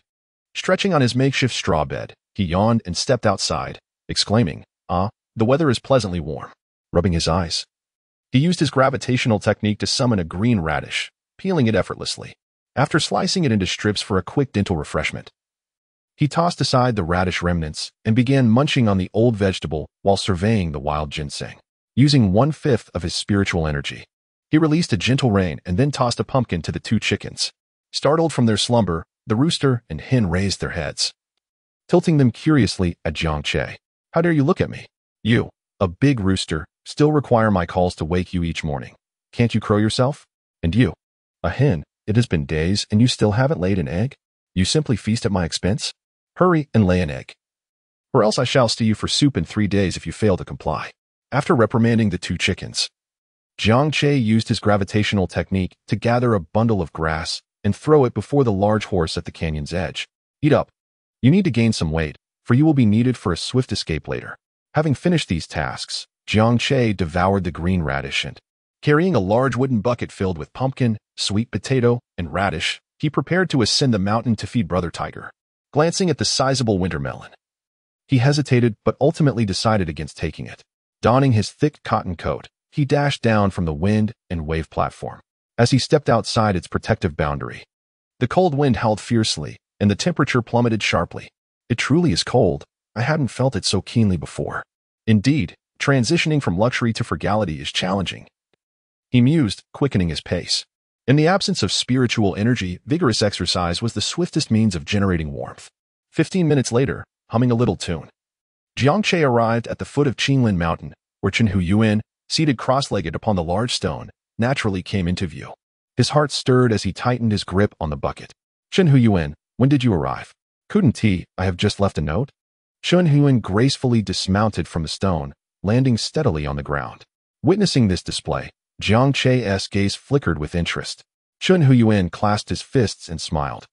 "Hero Jiang, it has been a while. My master wishes to invite you for a meal. Might you have the time?" Without waiting for Jiang Che's response, Chen Huyuan gestured towards the side. "The horse is ready, just awaiting the honor of Jiang's presence." Chapter 50. Su Qing'an. He is too wicked. As the saying goes, one should not strike a smiling face. Thus, Chen Huyuan's courteous demeanor made it difficult for Jiang Che to decline outright.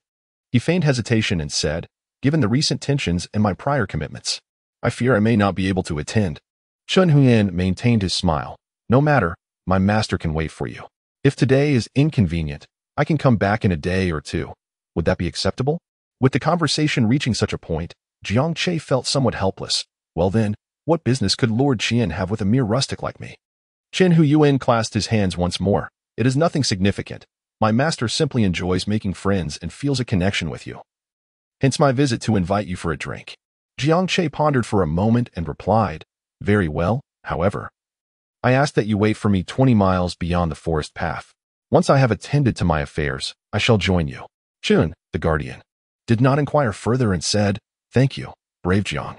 Shall I take this horse with me now, or will you ride it over later?" Jiang Che cast a glance at the horse and said, "You may lead it over first." "Very well. I shall take my leave and wait for you 20 miles away." With that, Chen, the caretaker, mounted his horse and rode off, leading another steed towards the direction of Qinglin town. Watching Chen disappear into the distance, Jiang Che mused to himself, "This Lord Qian is truly exceptional. Even his subordinate is so adept at handling matters. Alas, I shall have to meet him again, for our paths will inevitably cross in the future. As long as I reside at Fingwa Terrace, I will, to some extent, encounter Lord Qian. It is impossible for me to remain indoors forever. Whenever I venture into the town, it is highly likely that I will run into him. That is unavoidable. However, there is no need for concern at the moment. With the foundation of the Qingshan Sutra and the Water Moon Cave, mere mortals cannot easily challenge me." He took a bucket and ascended the mountain, where the Tiger King lay, as usual, beneath the ancient tree, presenting the spirit food from the bucket with a smile. Jiang Che spoke softly, "Brother Tiger, I will be heading to the town in the next couple of days and may not return for a while. The wild ginseng has taken root, though I am uncertain how long it will take to bloom and bear fruit. Once the seeds emerge, I shall provide you with spirit ginseng as a snack, and in the future, I will rely on your kindness even more, Brother Tiger." The Tiger King, munching on pumpkin, glanced at Jiang Che, his gaze seemingly conveying, "Is this Tiger King not already attentive enough to your needs?" Jiang Che could not decipher the gaze of the Tiger King. He merely perceived the fierce and commanding visage of the beast. "Hey, Brother Tiger," he began, "you see, you are residing here on Qinglin Mountain. Relocating to another place is also an option. Why not consider spending time with your little brother? In return, I shall present you with half of the delectable treats I cultivate." The Tiger King paused his consumption of pumpkin for a moment, only to resume feasting shortly thereafter. Once he had finished his meal, the Tiger King licked his lips and turned to leave. Observing this, Jiang Che called out, "Brother Tiger, please give it some thought. I assure you, I will serve you well." The Tiger King, somewhat at a loss for words, lifted his head and let out a low growl.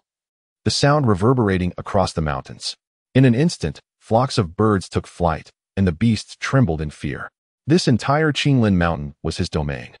To relinquish it for the sake of a subordinate from another peak? Was that not tantamount to surrendering his territory to a vanquished foe? How could he allow such a thing? It was inconceivable. With these thoughts racing through his mind, the Tiger King marked the boundaries of his territory with a spray of urine. This was his realm, and without his consent. No one was permitted to roam freely here. Jiang Che was perplexed. However, upon hearing Brother Hu's thunderous shout, he mistakenly assumed that Brother Hu was contemplating something. He promptly turned and departed with a smile. Instead of seeking out Steward Shen immediately, he first carried the empty wooden bucket back to Fenghua Terrace. By this time, Su Qingtan had risen and prepared a meal. Without the seal of her heavy cotton coat, Su Qingtan appeared significantly more attractive than before, yet Jiang Che maintained an expression of calmness. As he savored the stewed meat, Jiang Che inquired, "How much meat do we have left at home? Will it suffice for a few days?" "Approximately 5 or 6 days. I believe. Besides the meat, we have plenty of vegetables, so we can dine well for quite some time," Su Qingtan replied without hesitation. Jiang Che nodded slightly.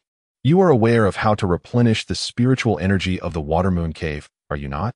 Su Qingtan affirmed. "Indeed. Did you not boast about it yesterday?" "That is all well," Jiang Che responded as he gnawed on a piece of bone. "I must venture into town today. It is likely I shall not return tonight. Feel free to consume whatever you desire at home. Additionally, clothing needs to be made. With the illusionary array of the Water Moon Cave in place, ordinary individuals would not discern its presence, yet you must exercise caution." Su Qingtan sipped her soup. "Rest assured, I am hardly a fool. My experience in evasion far exceeds yours. I shall not easily stray beyond the confines of the array." Jiang Che merely acknowledged with a grunt, saying no more. He swiftly finished his meal and prepared to depart. Su Qingtan, cradling her bowl, gazed at Jiang Che and said, "Take care on your journey. If you encounter danger, avoid confrontation if possible. Preserving your life is paramount." Upon hearing this, Jiang Che smiled and remarked, "Do you really need to remind me? I value my life even more than you do." "Umph, you accuse me of having a sharp tongue, yet I believe yours is far more cutting." Su Qingtan curled her lip and continued to eat, choosing to ignore Jiang Che henceforth. Jiang Che said little, donning a cotton coat and grabbing a radish before heading towards the tumultuous platform in Qinlin town. Once Jiang Che had vanished from sight, Su Qingtan raised her gaze towards the woods, feeling an inexplicable twinge of concern. Yet, she would never admit it, surveying her surroundings. A hint of hesitation crossed her face. In such a secure place, perhaps it would be best not to flee this spring. This man, doesn't he seem entirely unworthy? No, that is not right. He is indeed quite flawed, with his sharp tongue and penchant for intimidation. He even remarked that my handwriting resembled a scrawl and criticized my appearance. How infuriating. After sipping some soup, Su Qingtan's gaze drifted to the triangular wooden cabin. Her thoughts stirring, with him absent these past few days, and the weather not too cold. I might as well take a bath. Humph. Once I wash off the dirt clinging to me, we'll see if he dares to call me unattractive again. Meanwhile, Chen Huyuan had been waiting patiently. Let us depart. Along the wooded path, more than 20 miles from the tumultuous platform, Jiang Che approached with a smile. Chen Huyuan tossed the reins into Jiang Che's hands, saying, "Please." "Valiant warrior." Jiang Che seized the reins and mounted his horse, while Chen Huyuan observed his movements, silently taking note and smiling as he remarked, "Jiang, you possess remarkable skills. It's nothing extraordinary. Let us be on our way." "Very well." The two galloped swiftly towards Qinglin town. With the aid of their steeds, they covered the 100 miles in little more than an hour. As they approached the town, they encountered no obstacles, and soon directed their horses towards the residence of Qian Laokai. As the wealthiest landlord in Qinglin town, Qian Laocai's estate boasted a grand and wide entrance, guarded by sentinels. Upon their arrival, the guards promptly saluted and stepped forward to take the reins. Chen Huyuan smiled at Jiang Che and said, "Jiang, one cannot ride within the estate. Please, follow me inside." Of course. Jiang Che relinquished the reins and dismounted. Under Chen Huyuan's guidance, he soon found himself in a spacious and well-lit parlor. A lovely maidservant brought tea, while others approached to massage his arms and legs. Initially, Jiang Che felt somewhat awkward, but after Chen Huyuan's explanation, he began to enjoy the tea and the attention. It must be said, in this realm of cultivation, possessing power, wealth, and influence is indeed a splendid affair, drawing countless individuals eager to serve and follow you. His large cotton coat had grown quite dirty, yet even so, the maidservants were unperturbed, eagerly tending to him. Witnessing this display, he realized his previous thoughts had been rather conservative. This was the life one ought to lead, once his strength increased. He too would hire a few maidservants and attendants. As he contemplated this, Qian Laokai, adorned in splendid attire and wearing a broad smile, entered the room. Chapter 51. A shared bath. Upon seeing Qian Laokai, Jiang Che stood to greet him with a cupped fist salute. However, Qian Laokai quickly approached and placed a hand on Jiang Che's shoulder, saying, "Jiang, please, no need for such formalities. I am but a humble old man, unencumbered by rigid customs." As he spoke, Qian Laokai chose not to sit at the main seat, but rather beside the small tea table. "Jiang, it has truly been a long time since we last met. That evening, we were pressed for time and could not treat you as you deserved. Today, I shall host a gathering, and you must indulge in revelry, haha." Now, with newfound assurance, Jiang Che no longer felt the awkwardness of that previous encounter. "Why are you being so courteous, Master Qian? I am merely a rustic villager. How could I trouble you so?" Qian Laokai glanced at the maidservants and attendants in the parlor, who quickly lowered their heads and exited the room. Once they had all departed, Qian Laokai poured a cup of tea for Jiang Che and said, "Jiang, please do not be so modest. A mere rustic villager cannot hope to contend with that Chen Lao-san." Jiang Che remained unperturbed, merely smiling as he replied, "Are you referring to the third master of the Black Wolf stronghold? I am not acquainted with him." Old man Qian chuckled, sliding the teacup closer to Jiang Che. Feigning ignorance while fully aware of the situation, "I am well aware of this matter. However, rest assured, I shall never betray the valiant Jiang. After all, I hold a certain disdain for the Black Wolf stronghold as well." Jiang Che lifted his teacup and took a sip. "Master Qian, please, do share what you wish to command. Your invitation to dine surely extends beyond mere pleasantries." The Jiang Che of that evening was awkward and restrained, whereas today, he exuded an air of composure that rendered the two versions of himself almost unrecognizable. This transformation only served to reinforce Master Qian's thoughts. However, he was not yet prepared to disclose his intentions. Rising, he made his way to the corner of the living room, where a sandalwood chest awaited. Upon opening the chest, Master Qian retrieved a new set of cotton garments and a silk fur coat, the quality of which far surpassed that which Jiang Che had previously acquired, for indeed, fabrics come in varying grades. Approaching with the cotton attire in hand, Master Qian smiled warmly and suggested, "Valiant Jiang, with over an hour remaining until noon, why not indulge in a hot bath and change into fresh clothing?" Jiang Che glanced at the garments in the hands of the elder Qian, pondered momentarily, and then rose to accept them. "Very well, I shall not impose. Please, allow me to guide you." Shortly thereafter, Jiang Che entered the bathing chamber. It was a basin crafted from blue stone, each slab meticulously laid to create a smooth and even wall, while the bottom resembled a bed of pebbles. At that moment, the water within was steaming, suggesting that a soak would be immensely pleasurable. "Brave Sir Jiang, I shall not intrude. Once you have finished your bath, a maid will be awaiting outside to escort you to the esteemed elder." Jiang Che nodded politely and, after exchanging a few courteous words, stepped through the door and closed it behind him. Removing his soiled, old cotton jacket, he felt an untroubled calm within. After all, he was now a cultivator, unafraid of a mere landlord. Even if he were to lose a confrontation, he could always retreat to Fengbo Terrace and bide his time until autumn brought reckoning. Stripping off his garments, he immersed himself in the steaming hot bath. Who could truly comprehend the exquisite pleasure of soaking in hot water during the depths of winter? This was a delight that surpassed the icy bath of the previous night by 1,000-fold. This bathing pool was indeed splendid. Perhaps he should acquire one for himself. Resting his head against the edge of the pool, his mind swirled with ideas. Fengbo Terrace must remain for farming. Perhaps he could excavate a pit in the mountainside? Hiss. That notion seemed rather appealing. Imagine soaking in the bath while gazing at the verdant mountains and trees. With that thought, Jiang Che felt invigorated, wishing he could conjure a bathing pool at that very moment. As he pondered and planned, the side door of the bathing chamber creaked open, startling Jiang Che, who quickly turned to look. To his astonishment, he nearly popped his eyes out. Through the thick mist, he discerned 6 enchanting beauties, clad only in their undergarments. Blushing as they approached, their figures, best left undescribed. Meanwhile, in the triangular wooden house of Fengbo Terrace, Su Qing was busy heating a large tub of water for washing. The biggest vessel could hardly accommodate a person, so aside from washing, there was little else to be done. However, The ability to wash was already a blessing. What more could one desire? Did they wish for a grand bathing tub? In the lavish bathing pool of the wealthy Qian family, Jiang Che had only his head above water. Out. Out. Everyone out. Who allowed you to come in? Leave. The wisdom of the phrase "a knife hovers above the character desire" was not lost on Jiang Che. In response to the gentleman, "Our master sent us here. We are all..." Silence.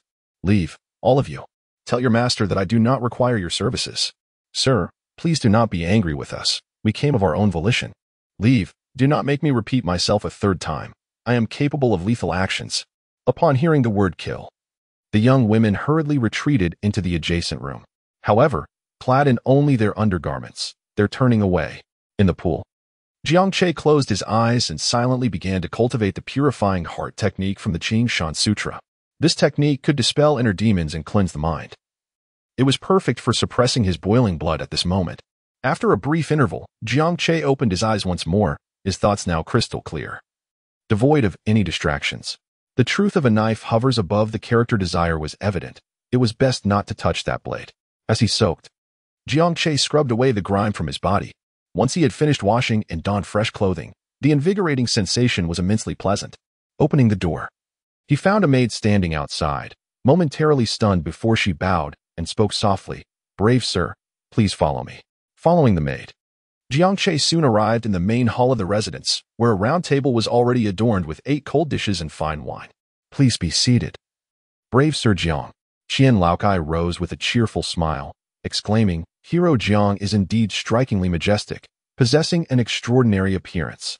Jiang Che approached with clasped fists, expressing his gratitude. "Thank you, Lord Qian, for your kind words. Please, feel free to speak your mind." "No rush, no rush," Lord Qian replied. "First, let us enjoy a glass of my treasured vintage, aged for 20 years. As he spoke, a maid promptly came forth to pour the wine, while another maid exited to summon dishes from the kitchen.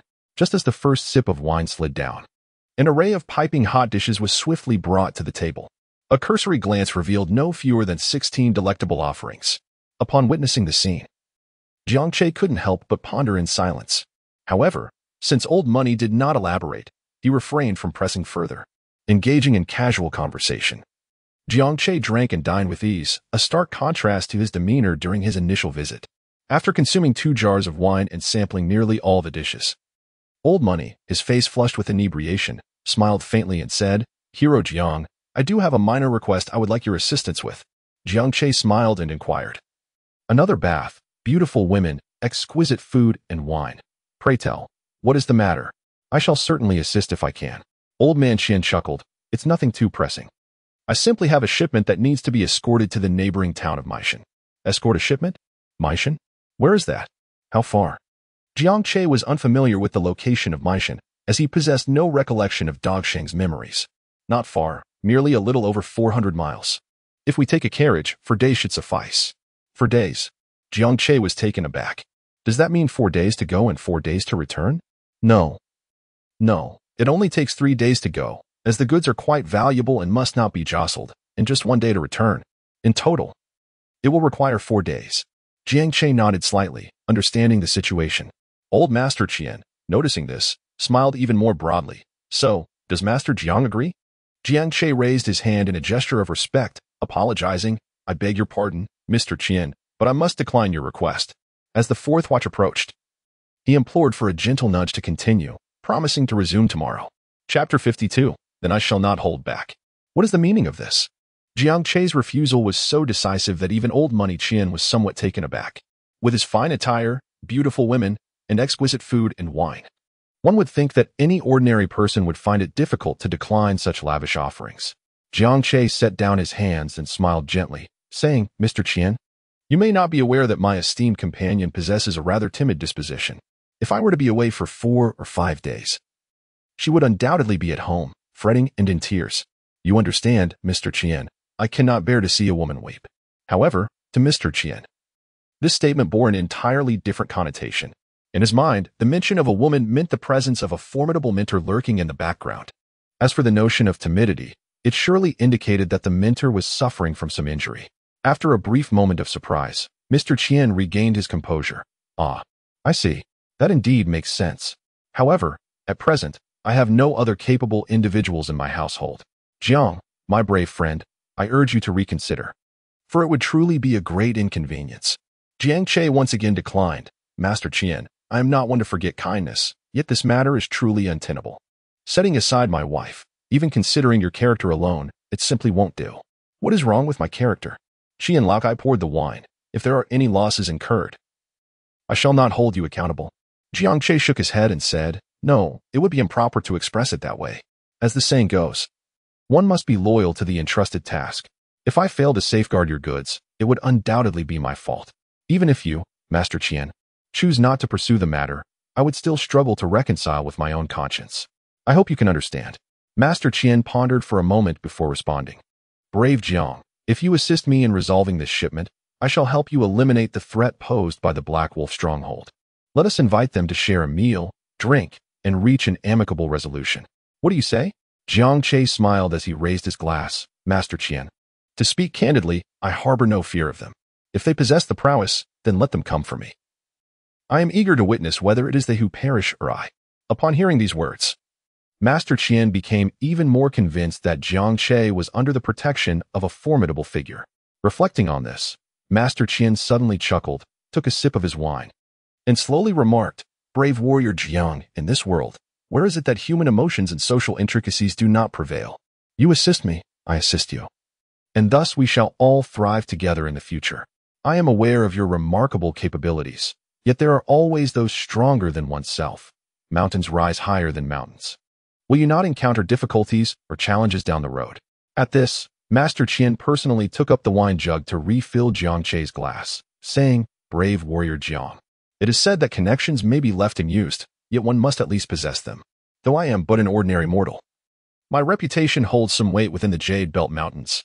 Naturally, given your extraordinary nature and lofty ambitions, it is understandable if you regard my connections with disdain. Yet I must still express, where there are people, there exists a realm, and within this realm, no one can remain unscathed, no matter how powerful one may be. They can only stir up a tempest for a time before it subsides into nothingness. However, when a multitude of individuals unite in strength, they can indeed stir the very tides of the realm. With that, Master Qian raised his glass, declaring, Brave warrior Jiang, I sincerely wish to forge a friendship with you. Should you hold me in esteem, then let us drink this toast. If not, I shall still greet you with a smile, and we will remain courteous in our future encounters. As he finished speaking, Master Qian drained his glass, turning it upside down to reveal not a single drop remained. Upon witnessing this, Jiang Che let out a sigh and remarked, Master Qian, it appears you are once again. Alas, I harbor no intention of looking down upon you. After shaking his head, Jiang Che could only raise his cup and drink it in one gulp. Master Qian laughed heartily, saying, Brother Jiang, having shared this cup of wine, we are now friends. I assure you, this venture of mine shall not burden you without recompense. Jiang Che let out a sigh. He truly wished to avoid the undertaking, desiring only to bide his time. Old Money, once again pouring the wine, remarked, Brother Jiang, this venture presents a splendid opportunity for you to expand your network. The Su family from Maishan Town is not inferior to my own, and let us not forget, this is merely a town, not Jiaoling City. The distance from Jiaoling is substantial. In this vast expanse, we can assert our influence as local sovereigns. In our Qinlin town, apart from myself, there are 3 other landlords, yet together they cannot even measure up to a mere toe of mine. Do you comprehend why I have been able to achieve such prominence? It is because I am willing to invest, to spend, and to cultivate diverse connections. To me, regardless of wealth or status, all individuals have the potential to become friends. While accumulating enemies may lead to adversity, nurturing friendships paves a smoother path for the future. My dear brother Jiang. Jiang Che nodded slightly, fully aware of the underlying truths. I am enlightened. It is indeed you, Master Qian, who possesses foresight. Master Qian chuckled and replied, Brother Jiang, I can discern that you are no ordinary individual. I have longed to establish a friendship with you, yet opportunities have eluded me. Now that we have opened up and spoken frankly, I shall not conceal the matter any longer. This shipment is of utmost significance, and at present, I find myself lacking suitable personnel. Although Qin, the guard, possesses commendable skills, he must remain to ensure my protection. After much contemplation, you are the only one I could think of. Brother Jiang, I implore you, please do not decline any further. If you persist in your refusal, I shall truly be at my wit's end. Could he truly be at his wit's end? No, he had other options. With his extensive connections, a mere shipment was merely a means to probe Jiang Che's capabilities, to ascertain the potential for a deeper alliance. In his eyes, Jiang Che's worth far surpassed that of this shipment. With the conversation having reached this juncture, how could Jiang Che possibly continue to refuse? Helpless, he could only offer a wry smile. Master Qian placed a reassuring hand on Jiang Che's shoulder. Rest assured, Brother Jiang, I am not a man of petty nature. This journey is fraught with challenges and dangers. It would be unwise to embark without a reliable weapon. Come, let us proceed to the training ground and take a look. Upon hearing the mention of weapons, Jiang Che felt a stir of excitement. Very well, I shall not stand on ceremony. Haha. No need for formality, please, after you.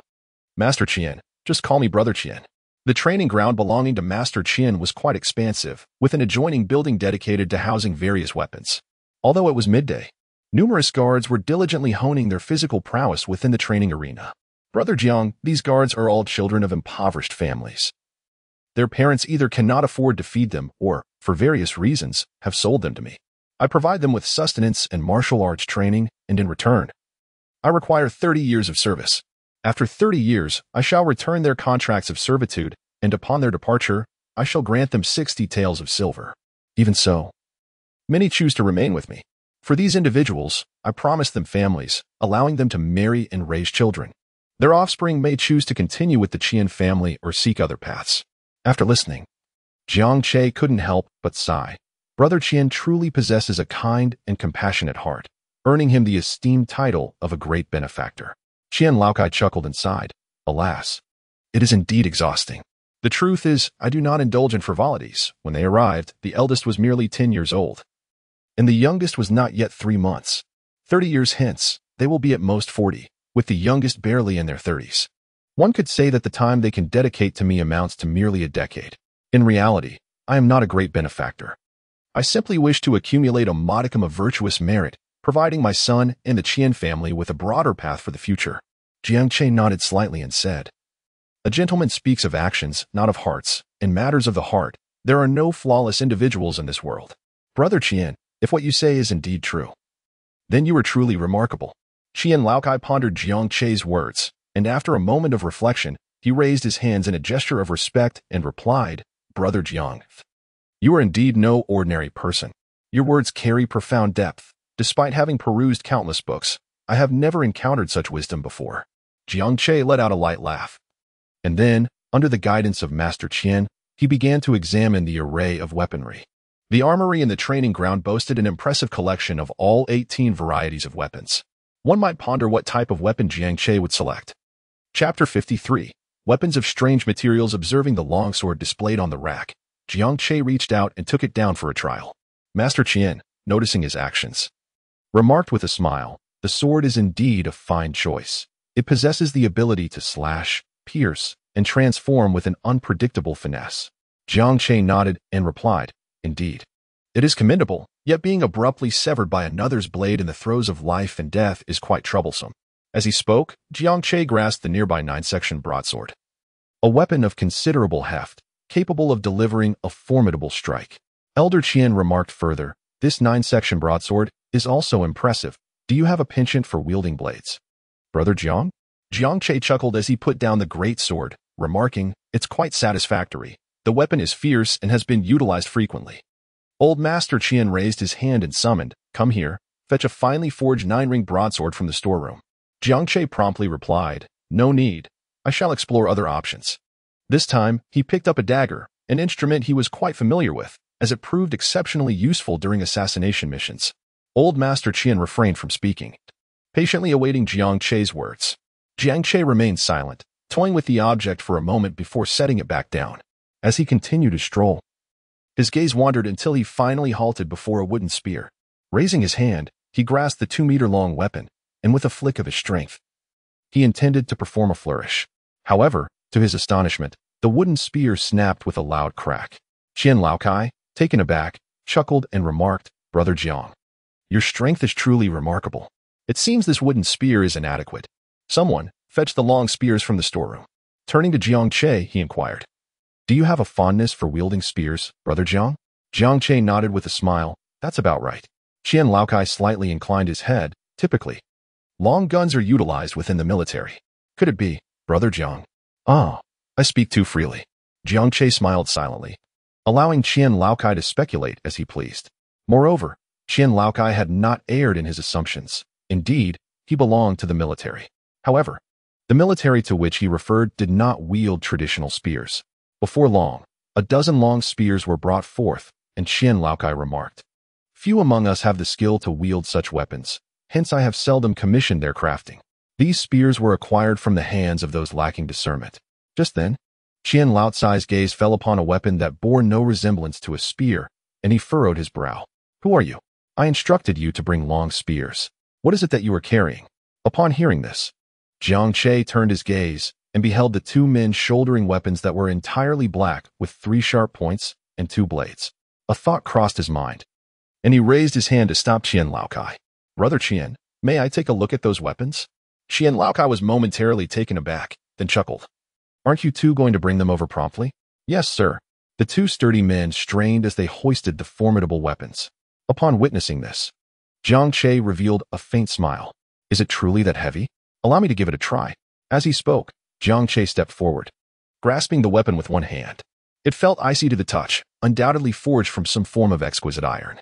He exerted a slight force, yet the 3-pronged, double-edged spear remained utterly unmoved.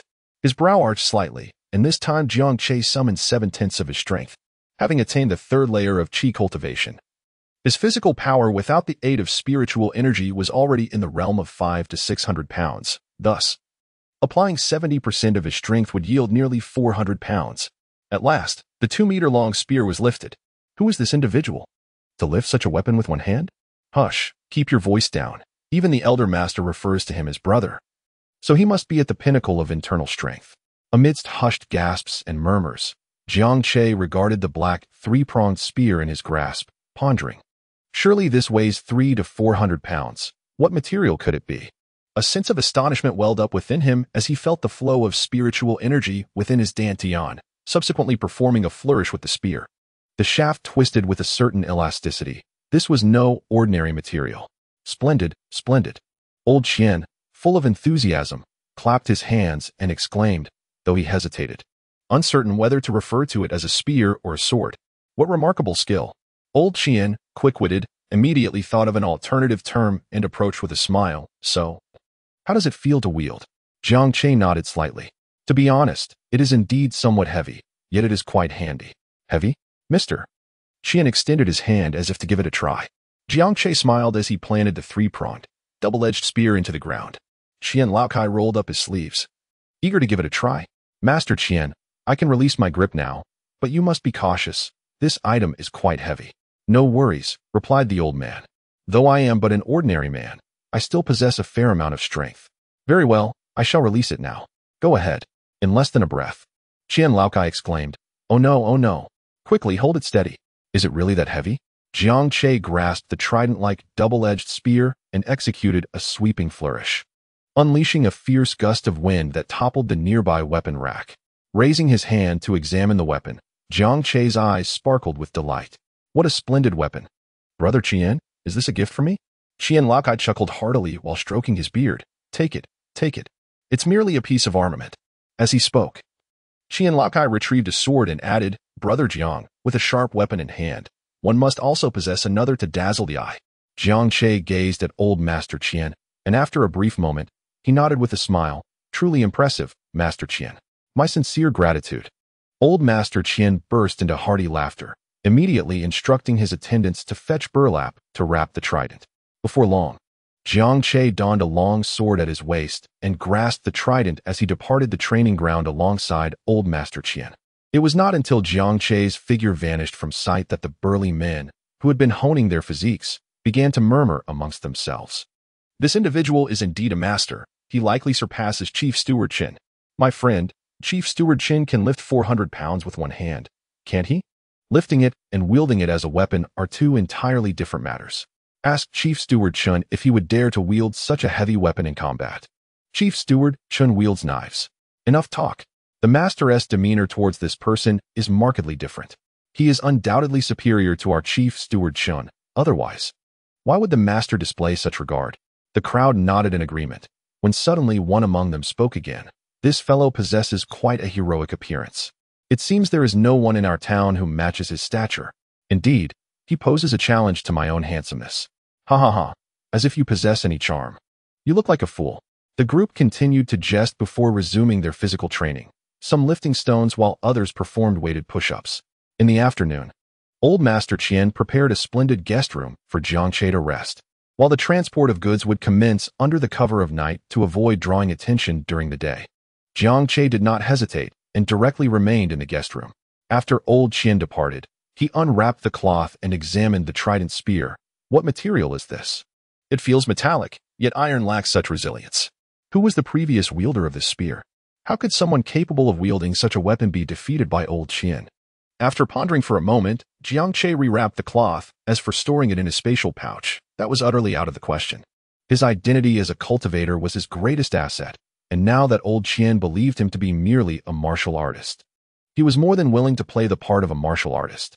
In any case, it was wise to be cautious. Lying on a bed with actual bedding was an indescribable pleasure, with nothing to do and no one likely to seek him out. Jiangche contemplated before retrieving a communication mirror from his spatial pouch. A surge of spiritual energy flowed into it, and instantly, a flurry of text appeared on the mirror's surface. This communication mirror was exceedingly peculiar. During his initial use, it bore no previous messages. However, after that first infusion of spiritual energy, the messages from Gua Yangfeng, Chen Hanhai, and Yang Long were all recorded, regardless of when he looked. As long as he infused it with spiritual energy, the prior communication records would always be present. It seemed as though this object could recognize spiritual energy. Indeed, the communication mirror functioned in such a manner. As long as the user's spiritual energy differed, all messages left by the prior user would be erased. If Jiangche were to discard the communication mirror and a future cultivator found it, upon infusing their own spiritual energy, the mirror would become entirely blank, essentially resetting it. As he scrolled through the messages exchanged among the three, his gaze soon halted on one particular line. They were still writing, still 4 chapters. Chapter 54. Jiang the hero is undoubtedly strong. Yang Long. Friends, how is your preparation of medicinal materials coming along? I have ready 12 furnaces of spirit building pills. Guiyafone. What? 12 furnaces? Are you mistaken? Where did you acquire so many materials? Yang Long. Haha, by chance. I eliminated a fellow cultivator of the same realm and seized quite a bounty. Chen Hanhai. I envy you. I've only gathered materials for 8 furnaces of foundation establishment pills. Gui Yangfeng. You have amassed quite a bit. My materials are inferior to yours. I have only accumulated enough for 8 furnaces of foundation returning pills thus far. Seeing this, Jiangche mused. Spirit building pills. Foundation establishment pills. Foundation returning pills. So many varieties of elixirs? He continued to scroll. Yang Long. Is there a reliable alchemist you could recommend? The one we previously consulted was utterly untrustworthy with all our materials. He only produced a dozen high-quality pills, which is far too inadequate. Guiyafeng. Haha, if you desire high-quality pills, then seek out the esteemed Donghua of Linghui sect. Yang Long, get lost. Donghua is a golden core expert. Would he even consider us? Moreover, he does not provide elixirs for the scattered cultivators. Chen Hanhai. Master Moyangzi from the Tianling sect is an exception. He is a formidable golden core expert. He does offer elixirs to us scattered cultivators, albeit at the steep price of 50% of the refined pills. Yang Long. If he produces a significant quantity of exceptional pills, that would be acceptable. However, his reputation is rather tarnished, and he consumes a considerable amount of pills himself, making the cost exorbitant. Chen Hanhai. That spells disaster. Among the alchemists at the foundation establishment stage, very few are scattered cultivators. Those with even a modicum of alchemical talent are eagerly snatched up by the major sections. Alchemists are a rarity, and we scattered cultivators bear the brunt of this predicament. Guiyangfeng, there is little we can do. After all, they possess the talent for alchemy. If I had such talent, I would not wish to remain a scattered cultivator either. Guiyangfeng. By the way, has Brother Zhiling truly entered the Nanhua secret realm? It has been several days without a word from him. He hasn't met his demise, has he? Yang Long. Spare us your morbid thoughts. Brother Zhiling is stronger than I. He would not easily risk himself unless confronted by those who conceal their true strength. Upon hearing this, Jiangche scrolled further down, finding the subsequent discussions rather unengaging. Alchemists. It seems that my Qin Shan Sutra contains techniques for alchemy and artifact crafting, though one must reach the foundation establishment stage to learn them. The materials they speak of could likely be consumed directly, albeit with diminished effects. Nevertheless, my ability to cultivate the land makes the lack of alchemy less concerning. As these thoughts occupied his mind, Jiang Che began to feel somewhat fatigued, not from mental exhaustion, but rather because the bed was excessively soft and comfortable. After securing the communication mirror and concealing his storage bag, Jiang Che closed his eyes and succumbed to slumber. While he enjoyed a restful sleep, Su Qingtian busied herself with cutting fabric and stitching garments. Jiang Che purchased cotton fabric in a delicate azure hue, while the satin was pure white. The combination of these two colors did not appear unpleasing. With deft precision, he measured and cut the cloth, and his skilled movements suggested he had considerable experience in crafting garments during his time as a maidservant. As the sun dipped beyond the horizon, Jiang Che was startled awake by a knock at the door. Before long, he followed the maid who had knocked into the parlor. There, a lavish spread of fine wine and exquisite dishes awaited him. However, this time, old Master Qian refrained from allowing the maid to pour wine for Jiang Che, only permitting him to indulge in one flask before ceasing the replenishment. "Brother Jiang," he remarked, "with the night dark and the winds howling, there may be perils on your journey. It would be wise to drink sparingly. Upon your safe return, I shall ensure you indulge to your heart's content." Jiang Che smiled as he savored his meal, remarking, "I am not particularly fond of alcoholic beverages. A modest drink will suffice. What time shall we depart?" "At the stroke of midnight," came the reply. As the night deepened, Qian Laokai introduced Jiang Che to the individuals assigned to escort the cargo. 8 horse-drawn carriages, accompanied by 8 drivers and 16 laborers responsible for loading and unloading the goods. Additionally, there were 18 skilled martial artists ready to protect the cargo, always at Jiang Che's command, effectively making him their leader. However, the prowess of these 18 martial artists was not particularly formidable, each having attained, at most, the second level of Qi training. In this era, mastering martial arts is more arduous than cultivating immortality, even with Qian Laokai providing them with internal energy techniques. Their progress remained exceedingly difficult. Consider the trio from the Black Wolf stronghold. Their talents are deemed exceptional among martial artists. It is precisely for this reason that Shun Huyuan, having reached the pinnacle of internal energy cultivation by the age of 30 to 40, is held in such high regard by Qian Laokai. "Brother Jiang, do exercise caution on your journey. I eagerly await your good news." Jiang Che clasped his fists, assuring, "Rest assured, Brother Qian, this cargo will be delivered safely." As he turned to leave, he cautioned, "Be careful on your journey, Brother Jiang." Under the cloak of night, at the rear entrance, Qian Laokai watched the vanishing convoy before turning away. Shin Huyuan, with a smile, softly remarked, "Congratulations, my lord." Qian Laokai chuckled. "Let us wait until Brother Jiang returns before celebrating. Do not rejoice prematurely. This trip will certainly not be uneventful." A flicker of concern crossed Shun Huyuan's mind. "Are you referring to the Black Tiger Gang? They possess but a single adept in internal strength, hardly comparable to the Black Wolf stronghold. Do they dare?" Qian Laotsai's smile grew more somber. "It is precisely because they are inferior to the Black Wolf stronghold that they may indeed dare. Nevertheless, let us proceed step by step." Chen Huyuan nodded in agreement. "Do not worry, my lord. Jiang Zhuangshi's prowess is indisputable. A mere practitioner of internal strength may not even suffice to contend with him." Their conversation faded into the night as the master and servant drifted away. Meanwhile, at Fingwa Terrace, Su Qing lay restlessly in the triangular wooden cabin, tossing and turning. Why had he not returned yet? Could something have happened? One could only hope not. Perhaps he was merely staying at an inn in town. The night was dark and the wind howled, the horse-drawn carriage moving at a leisurely pace. Jiang Che, with his long sword sheathed at his waist, guarded the rear of the carriage, while 18 skilled men flanked the convoy. The route to Maishan town had been meticulously arranged by Qian Laokai, with the path clearly marked in red on the map given to Jiang Che. "Captain Jiang, what level of mastery do you possess?" inquired one man. Drawing closer to Jiang Che closed the map and spoke in a soft voice. "The strength is quite ordinary, sufficient to deal with minor thieves." The man then spoke again. "Captain Jiang, could you enlighten me on how to cultivate my internal energy more swiftly? I aspire to become a captain as well." Upon hearing this, Jiang Che smiled and remarked, "What is so good about being the captain?" The man replied, "It is certainly advantageous. For each shipment, the captain can earn at least 3 taels of silver, while the team members receive merely 1 tael, the muleteers earn a pittance, and the laborers receive 201. This is the reward established by the master. These rewards are genuine. The master does not retract them. When the time for the contract's expiration arrives, the master will additionally provide 60 taels. There was a certain elder brother who, upon his departure, took with him a substantial sum of 200 taels, which left us all in utter envy. Jiang Che felt a stir in his heart. How is your elder brother faring now? The man chuckled in response. Our elder brother is currently living in great delight. He has gone to Jialing City, where, with his remarkable inner strength, he has become an officer.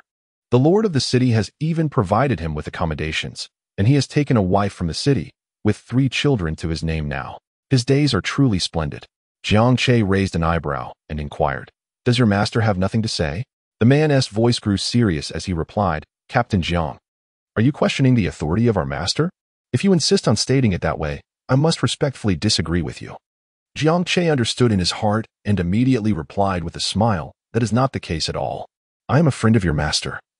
Why would I ever question him? The man then relaxed. Our master is indeed a benevolent soul. I have seen my own contract of servitude. I was sold here by my father when I was merely 2 years old. The master provided my father with 2 taels of silver. Yet even that was not enough for him to survive the harsh winter. Thus, I harbor a deep disdain for winter. It is a season that claims lifts. Most of the brothers in the master's estate share a similar fate. Jiang Che found it somewhat perplexing. Are you truly worth only 2 taels of silver? The man nodded, stating that 2 taels was indeed considerable. Captain, you must understand that the master also provides us with food and drink, clothing and shelter. Until we turned 13, the master required no labor from us. Instead, we eagerly vied to sweep the courtyard and tend to the flowers and trees. Later, the master even imparted martial arts techniques to us and provided us with meat to cultivate our skills and inner strength. I can still vividly recall the master's words from that time. You practice martial arts not for my sake, but for your own.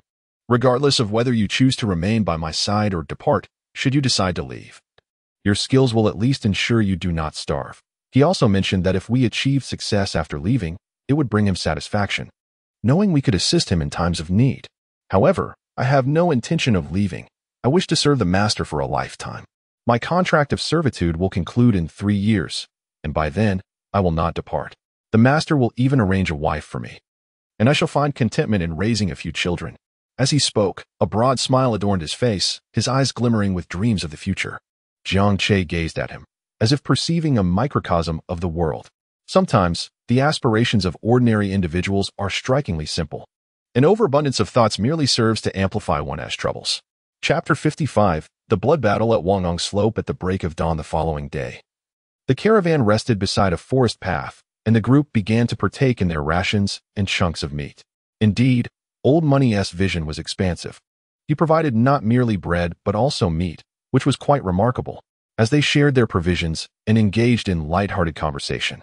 Jiang Che found himself becoming more acquainted with these individuals, particularly with one named Wang Taizhu, who had approached him for a chat the previous night. Though he had been sold, his name remained unchanged by Old Money.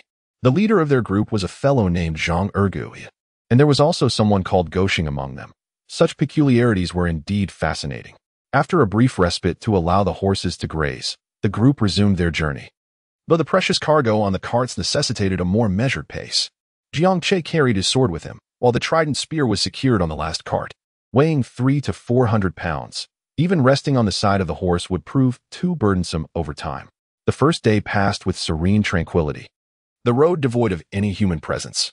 That day, Su Qin and at Fengua Terrace sprinkled some snowmelt over the vegetable patch and then dedicated herself to sewing garments. As evening approached and Jiang Che had yet to return, a sense of unease began to settle in her heart. With the lurking threat of the Black Wolf bandits and Jiang Che being merely at the 3rd level of qi cultivation, the situation felt rather precarious. However, Su Qin could only reassure herself that he would be safe, pondering instead that he might be occupied with matters in town. Yet, what pressing affairs could possibly require Jiang Che's attention in a place so unfamiliar to him? Resigned to her thoughts, she continued to console herself. By the noon of the 2nd day, Jiang Che felt a tinge of fatigue, a sentiment shared by everyone in the caravan. Nevertheless, the day remained calm.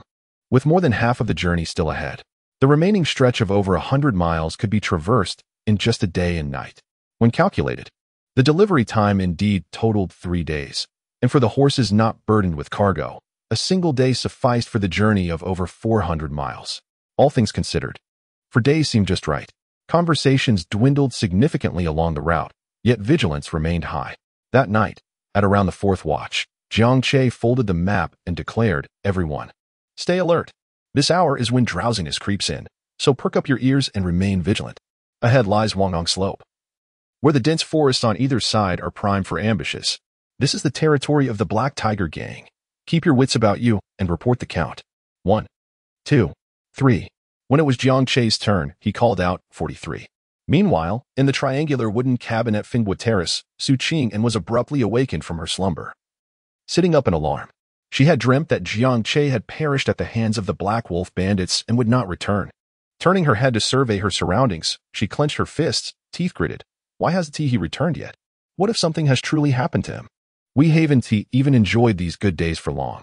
On the other side, Jiang Che remained alert, his gaze fixed upon the shadowy woods surrounding them. This area was distinctly marked on the map by Qian Laokai, indicating heightened danger, a clear sign that it was anything but safe. Everyone, stay sharp. Anyone caught slouching will feel the sting of my hand. In the depths of the forest, a low voice murmured, "Boss. This fellow must be a new recruit of Qian Laokai. His alertness is remarkable. Humph. Then let us eliminate him first. Bring me my bow and arrows." The sounds in this place were imperceptible to Jiang Che. He merely sensed an air of danger surrounding him. Ahead lay a steep slope, flanked by dense forest on either side, and the path he had traversed was treacherous. If ambushed here, he would undoubtedly choose this very location to launch a surprise attack on others, just as he was warning his companions. A sudden flicker of movement caught his eye, accompanied by the piercing sound of an arrow slicing through the air. He instinctively pulled back on the reins, causing his steed to rear up with a loud neigh. In the next heartbeat, an arrow, as thick as a thumb, pierced through the horse's neck. Attack! The battle cries erupted from both sides, and Jiang Che rolled to his feet, drawing his long sword with a commanding shout. "Prepare for battle. Kill anyone you see. Do not hold back." Beside him, his mighty steed lay on the ground, gasping for breath, likely beyond saving, before he could reach for his three-pronged spear. Several figures surged forward with the wind. "Die for your grandfather." What met Jiang Che's gaze was a massive hammer, and he swiftly swept his sword to strike at the assailant's midsection. A skilled fighter indeed. The man gasped in surprise, bringing his hammer down to block the sword. But Jiang Che quickly changed the angle of his attack, thrusting towards the man's lower body. Unruly, enraged, the man bellowed as he swung his hammer violently. Simultaneously, 3 more adversaries closed in on Jiang Che. They were all formidable fighters, and their coordination was nothing short of flawless. They were indeed powerful, while others engaged in a fierce battle against the 18 elite guards of the convoy. The night was dark, and the moonlight dim, leaving Jiang Che uncertain of the exact number of foes surrounding him. The clash of weapons echoed as Jiang Che's sword met his opponent's blades, creating sparks in the night. Yet, within moments, his sword was severed by a heavy blade. "How will you fight now? You will die?" A menacing voice threatened. Jiang Che's body coiled like a spring, evading the strike, while simultaneously pushing the assailant's sword into another foe. A cry of agony rang out as Jiang Che regained his footing, launching a powerful strike that sent one opponent flying. With energy surging through him, Jiang Che dodged and weaved, seeking an opportunity to deliver a fatal blow. Some within his ranks had already fallen, and he found himself at a disadvantage. He had tapped into his spiritual energy. Yet these opponents were all above the 3rd level of his cultivation. 2 fists could not contend with 8 hands, especially when faced with 4 who were significantly stronger. Soon, a blade struck his back, and seizing the moment, Jiang Che dashed toward the carriage, pursued relentlessly by the 4 assailants. As he stepped forward, he snatched the 3-pronged spear, entangled in cloth atop the wagon, and with a swift motion, he spun it in a dazzling arc, sending shockwaves that forced the 4 attackers back. "What a fierce weapon!" "Indeed!" exclaimed the man wielding the hammer, his voice low yet commanding as he charged forward, "Prepare to receive a hammer from your grandfather." Jiang Che remained silent, wielding his trident spear to sweep away the 3 assailants, before thrusting it forward. With a surge of spiritual energy, the spear's tip glimmered faintly. A sharp sound echoed as the man's heavy hammer was pierced as if it were mere stone, and the spear continued its relentless advance, puncturing the man's right arm. A scream erupted as Jiang Che forcefully swept the spear sideways, decapitating his foe along with a portion of his shoulder. The remaining 3 instinctively recoiled at the sight, and Jiang Che cast a cold glance their way before leaping into the fray of the convoy. Utilizing the advantage of his spear's reach, he relentlessly dispatched enemies. And within mere moments, 8 or 9 had perished beneath the lethal arc of his weapon. What are you waiting for? Continue the slaughter. A cold snort resonated through the forest as those encircling the convoy began to roar and charge once more. Jiang Che relentlessly wielded his weapon. Yet he was unable to consider the multitude surrounding him. The gravitational technique propelled forth like a bullet, striking one man in the leg, transforming his forward momentum into a desperate lunge, which Jiang Che swiftly countered with a sweeping strike of his spear. The chaos of battle was overwhelming, with enemies numbering no less than 50 at a cursory glance. After a fleeting quarter of an hour, amidst the convoy, Jiang Che knelt on one knee. Propped up by his trident spear, his body drenched in blood as he gasped for breath. Surrounding him lay a sea of corpses. Beside him, Wang Taizhu, still clinging to life despite his grievous wounds, rasped, "Brother Jiang, if you can escape today, please do so." Jiang Che released his trident spear to support Wang Taizhu. "Zhuzi, hold on, we shall not perish." Wang Taizhu's lips curled faintly as blood trickled forth. "Convey my regards to the master. I am but a powerless wretch." With the last whisper of his voice fading away, Wang Taizhu's hand fell limp, and his breath ceased entirely. Jiang Che tightened his grip on Wang Taizhu's arm, his eyes already reddened. Releasing Wang Taizhu, Jiang Che abruptly tore a strip of coarse cloth from his clothing and wrapped it around his arm. Raising his head, his bloodshot eyes scanned the surrounding torches, where at least 20 individuals remained. At that moment, the leader of the Black Tiger gang, who had initially hidden in the woods to launch surprise attacks, slowly emerged. He was a towering figure, wielding a sharp spear that measured 2 meters in length. A hint of admiration flickered in the eyes of the Black Tiger leader as he remarked, "Brother, you possess remarkable skill. Would you consider becoming my second-in-command at Black Tiger Village?" Chapter 56, Are you ready to fight for another 300 rounds? In response to him was Jiang Che's trident spear. Even though his spiritual energy was nearly depleted, Jiang Che's strength remained undiminished. The Black Tiger leader staggered back 2 steps, and his subordinates retreated, releasing crossbow bolts. Jiang Che rolled and evaded, yet he was met with a spiked hook. As he dodged the hook once more, it was impossible to discern how many blades were aimed at him. He raised his weapon to parry, and amid a series of resonant clangs, 6 or 7 assailants staggered back a few paces. "He is nearing his end, finish him," someone shouted as they charged forward, eager to claim glory. But within a breath, they became a lifeless corpse. Blades pierced his arm, his left leg, his right leg, and his abdomen, bloodied and battered. Jiang Che let out a low growl for the first time. "Come, die." With an empty dantian, he managed to extract a sliver of spiritual power. And with a deft twist of his spear, he struck down 3 foes. The inertia propelled him backward, forcing him to stagger 2 paces, yet he remained upright. At the rear of the crowd, the leader of the Black Tiger gang narrowed his eyes. Nevertheless, he refrained from underestimating his opponent, showing no inclination to intervene. Once more, a dozen men surged to besiege Jiang Che, who unleashed his immense strength, wielding the 3-pronged, double-edged spear, each blow claiming another life. Ultimately, from the initial throng, fewer than 5 remained standing, their fear palpable. The bloodied figure before them seemed utterly deranged. How could one so grievously wounded still possess the will to fight? At that moment, the leader of the Black Tiger gang approached, declaring, "You are formidable, but surely your strength is waning." With that, he thrust his spear forward with one hand. The clash rang out sharply as Jiang Che parried, only to be sent flying 3 meters, landing amidst the fallen bodies.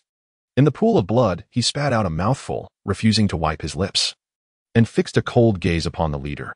"You are merely a master of inner strength. Come again, come again. How laughable. Prepare to die." The Black Tiger gang leader scoffed, then swung his spear in a sweeping motion.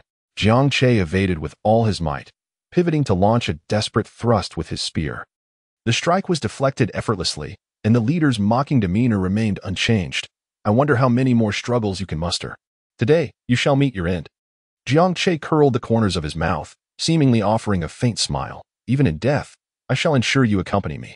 He steadied his weapon and prepared for battle, every cell in his body exerting its utmost effort. The resounding clang echoed through the inky darkness of the night as Jiang Che was repeatedly hurled away by the leader of the Black Tiger gang. "Come on, get up. I refuse to believe you can rise again. You are fully aware of your impending doom. The disparity in our strengths is insurmountable. How could you possibly emerge victorious? What gives you the audacity to stand once more?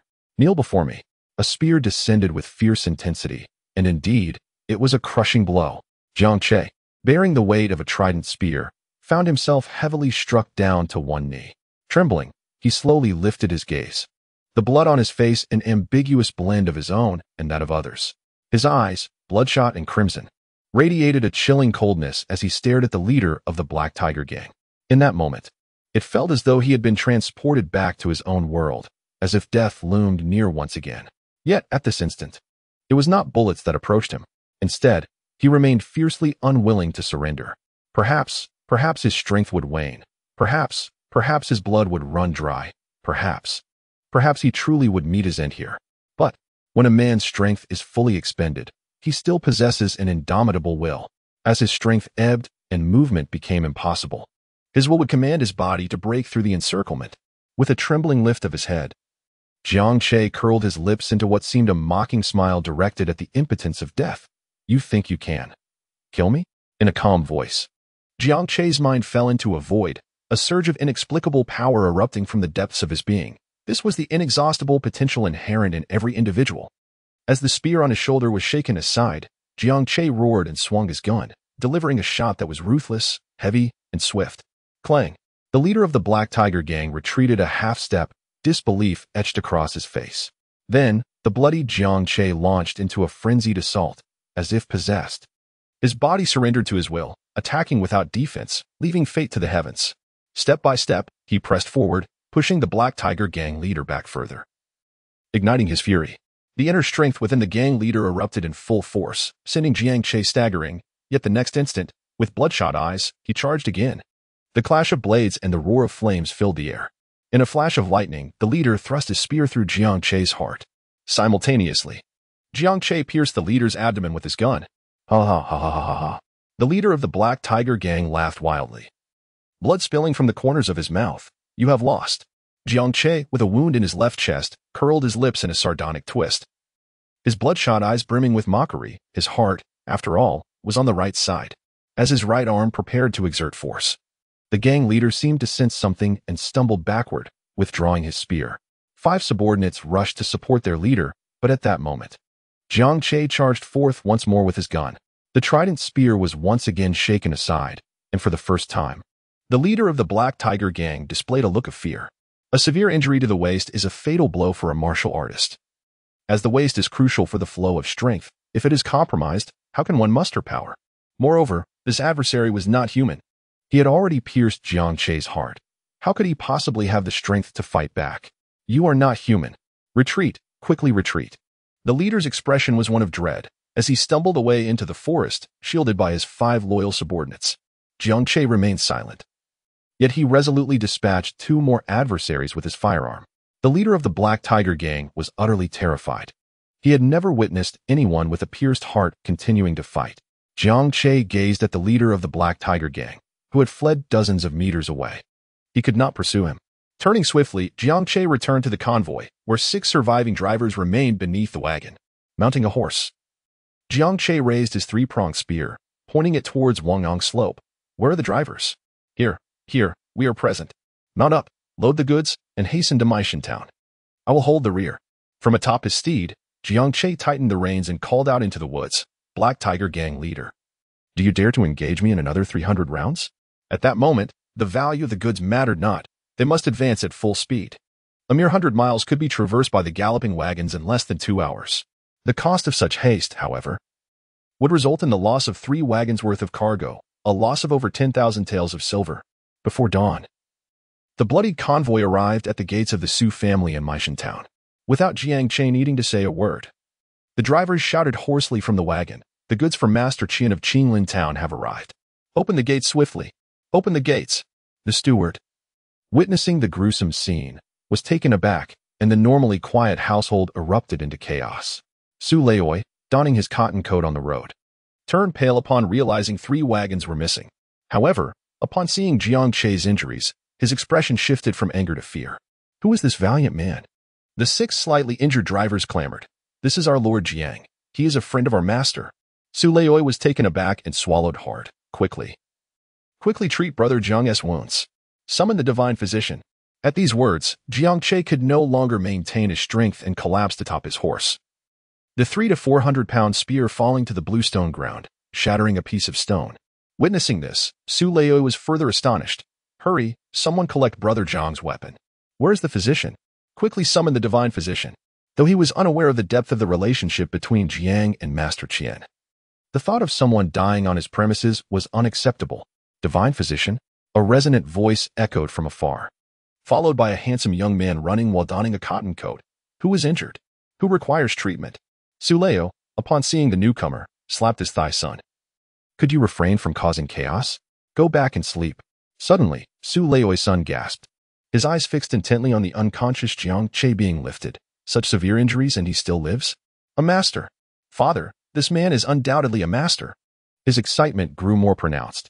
You lot, hurry and take him to my pharmacy. Su Lei, exasperated, grasped his son's ear. Can you not make things worse? With your skills, you would only cause death. Do you even know who this man is? He is a friend of Qian Laokai, and if something were to happen in our residence, Qian Laokai would undoubtedly seize the opportunity to extort us. Alas, what do I care? Is it not merely silver? Father, our family is wealthy. The son of Lord Su, dismissively pointing at the servants, exclaimed, Hurry, take me to my pharmacy. Chapter 57. Lord Zhang met his end by medical means in Meishan town. The landlord Su has 3 sons. The eldest, Su Ziqing, aspires to pass the imperial examination and serve in the court. Unfortunately, his intellect is lacking at nearly 28. He has yet to achieve even the slightest academic distinction. The second son, Su Ziming, a fervent alchemist, dreams of becoming an immortal, tirelessly scouring for immortal elixirs and fantasizing about transforming his physique through in-made pills. As for the third son, Su Zishang, his name alone reveals the high hopes the landlord Su has for him.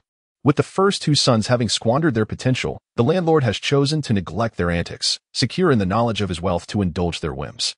The third son, however, is the one he diligently nurtures, relying on him to inherit the family estate. It was none other than the second son, Su Ziming, who had just clamored to treat Jiang Che's injuries. In a spacious room, replete with medicinal herbs, Su Ziming spoke to himself amidst a plethora of jars and bottles. Pouring a bit of powder from one jar, a dash of flour from another, and adding a few drops of blue liquid from yet another, he meticulously measured his ingredients. After cleansing his hands, he rolled 3 pill-sized orbs, each the size of a pigeon egg.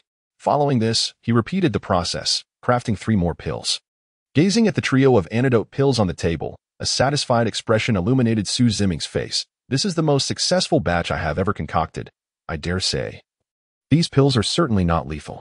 With excitement coursing through him, Su Ziming picked up one of the bluish pills and approached Jiang Che, who lay on the wooden bed.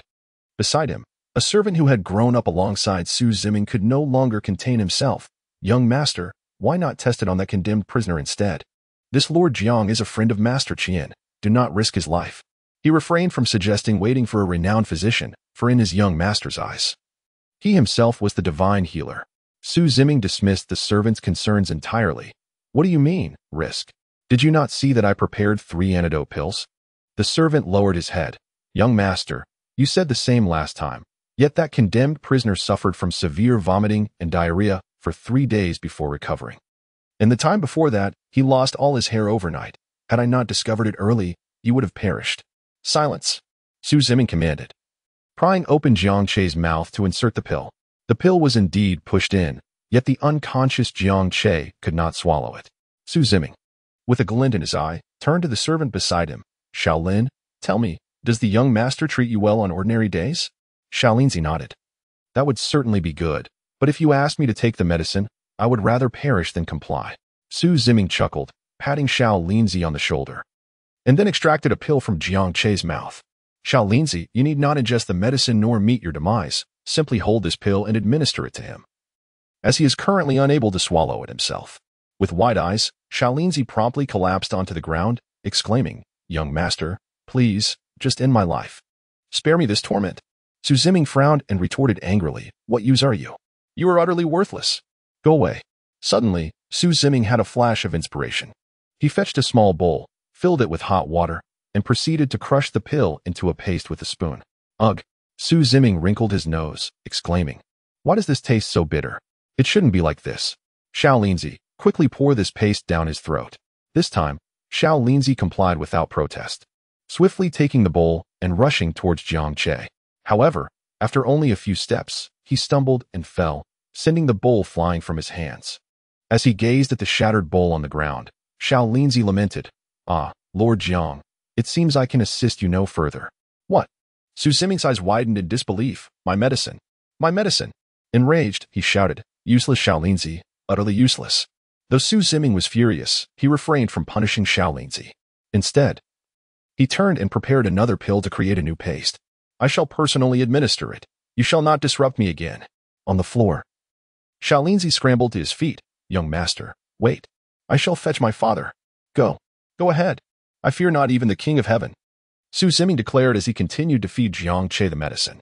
As Jiang Che lay flat, much of the medicine dribbled out, and Su Ziming, undeterred by the mess, appeared utterly deranged in his fervor. He positioned himself at the edge of the bed, cradling Jiang Che's head in his arms. "You are called Lord Jiang, aren't you?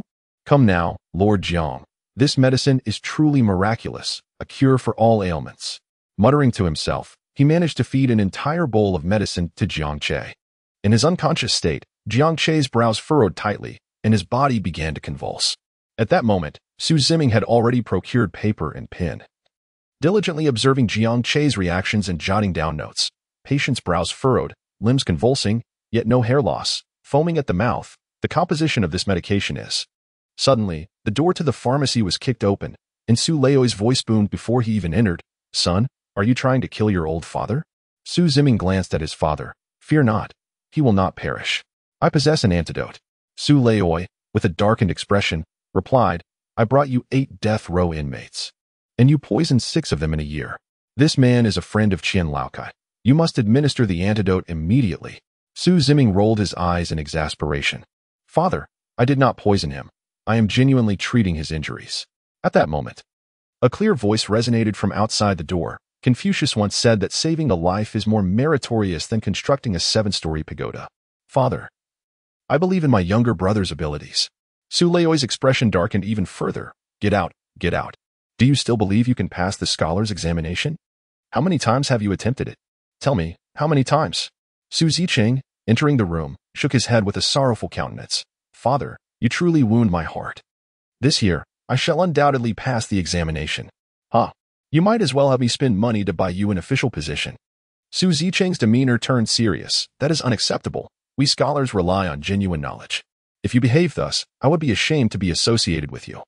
Su Ziming laughed heartily. "Eldest brother, I firmly believe you will surely pass the examination this year." Su Zicheng nodded with a smile. "I share that sentiment, brother. I sense that fortune is upon us, that inexplicable feeling from the cosmos. Do you understand, dear second brother?" Su Ziming nodded.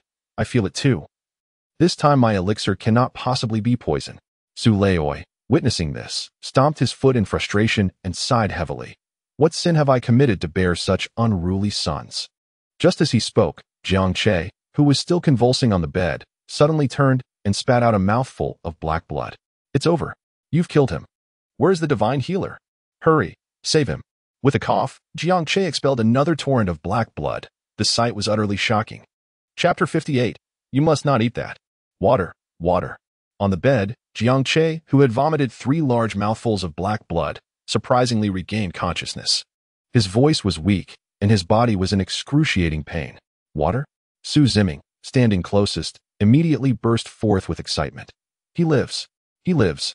Ha ha. I told you I am a divine healer. I told you my medicine is effective." Silent until now, Xiao Linzi had already brought over warm water. Upon seeing this, Su Ziming snatched the warm water. "Step aside. This is my patient. I shall tend to him." Saying this, Su Ziming carefully propped up Jiang Che and helped him drink water. Xiao Linzi remained silent, equally astonished. For this was the first person to awaken so swiftly under the influence of the young master's medicine. "My son, he..." "Silence." Su Ziming abruptly interrupted his father's words. "Do not disturb me." Su Leoi's face darkened, yet he truly refrained from speaking further. After feeding Jiang Che a bowl of water, Su Ziming dashed to the medicine table and retrieved the last remaining. Elixir. "Lord Jiang, here, this is a healing elixir. You must take it." Jiang Che glanced at old Master Su, and at this moment, he was assured of his safety. Without a trace of suspicion, he opened his mouth and consumed the pill. After swallowing the elixir, Su Ziming brought over a bowl of water. Jiang Che drank from the bowl of water before hoarsely speaking, Su, Master Su. Thank you. Master Su wore a peculiar expression, yet he still managed to reply, Warrior Jiang, focus on your recovery. We shall take care of the matters ahead.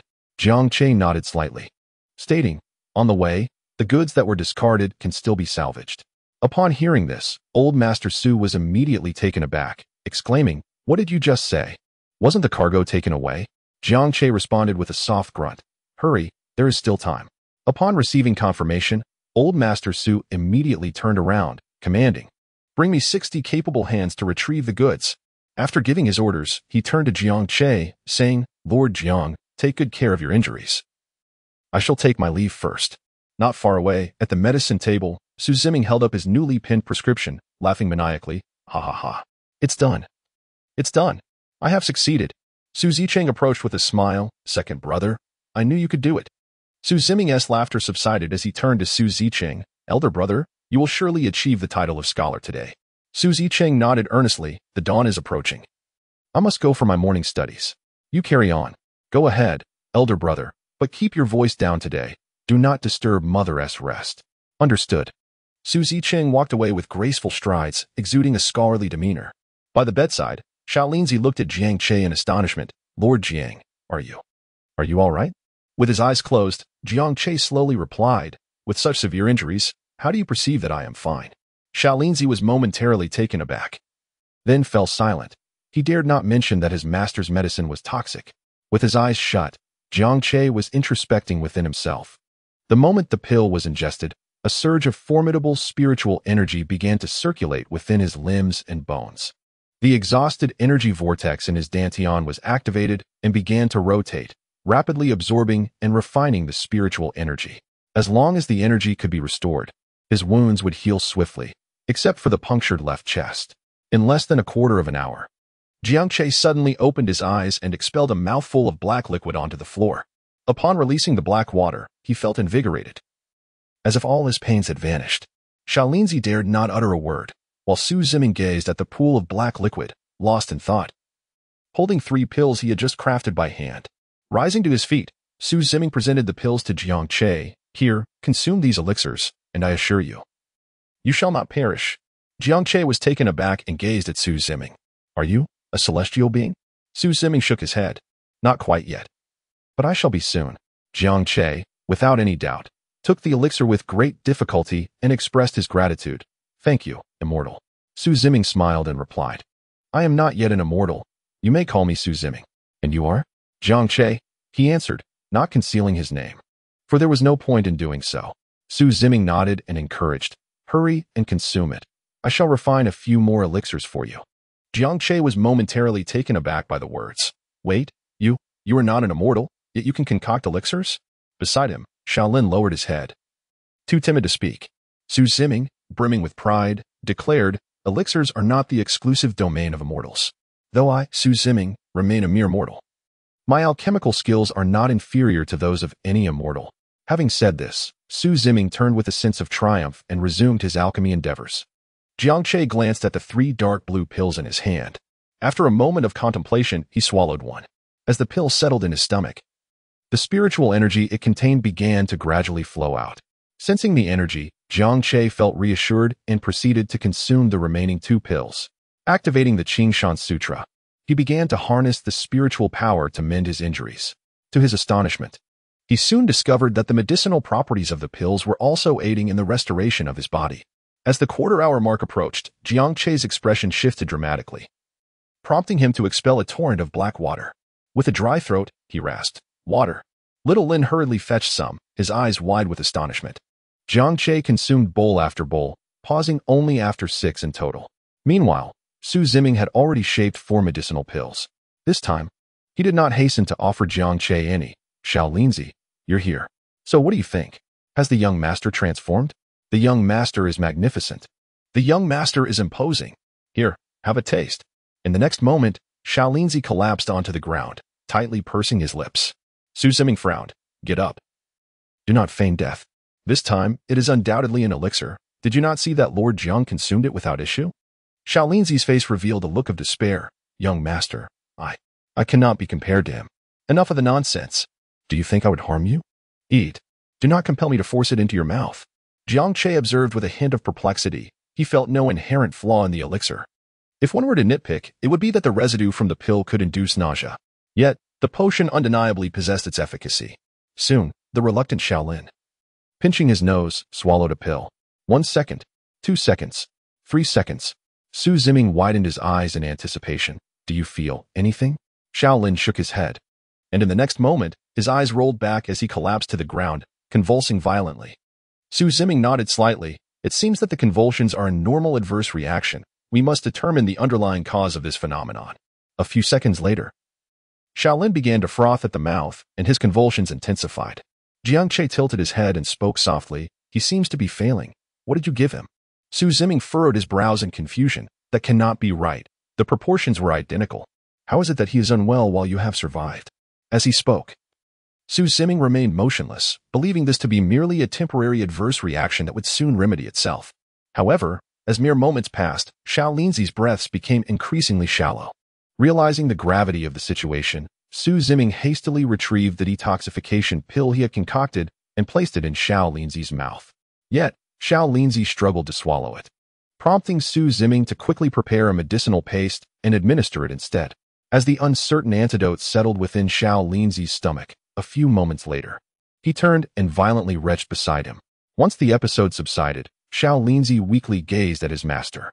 As Su Ziming approached, Shaolinzi recoiled in terror, exclaiming, "Master, I cannot eat anymore. I will never eat again. Even if you were to kill me, I refuse to consume anything." Su Ziming contemplated for a moment before turning to Jiang Che with the pill in hand, stating, "My lord, he is unworthy of this. I present it to you instead." Jiang Che gazed at the pill in Su Ziming's hand, then shifted his attention to the nearby Shaolinzi, who was frantically shaking his head and signaling that he did not wish to consume it. Chapter 59. My hair. A sense of uncertainty flooded Jiang Che's mind. But in the next moment, Su Ziming spoke. "Take it. I possess an antidote, and you will be perfectly fine." Jiang Che discerned a crucial point. "What did you just say? An antidote? Is this poison?"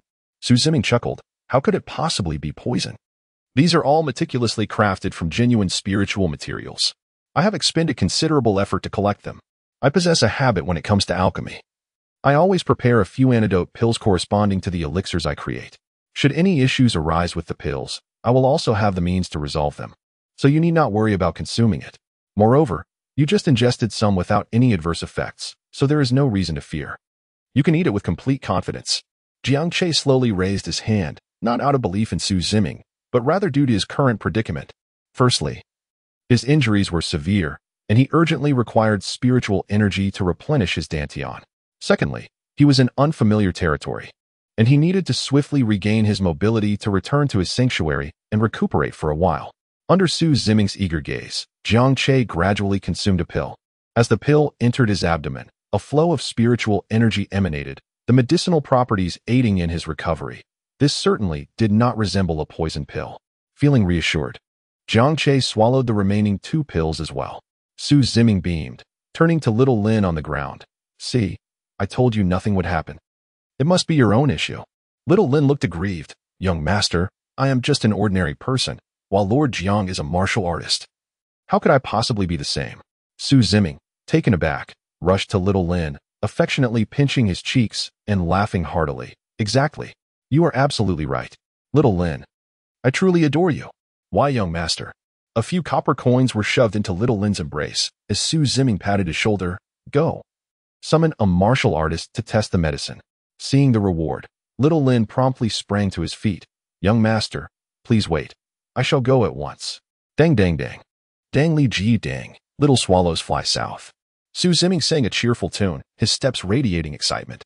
Suddenly, he dashed to the medicine table, exhilarated, and began concocting a new immortal pill. Inspired by his earlier song, he felt that this batch would be even more potent, with fewer adverse reactions. On the bed, Jiang Che observed the bustling Su Ziming and glanced around the room, which was filled with shelves, each adorned with jars or boxes. Slowly lifting his arm to tear open the wound on his coat, he noticed, in the candlelight, that the wound on his arm appeared to have already scabbed over. What sort of medicine is this? How does it seem to heal faster than my own spiritual energy? As he pondered, a quarter of an hour swiftly elapsed. Upon the arrival of the designated time, Jiang Che, well prepared, turned and expelled a copious amount of black liquid.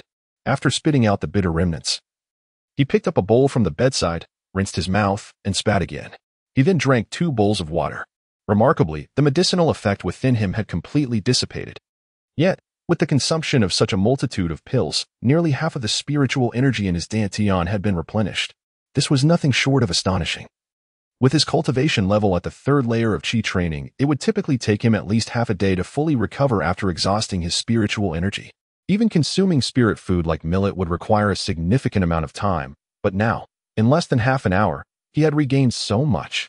Before long, a martial artist from the estate was brought over by Little Lin. The guard knelt on one knee, clasping his fists. "I greet the second young master." At this moment, Su Ziming was engrossed in preparing the medicine, seemingly oblivious to his surroundings. Observing this, Shaolin gestured for him to step aside. The guard rose and whispered, "Shaolin, what does the second young master want with me?" Shaolin, with his hands tucked into his sleeves for warmth, replied, "It's nothing. You'll find out soon enough." The guard glanced at Su Ziming and, after a few moments, whispered again, "Could it be that he wants me to test the medicine?" Shaolin looked up and remarked, "You're quite perceptive." The guard's eyes widened in alarm. "You truly want me to test it?" No, I absolutely refuse." "No worries, the young master has an antidote." "That's still one to do. I cannot afford to lose all my hair or end up paralyzed." "It's fine, the young master knows what he's doing." "When has the young master ever said he knows what he's doing?" Shaolin, in a hushed voice, said, "Here, let us get someone else." The guard discreetly slipped 6 copper coins into Shaolin's hand. Shaolin remained motionless, showing no intention of accepting it, while Su Ziming chuckled and rolled out 3 black pills. "Shaolin."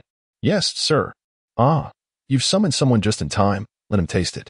"Young master, please spare me."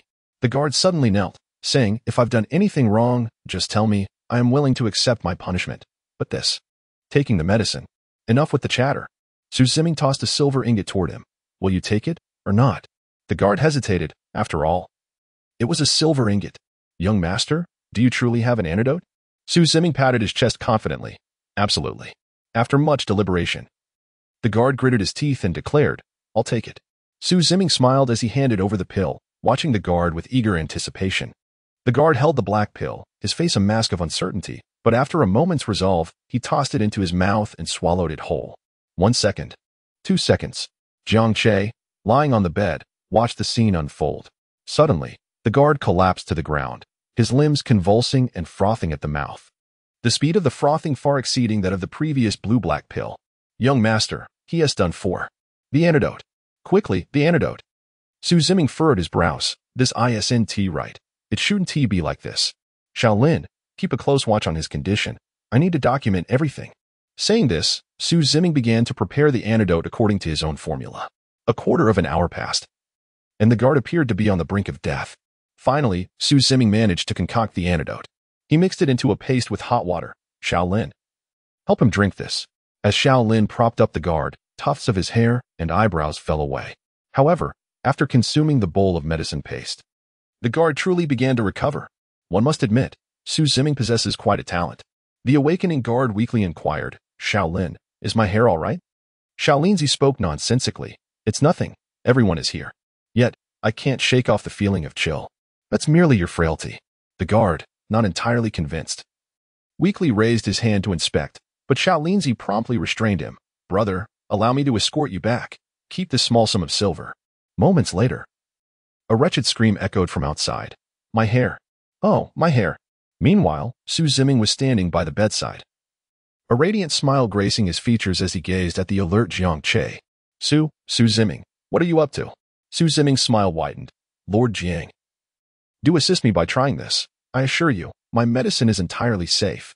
What just transpired was an unfortunate accident. Besides, I possess an antidote. So there is nothing to fear. I implore you, just give it a taste." Chapter 60. Do not be a lotus. Jiang Che cast a glance at the dark, ominous pill before turning his head away and closing his eyes. He remained silent, yet his silence spoke volumes. Su Ziming's smile faltered momentarily before he circled around, saying, "Brother. I call you brother. Do give it a taste." Jiang Che remained silent, turning his head away once more. Su Ziming chuckled as he circled back. "Master Jiang, I address you as master in earnest. I implore you to give it a taste. Jiang Che opened his eyes and posed an irrelevant question. Su Ziming. Do you think I'm handsome? Su Ziming nodded repeatedly, exclaiming, Indeed.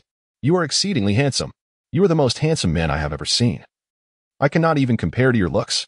Jiang Che acknowledged with a sound. Are you speaking from the heart? Su Ziming nodded repeatedly, absolutely sincere. Jiang Che continued with a hum. My striking handsomeness is attributed to my hair and eyebrows. Should I lose them? I cannot bear the thought. Su Ziming. Master Jiang, I implore you, I possess an antidote. If you find yourself in peril, I shall administer it without delay, ensuring not a single strand of hair falls from your head. Jiang Che remained silent, turning away to close his eyes. Su Ziming, observing this, held the pill aloft and sighed deeply. Alas, my fate is truly lamentable, though my family is affluent and influential, and I possess an appearance that is both handsome and charming, beloved by all, admired like blooming flowers, with a visage that commands respect, a demeanor that is graceful, and an extraordinary intellect. I find myself, in the end, merely a mortal devoid of spiritual roots. Oh, Master Jiang, are you aware of the wonders of the immortals? Do you comprehend the grace of their presence? Jiang Che listened in utter exasperation. Young Master Ziming, could you not be so unreasonable? The conditions you possess are coveted by countless individuals who would be envious beyond measure. Su Ziming sighed deeply once more. Alas, but I cannot cultivate immortality. Do you have any idea how fervently I yearn to become an immortal? Consider me, Su Ziming, who could recognize 1,000 characters at the tender age of 3, recite poetry by 5, and master the 4 books and 5 classics by 7. I aspire to pursue scholarly endeavors, yet what relevance does that hold for my elder brother? But I do not wish for that. I desire to cultivate immortality, Jiang Yi. Suddenly, Su Ziming circled around to face Jiang Che. Is it truly the case that without spiritual roots, one cannot cultivate immortality? Jiang Che exhibited a peculiar expression. Well, perhaps it is feasible. At the very least, I am a living testament to this. I have succeeded in cultivating despite lacking spiritual roots.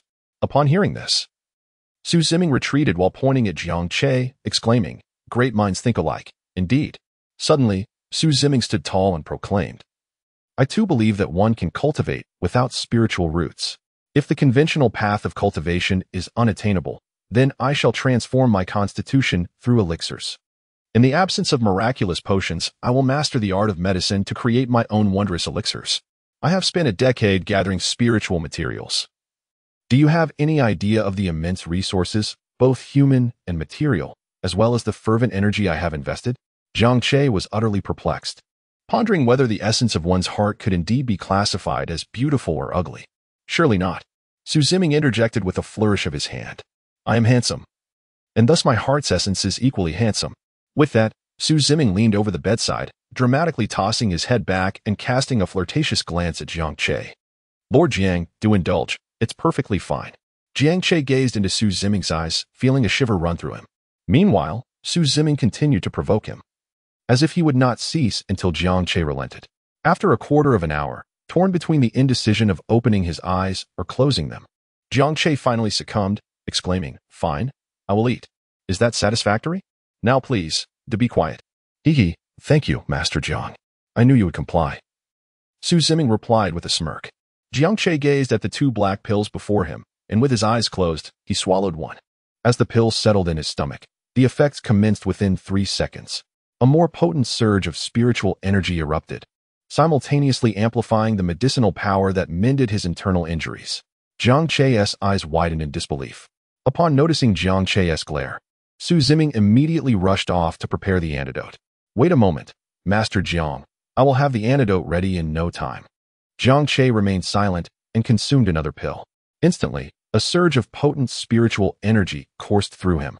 He blinked, pondering within, Am I truly unlike others?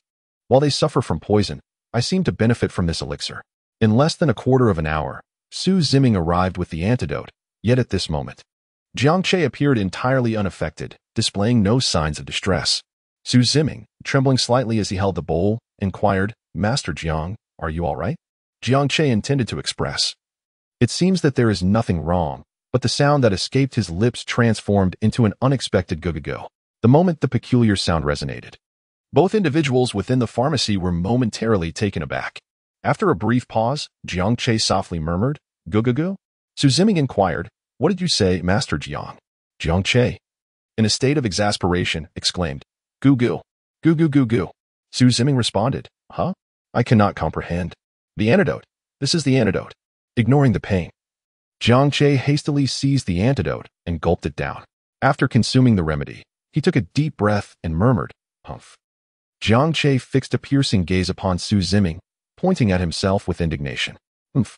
Su Ziming was utterly bewildered, staring at the empty bowl in his hands. No, this isn't right. It shouldn't be like this. It has never been like this. Master Jiang, please wait a moment while I prepare the antidote."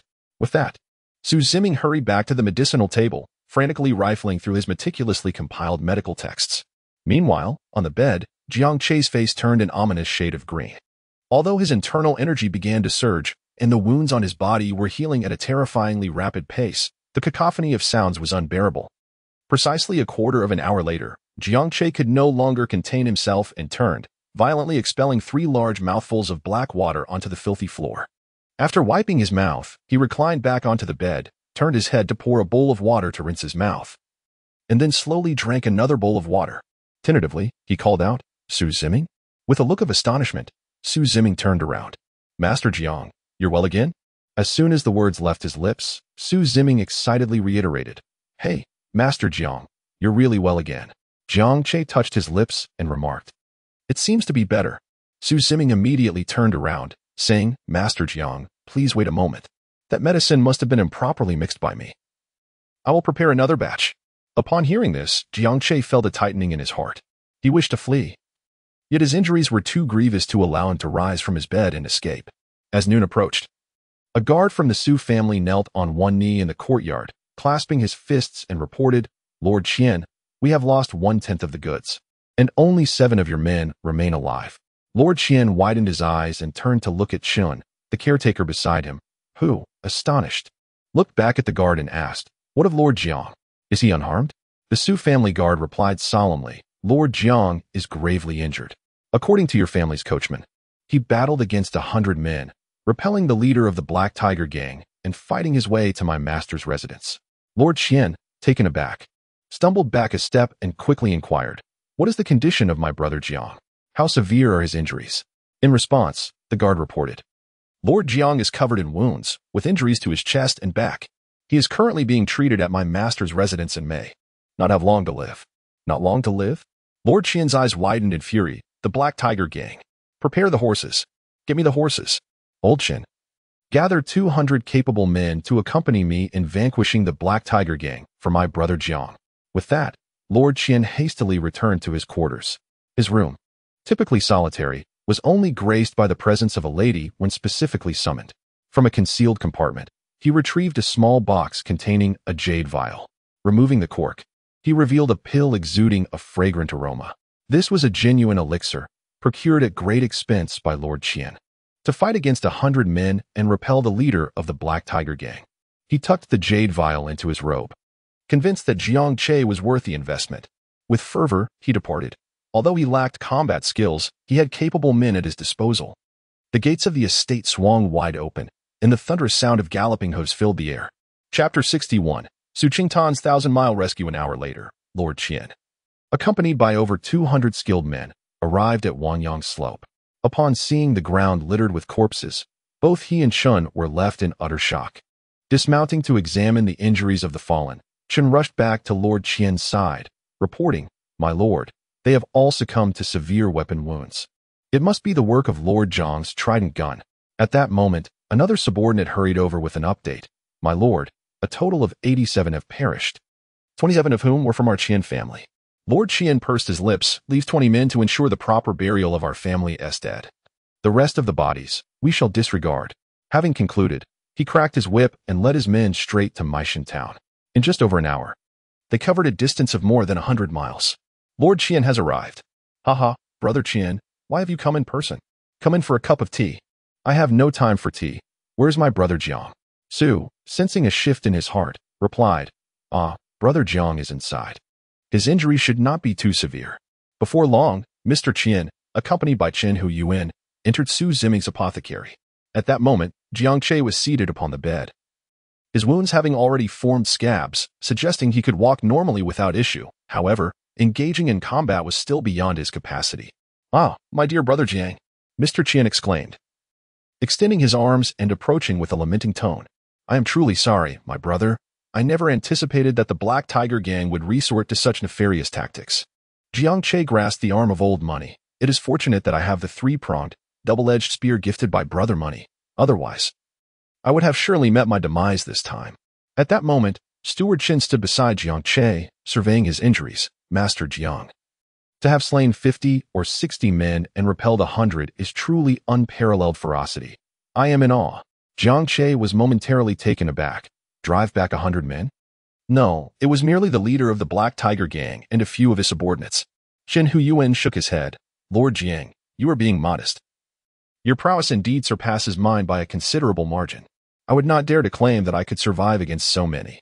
Not only did you endure, but you also returned with 9/10 of the goods. I am truly in awe.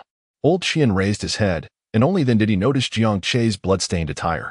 Anger surged upon his face. Su Sihai. Old Su approached with a wry smile. Brother Qian, calm down, calm down. I am doing my utmost to provide medical care. After all, Old Qian pointed at the blood on Jiang Che's clothes. Look, look. When my brother Jiang visited, I treated him to fine wine and exquisite delicacies, with lovely maidens to greet him. But look at this blood that is dried on his garments. Have you not prepared any attire for my brother? Very well, very well. Su Sihai. The business has come to an end. 8,000 taels. Old Su sighed internally, feeling helpless. All right, 8,000 taels shall indeed be provided.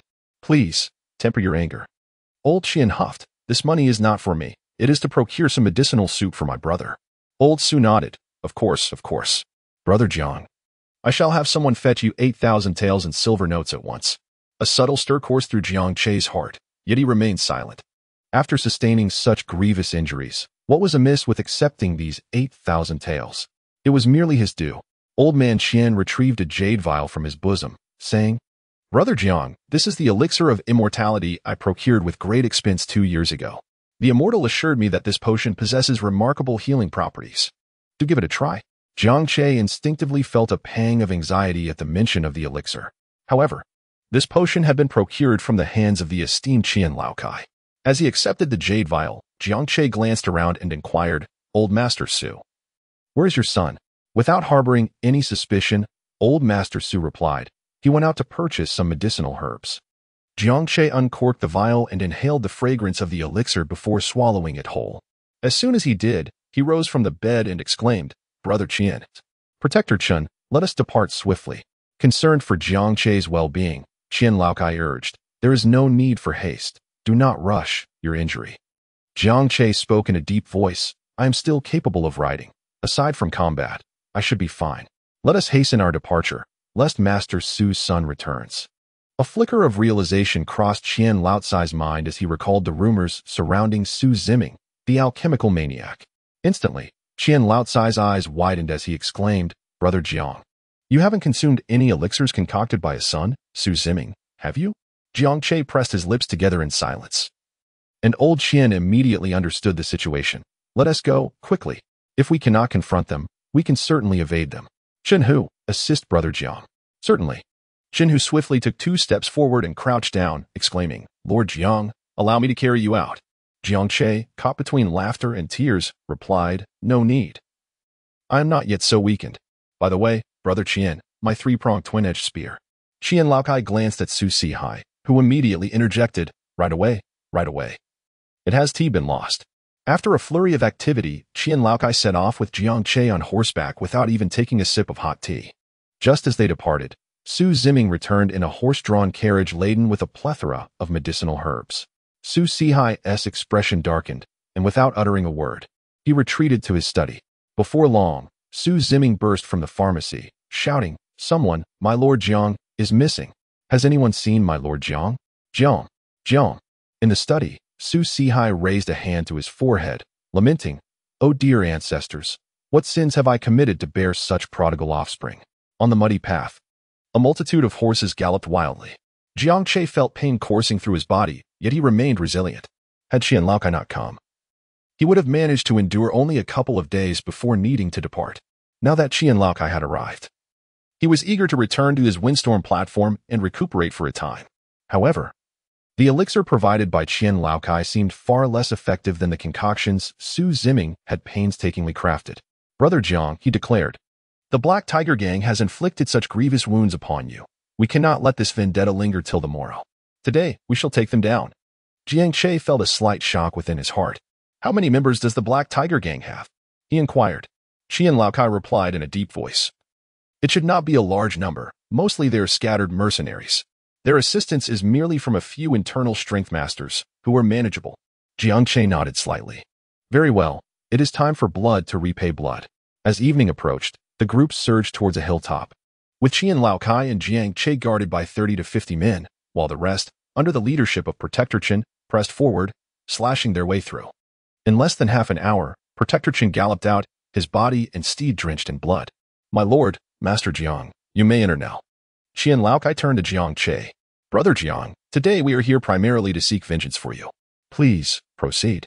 Jiang Che nodded slightly, urging his horse to advance. Before long, at the Black Tiger Gang's grounds, the leader of the gang lay crumpled against the wall, clutching his chest wound like a defeated creature. Upon seeing Jiang Che, the gang leader recoiled in horror, as if he had encountered a ghost. You, how are you still alive?" A faint smirk appeared on Jiang Che's face as he remarked, "Death? I have already stated that you would never be able to take my life."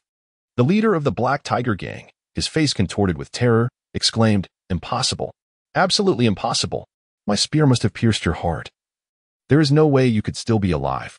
Both Old Money and Steward Chun turned their gazes towards the left side of Jiang Che's chest, where, indeed, the bloodstains on his cotton garment were most pronounced.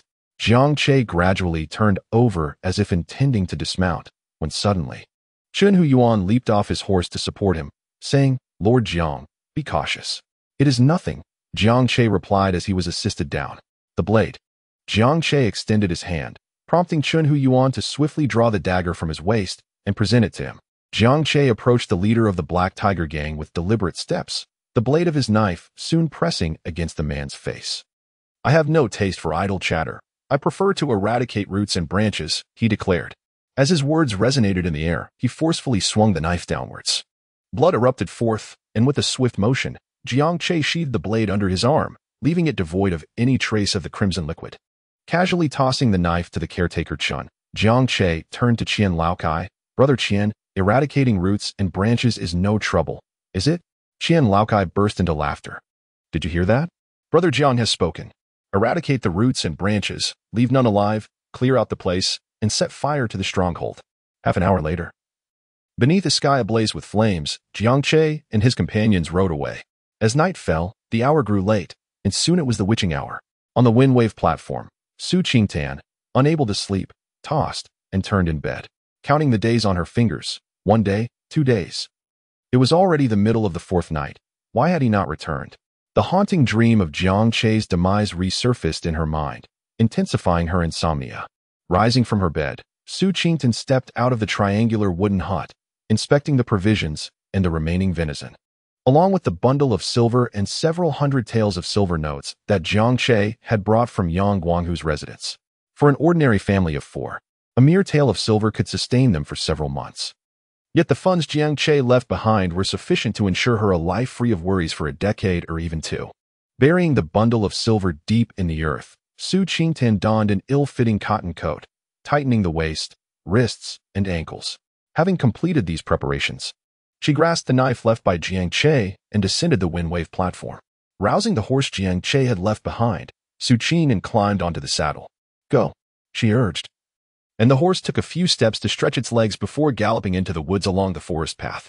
Soon, amidst the biting cold wind, Su Qingtan rode forth, knife in hand, racing towards Qingshan town along the wooded avenue. Chapter 62. Until when must you eat? Now possessing a measure of inner strength and having only scratched the surface of the 8 Extremes fist, Su Qingtan mused that with the poisoned blade in her grasp, she should be able to handle a few small minions without issue. With this thought, she bit her lip and cracked the whip again. Go.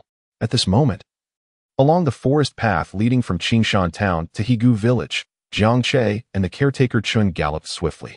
By the time night had fallen, Jiang Che and the others had already returned to the residence of Qian Laokai. A mere 400 li was nothing for their warhorses, who completed the journey in less than 2 hours. Upon arrival at Qian Laocai's mansion, Jiang Che was ushered in and treated to a hearty meal of hot soup and dishes. And Qian Laokai generously bestowed upon him an additional 10,000 taels in silver notes. Moreover, Mr. Qian bestowed upon Jiang Che 10 precious wild ginseng roots, each aged 10 years, along with 10 10-year-old Risher mushrooms. The apothecary in Qinglin town did not deceive Jiang Che. Such aged wild ginseng is beyond the reach of ordinary individuals, and 10 years marks the pinnacle of what one can harvest. After enjoying a hearty meal, Mr. Qian presented Jiang Che with a new cotton coat, intending for him to stay a few days. However, Jiang Che had no intention of residing at Mr. Qian's home, as he was deeply concerned about his wheat fields, vegetable garden, wild ginseng, hugu, and the azaleas. His resolute reason for departing was equally compelling. It matters not if I perish on the road, but I have been away from home for 4 days now, and my loved one must be worried to tears. I cannot bear to see a woman weep. With such sentiments articulated, Mr. Qian could no longer insist on his stay and reluctantly dispatched old Chun to escort Jiang Che back. Thus, along the wooded path, Jiang Che and the protector Chun galloped fiercely. After half an hour, old Chun detected the sound of hooves ahead, though Su Qingtan could not hear them. She possessed not even a single layer of internal energy to perceive such distant sounds. Halt! Old Chun called to the horses. Master Jiang, there are hoofbeats ahead. We may be approaching the Black Wolf stronghold. However, rest assured, with me by your side, all will be well. With a resolute heart, Jiang Che faced the reality of the Black Wolf village once more.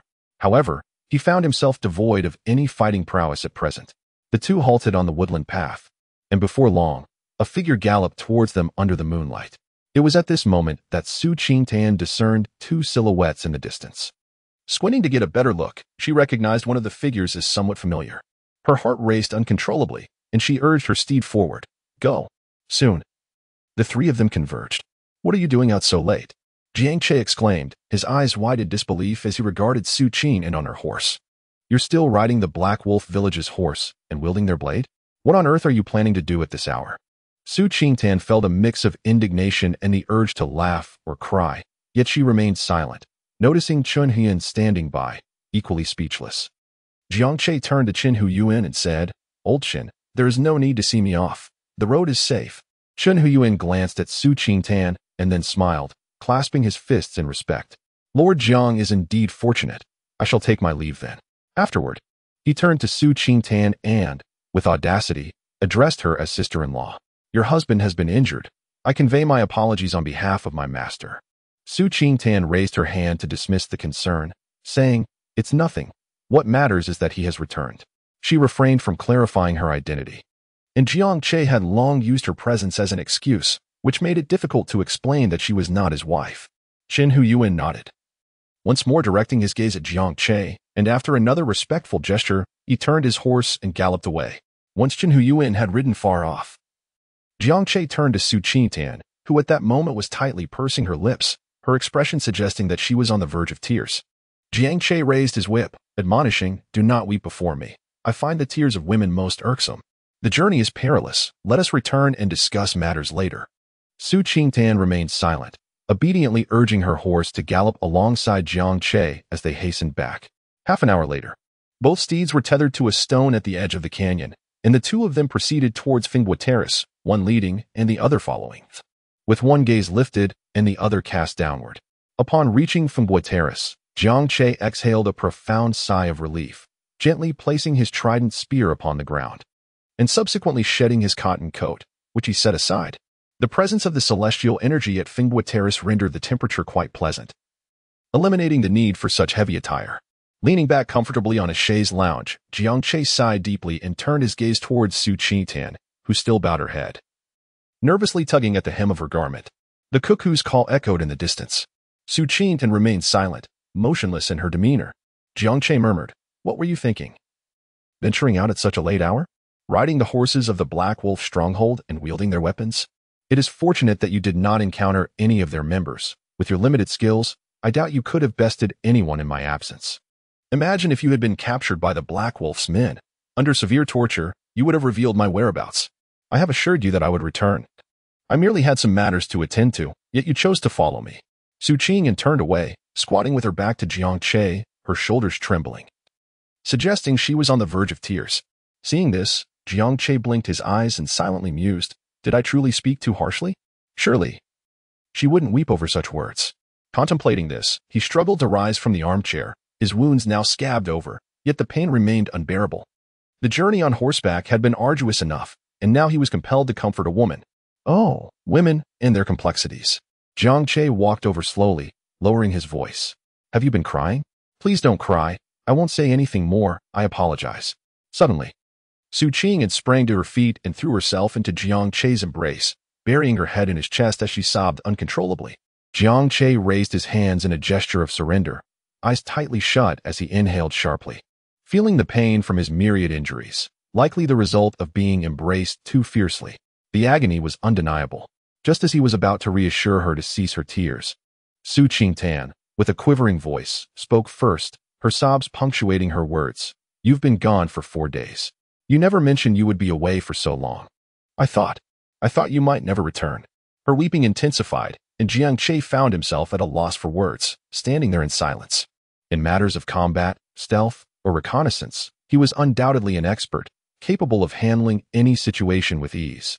However, when it came to understanding a girl's feelings, he was utterly clueless, as if he had never ventured beyond the novice stage to confront such a formidable challenge. After a brief moment of silence, Su Qingtan continued to sob. Last night, I had a dream. I dreamt that the men from the Black Wolf stronghold killed you. I couldn't sleep. What would I do if you were gone? If I don't work for you, who will provide for me? Upon hearing her distress, Jiang Che immediately reassured her. Do not worry, I left plenty of provisions and silver. Surely, you must have noticed. It should suffice for many years. Yet, Su Qingtan's cries only grew more intense. But you haven't even given me a dowry. You can't just leave me. If you die, how will I ever claim my dowry? Jiang Che felt an intensifying pain coursing through his body. He hastily exclaimed, Isn't it merely 1,000 taels?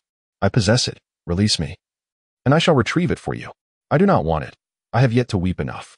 Sister, how long must you continue crying? Chapter 63. You truly are my biological father. Su Qingtan fell silent, her sobs echoing through the air. After enduring a month of peaceful days, just as the prospect of happiness seemed within reach, a sudden twist of fate struck. Jiang Che perished. She had finally managed to calm her restless heart, convincing herself that she no longer needed to run away, that she could simply dwell in this life. Yet, in an instant, Jiang Che was gone. She had painstakingly set her sights on a man, contemplating how to refresh herself and adorn her appearance so that he might behold her beauty and fall for her. But then, in a fleeting moment, disaster struck. After 4 days of trepidation and worry, she sought him out, only to find him harshly rebuffing her. Who would not feel wronged in such a situation? Who would not wish to weep? After a considerable time spent in tears, Su Qingtan finally began to calm herself. Gently releasing Jiang Che, she pouted her lips, bowing her head to wipe away the tears from her eyes. Jiang Che lowered his head and touched his chest, saying, Well, you truly are my biological father. This is still a new cotton jacket, and you've soaked a large area of it. Upon hearing this, Su Qingtan felt a wave of grievance wash over her, and her eyes could not help but overflow with tears once again. Jiang Che furrowed his brow upon witnessing the scene before him. I say, did you not just weep moments ago? How is it that you are crying once more? You claim I am your biological father, yet you scold me.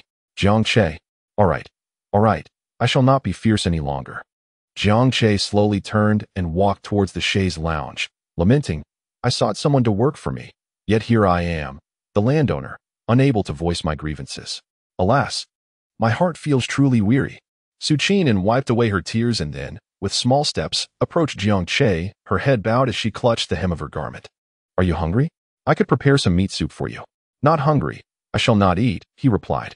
Without uttering another word, Su Qingtan turned and hurried away to start a fire, preparing to cook the soup.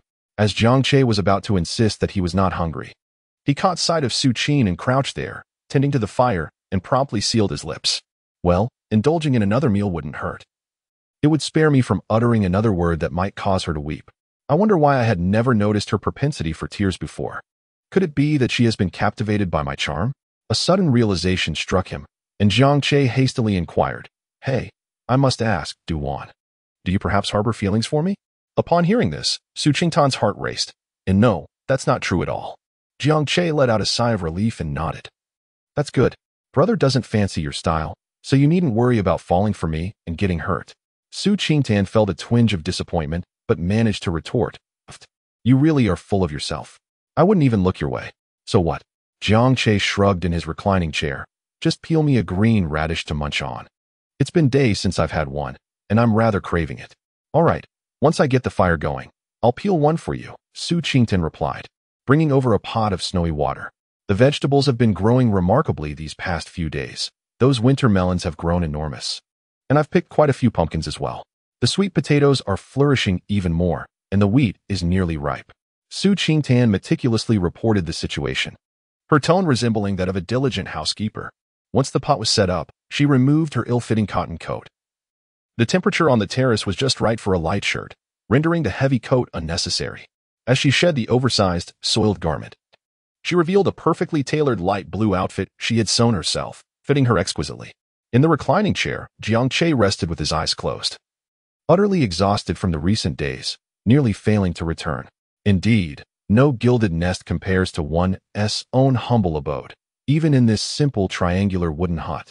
He felt an unparalleled comfort. Su Qingtan ventured into the vegetable patch and plucked a small, tender green radish, crisp and sweet. With practiced ease, she peeled it and then approached him. Landlord, your radish. Jiang Che opened his eyes and glanced over. Before him lay the peeled radish. Her wrist as radiant as the moon, clad in green sleeves. His gaze instinctively traveled upward, and to his astonishment, his eyes traced her form, gliding over her graceful neck to her face, where her previously disheveled hair had been transformed into a neatly arranged cascade of black locks. In the chair, Jiang Che instinctively shifted to the side, raising his gaze to Su Qingtan. You're the azalea? Su Qingtan felt a flicker of pride at his reaction. But she quickly regained her composure, her voice steady. What's wrong? If I'm not the azalea, then who is? Here's your radish, landlord. Jiang Che, taking the radish, furrowed his brow as he observed Su Qingtan turning to tend to the fire. Her shoulders, her petite back. How tragic it would be not to apply a cupping therapy. That willow-like waist, those ample hips, those exquisite legs. Could she truly possess such allure? Previously, measurements were merely numbers, an area in which Jiang Che had little understanding. Yet now, the vivid reality before him was astonishing. Snap! Jiang Che took a bite of the radish, savoring its sweetness. Sweet? What sweetness? The water in the pot began to boil, and Jiang Che had finished gnawing on the radish. At that moment, with nothing else to occupy him, he watched Su Qingtan blanch the meat. Casting a glance at the meat drying on the rack, he remarked lightly, Dude Wan, during my absence these past few days, you haven't consumed much meat. Su Qingtan, skimming off the foam, replied, It's fine. It's not as if I'm starving. Jiang Che responded with a soft murmur, refraining from further words. As he swayed in the rocking chair, his gaze drifted toward the adjacent mountain wall. The cliff supporting Fingwa Terrace towered several hundred meters high. If only one could carve out a hot spring within its embrace. Imagine soaking in warm waters, savoring radishes, sipping on fine spirits, and reveling in the picturesque landscape. But let us not dwell on that. Turning his head, he surveyed the cliffs flanking the canyon, pondering that excavating a hot spring on the right side might yield a more splendid view, allowing him to behold the entirety of Fingwa Terrace. Lost in thought, he found himself uncertain. It seemed any location would suffice. Meanwhile, Su Qingtan had set aside the frothy lid and commenced the simmering process. She plucked a white radish and, after preparing a chunk of winter melon, cast it into the pot without hesitation. The radish was notoriously difficult to cook, while the winter melon posed no such challenge. Why bother with all the intricacies? A simple stew would suffice. After all, it would not detract from the meal. Once she completed these tasks, Su Qingtan rinsed her hands with some snowmelt and turned her attention to Jiang Che. Under the hazy moonlight, the white fur coat draped over Jiang Che bore splotches of crimson. A jolt of alarm coursed through Su Qingtan, and as she recalled the words of the caretaker, Brother Che, is your injury severe? Jiang Che regained his composure and glanced at his own body, dismissing the situation. It's nothing, merely a trivial injury. Let me see, came the retort. What nonsense, just a minor wound. Allow me to take a look. Be off with you. Su Qingtan, undeterred, reached out to unfasten Jiang Che's outer garment. One must not disregard propriety. Do not meddle with my attire. I must ascertain the severity of your injury.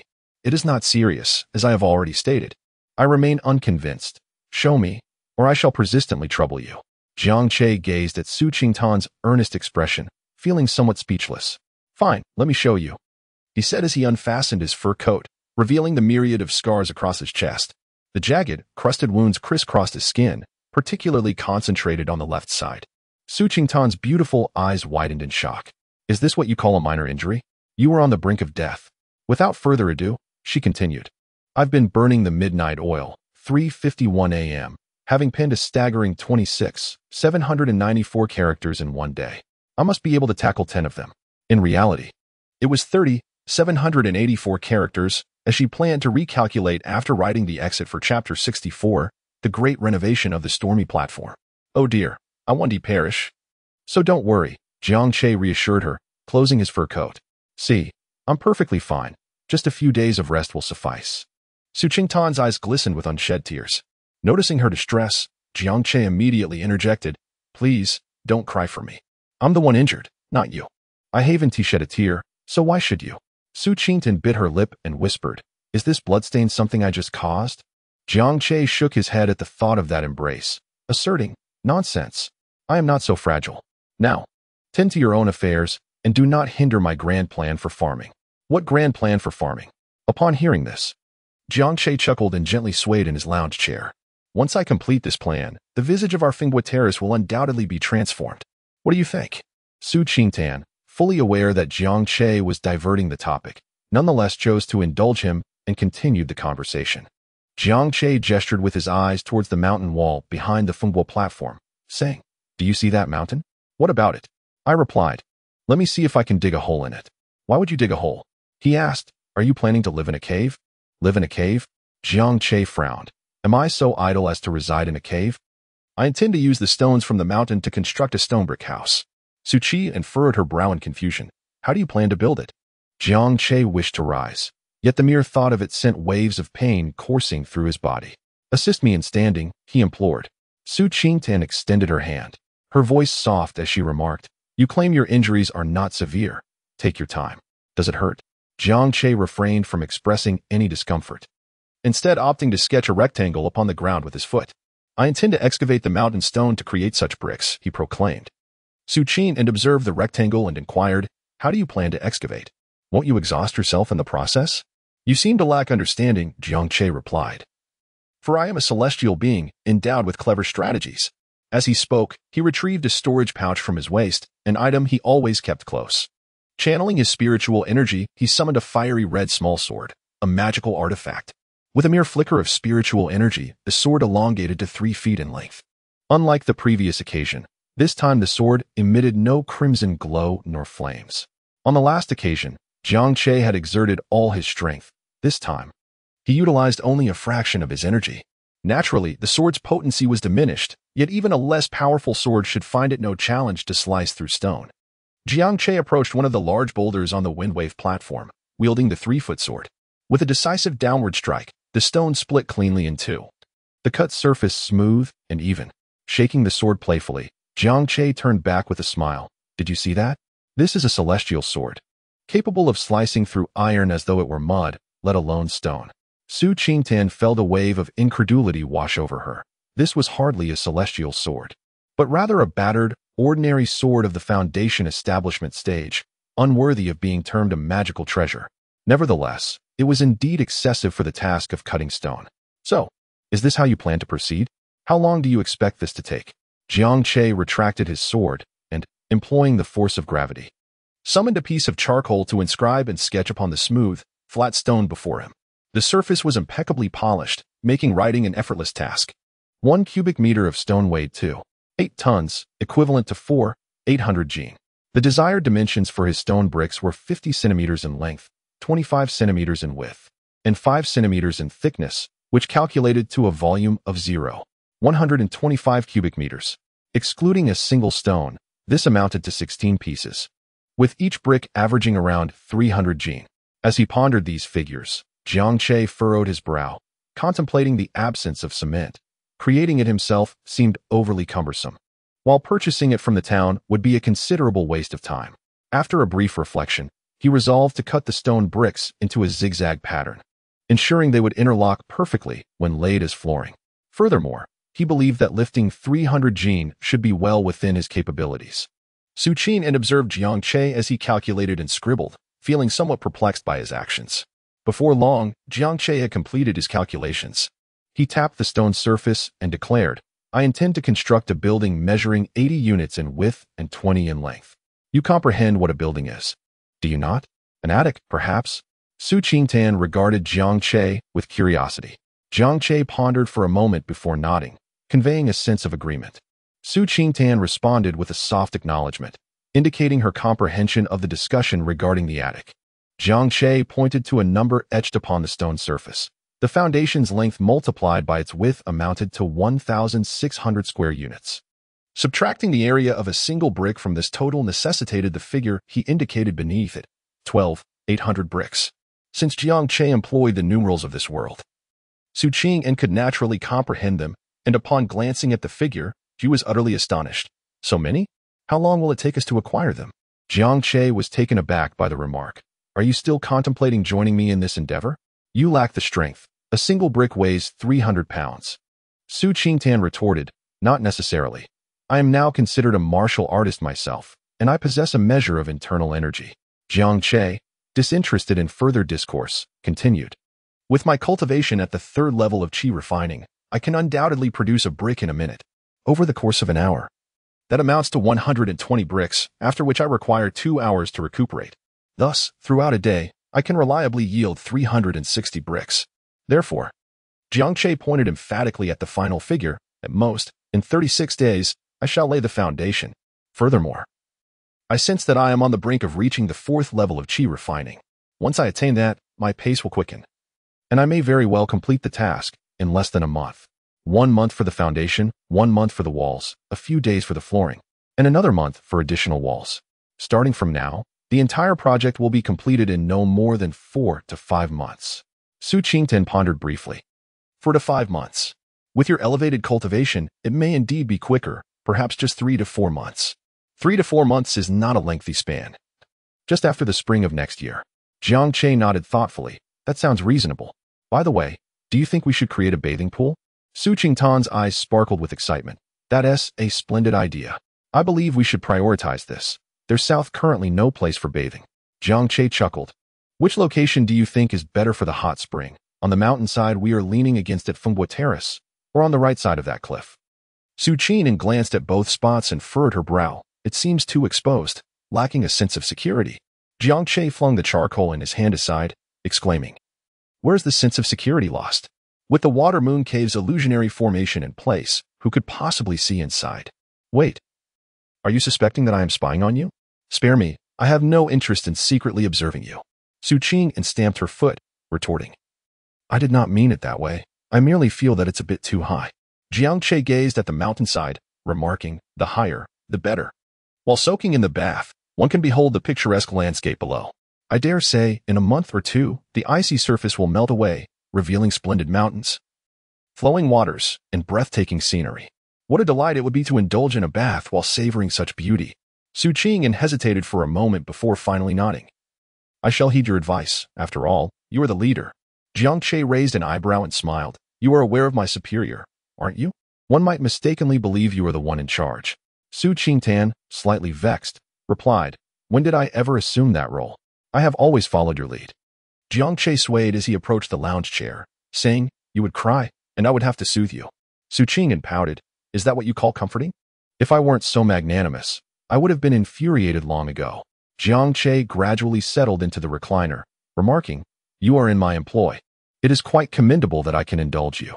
Su Qingtan inhaled deeply before exhaling. Brother Che, I have completed the new attire. Would you care to try it on? Chapter 65. Resilience in Adversity. Is it ready so soon? Jiang Che swayed the recliner slightly, then bring it forth for a fitting. Su Qing entered the triangular wooden cabin and soon emerged with the neatly folded garments. Shall I assist you in rising?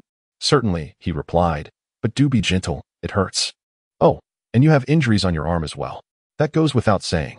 After a brief exchange of playful banter, Jiang Che picked up the new attire.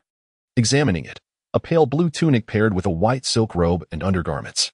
After a few moments of scrutiny, he furrowed his brow. How's one meant to wear this? A hint of amusement grazed Su Qing's face. I never imagined you would struggle with donning such attire. Jiangche scoffed. Do not speak too freely. Knowing too many of my secrets is not advantageous for you. Su Qing slightly pursed her lips. Is there really so little that I am aware of? Very well. I shall assist you in dressing. Would you care to try on this fur coat and undergarments? Surely. You must wear them. Jiangche cast a glance at the fur coat and undergarments, contemplating, well, given my injuries, it would be a pity to soil these newly acquired garments. He decided to give this attire a try. On the planet of Gulen, the upper garment is referred to as Yi, while trousers are known as Shang, together forming Yishang. This attire comes in various forms. And the two pieces crafted by Su Qing and fall under the category of Shan. With Su Qingtan's assistance, Jiangche donned the new attire of this world for the first time. The cotton-padded jacket and fur coat given by Old Qian were entirely different from this wearable garment. As he slipped into the light blue long shirt, an immediate transformation enveloped him. His already striking figure appeared even more dashing, with the sleeves and leg openings fitting impeccably while maintaining a degree of looseness. Hey, your craftsmanship is quite commendable, Jiangche remarked, surveying his new outfit with immense satisfaction. This long shirt bore a resemblance to the ancient attire of his own world. Su Qing felt a surge of pride. Indeed, during my time of hardship, I spent several months as a maid, and sewing garments is hardly a trivial task. Do you think I lack such skills? Jiangche nodded with a smile. Indeed, quite commendable. I shall give you a thumbs up. Su Qing pouted and swatted Jiangche's hand away. I've also crafted a robe for you. I believe you would look even more handsome in it. As she spoke, Su Qing picked up the pale blue robe from the lounge chair, eager to drape it over Jiangche. Jiangche did not oppose, as he too wished to give it a try.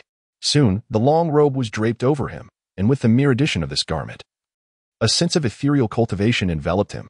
In the ancient realm of Gulan, wearing a long robe was not a matter to be taken lightly.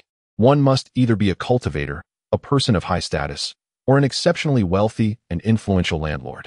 Otherwise, it would attract an abundance of unnecessary troubles. As for martial artists and scholars, they each possessed their own distinct attire, and in most cases, transcending these norms was strictly forbidden. Such leniency was more prevalent in the countryside, but once one entered the city, such casualness would no longer be tolerated. My craftsmanship is truly remarkable. You wear it quite elegantly, Su Qing remarked, her gaze appraising Jiangche, with a flicker of intrigue in her eyes. Jiangche raised his wide sleeves, glancing left and right. Not too shabby. I am a natural clothes hanger, and I look good in anything. However, I must admit you possess a certain skill.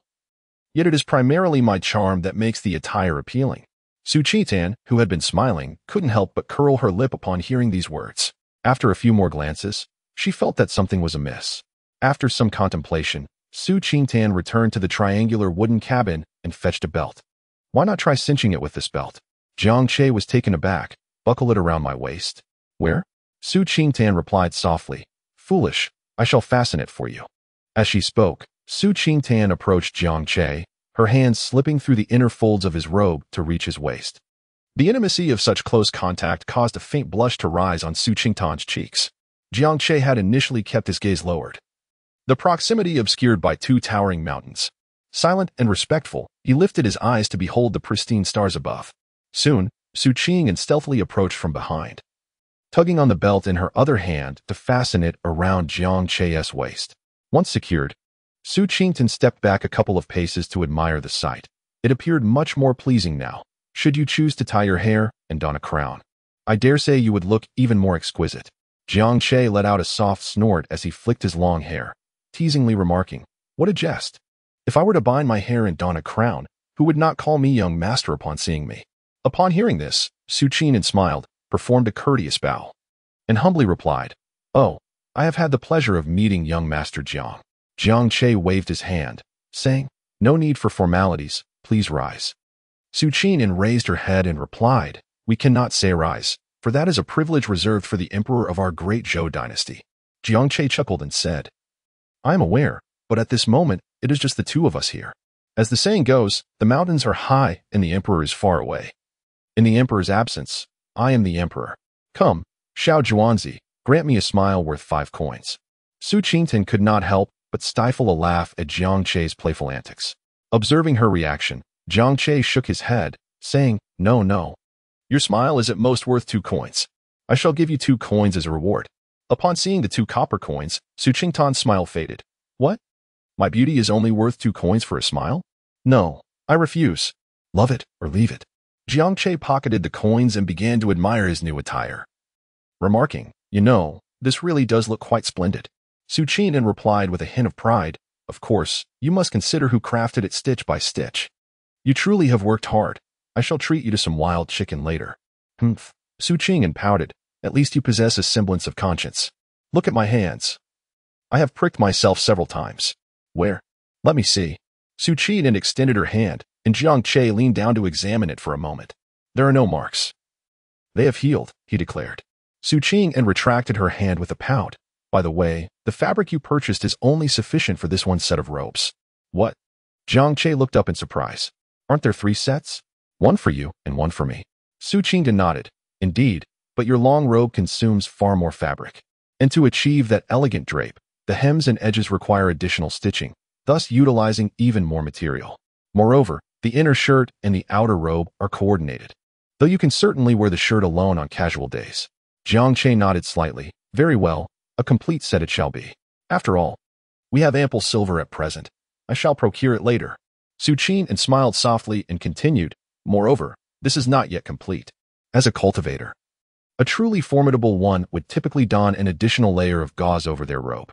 However, we lack the gauze, thus I am unable to create it. Jiang Che pondered briefly. There is no rush. I shall purchase it later. Besides, I am not particularly strong at the moment. Su Qingtan responded with an affirming sound. I have crafted 2 sets for myself, each with a different design. Would you care to take a look? As Jiang Che assessed Su Qingtan's figure, he noticed her averted gaze and the faint flush on her cheeks. Don't look, she said. Huh? The simplicity of his rejection left Su Qingtan momentarily speechless. After taking a shower, donning a fitting new outfit, and washing her hair, she felt that although she had yet to reach her former perfection, she must have achieved at least 70% of it. Even at 70%. She considered herself a striking beauty. How could he dismiss her so outright? Huh? Jiang Che moved towards the stove. It's almost ready. Let's eat and then get some sleep. Su Qingtan gazed at Jiang Che's retreating figure, suddenly sensing that he was not an ordinary man. Any typical man would have shown some reaction upon seeing her. Wouldn't he? Yet, recalling the scene from that night, it shouldn't be the case. Could it be that she was simply not his type? No, there must be some misunderstanding. Observing Jiang Che as he knelt down, Su Qingtan felt a surge of determination. I refuse to believe that you feel nothing at all. As her thoughts raced, she seemed to grow even more resolute. Chapter 66. Trouble at the Black Wolf Village as he savored the steaming white radish. Jiang Che smacked his lips. Don't you think the flavor is a bit bland? Su Qingtan was taken aback. Not at all. It's quite good. Compared to her previous experiences at Yuntian's sect, the taste did fall short, but in contrast to the 3 years of fleeing, this was nothing short of a delicacy. Therefore, Su Qingtan found it utterly delicious. Hearing this, Jiang Che lowered his head and remarked, Very well. You are akin to a wild boar that cannot appreciate fine grains. Who are you calling a wild boar? I wasn't referring to you. It's time to eat. Your tongue is quite sharp. Let us eat. Humph. Once their meal was concluded, Jiang Che felt an overwhelming fatigue enveloping him. Duan, I am going to sleep. You should retire early as well. Oh. I will wash the dishes and then head to bed. All right. Jiang Che, with his head bowed, entered the triangular wooden hut. Slowly lying down on the haystack with a grimace, commencing his meditation and slumber. As his cultivation technique gradually operated, soft snores soon escaped him. In recent days, he had not enjoyed a restful night, and many matters seemed too burdensome to address. Before long, Su Qingtan, having completed her chores, entered the hut. Observing Jiang Che in a deep slumber, she pursed her lips and adjusted the cotton coat covering him. After tending to this, Su Qingtan softly remarked, At your age, you still cannot manage to cover yourself properly. With that, she lay down on her side and closed her eyes. A while later, she turned to glance at Jiang Che. And before long, she too drifted into sleep. Notably, this was the first occasion she had faced Jiang Che while slumbering. The following morning, at the old site of Qinglin Mountain, the Tiger King returned in disappointment. Su Qingtan awoke early, and seeing Jiang Che still asleep, she quietly rose and stepped outside. Stretching her limbs, the mountain swayed slightly. She sliced some meat, began preparing breakfast, and stretched her body. Squatting in a horse stance, Su Qingtan closed her eyes, practicing her strength technique. Now, She had reached the first level of inner strength, her power astonishingly reaching 300 to 400 pounds. Perhaps due to the nourishment from meat and her internal energy, her body was recovering rapidly. The meat broth was ready, yet Jiang Che still showed no signs of awakening. As Su Qing gazed at the pot, she recalled the scene from that night when Jiang Che had poured the leftover meat into it. Her beautiful eyes flickered, and a smile graced her lips as she began to eat. After satisfying her hunger, she glanced at the remaining half of the broth in her third bowl. Stealing a quiet look at the triangular wooden hut, she thought, I refuse to be the only one eating. After all, you made me consume your leftovers last time. Today, you shall have mine. Contemplating this, she vengefully poured the leftover broth back into the pot, thinking, yes, not wasting food is truly commendable. With a clap and a smile, Su Qingtan began clearing the debris on the windstorm platform. It was rather peculiar. As long as Jiang Che was present on this platform, she felt invigorated to work. Conversely, when Jiang Che was absent, she lost her motivation to labor. Taking a deep breath, Jiang Che drowsily opened his eyes. It is still dark? Ah, so weary. With this thought, he slowly turned over, seeking to return to slumber. Outside the triangular wooden hut, Su Qingtan, having worked half the day, looked at the remaining broth in the pot and then at the hut, pondering. It is already noon. Why has he not risen yet? Suddenly concerned, she thought, with such severe injuries, could he have slept himself to death? Startled, Su Qing walked over slowly. Upon hearing Jiang Che's gentle snoring, she felt a sense of relief and returned, thinking to herself, Humph, you call me a wild boar? It is you who resembles one. Today is the 21st, and the 8-meter wheat field has reached maturity. Having not eaten, Su Qing resolutely decided not to allow herself to be at a disadvantage. She swiftly harvested the wheat and neatly placed it into a bucket. The 8-meter wheat field yielded approximately over 40 pounds of grain, which was quite impressive. In the afternoon, Su Qingtan removed the roots of the wheat, shook off the soil, and fed the straw to the 2 horses. Subsequently, she went to tend to the chickens, but regrettably, the hens had yet to lay any eggs. In the evening, Su Qing practiced her yajiken, and finally, the dilapidated door of the triangular wooden house was pushed open. Jiang Che emerged from the wooden cabin, stretching his limbs in a grand yawn. Ah, Duan, you are up so early today. Su Qingtan, relaxing her posture, gently replied, Early? The sun has already set. You have slumbered through the night into the day. Jiang Che furrowed his brow. Is it evening now? Su Qingtan nodded. Indeed. It is evening. Soon, the darkness will envelop the sky completely. Jiang Che surveyed his surroundings, muttering to himself, something feels off. I must still be half asleep. With that, he yawned languidly and turned back, sinking into slumber once more. Su Qingtan, bewildered, exclaimed, Wait, Brother Che, are you a pig? You're the pig. Jiang Che retorted before burying his head under the covers again. Approaching the pot, Su Qing gazed at the remnants of broth. No, I cannot suffer the same misfortune twice. I shall abstain from eating and take a nap instead. Resolutely, she retreated to the triangular wooden cabin to rest. On that very morning, a significant event unfolded outside Windwave Terrace. The night prior, Jiang Che had been escorted home triumphantly by Qian Laokai. Through the grapevine, the news had morphed into a sensational tale. Jiang, the illustrious gentleman, was said to possess unmatched valor, single-handedly vanquishing over 100 members of the Black Tiger Gang, including their formidable leader, who met his demise beneath Jiang's blade. Whispers further claimed that Jiang wielded a weapon weighing 1,000 pounds, a 3-pronged, double-edged spear, capable of inflicting mortal wounds with a single strike. It was rumored that Jiang was a master at the pinnacle of inner strength, potentially rivaling even those at the early stages of cultivation. The rumors escalated in ferocity, casting a shadow of concern over the 3 leaders of the Black Wolf Gang. Elder brother, have you heard of this Jiang gentleman before? Zhou Laodao inquired of Qin Yuanba. Third brother, we belong to the same gang. How could I not have heard? Wang Wu spoke gravely. This Jiang gentleman is so formidable. I suspect he possesses an exceptional martial arts technique. Unfortunately, the 3 of us remain devoid of such knowledge. Qin Yuanba slammed his hand on the armrest in a fit of anger. Isn't it just that Qian Laokai is too stingy? He clearly has a martial arts technique, but refuses to share it with us unless we pledge allegiance to him. Damn it, I truly wish to sever ties with him. Zhou Laoda raised a hand to silence him. Enough of that. Prepare a wild boar. We shall head to Yigu village shortly. Wang Wu frowned. Elder brother, Yang Guanghu and his crew have made it clear they do not wish to share their martial arts techniques with us. Wouldn't it be foolish to approach them? Zhou Laodao sighed. Second brother, without martial arts techniques, We are limited to the pinnacle of inner strength. We must acquire such knowledge.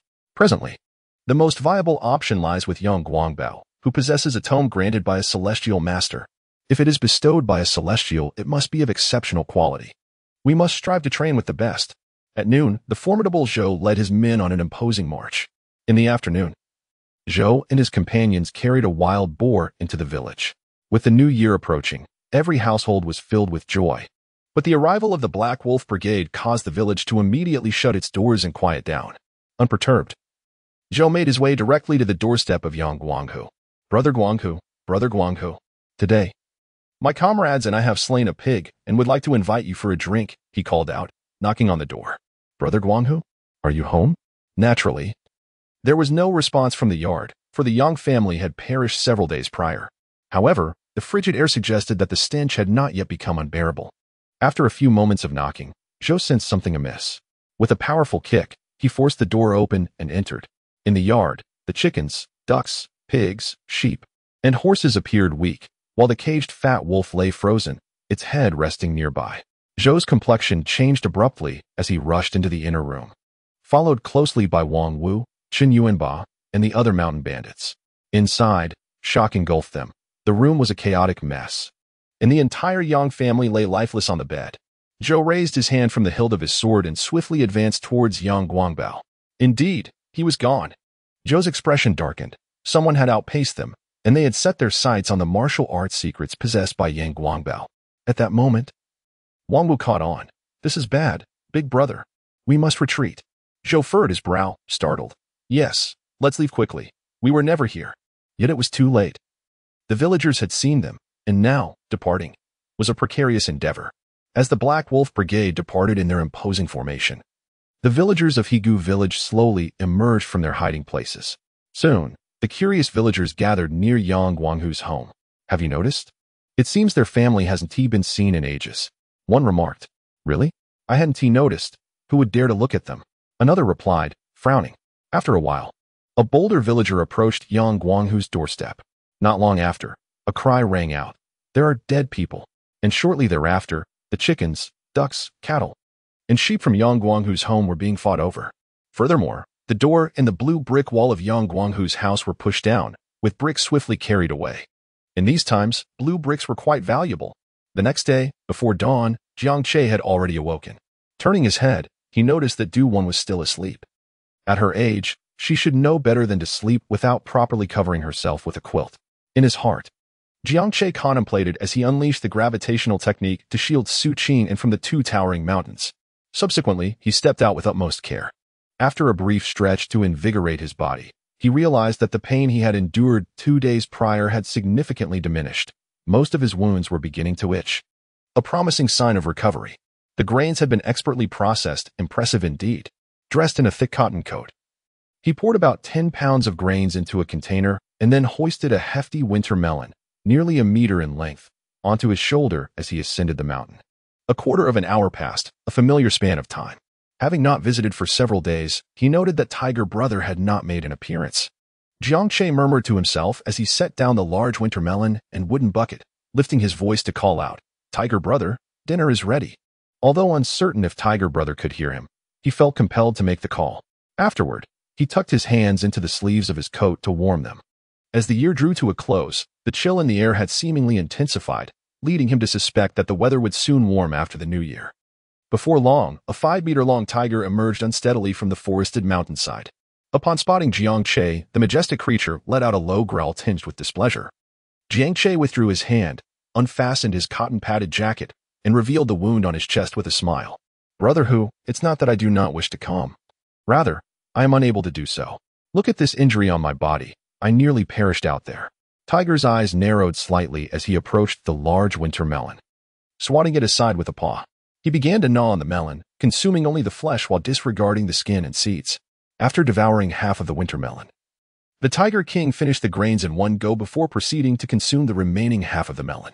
Remarkably, despite such a substantial meal, the Tiger King's belly showed no signs of swelling. Having satisfied his hunger, the Tiger King did not depart as he usually would. Instead, he scrutinized Jiang Che with keen interest. Jiang Che was momentarily taken aback, unable to comprehend the intentions of the Tiger King.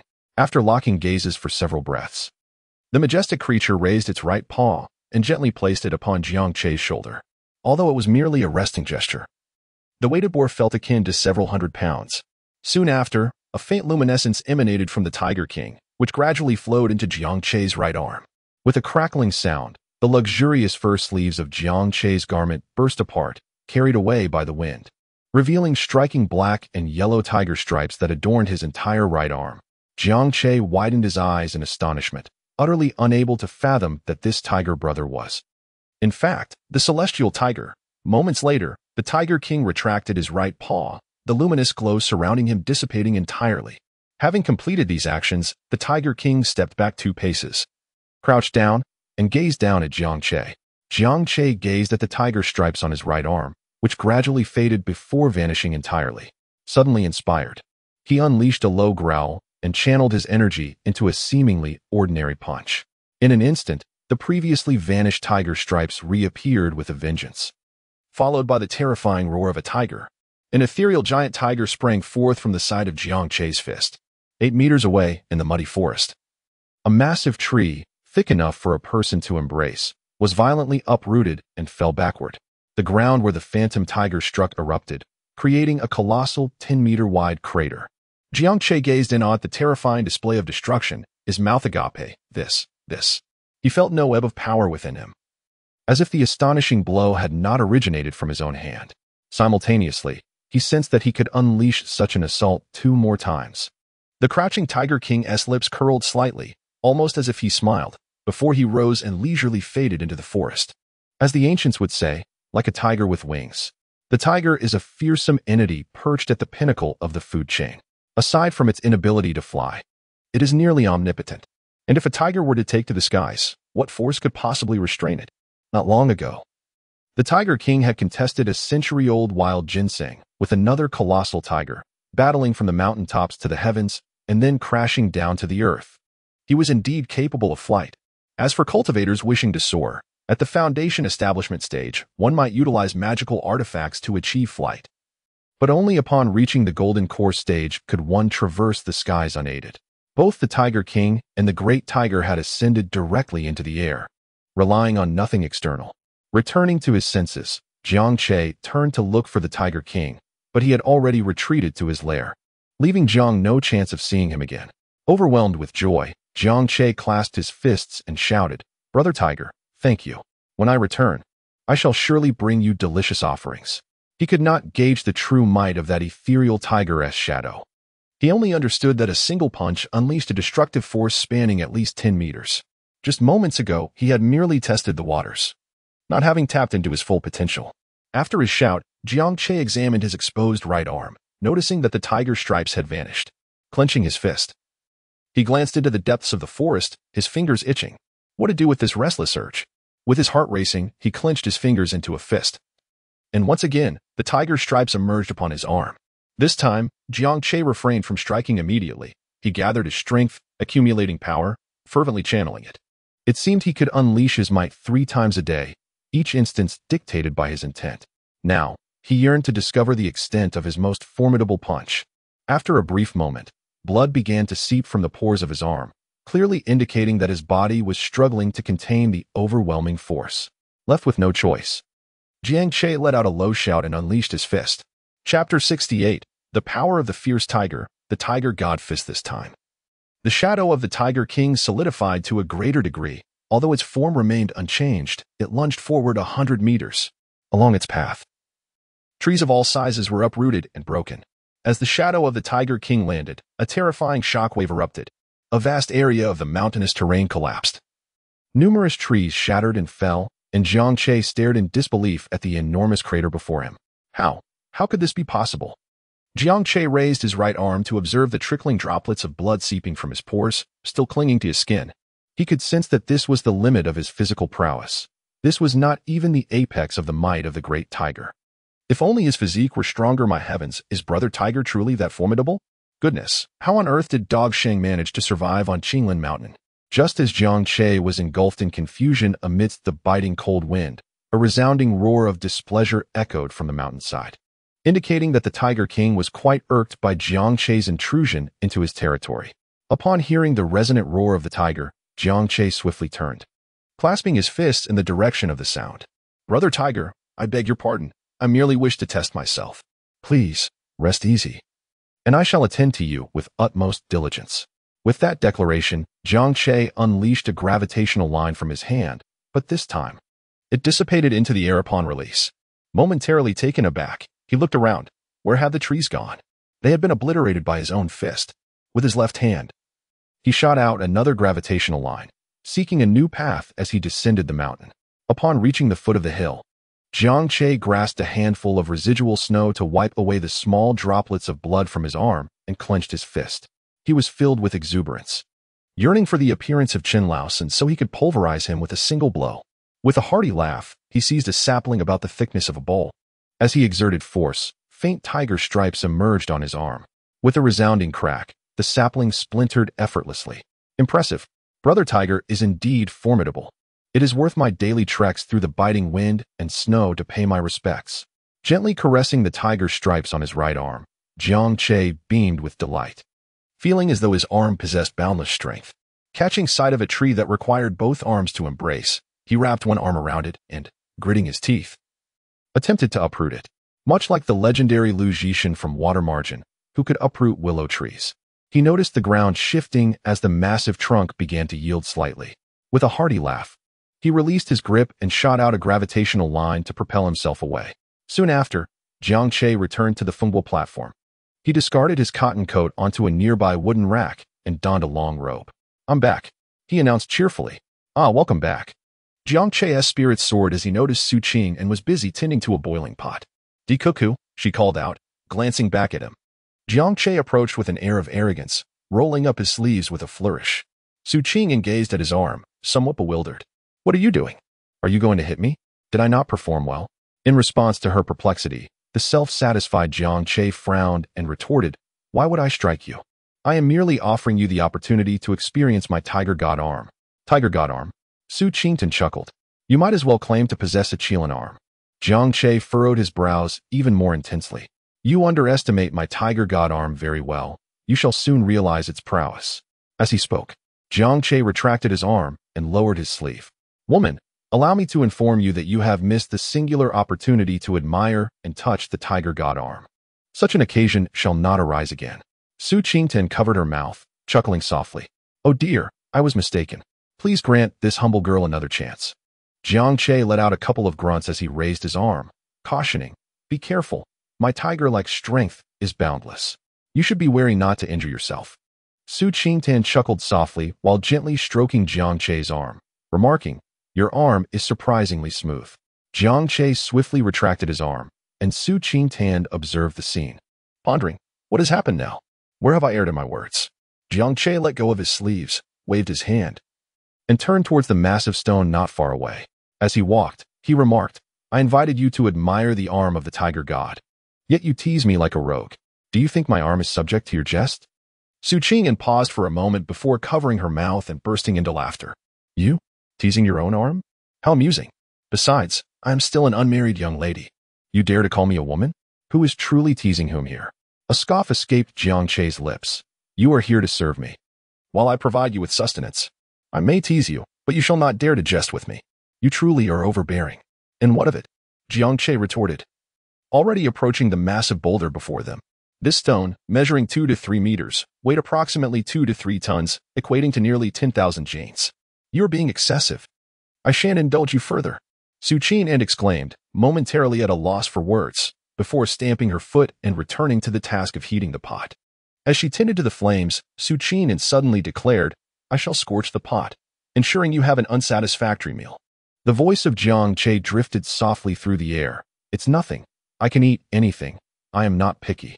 Well, if the pot is burnt, I shall not partake. I will simply watch you finish it. Su Qingtan rolled her eyes, realizing she was utterly unable to out-argue him. Helplessly, she resigned herself to stoking the fire. What else could she do, after all, when she was burdened with such a sharp-tongued landlord brother? She fell silent. Yet Jiang Che's voice resonated once more. Dujuan, do you still look down upon my tiger god arm? Now I shall show you what true ruthlessness is. Su Qing'an turned to see Jiang Che standing beside a massive stone, his right hand supporting its base. Frowning, she urgently called out, "Stop it. I do not look down on you. I was merely joking. Please, cease your efforts. It was merely a broken rock, easily grasped with one hand. Do not exert yourself. You are already injured. Oh, why are you so disobedient?" Su Qin felt a surge of anxiety and, in her haste, rushed over to him. Jiang Che smiled at Su Qin and said, "Stand firm and watch me lift the cauldron with one hand." However, Su Qin disregarded his words and ran over to embrace Jiang Che's right arm. "Hey, what are you doing? Get up. Don't hurt yourself." Su Qin looked up at Jiang Che and insisted, "I won't let go. You claim to be injured, yet you still try to show off your strength. I believe you. I truly do. Now, please, have a seat and rest." Jiang Che expressed a hint of exasperation. "The pain has lessened considerably. I could easily manage this crumbling rock. Now, rise." "I shall not." "You must." "Absolutely not. Can't you just do it? You are being quite fierce."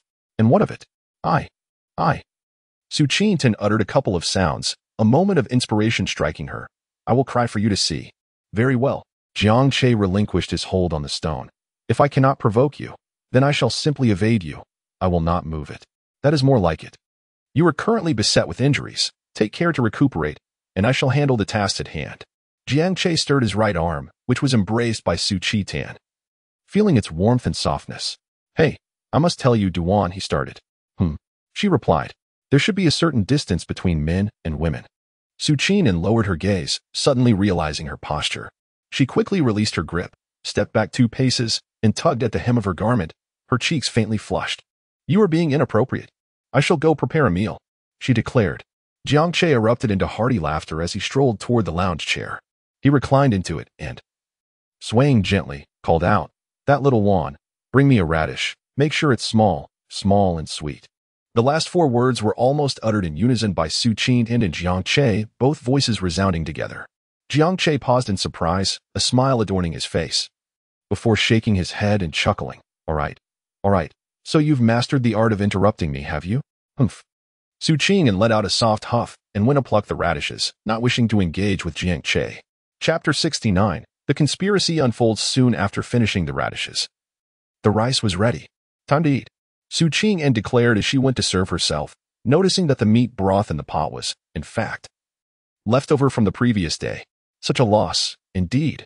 One simply cannot indulge in it alone. Jiang Che approached and took a seat on the wooden stump, while Su Qin handed him a bowl and chopsticks filled with food. As was customary, Jiang Che, without a hint of suspicion, accepted them without hesitation. He blew on the hot soup, picked up a piece of meat, and after blowing on it a few times, began to savor it slowly. Delightful. Su Qin held the bowl, her gaze averted, but a smile of amusement danced upon her lips. Jiang Che, after finishing his meal, inadvertently looked up and noticed that Su Qin had barely touched her food. "Why aren't you eating?" he inquired. "Oh, it's too hot," she replied. "I will eat it shortly." Jiang Che glanced at the bowl in his hand and inquired, "You wouldn't have poisoned it, would you?" "How could that be?" Su Qin replied, her smile fading as she adopted a serious demeanor. "How could I ever resort to such treachery? Observe." As she spoke, Su Qin took a delicate sip of the soup, followed by a slow bite of meat. "See, I too partake in this meal. It is inconceivable for me to poison it." Jiang Che raised his eyebrows slightly and said, "All right then." After speaking, he continued to eat, swiftly finishing one bowl and serving himself a second. As he ate, he suddenly noticed that the piece of meat he had picked up was irregular, resembling something that had been half-eaten. Could it be that it was overcooked, causing the meat to fall apart? Without dwelling on it, Jiang Che resumed his meal. Meanwhile, Su Qin was quietly observing him, and at that moment, she saw Jiang Che gnawing on the bone she had left over from the previous day. A sense of triumph washed over her, as if her scheme had come to fruition, leaving her feeling utterly enlightened. Suddenly, Jiang Che waved his chopsticks in front of her, asking, "Are you daydreaming? What are you sneaking a laugh about?" Su Qin snapped back to reality, stammering, Oh, nothing at all." "Then why are you smiling?" he pressed. "Huh? Am I smiling? Is that not a smile?" Caught off guard, Su Qin struggled to come up with an excuse, yet nothing she conjured seemed convincing. "Have you lost your wits?" Jiang Che remarked, gnawing on the bone with a hint of exasperation. "I notice something's off with you today. You seem a bit dazed, as if your mind has wandered." With a huff, Su Qin set her bowl down and confessed, "I won't hide it from you any longer. The contents of this pot are the leftovers from my meal yesterday. Jiang Che paused momentarily while gnawing on the bone, then resumed his task, saying, I understand. But what of it? Su Qingtan flicked her hair and gazed at Jiang Che. Did you not hear clearly? This is what I left over from my meal yesterday. Jiang Che took a sip of soup and chuckled. I understand. But what of it? Su Qingtan, with her delicate brows furrowed, replied, I must inform you that the piece of bone you just consumed is one I gnawed on yesterday. Oh, Jiang Che sat up straight, elongating his tone. But what of it? You. Su Qingtan, clearly displeased, retorted, Is that all you can say? Jiang Che smiled and said, Well, what of it? I shan't discuss it further with you. It's time to eat. Su Qingtan, gritting her teeth, fiercely gnawed on the bones in her bowl. Upon witnessing this, Jiang Che burst into hearty laughter.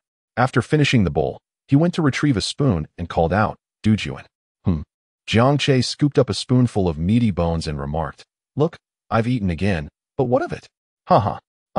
Su Qingtan, filled with exasperation, stamped her feet and placed her bowl firmly on the wooden table, declaring, I won't eat anymore. This is infuriating. Jiang Che, brimming with satisfaction, gleefully finished his third bowl. Having eaten his fill, he rose with a smile, teasingly stating, You think you can compete with me? Just watch the bowl obediently. You still haven't finished clearing the rubble over there. No lunch until you complete your morning tasks. With her arms crossed and her head turned away, Su Qingtan merely huffed in response, choosing to remain silent thereafter. Jiang Che paid her no heed, for at this moment, his spirits remained remarkably high as he serenaded his way towards the wild ginseng. In the deserted street, we bid farewell. Oh, her name is Xiao Wei. Crouching before the wild ginseng and gazing at its verdant leaves, Jiang Che continued to sing, Xiao Wei, do you know how deeply I adore you? I long to take you and soar to the heavens, to behold the star's exquisite beauty, plucking one to crush it with my own hands. You are truly deranged. You claim to love Xiao Wei yet wish to destroy her. Jiang Che did not look back, declaring, Do you even understand what singing is? If not, refrain from humming. After speaking, Jiang Che activated the sweet rain to nourish the wild ginseng, exclaiming, Here is a cup of vitality elixir for you, in exchange for a night of resilience. All my heartfelt intentions, let the rain and wind batter them. My sweet rain cannot be reclaimed. Su Qingtan furrowed her brow, observing the exuberant Jiang Che, utterly perplexed by the source of his excitement. After nourishing the wild ginseng, Jiang Che reached out to touch its vibrant leaves and walked to the center of the water moon cave. He brought over large winter melons and pumpkins for the formation to absorb. Completing this task, Jiang Che hummed a tune as he strolled toward the wheat fields. Gazing at the fields and then at the nearby mountain wall, he felt a stirring within. He had yet to sow seeds. After all, he intended to excavate the stone. Would planting wheat now not spell disaster? Carrying a wooden bucket filled with wheat grains, Jiang Che sang and disregarded Su Qingtan and as he proceeded toward the forefront of the Stormwave platform. After a considerable amount of time, Jiang Che had once again cultivated a 20-square-meter wheat field in front of the Stormwave platform. Clearing the rubble was not challenging. The real difficulty lay in transporting soil to cover it, not rushing to activate the fertile land in sweet rain. Jiang Che turned around and continued his cultivation on the opposite side of the wheat field, to the right of the Stormwave platform. By midday, he had finished cultivating the 20-square-meter vegetable patch. The previous wheat field and vegetable patch were too close to the mountain wall, making it inconvenient to work with the stones for brickmaking later. The Stormwave platform, in a regular oval shape, was widest at the mountain wall, measuring approximately 120 meters across. The length from the mountain wall to the foremost edge of the platform was roughly 80 meters. Calculating this, it would yield around 9,600 square meters, but due to its elliptical shape, it might only amount to a little over 8,000 square meters. 8,000 square meters is not insignificant. However, considering his need for a substantial amount of spiritual food for cultivation, Jiang Che planned to extend the mountain wall inward. As for whether the large mountain backing the Stormwave platform would collapse, it would have done so long ago if it were destined to. At worst, when his cultivation improved, he could flatten the protruding mountain wall in the future. Around noon, feeling somewhat fatigued, Jiang Che ate his meal. The excitement from earlier having nearly faded, primarily due to his depleted spiritual energy. If he still had spiritual energy, he would remain invigorated. Su Qingtan's morning irritation had dissipated. After all, she wasn't genuinely angry. While eating, she initiated a conversation. Che Ge, when do you plan to excavate the soup pool? Chapter 70. We are not those kind of people. As Jiang Che gnawed on the meat, he pondered for a while, Should I excavate the right mountain wall or the one we are currently on? Brother Che, I suggest we keep it simple. Digging into the mountain wall is laborious. It would be quite troublesome to transport water up and down, and if one wishes to take a bath. Scaling the wall would be quite inconvenient. You have a point, but as a cultivator, I possess abilities beyond yours. Once you cultivate your inner strength a bit more, you'll be able to leap up effortlessly. After finishing his meal, Jiang Che sat cross-legged, refining the spiritual energy from the ethereal food he had consumed. Having eaten a handful of wheat grains, he soon frowned slightly. Why does the spiritual potency of the wheat grain seem diminished? Could this batch be inferior? With these doubts lingering in his mind, Jiang Che opened his eyes and seized a carrot, beginning to eat it. As he refined the spiritual essence within the carrot, he felt a peculiar sensation. Oddly enough, the spiritual energy contained in this carrot remained unchanged. After consuming the carrot, Jiang Che gnawed on a radish. As he refined the radish's energy, he sensed something was amiss. No, this can't be right. The spiritual potency of the radish has also weakened. Could it be that I have consumed too much of these two types of food? Is it possible that excessive consumption of the same food diminishes the body's absorption efficiency? After pondering for a while and failing to arrive at a conclusion, he felt it could only be that way. Rising to fetch the dried ginseng gifted by the wealthy old man, Jiang Che began to consume it raw, straight from the snowmelt water. After swallowing a decade-old ginseng, he commenced refining its medicinal properties. Shortly thereafter, he opened his eyes in disbelief. What a worthless ginseng! It pales in comparison to the effects of my radish. Grabbing the remaining dried ginseng, Jiang Che chopped it into pieces with a cleaver, tossing it all into a chicken bowl. Yet, the two chickens, accustomed to sweet potatoes and pumpkins, merely pecked at the fragmented wild ginseng and refused to eat further. Oh, you two have grown quite spoiled. This is wild ginseng, and you won't eat it? I previously warned you, saying that if you don't lay eggs for 3 days, I would stew you for soup. It's been several days now, can't you count? As he spoke, Jiang Che turned and raised his hand, summoning the cleaver from the table with his gravitational technique. Gripping the hen firmly, he placed the cleaver against its neck. You have one last chance. If I don't see any eggs by tomorrow morning, I shall stew you. With that, he released the hen and resumed his cultivation. The rooster and hen exchanged wide-eyed glances before reluctantly pecking at the wild ginseng remnants. By mid-afternoon, having munched on sweet potatoes intermittently, Jiang Che finally restored his spiritual energy completely. Sensing the swirling energy within his dantian, he estimated that he would soon advance to the 4th layer of qi cultivation. He wondered if this progress was swift or slow. Not dwelling on these thoughts any longer, Jiang Che walked over to the ground where the trident had been discarded since his return 2 days ago. He pondered the material of this weapon, which was surprisingly heavy. Yet with the enhancement of the tiger god arm, he no longer felt its weight. After scrutinizing the trident spear for a moment, Jiang Che suddenly had an idea. He tapped the storage pouch at his waist concealed within his robe, and instantly, a crimson short sword materialized in his hand. With a slight infusion of spiritual energy, the crimson blade elongated to 3 feet in length. Observing the uneven surface of the red longsword, Jiang Che cautiously pressed the tip against the end of the trident spear. To his astonishment, a notch appeared at the tail of the spear, while the crimson sword remained utterly unscathed. Jiang Che gazed at the gash in bewilderment. Could this little sword be so sharp? With a touch of tenderness, he caressed the trident spear, feeling it far superior to the crimson sword, though he acknowledged that the latter was not without merit. Not far away, Su Qinan, practicing Baji Quan, cast a glance in their direction, curling her lips slightly. They had all been refined through spiritual energy. It was absurd to use a spiritual object imbued with such energy to cut mundane objects. Pondering this, Su Qinan suddenly felt a stir in her heart after all this time. She still knew not what kind of spiritual root he possessed. If it were a fire root, perhaps he could engage in alchemy or artifact crafting.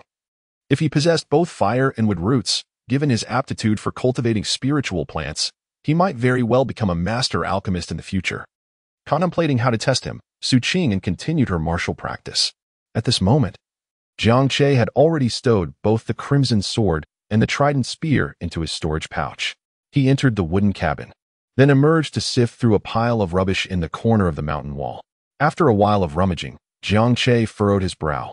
Turning around on the Fengbo platform, "Wait, Duan, what happened to the silver and banknotes I took from Yang Guanghu's house?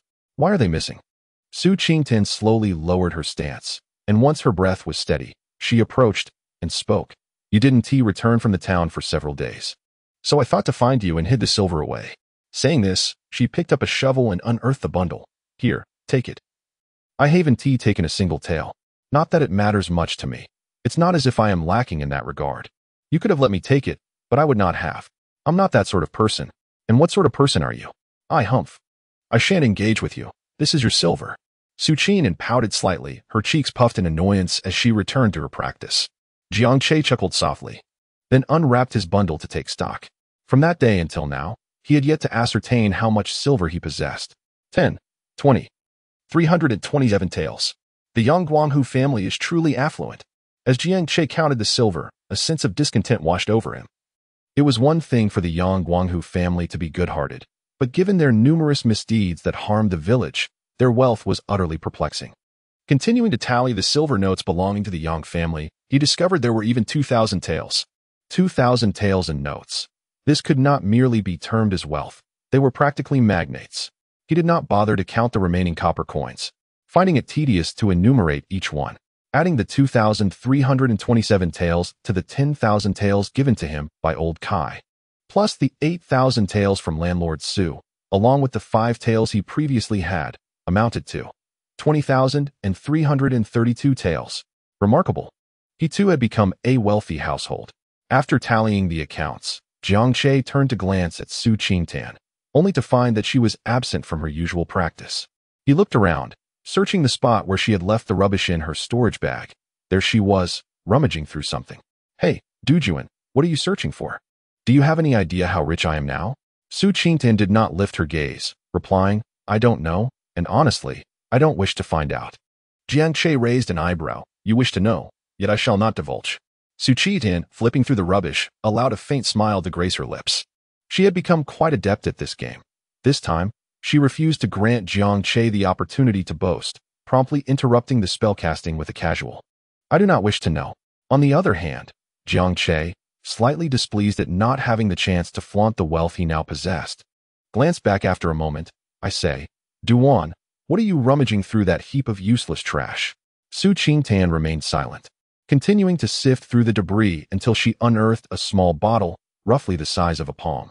The bottle bore the most ordinary decorative patterns, yet Su Qingtan, clutching it, hummed a cheerful tune as she approached Jiang Che. Brother Che, I've discovered a treasure amidst the refuse. How do you intend to express your gratitude? Chapter 71.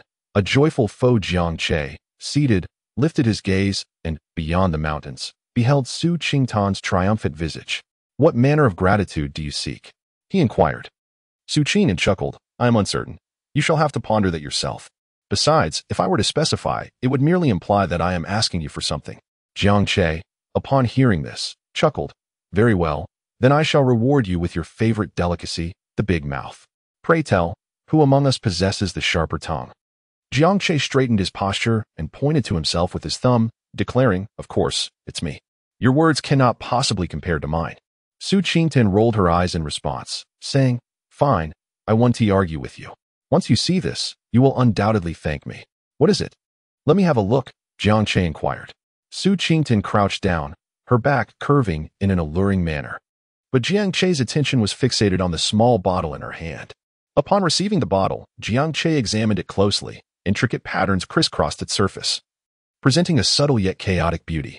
After observing it for a moment, he murmured with confusion, Isn't this just an ordinary bottle? What treasure could this possibly hold? Wait.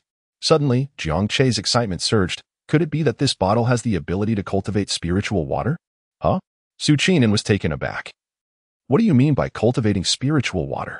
Jiang Che furrowed his brow. You claim this is a treasure. Indeed, I have proclaimed it as such, came the reply. But if it cannot nurture spiritual water, what purpose does it serve? You simpleton. I forgot. You are still a novice in literacy. It is only natural that you cannot comprehend. Yes, you are right. To call me a mere illiterate is quite flattering. I am, in fact, a grand illiterate. And yet you take pride in your ignorance. I doubt you have even perused the dictionary you purchased. It is not that I do not wish to read it. Rather, I simply have no time. Have you ever seen me with leisure? Yes, you are busy during the day, but cannot you sacrifice sleep at night to study? Oh, come now, Duan, is that a reasonable expectation? You sleep at night. Why should I forego my rest to delve into a dictionary? Su Qingtan's face lit up with a hint of amusement. Because you are a cultivator, and I am but a mortal. Aren't cultivators known for their boundless energy? Surely, you can manage without sleep for a day or two. Hey, you cheeky one, do you dare to pull my ear? I do not. Jiangche reached out and Su Qin and tilted her head back, hurriedly saying, if you dare to tug at my ear, I will cry for you. Cry if you wish. It has nothing to do with me. Even if I cry, you won't comfort me, and the more I cry, the worse I feel.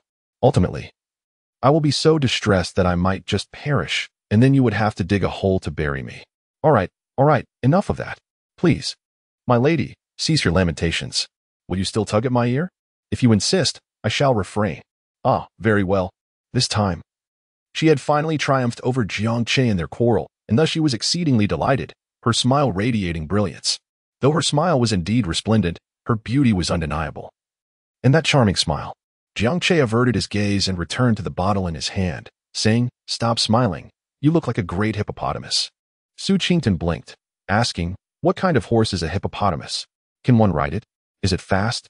Jiangche raised an eyebrow and remarked, forget it. Even if I told you, it would be of no significance, as the daughter of a landlord has likely not encountered much of the world. Pray, what grand experiences could you possibly possess that I have not? Su Qingtan retorted, her spirit rekindled, suggesting that yet another round of banter was about to ensue. Jiangche scoffed, does the zebra know what kind of horse it is? Su Qingtan gritted her teeth, I do not know. Jiangche, with a sense of pride, inquired, have you ever encountered a seahorse? Su Qingtan responded with curiosity, what exactly is a seahorse? Jiangche became increasingly pleased. Do dolphins know? No, they do not. I will mention something that you are unaware of. You are ignorant yet refuse to acknowledge it. Su Qingtan gritted her teeth and replied, continue speaking. I refuse to believe there is a single thing I do not know. Jiangche chuckled heartily, exclaiming, dolphins, seals, platypuses, mosasaurs, stegosauruses, and Tyrannosaurus rex. I am aware. Upon hearing the mention of dragons, Su Qingtan's face lit up with joy. I know about the mosasaur. Jiangche was momentarily taken aback, now rendered speechless. Do one. I was referring to the Tsang Long. Su Qingtan nodded in agreement, saying, indeed, it is the Tsang Long. I've also heard of the Mo Long, Jin Long, and Shin Long. Wait a moment. What did you just say? A dragon? Yes. Haven't you seen a dragon? I've encountered one myself. Jiangche was astounded. His surprise caused Su Qingtan to feel a sense of relief. It's merely a dragon. Why are you so flustered as if you've never seen the world? Jiangche's Adam's apple subtly shifted. It was indeed unwise to retort, for he had never laid eyes upon a dragon. What does a dragon even look like? He began, but was cut off by Su Qingtan. Hand over the bottle, you illiterate. Jiangche handed over the bottle, yet remained undeterred.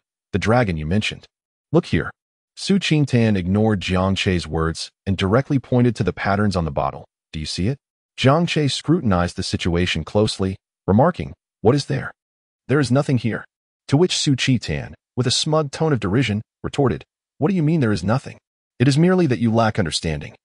You illiterate. Now, who among us has truly seen the world? Jiangche responded without hesitation, you.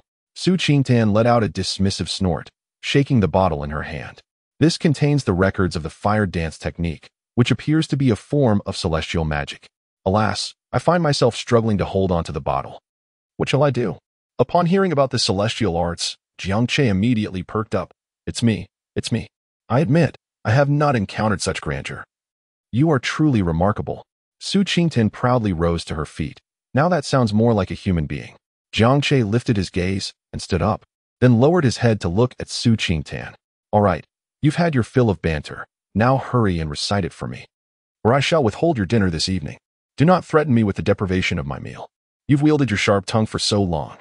While I have only engaged in this for a brief moment, I am still unsated. Then tell me, what would satisfy your appetite for repartee? Su Qingtan's eyes twinkled as she responded with a smile. Pray, tell me, do you find this young lady beautiful? Beautiful? How utterly dismissive. Truly beautiful, unparalleled in her beauty. Umph, I shall reluctantly accept your flattery.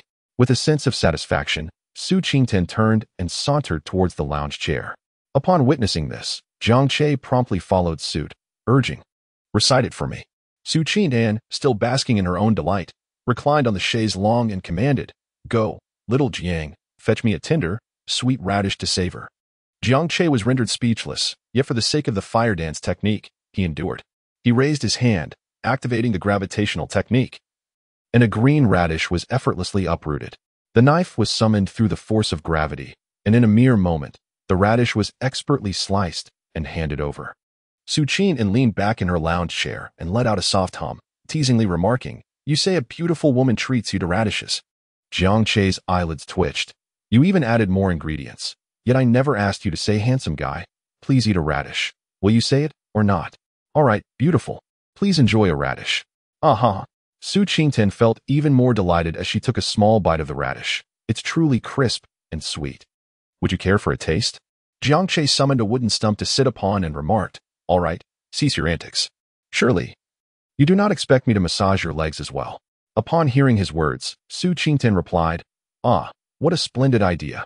Chapter 72, Secret Technique, Fire Spirit Art. "Do not even think about it. Dreaming of me massaging your legs is futile.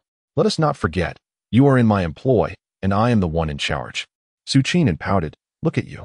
Do you truly believe I would allow you to massage me? Do not presume to take advantage of me. Enough of this." Jiang Che instinctively retorted, "With your petite physique." However, he faltered mid-sentence, as it seemed that Duwan's current figure was indeed quite commendable. Su Qingtian covered her mouth in laughter. "Speak up. Why have you fallen silent? Have you now realized that my figure is indeed attractive?" "Attractive, my foot," he scoffed. "Yet," she stubbornly insisted, "I am undeniably beautiful. Just wait until I nurture myself for a while longer to restore my full allure." Umph.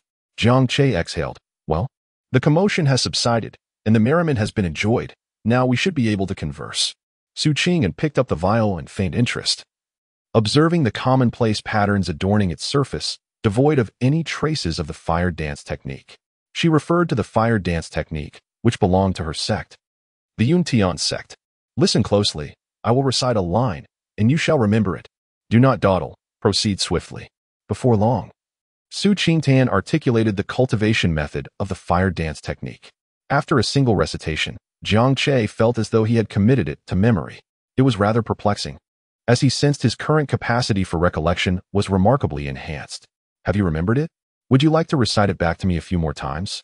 Su Qingtian inquired, setting down the small vial and observing Jiang Che as he took a bite of a carrot. Jiang Che shook his head, saying, "No need. I remember it. It doesn't seem too difficult. I'll give it a try."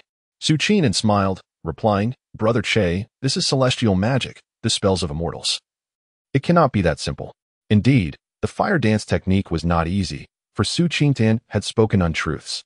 The true name of this technique was the fire spirit technique, one of the unique secret arts of the Yuntian sect, and it ranked among the foremost of the sect's vast array of spells. The most commonly practiced techniques during the Qi refinement stage were merely fireball techniques, fire ring techniques, and fire wave techniques, among others. However, the fire spirit technique was versatile and allowed for mastery over fire as if it were sentient. This technique could be initiated during the Qi refinement stage, and it posed no issues even when employed at the God transformation stage. Yet, the mere phrase initiation was sufficient to thwart many prodigies. This was due to the high requirements the technique demanded from one's spiritual root. To initiate, one's spiritual root must be of the fire elemental heavenly spiritual root caliber. As for why Su Qingtian chose this technique to test Jiang Che, it was her desire to ascertain whether he possessed the potential to become a master alchemist. To achieve that status, a fire elemental heavenly spiritual root was essential, while a wood elemental heavenly spiritual root was merely secondary. Nibbling on a radish, Su Qingtian watched Jiang Che awkwardly attempt to form the hand seals required for the fire spirit technique. At the onset of training in this technique, forming hand seals was imperative. However, with practice, one could eventually perform it without them. After taking a bite of her radish, Su Qingtian cheerfully inquired, "So, is the magic of the immortals truly difficult?" "Do not rush. Take your time. After all, you have ample opportunity to practice." Jiang Che remained silent, his thoughts solely focused on the fire dance technique. Su Qingtian continued, "However, I truly envy your ability to cultivate. While I must toil to pull up radishes, you merely summon them with a wave of your hand. Alas, when you remain youthful in the years to come, I will have already aged. The thought of it is indeed painful." As she spoke, Su Qingtian's smile faded, and her spirits gradually sank. At that moment, a spark flickered from the tips of Jiang Che's fingers as he formed his hand seals. Su Qingtian was taken aback, her mouth no longer chewing on the radish. Her gaze fixed intently on Jiang Che's hand. "Did you just release a glimmer of firelight?" Jiang Che remained silent, murmuring indistinctly under his breath. Once again, he formed a seal, and this time, a spark leapt forth. Su Qing'an witnessed it clearly. Flames had truly ignited. How could this be possible? Su Qing'an was utterly astonished, rendered speechless. This was one of the secret techniques of their Yun Tian sect. She recalled how her elder brother had spent a fortnight merely to grasp the fundamentals of the fire spirit technique. Her brother, a true prodigy. Yet, when the Zhan Tian sect launched their assault, her brother had not been spared, having experienced the arduous nature of mastering the fire spirit technique. Su Qingtan's shock was beyond measure. How could this be achieved in such a brief span of time? Jiang Che seemed oblivious to Su Qingtan's words. His mind occupied with musings that eluded others' comprehension. The friction and collision between molecules could generate thermal energy, which, in conjunction with oxygen, might ignite and produce a spark.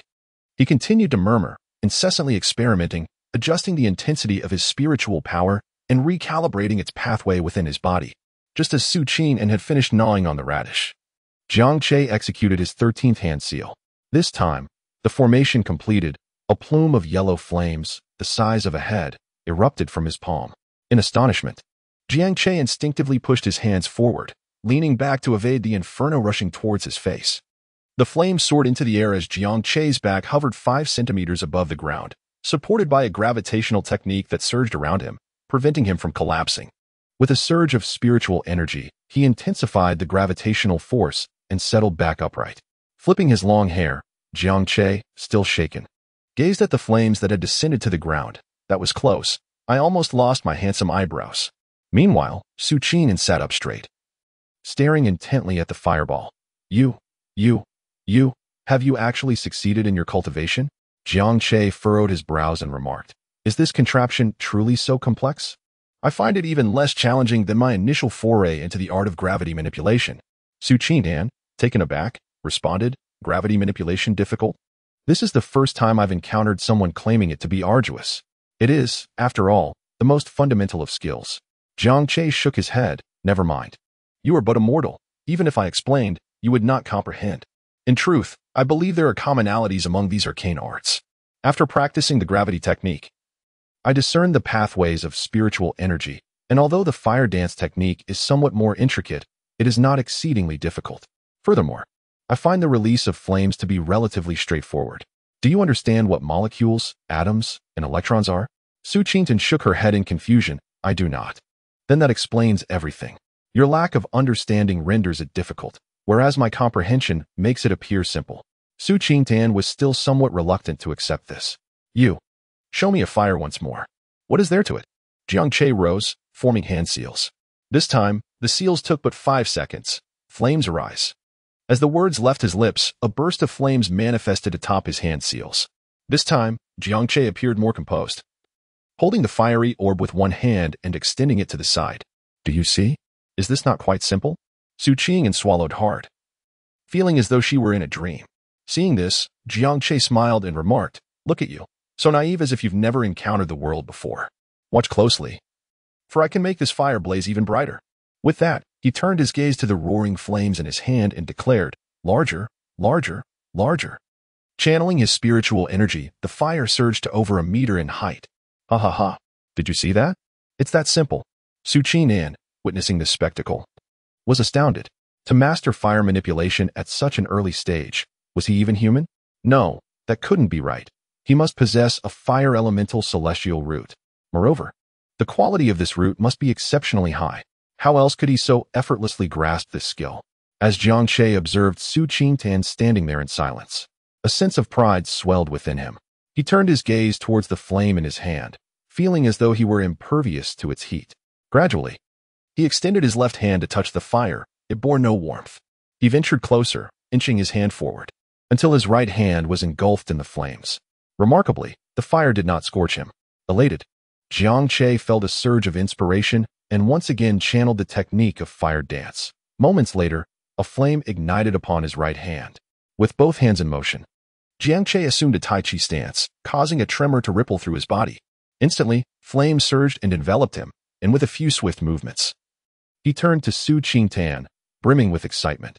Dujuan, do I not resemble a fire deity incarnate? Like a child playing with a newfound toy, he reveled in his pyrotechnic prowess, Yet Su Qing could only gaze in astonishment, nearly petrified by the spectacle before her. Her family's unique secret technique. When had it become so effortless? Just moments ago, he was a novice, and now he wielded it with such grace? No, no. Su Qing shook her head. I must be dreaming. It cannot possibly be this simple. Watching Jiang Che frolic nearby, she narrowed her eyes. If you possess another wood elemental secret technique, I shall not believe you also have a wood elemental spiritual root.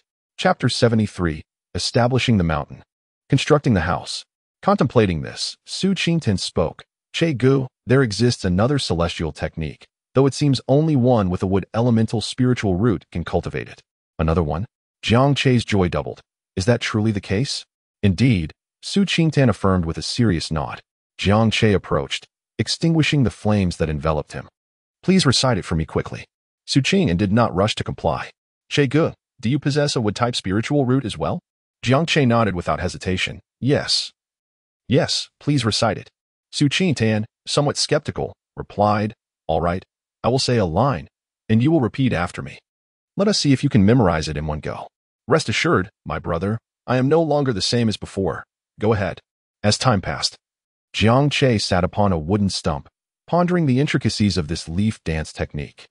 This leaf dance was a pseudonym created by Su Qing to disguise the wood spirit technique. Leaning back in her chair and gently rocking, Su Qing inquired, So, how is it? Is it exceedingly difficult to learn? Jiang Che turned his head to inquire, Are there any other celestial arts inscribed upon that bottle?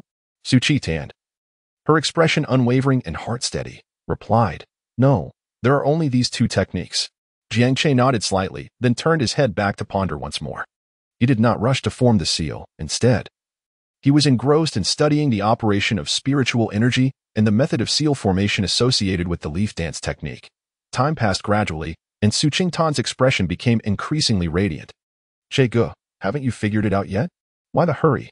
With your intelligence, isn't this trivial leaf dance technique a mere trifle? Su Qing chuckled, remaining silent. For she did not believe that this secret skill was easy to master. Soon, a quarter of an hour had passed, and Jiang Che made his first attempt. Midway through forming the seal, his spiritual energy faltered, resulting in failure. On his second attempt, although he managed to form the seal without interruption, he overexerted his spiritual energy, leading to another failure. After 4 consecutive unsuccessful attempts, Su Qingtian, with a smile, remarked, Che Gu, there's no need to rush. Take your time. After all, this is the method of the immortals, and it cannot be so easily mastered. Jiang Che remained silent, contemplating for a few minutes before executing the seal for the 7th time. This time, he had learned from his previous lessons, the hand seal was no longer awkward.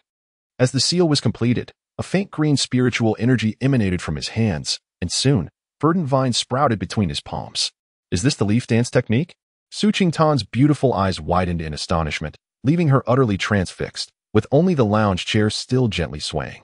Jiang Che observed the slender vine in his hand, measuring a mere 10 centimeters. This doesn't seem quite right, he mused. He approached a small tree, about the size of a bowl, on the Fengbo platform and extended his hand. Through the operation of the leaf dance technique, spiritual energy flowed from his fingertips, causing vibrant green shoots to sprout forth from the tree, which soon began to grow tiny branches. Realizing the rapid depletion of his spiritual energy, Jiang Che withdrew his hand and murmured, I understand now. This celestial art is not employed in this manner. He then retrieved a handful of pumpkin seeds and activated the leaf dance technique once more. Before his eyes, the pumpkin seeds swiftly took root and sprouted, their vines stretching outwards. Gazing at the flourishing pumpkin plants, Jiang Che burst into laughter, exclaiming, I've grasped it. This leaf dance technique is meant to stimulate plant growth for offensive or defensive purposes. My current power is too feeble, but should I attain greater strength, I could command nature itself as a weapon. Meanwhile, Su Qingtian, reclined on her chair, felt a sense of numbness. Each of her secret techniques corresponded to specific offensive and defensive strategies. For instance, the fire spirit technique included moves like ignition and extinction, while the thunder spirit technique encompassed summoning celestial might and unleashing thunderbolts.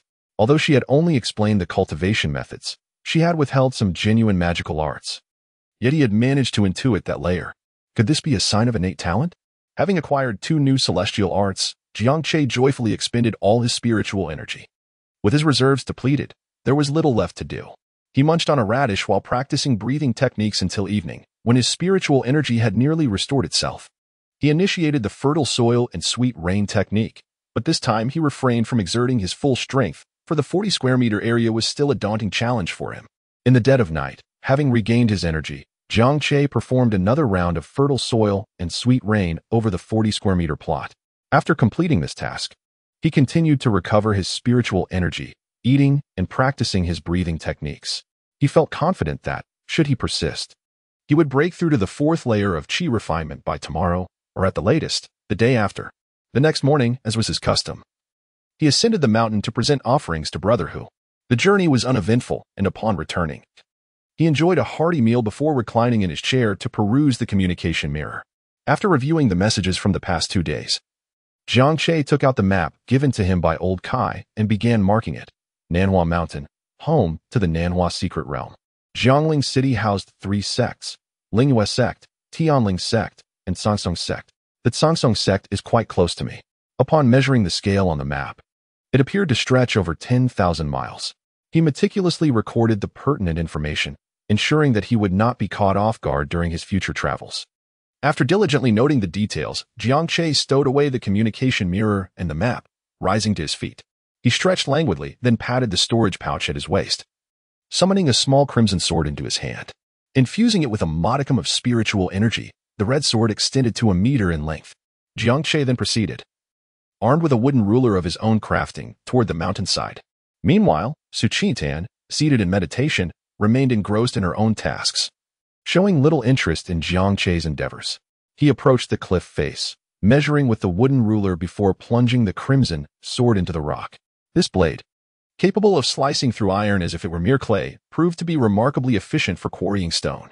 A substantial boulder was severed effortlessly, with Jiang Che foregoing the use of gravitational manipulation.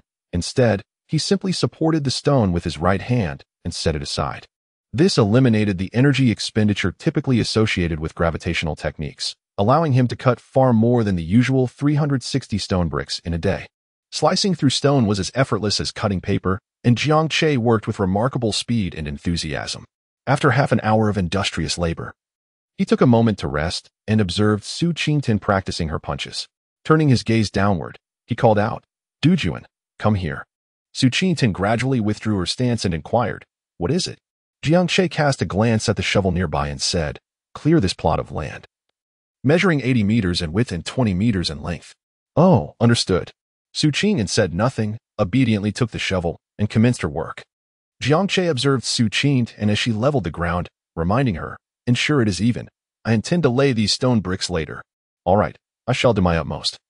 Su Qingtan replied earnestly, showing no sign of idleness. "You cut the stones while I clear the ground. Teamwork between men and women still demands effort." As dusk approached, with the aid of the tiger god arm, Jiang Che astonishingly managed to cut 500 large stone bricks in a single day.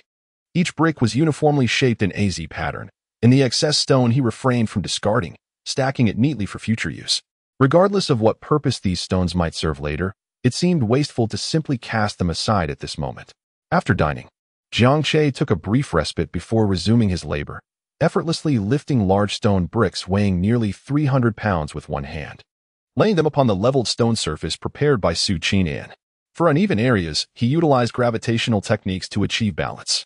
The Z-shaped bricks interlocked seamlessly, creating a remarkably flawless surface.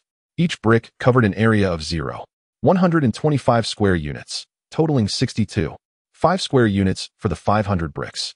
In less than 2 hours, Jiang Che single-handedly completed the task.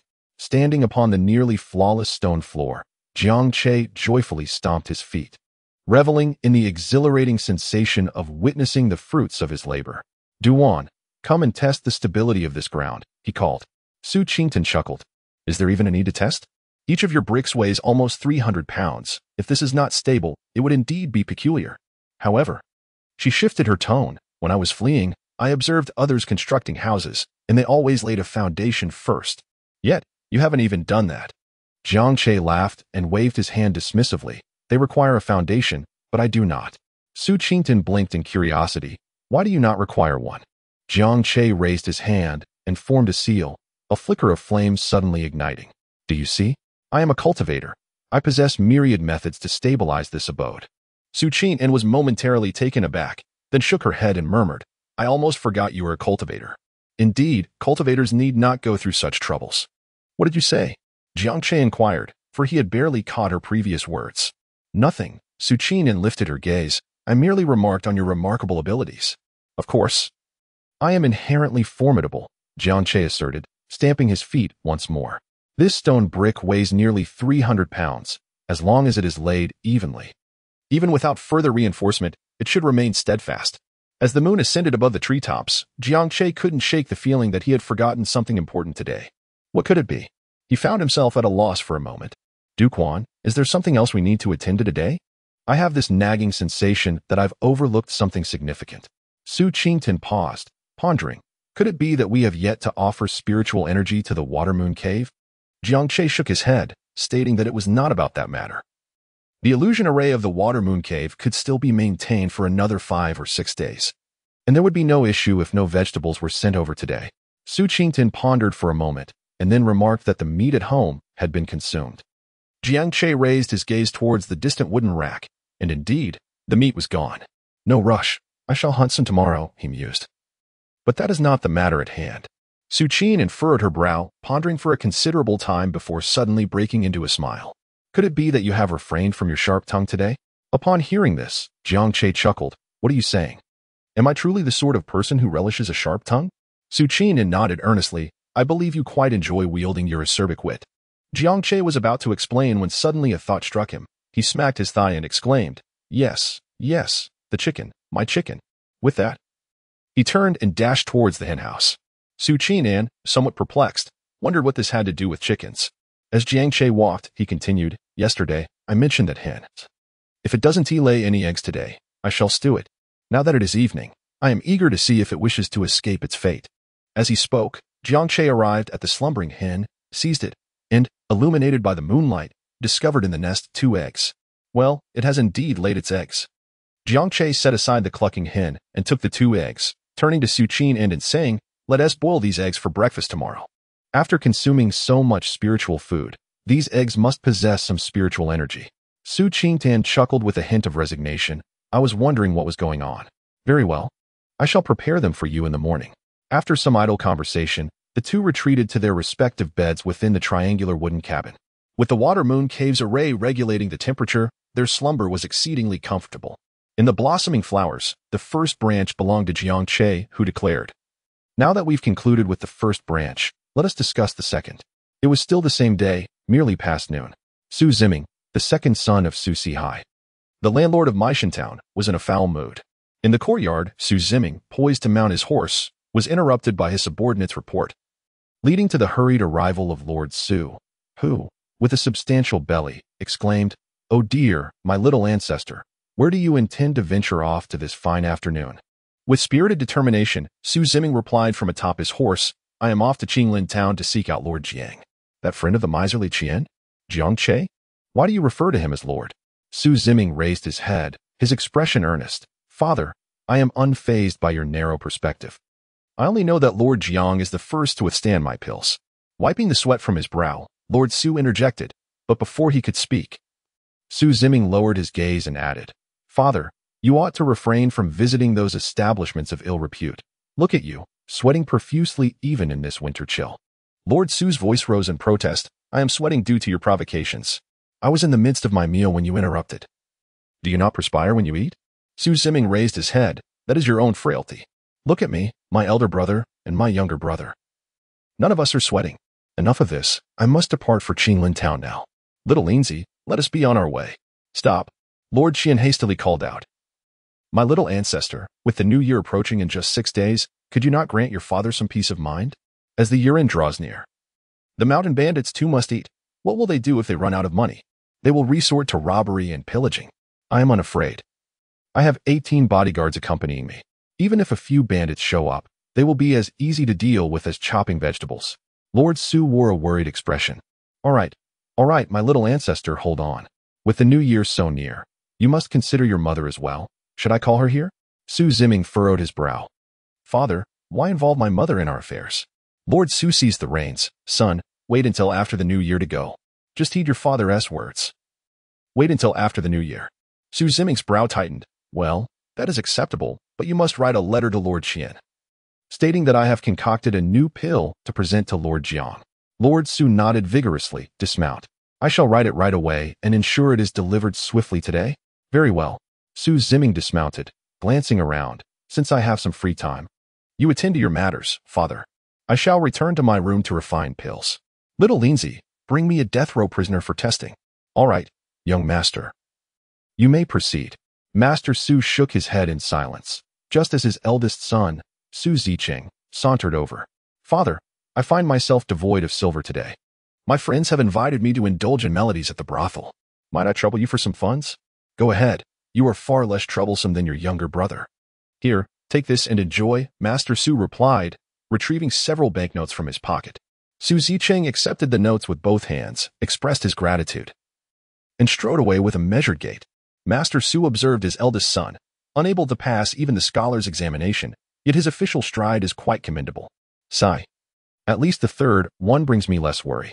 As evening descended, Qian Laokai, still occupied with delivery matters, received a letter from Su Sihai, who was writing swiftly. After perusing the letter, Qian Laokai pondered briefly before summoning Steward Chun. Shortly thereafter, in the study, Master, you called for me? Qian Laokai tossed the letter onto the table. Take a look. Steward Chun stepped forward, picked up the letter, and began to read. Moments later, he exclaimed, Master, has young Master Ziming lost his mind? He wishes to consult Lord Jiang about testing medicine? Lord Jiang is your friend. How could he possibly be trifled with?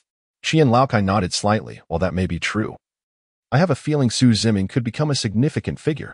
Steward Chun chuckled at this. Master, I do not mean to speak ill, but others call him a mad alchemist. In my eyes, he is merely a lunatic, a mere mortal without spiritual roots. What could he possibly achieve? Were it not for his wealthy father, he might have already perished in the streets. Qian Laokai leaned back in his chair, smiling. Old Qian. They say one should not judge by appearances, nor measure the sea by a ladle. What if he fails at alchemy and turns to martial arts instead? If alchemy is difficult, what if he were to succeed in crafting martial elixirs? Do you think he could achieve that? Old Qian, after years of study, I have come to realize that to succeed in life, one must be either mad or perhaps still mad. Steward Chun pondered this, somewhat perplexed. Yet he smiled and flattered as was appropriate. Qian Laokai waved his hand, indicating that there was no need for further flattery. Here is a letter I have just composed. Take it to Qinglin Mountain. Steward Chun understood well. You wish to notify Lord Jiang? Qian Laokai nodded. Notification is one aspect. I also wish to invite Brother Jiang over for a meal. A meal? Steward Chun queried, puzzled. It has only been a few days. I doubt Lord Jiang's injury has even healed yet. Qian Laokai chuckled. Just deliver it. The reasons behind it would take quite a while to explain. Off you go. Understood. My lord, in your presence, I need not overthink, for following your guidance is indeed the right course. For blossoms have bloomed, attend to the fourth branch. It shall be tonight, after the evening tea and meal. In the city of Jiaoling, one of the 9 cities of the northern domain under the great Zhou dynasty, there resided a grand estate belonging to the family of Yang Guanghu's uncle. In the early years, before Yang Guangji embarked on the path of immortality, his uncle's family still lived in Higu village. One fateful day, the esteemed Donghua Jinren of Lingyue sect passed through Higu village and, observing the humble abode of Yang Guanghu's uncle, noted the abundant purple aura that surrounded it. Such a manifestation of purple energy indicated the presence of a noble person. Consequently, Donghua Jinren descended upon the doorstep of the young Yang Guangji. After a thorough examination of his spiritual roots, it was revealed that Yang Guangji possessed both fire and wood celestial roots. Such astonishing talent, even for one as seasoned as Donghua Jinren, was a cause for great astonishment. In that instant of realization, Donghua Jinren took the young Yang Guangji as his closed-door disciple. Thus, Yang Guangji's family experienced a remarkable transformation. And under the guidance of Donghua Jinren, they moved to Jiaoling City, ascending to the status of nobleman. On this day, after finishing his tea, young Guangji's father remarked, Guangji, the new year is approaching. When do you plan to return to the sect? In the hall, young Guangji, clad in a thin robe, exuded an air of distinction. I will depart after the new year. Is there something you need, father? Indeed, there is, young Guangji's father replied with a sigh. It has been over 20 years, and once again, we find ourselves at the new year. In the past 2 years, we did not invite your uncle and his family to celebrate, but this year, we must extend an invitation. Yang Guangji frowned at this. What dealings do we have with them? Isn't the 600 taels of silver we give them each year sufficient? Oh, my child. His father expressed his displeasure. He is your uncle, after all, and my elder brother. You know that your grandparents passed away early, and as the saying goes, the elder brother is akin to a father. Those years. Enough, enough, enough. How many times must we go over this? It is tiresome, young Guanji interrupted. Clearly weary of the conversation. His father, growing increasingly displeased, retorted, Guanji, this is about familial bonds. Why are you so indifferent? Do you not care for your family? For your mother, or for your sister? Father, please, spare me a few words. I am already burdened enough at the sect. Let us speak calmly and without anger. The voice belonged to a young woman, perhaps accustomed to a life of comfort, with a delicate visage and fair hands. She was none other than Yang Guanji's sister. Yang Zirong, look at your sister. She is far more considerate than you. Yang Guanji's father huffed. Tomorrow morning, you must visit Higu village, regardless of the circumstances. You must bring your uncle's family over. Today is the 23rd, and there are only 6 days until the new year. Moreover, the cultivation technique bestowed upon Guanghu by your master, Dong Huazhenren, has been ready for nearly a month. Invite them over so you can see how your cousin is progressing. If Guanghu proves himself worthy, you can take him back to the sect with you. In time, our Yang family will flourish under your stewardship. Young Guanji scoffed, curling his lips in disdain. My cousin? Huh? What has happened to your cousin? I find that Guanghu's child is rather impressive. He is attentive and even serves me tea. Have you ever poured me tea? Yang Guangji expressed his displeasure. Standing alongside those 3 cousins makes me feel utterly ashamed. Their mouths spew foul language. And the way they look at Zirong is far from respectful. You say I should disregard familial ties. If I truly did, I would have long since eliminated them with a mere gesture. Those 3 are hardly worthy of being called my cousins. It is truly infuriating. Yang Guangji raised his hand and slammed it down on the table. Yang Fu, visibly annoyed, interjected, enough of this talk. They are still your cousins. Zirong. Tomorrow you should accompany your brother to invite your uncle and the others over. Also, let your brother temper his temper. What temper do I have? Young Guangji looked up, asserting, haven't I always handled things with decorum? Yang Fu stood up and walked outside. No more discussion. You are now a celestial being, and as your father, I feel as though you no longer regard me. Guanghu and Guangbao are much better. They communicate well and even serve tea. Alas, why must I have only one son? Yang Guangji felt a surge of anger but refrained from expressing it, as this was his father, after all. At that moment, Yang Zirong placed her hand on Yang Guangji's arm. Brother, do not argue with our father. He has grown old and somewhat confused. Yang Guangji exhaled deeply and nodded slightly. Little sister, you need not go tomorrow. I will go alone. Yang Zirong playfully smiled. Why not go? I have yet to visit Higu village. It will be a lovely opportunity to enjoy the scenery. Besides, with my elder brother, a celestial being, by my side, it would be a shame not to seize such a wonderful chance. Yang Guangji chuckled and shook his head. Speaking tenderly, my greatest concern over the past 2 years has been you. You have reached the age of marriage, and I fear that upon returning home, I will hear news of your wedding. Yang Zirong pouted, as if it could happen so soon. Marriage is a significant matter that must be discussed with my brother. Yang Guangji nodded. Indeed, you must inform me first, and I shall ensure everything is in order. But do not worry, with me as your support, I shall see to it that no family dares to mistreat you. You are truly wonderful, brother. Oh, by the way, I saw a beautiful hairpin today, but it was too expensive. Father did not want to buy it, claiming it to be a waste of money. Upon hearing this, Yang Guangji stood up. Let us go. Which shop was it? I will buy it directly. Yang Zirong beamed and rose. You are the best, brother. Let us hurry before they close. What if they close? If my sister desires something, I shall ensure she gets it, even if I must knock down the door. Chapter 76. Could it be that you were secretly in love with me? The following morning, as per usual, Jiang Che, who should have awakened at dawn, was still fast asleep. However, as he slumbered, a gentle breeze enveloped him. After approximately a quarter of an hour, the refreshing air dissipated, and Jiang Che opened his eyes. At last, I have broken through to the 4th level of qi cultivation. My arduous nights of training have not been in vain. With a heart full of astonishment, Jiang Che immediately delved into the depths of his mind, where the image of the verdant mountains resided. As his cultivation reached the 4th level of qi refinement, the mountains revealed a thread of information. The mountain concealment technique? This is indeed a treasure. Jiang Che was filled with delight, and the final piece of information was an unexpected joy. Earth resonance? Is this a third ability?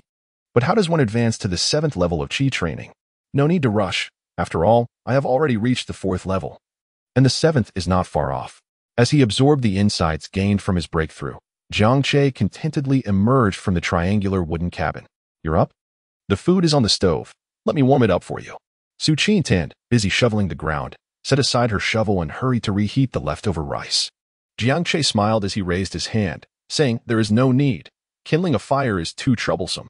With that, he formed hand seals, and in just 4 seconds, he completed the intricate gestures before flicking his fingers. Instantly, a flame soared forth. Su Qingtan, witnessing this, stood frozen in place, hesitating for a few moments before silently turning away. Jiang Che maintained a cheerful smile as he glanced over, eager to showcase his celestial skills. However, he soon noticed that Duwan's mood appeared somewhat subdued. A flicker of concern stirred within him, and he seemed to have an inkling of the reason behind her demeanor. Although he could be somewhat blunt, his straightforwardness did not imply a lack of emotional intelligence. With a subtle movement of his inner energy, he employed a gravitational technique to extinguish the flame. What is the matter with this spiritual fire? It was just ignited, yet it extinguished so quickly? Duwan, please go and rekindle the fire to warm the food. Not far away, Su Qingtan, who had just picked up a shovel, dropped it again upon hearing his voice. Sure. I'll be right there.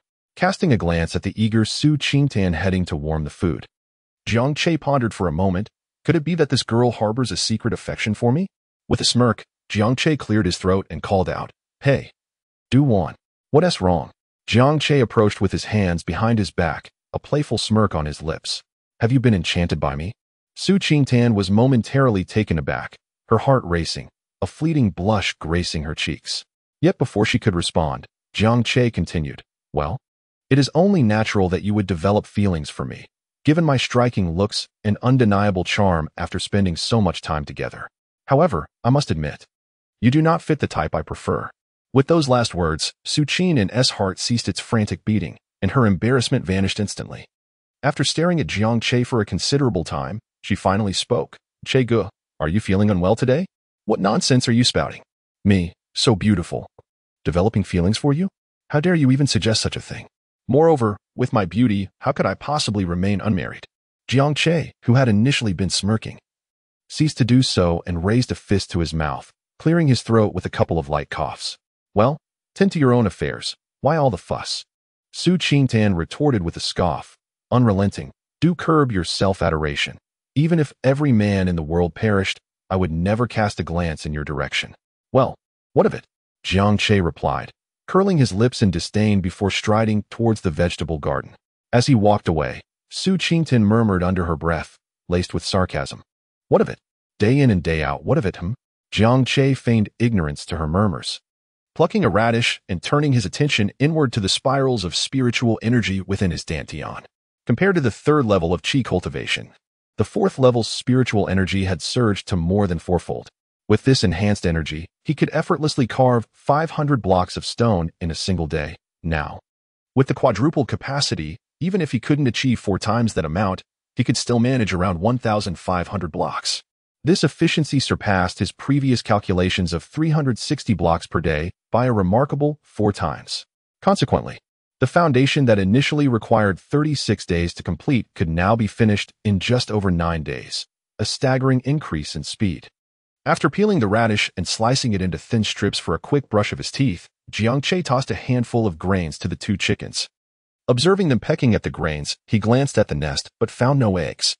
Yet, as he munched on the radish, he remained silent, filling a pouch with 2 pounds of grains and topping off a bucket with sweet potatoes. Once these tasks were completed, Jiang Che instinctively cast a glance at the wild ginseng. That fleeting glance ensnared his attention. He beheld the verdant branches of the wild ginseng adorned with budding flowers, seemingly on the verge of blooming. Typically, ginseng takes 6 years to mature, and it requires 5 to 6 months to blossom and bear fruit. Today, Jiang Che calculated the timeline. He had sown the wild ginseng on the 12th, and today was the 24th. 12 days had passed. 12 days to bloom. Considering that most of the things he had planted tended to follow a 13-day cycle, he was taken aback. Could it be that today it would flower and tomorrow it would bear fruit? Surely, that was improbable. A swirl of uncertainty gripped him. But the answers would only reveal themselves tomorrow. What a splendid day it was. Jiang Che rose, eagerly grasping the bucket and sprinting toward Qinlan Mountain.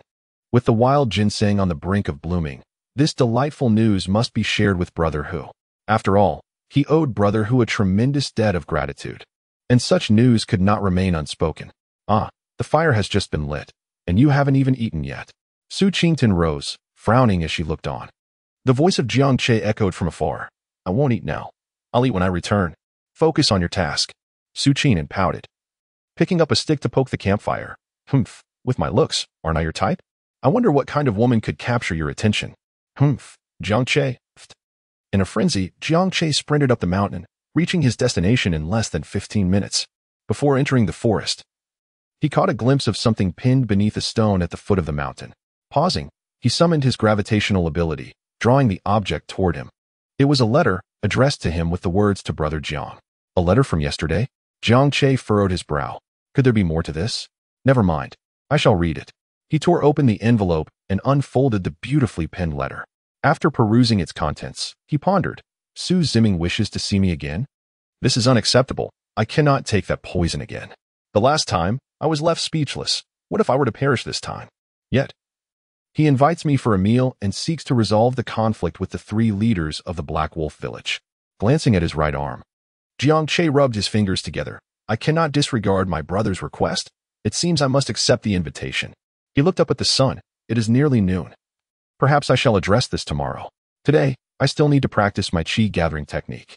Stuffing the letter into his bosom, Jiang Che hurried up the mountain. At this hour, the Tiger King would surely not be at the usual spot. Jiang Che had no expectation that Tiger Brother would wait for him. Arriving at the old meeting place, he set down the wooden bucket and called out, Tiger Brother, your little brother was delayed today, but I have brought the food. There's no rush. I shall wait for you here. Chapter 77. Sword Control Flight. Before long, the Tiger King sauntered down from the mountain's woods. Upon encountering the Tiger King, Jiang Che immediately broke into a smile. Brother Tiger, I have delightful news to share with you. The wild ginseng you gifted me is about to bloom, and I anticipate it won't be long before it bears fruit. The Tiger King's eyes flickered with surprise, yet he displayed no further reaction, continuing to consume the grains of wheat and sweet potatoes. Brother Tiger, I plan to visit the town tomorrow. I shall bring you some spiritual nourishment in the morning, and I aim to return by tomorrow night. However, if I do not return by tomorrow night, please do not hold it against me if I fail to arrive the day after. The Tiger King remained engrossed in his meal of grains and sweet potatoes. Jiang Che remarked, we finished the meat at home yesterday. My younger brother will hunt in these mountains shortly, so there is no need to trouble you, Brother Hu. The Tiger King cast a sidelong glance at Jiang Che, licked his lips after consuming the sweet potatoes and grains, and then turned away, with a mischievous grin. Jiang Che lifted the empty wooden barrel and dashed up the mountain. Upon reaching the vicinity of the Tiger King, Jiang Che turned his head and said, Brother Tiger, time is of the essence these days. I shall take my leave first. The Tiger King glanced at Jiang Che and then continued on his own path. Jiang Che greeted the surroundings and swiftly unleashed his gravitational lines, searching for prey in the mountains. The wild boar family had dwindled to 2. Yet he found no desire for wild boar at the moment. Roe deer and elk he had feasted on venison last time. Perhaps it was time for a change of palate. Before long, he had hunted a wild chicken, which he stowed away in his bucket, and continued to meander through the mountains. In the distance, he spotted a pack of wolves and their white alpha. Locking eyes with the wolves for 3 breaths, he noticed their immobility and chose to circumvent them, continuing his exploration. At last, he came upon a foul-smelling cavern and discovered a bear within. Using his gravitational technique, he sent out a line to ensnare the massive creature and yanked it towards him, propelling himself forward. As the bear charged, Jiang Che clenched his right fist and struck fiercely at its chest.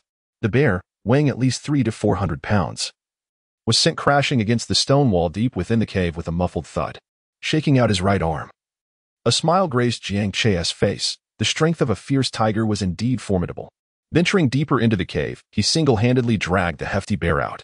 A glance revealed several dilapidated beehives nearby. Beehives? Perhaps I should raise some bees for pollination? If I cultivate more crops in the future, having bees might yield some honey to enjoy. With this thought in mind, Jiang Che directed his gaze towards the beehives, which were drawn towards him by his gravitational technique. Upon inspection, he discovered that they contained not even a single bee egg. Discarding the ruined hives, he resolved to search for a queen bee come spring.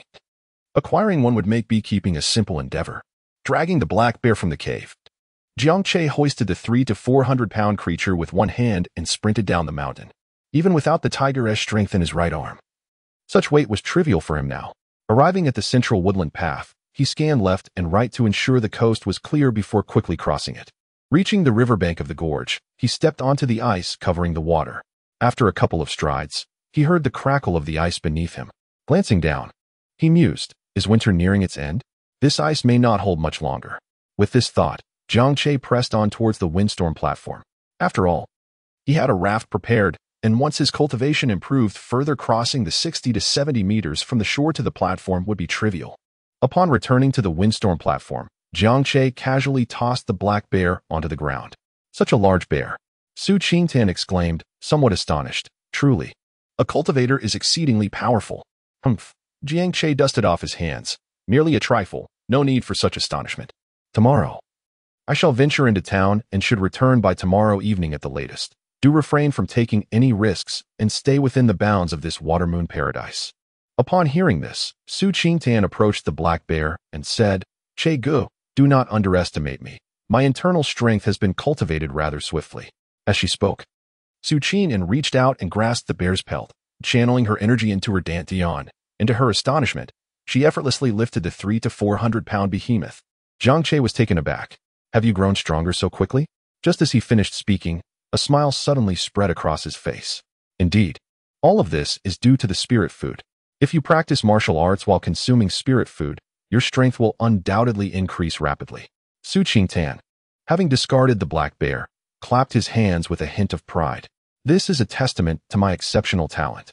Even if someone with lesser abilities consumes the finest nourishment, it would be of no avail.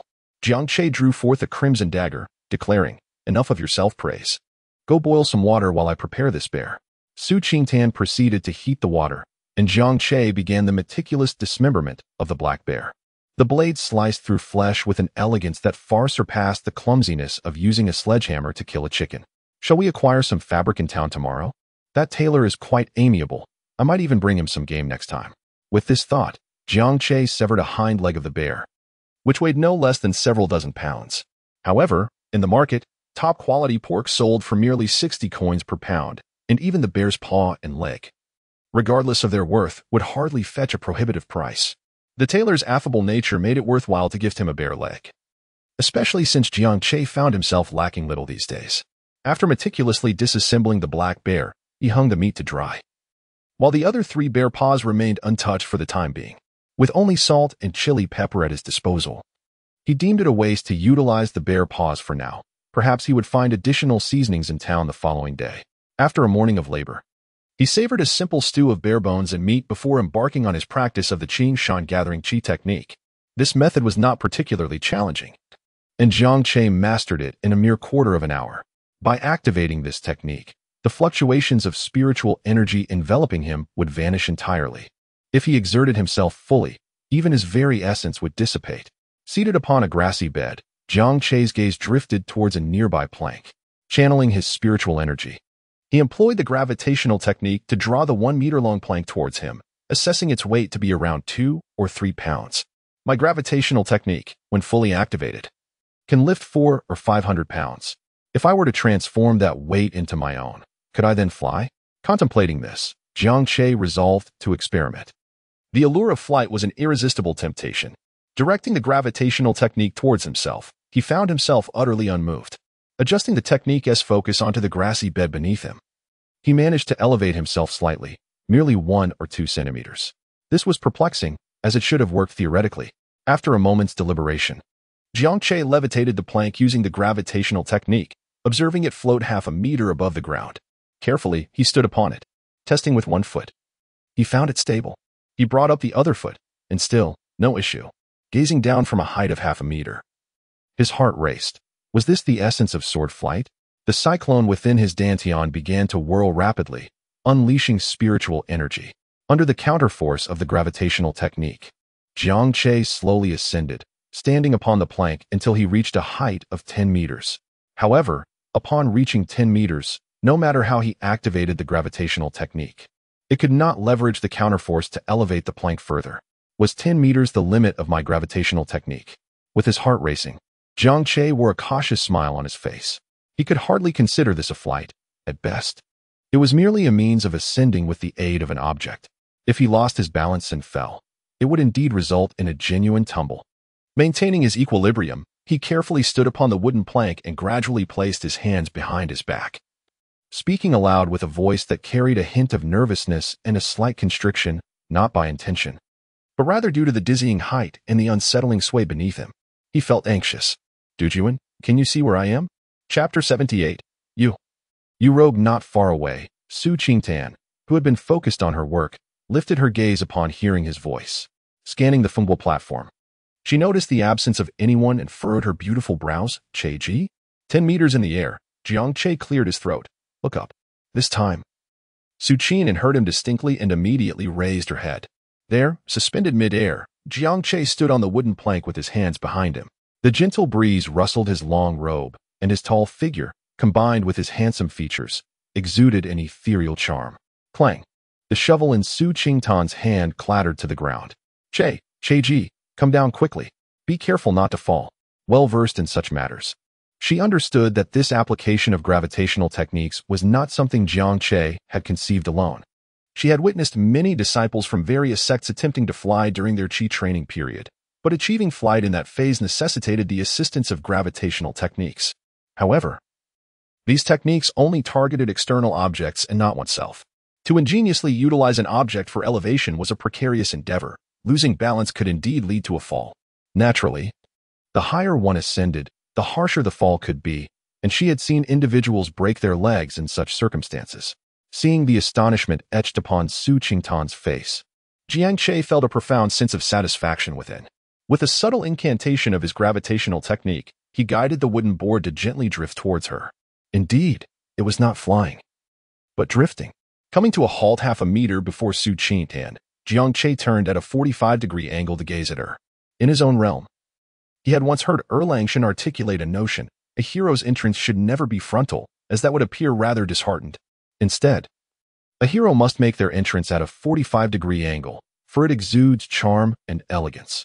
Maintaining an air of sophistication, Jiang Che spoke with a hint of nonchalance. Embodying the essence of a king of swagger, I have now mastered the art of sword flying. Would you care to join me on a flight?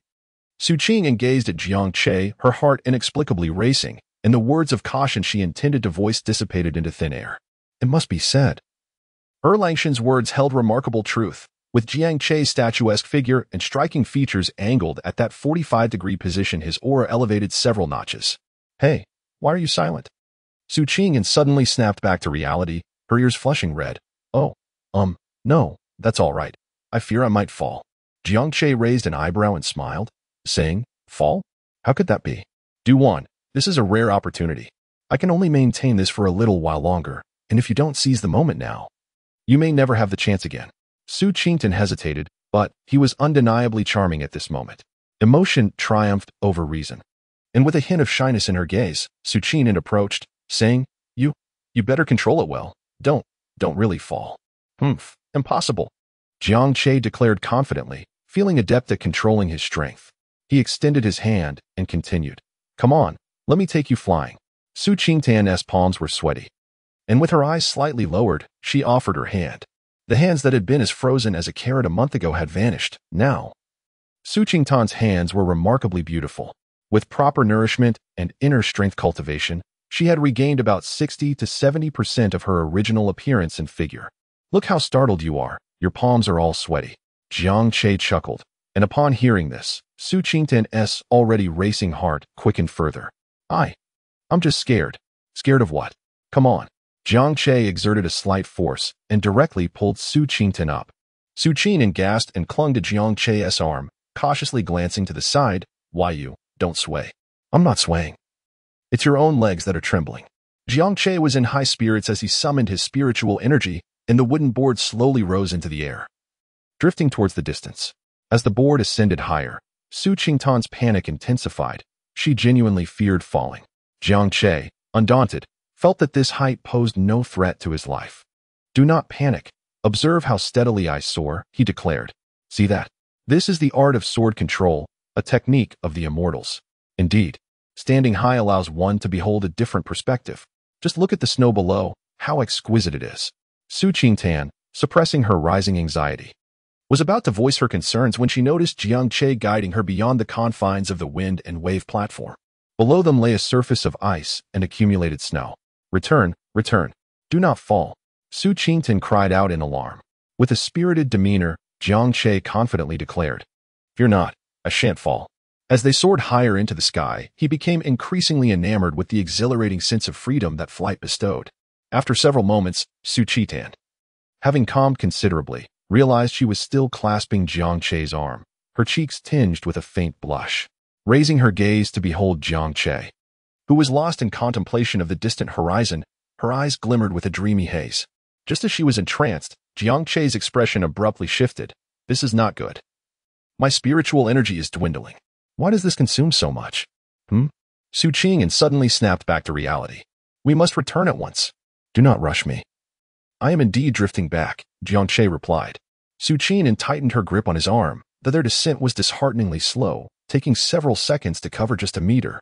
Below them, Jiang Che's spiritual energy surged towards the ground, exerting gravitational force, yet it was nowhere near what it had been earlier. Soon, beads of sweat formed on Jiang Che's forehead. "Duan, I have both good and bad news. Which would you prefer to hear first?" "The bad news." Su Qingtan's face paled at the prospect. "The bad news is that my spiritual energy is about to deplete." "And the good news?" "The good news is that there is snow below us. We should be unharmed." "Ah, is that truly good news?" Barely 3 seconds after Su Qingtan had uttered those words, the wooden board beneath them lost its spiritual energy and plummeted downwards, with a distance of 6 or 7 meters still remaining to the Fengbo platform. Suspended 10 meters in the air, Su Qingtan closed her eyes, clinging tightly to Jiang Che's arm, while Jiang Che's gaze shifted, and with a sudden jolt, he freed his arm from her grasp. "Ah, you!" Su Qingtan's eyes flew open, filled with sheer terror. With a swift motion, Jiang Che wrapped his left arm around Su Qingtan's waist, pulling her into his embrace. He then exerted the last remnants of his spiritual energy, launching a gravitational line that ensnared a protruding fragment of stone from the Fengbo platform. As they plummeted, the gravitational line contracted, accompanied by Su Qingtan's piercing scream and the ominous crack of stone.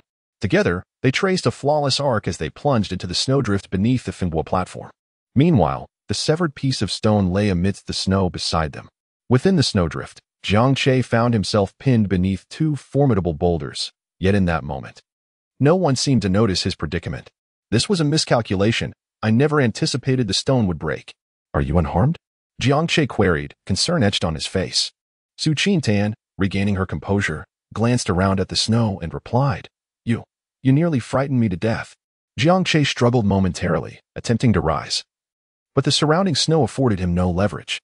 "Hey, you still haven't gotten up. You're nearly crushing me," Su Qingtan exclaimed, her heart racing as she extended her hand to push herself off the snow, only to have her hand sink directly into the snowdrift. With a startled cry, her face collided with Jiang Che's. Jiang Che glared, then abruptly turned his head, causing Su Qingtan's face to collide with his ear. Before she could utter a word, Jiang Che's voice resonated. "You wish to take advantage of me? Dream on." Su Qingtan, both embarrassed and infuriated, struggled to withdraw her hand from the snow. "Who wants to take advantage of you? It's just that the snow is too loose." With no firm ground beneath her, Su Qingtan pressed on Jiang Che's shoulder to sit up. Before her stood a towering mountain peak, and suddenly, a scene from the illusion flashed through Jiang Che's mind. The powerful impact of that moment on the bed was undeniable, yet at that time, Duan was still slender, far from the curvaceous figure she possessed now. However, if Duan were to regain her former allure, the tantalizing figure from his dreams might indeed come to fruition.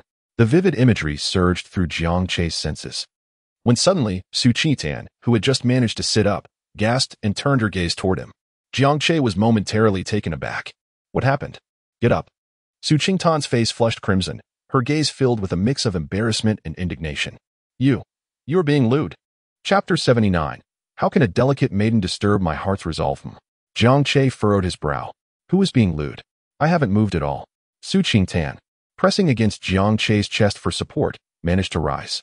As she stood, the blush on her cheeks deepened, struggling to lift herself from Jiang Che's side. She fled towards the left side of the wind and wave platform, her legs trembling with bashfulness. In the snow, Jiang Che called out, "Hey, at least lend me a hand." There was no response. Jiang Che struggled in the snow, sinking deeper until he finally managed to rise, compressing the snow beneath him. As he stood up, an unsettling feeling washed over him. He glanced down, and a vivid image flashed through his mind. No, it cannot be. His expression stiffened, and he quickly scanned his surroundings, silently reciting the clear heart and marvelous path to exorcise demons. In merely a few breaths, the tension eased as the flag fell, and Jiang Che exhaled in relief. How peculiar. This should not be happening. Why do I find myself reacting to her? Though he spoke those words, it took a full quarter of an hour for Jiang Che to ascend the windwave platform at a measured pace. Meanwhile, Su Qingtian was there, wielding a shovel to clear stones, her head bowed in a mixture of embarrassment and anger. Jiang Che said nothing, directly sitting cross-legged on the hay bed, gnawing on a carrot to restore his spiritual energy. Explanations would only complicate matters further. Those who are upright need not fear shadows. Yet, in Su Qingtian's eyes, this behavior, without even an explanation, he surely intends to take advantage of me. Lost in her thoughts, Su Qingtian's face turned even redder. However, despite her wandering imagination, amidst the chaotic thoughts, not a single one was repulsive. Hiss. Something is amiss. 90% of it feels utterly wrong. By mid-afternoon, Jiang Che, having chewed on the carrot until his jaw ached, finally restored his spiritual energy to its fullest. Looking at the pile of carrot peels beside him, he felt somewhat nauseated. Eating carrots so often was becoming tiresome. Now that the effect of the wheat grains had diminished, the efficacy of the carrots had waned as well. Turning his gaze to the wild ginseng, he noticed it had begun to bloom. He needed to hurry and let it seed. If he delayed any longer, these spiritual wheat and herbs would likely be useless by the time he reached the 5th level of Qi training. Contemplating the wild ginseng, Jiang Che pulled out a map from his storage bag and began to study it. Based on the conversations of the 3 individuals on the communication mirror, he marked numerous mountain peaks. These peaks were home to spiritual herbs, flowers, and medicines, which cultivators referred to as heavenly materials, earthly treasures, spiritual materials, and medicinal materials. Just these 3 titles. Gazing at those distant mountains, Jiang Che felt a headache coming on. The distance was so great that he was reluctant to venture there. He simply wished to tend to his own little plot of land, diligently farming and cultivating his skills. Yet, without consuming spiritual food, his strength would barely improve.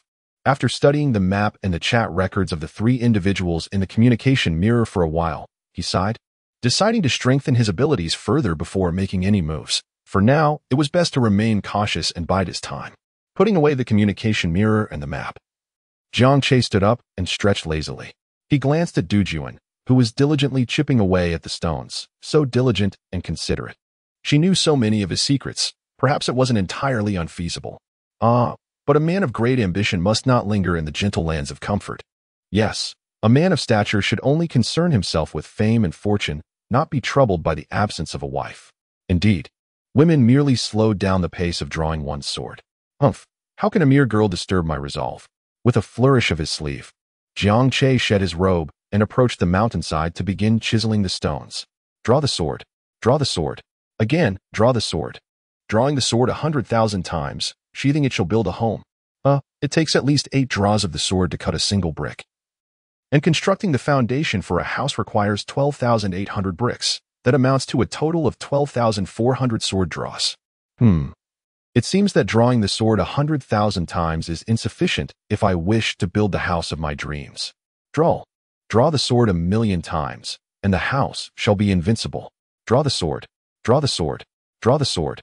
Chip, chip, chip, chip, chip. As night descended, Jiang Che toiled relentlessly, carving out 500 bricks, enduring with his cultivation at the 4th level of Qi refinement. By midnight, the bricks were finally laid. And despite the haste with which he labored, Jiang Che found himself utterly fatigued.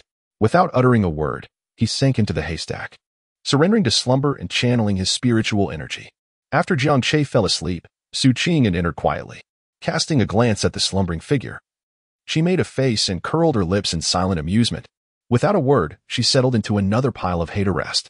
After a while, Su Qingtian turned to observe Jiang Che, her gaze lingering on his face.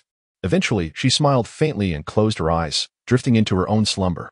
Before dawn the next day, Jiang Che awoke early. As he opened his eyes, a haze of confusion clouded his mind. He had dreamt a pleasant dream, but just as he was about to delve deeper, he was jolted awake. He attributed this interruption to the novelty of the experience, which left him unable to grasp the sensations that followed. Just as he was about to rise, a sense of unease washed over him. Alarmed. A wave of foreboding surged through his mind. No, it couldn't be. Surely, I am simply too energetic. This cultivation is a curse. Cautiously, Jiang Che rose, clutching the last of his 2 pairs of oversized undergarments, and stealthily made his way to a secluded spot beneath the wind and wave platform. Before long, flames flickered to life, growing ever more vibrant. Moments later, Jiang Che emerged, his expression composed. As for the oversized undergarments, what oversized undergarments? This was the only pair I have. After filling a bucket with wheat grains and sweet potatoes, Jiang Che grimaced, in this life, my illustrious name. I have never encountered such indignity in my past life. How infuriating. Cultivation has led me astray. It must be that my current vitality is simply too exuberant. With the spiritual food filling the bucket, Jiang Che glanced at the core of the Water Moon Cave's illusory array, which could conjure mirages, myself. After a moment's contemplation, he abruptly lifted the wooden bucket, his expression resolute. How could I indulge in such illusions? Illusions are ultimately just that, mere phantoms. The realm of the lascivious. I, Jiang Che, stand upright and true. Such folly is beneath me. From now on, I shall practice diligently in the evenings, completing my tasks. Followed by 1,000 push-ups and 500 frog jumps, I refuse to be swayed. Resolute in his decision, Jiang Che chose not to rely on spiritual energy this time. Instead, he sprinted with all his might towards Qinglin Mountain. After presenting offerings to Brother Hu, Jiang Che returned, the empty bucket in hand, racing back without needing to rely on gravitational lines to descend. Upon reaching the wind and wave platform, he donned a fitted cotton jacket and kicked the triangular wooden house. Duan, are you awake? Yes, is it dawn already? Not yet. I must head to town. You may continue to sleep. Oh, be careful on your way. You should be more concerned about yourself. Jiang Che tucked the storage bag into his waist, securing it with a cord, and then slipped a 100-tael silver note into his pocket as he descended from the wind wave platform. Just as he reached the ground, a thought struck him. He turned back, wrapped the bare leg he had cut the previous day in oiled paper, and bound it with a string. He mounted his horse and set off for the town, which lay about 100 miles away, a journey that would take no more than half an hour. Upon arriving at Qinglin Town, just as dawn broke and with the new year approaching, the town was bustling with vibrant decorations and lively festivities. Dismounting and leading his horse by the reins, Jiang Che sought out the clothing shop he had visited before. The shopkeeper was still busy at the entrance, tending to his business. The clothing trade thrived during the New Year season. Every shop in town was laboring from dawn till dusk to sew garments. Brother Zhang Yi. It has been a long time, Jiang Che greeted. The shopkeeper, Zhang Yi, turned at the sound of his voice. Jiang Che, in contrast to his appearance from a short while ago, now looked entirely different. He was well-dressed, his face free of dust, exuding an aura of gallantry. Song. Brother Wu Song, please, do come in, Zhang Yi invited warmly. Chapter 80. Are you a celestial being? With a smile, Jiang Che raised his hand and said, There is no need for that. I want to be taking a seat this time. After speaking, he turned and carefully unwrapped the oil paper package from his saddle. The new year is approaching, and this is some game I've brought. Do take a taste. Zhang Yi was taken aback. Song, Brother Song, are you truly serious? He had never believed Jiang Che would actually bring game.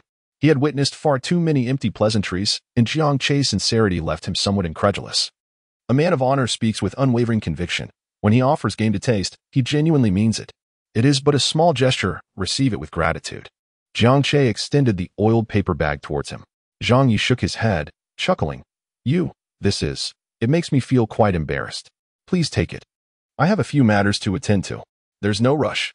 Zhang Yi did not reach for the oiled paper bag. Instead, he approached and grasped Jiang Che's arm to take the reins, saying, Even if you're busy, surely you can spare a moment to enjoy a cup of tea indoors. Hand me the horse. I shall tie it here. No need. Jiang Che smiled and gently pushed him away. I truly have matters to attend to. I will return later to purchase fabric and share a cup of tea. Zhang Yi held on to Jiang Che's arm, insisting, You must at least have a cup of tea. If you refuse even that, how can I accept your gift? Upon witnessing this, Jiang Che contemplated briefly and remarked, Very well, just a cup of tea. Releasing the reins, Zhang Yi took them and secured them to a pillar beside the shop. Come in, Songge, please, do come in swiftly. Cui quickly show Songge the tea. Be cautious, Songge, Mind your head. The interior was filled with fabrics, and one indeed had to lower their head in certain areas. Upon entering the inner room, Jiang Che once again handed over the oiled paper package, saying, "Brother Zhang Yi, here is some game for you." Zhang Yi smiled and replied, "I shall not be polite." "Thank you, Song Gu." Only then did Zhang Yi extend his hand to accept the oiled paper package. As Jiang Che held onto it with both hands, he cautioned, "This game is rather heavy. Be sure to hold on tightly." Zhang Yi laughed heartily. "Rest assured, Song Gu, I have been a constable before. This weight is no trouble at all." Jiang Che nodded and released his grip, causing Zhang Yi to let the heavy oil paper-wrapped bundle drop momentarily. However, in the next instant, he lifted it up in astonishment, exclaiming, "This is incredibly heavy. It must weigh around 50 to 70 pounds. What on earth is this?" Upon turning to inspect it further, he noticed the pungent aroma of wild game. Jiang Che had no intention of allowing him to unwrap it just yet. Yet, Zhang Yi was not one to shy away. He swiftly unwrapped the oil paper and exclaimed, "Wow, a bear's leg. Brother Song, you are quite impressive. This is rather valuable." "You are being overly generous." "Valuable? It's merely a bear's head. I have an entire one left, more than enough to go around. You can take this to give your wife and children a change of flavor," Jiang Che replied. Zhang Yi placed the bear leg on the table just as his wife entered, carrying a tray of tea. She was of ample stature and radiated prosperity. Gently setting down the tea and addressing Jiang Che in a soft voice, "Brother Song, please enjoy some tea." Jiang Che nodded slightly in acknowledgement, and then turned his gaze towards the timid little boy peeking from the doorway. Observing the spirited child, he felt a surge of joy and produced a few copper coins, extending his hand. "Come here, young lad. Take this and enjoy some candied hawthorn." Zhang Yi, witnessing the scene, chuckled softly. "Dan, why don't you hurry over and express your gratitude to the uncle? After all, these were merely a few coins." He could easily afford to give away a handful of silver, so accepting such a trifling amount was truly inconsequential. Jiang Che chuckled upon hearing this. "Brother Zhang, have you named your son Erden?" Zhang Yi leaned against the wall, laughing as he replied, "It's just a nickname. The more unremarkable the nickname, the easier it is to raise him. His formal name is Dong Yang Zhang Dong Yang. Quite a fine name, wouldn't you agree, Song Gu?" Jiang Che nodded, acknowledging Zhang Dongliang as a person of great potential. Just then, the timid Xiao Erden approached cautiously. He reached out to take a few copper coins from Jiang Che's hand, then bowed obediently, expressing his gratitude. "Thank you, uncle." Upon witnessing this, Jiang Che smiled and remarked, "Ah, how polite. Brother Zhang, your upbringing is commendable." Zhang Yi felt a sense of pride. While he was generally content, nothing pleased him more than to speak of his son and wife. "Come here, Dan. Let uncle see how heavy you are." Little Dan approached, and Jiang Che effortlessly lifted him with one hand before gently setting him down. "Not bad. Over 30 pounds already." He reached out and playfully pinched the chubby cheeks of little Dan. "Such a robust little fellow. Brother Zhang, have you had someone assess his spiritual root?" Jiang Che is no longer a naive youth. Under the continuous guidance and introduction from Su Qingtan, he has now integrated himself to a considerable extent. When it comes to spiritual roots, Zhang Yi sighed, saying, "Let us not even mention it. I exerted tremendous effort to journey to Jiaoling City, only to discover, upon testing, that I still lack spiritual roots. Alas, the Zhang family seems destined to be devoid of any fate in cultivation. As the saying goes, if one's ancestors were not immortal, it is improbable that their descendants will possess spiritual roots. If either parent possesses spiritual roots, it is highly likely that the child will as well. Both my ancestors and her mother's ancestors were mere mortals, so I anticipated this outcome. Nevertheless, it is of no great concern. I am still able to work. I can save some money for him to marry a wife, and in due time, he can inherit my clothing shop and live comfortably." Jiang Che nodded, acknowledging the statement. "Indeed, it surpasses the majority," he remarked. Zhang Yi interjected with a sudden shift in conversation. "Song Gu, I perceive that you are an immortal, aren't you?" Jiang Che felt a jolt in his heart. "On what grounds do you say that?" Zhang Yi seated himself upon a chair. "In our town, there are truly few individuals with such remarkable grace as yours. I, having traversed many experiences, have also encountered immortals." Jiang Che smiled and remarked, "Encountering celestial beings is not an impossible feat. Throughout one's lifetime, one is bound to witness ethereal beings soaring through the heavens." Zhang Yi shook his head and replied, No. What I mean is a close encounter, one where we have exchanged words." Jiang Che maintained his smile, remarking, It seems that Brother Zhang's experiences are even richer than I had imagined. Zhang Yi chuckled, patting his own thigh. What does it matter how rich one's experiences are? In the end, one still becomes a cripple, haha. After sharing a laugh, Jiang Che lifted his cup and took a sip of tea, saying, Brother Zhang, it is getting late. I must take my leave. Zhang Yi raised his hand. Do not be in a hurry, Brother Song. I still have a few words to share. Then please, go ahead. Brother Song, I implore you to speak candidly. Are you truly an immortal? Before Jiang Che could respond, Zhang Yi continued, I assure you. My lips are sealed. I shall not utter a word outside of this conversation. I admire your forthrightness, Brother Song. If you truly are an immortal, then I have something to present to you. Jiang Che gazed at Zhang Yi, whose demeanor and approach to life filled him with admiration. After a considerable time, Jiang Che glanced outside the window before giving a slight nod. Observing this, Zhang Yi displayed no signs of surprise. He merely leaned back in his chair and murmured, Indeed. I was right in my assumptions. You truly are. Jiang Che smiled faintly and said, Are you inquiring whether I can assist you? Zhang Yi shook his head, gritted his teeth, and confessed, Brother Song, to be candid, many years ago, when I was still a mere errand boy, I once rescued an immortal. A tremor coursed through Jiang Che's heart. You have rescued a cultivator? Chapter 81. The Jade Token. The Secret of the Immortal. Zhang Yi nodded. It was a case of mistaken circumstances. At that time, he was gravely injured and on the brink of death. I had no idea he was an immortal. I merely believed he to be the son of some noble family. I gathered herbs and offered him water, and after several days of care, he astonishingly recovered. It was then that I learned he was a disciple of the Song sect and, moreover, a member of the Chun clan from Jiaogling City. Before he departed, upon his recovery, he gifted me a jade token, stating that I had saved his life. He assured me that should any of my descendants possess the aptitude for cultivation, they could seek him at the Song sect with this token. Yet, as the years have passed, I have established a family, and my son has been born, albeit without spiritual roots. This jade token may very well remain in use throughout my lifetime. Jiang Che's gaze sharpened. Do you intend to bestow this jade tablet upon me, urging my journey to the Song sect? Zhang Yi nodded affirmatively. Indeed, my son has no use for it. By the time he matures and takes a wife, I will likely be too aged to walk. Furthermore, in a few decades, I fear that the immortal may have forgotten this matter altogether. Brother Song, as the saying goes, life is fleeting, one must seize joy in the present. Throughout my life, I have encountered but two immortals. One is that celestial being, and the other is you. Should you accept this jade tablet to journey to the Song sect, you will undoubtedly reap some of the benefits that belong to the immortals. The possessions of immortals are never trivial. Even a low-grade spirit stone is of immense value. I do not expect you to share the benefits with us. I merely hope that you might look after my family in the future. Trading one opportunity for another, Zhang Yi is indeed a wise individual. After listening attentively, Jiang Che delicately raised his teacup and savored the warm beverage. He was well aware of the Song sect, having heard the trio speak of it numerous times through the communication mirror. He also knew its location, having meticulously measured the distance on a map. It lay over 10,000 miles away.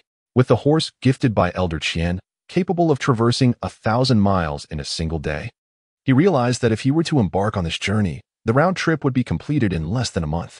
A month spent in pursuit of a celestial's gratitude. Now that was undoubtedly a worthwhile endeavor. However, despite possessing the formidable tiger god arm, encountering a genuine celestial being posed a significant risk. The memory of Yang Guangji's sword flashed through his mind. No, at my current strength, I would undoubtedly be unable to evade that strike. A thought crossed his mind. I could wait until my abilities are more formidable before making the journey. If worst comes to worst, I still have Brother Tiger. Although Brother Tiger may be somewhat aloof, he is a man of action. When I sought wild ginseng, he readily provided it, and when I mentioned my injuries, he bestowed upon me the strength of a fierce tiger. With this thought, Jiang Che felt a surge of optimism. To seize the opportunity to witness the celestial beings of this world through the lens of favor was, indeed, a rare chance. If he could gain the protection of that celestial being, his future path would undoubtedly become much smoother. Setting down his teacup, Jiang Che turned to Zhang Yi and declared, Brother Zhang, I shall take on this matter.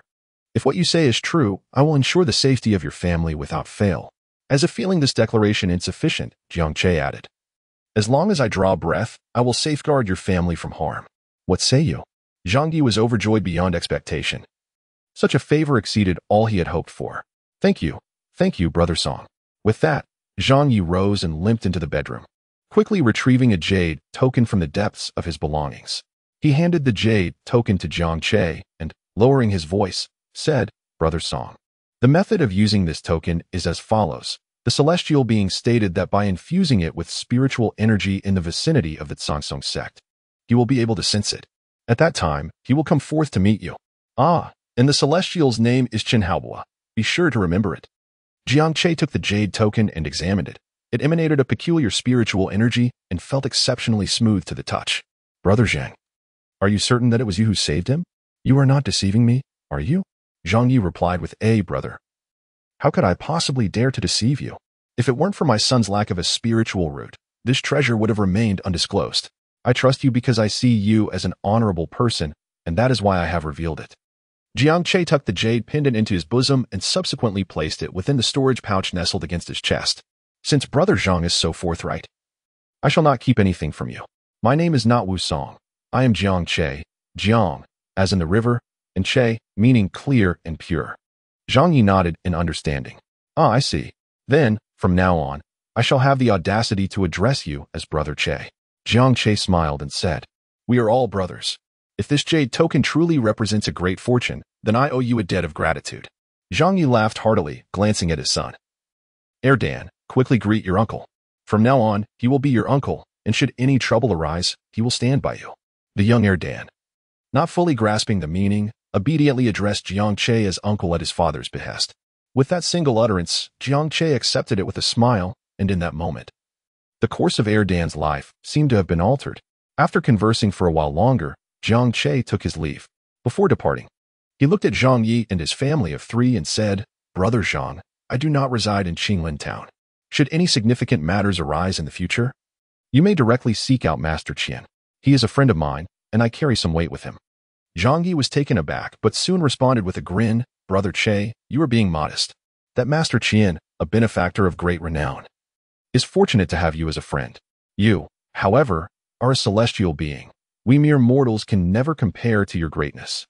Jiang Che shook his head and replied nonchalantly, Immortals descend from the mortal realm.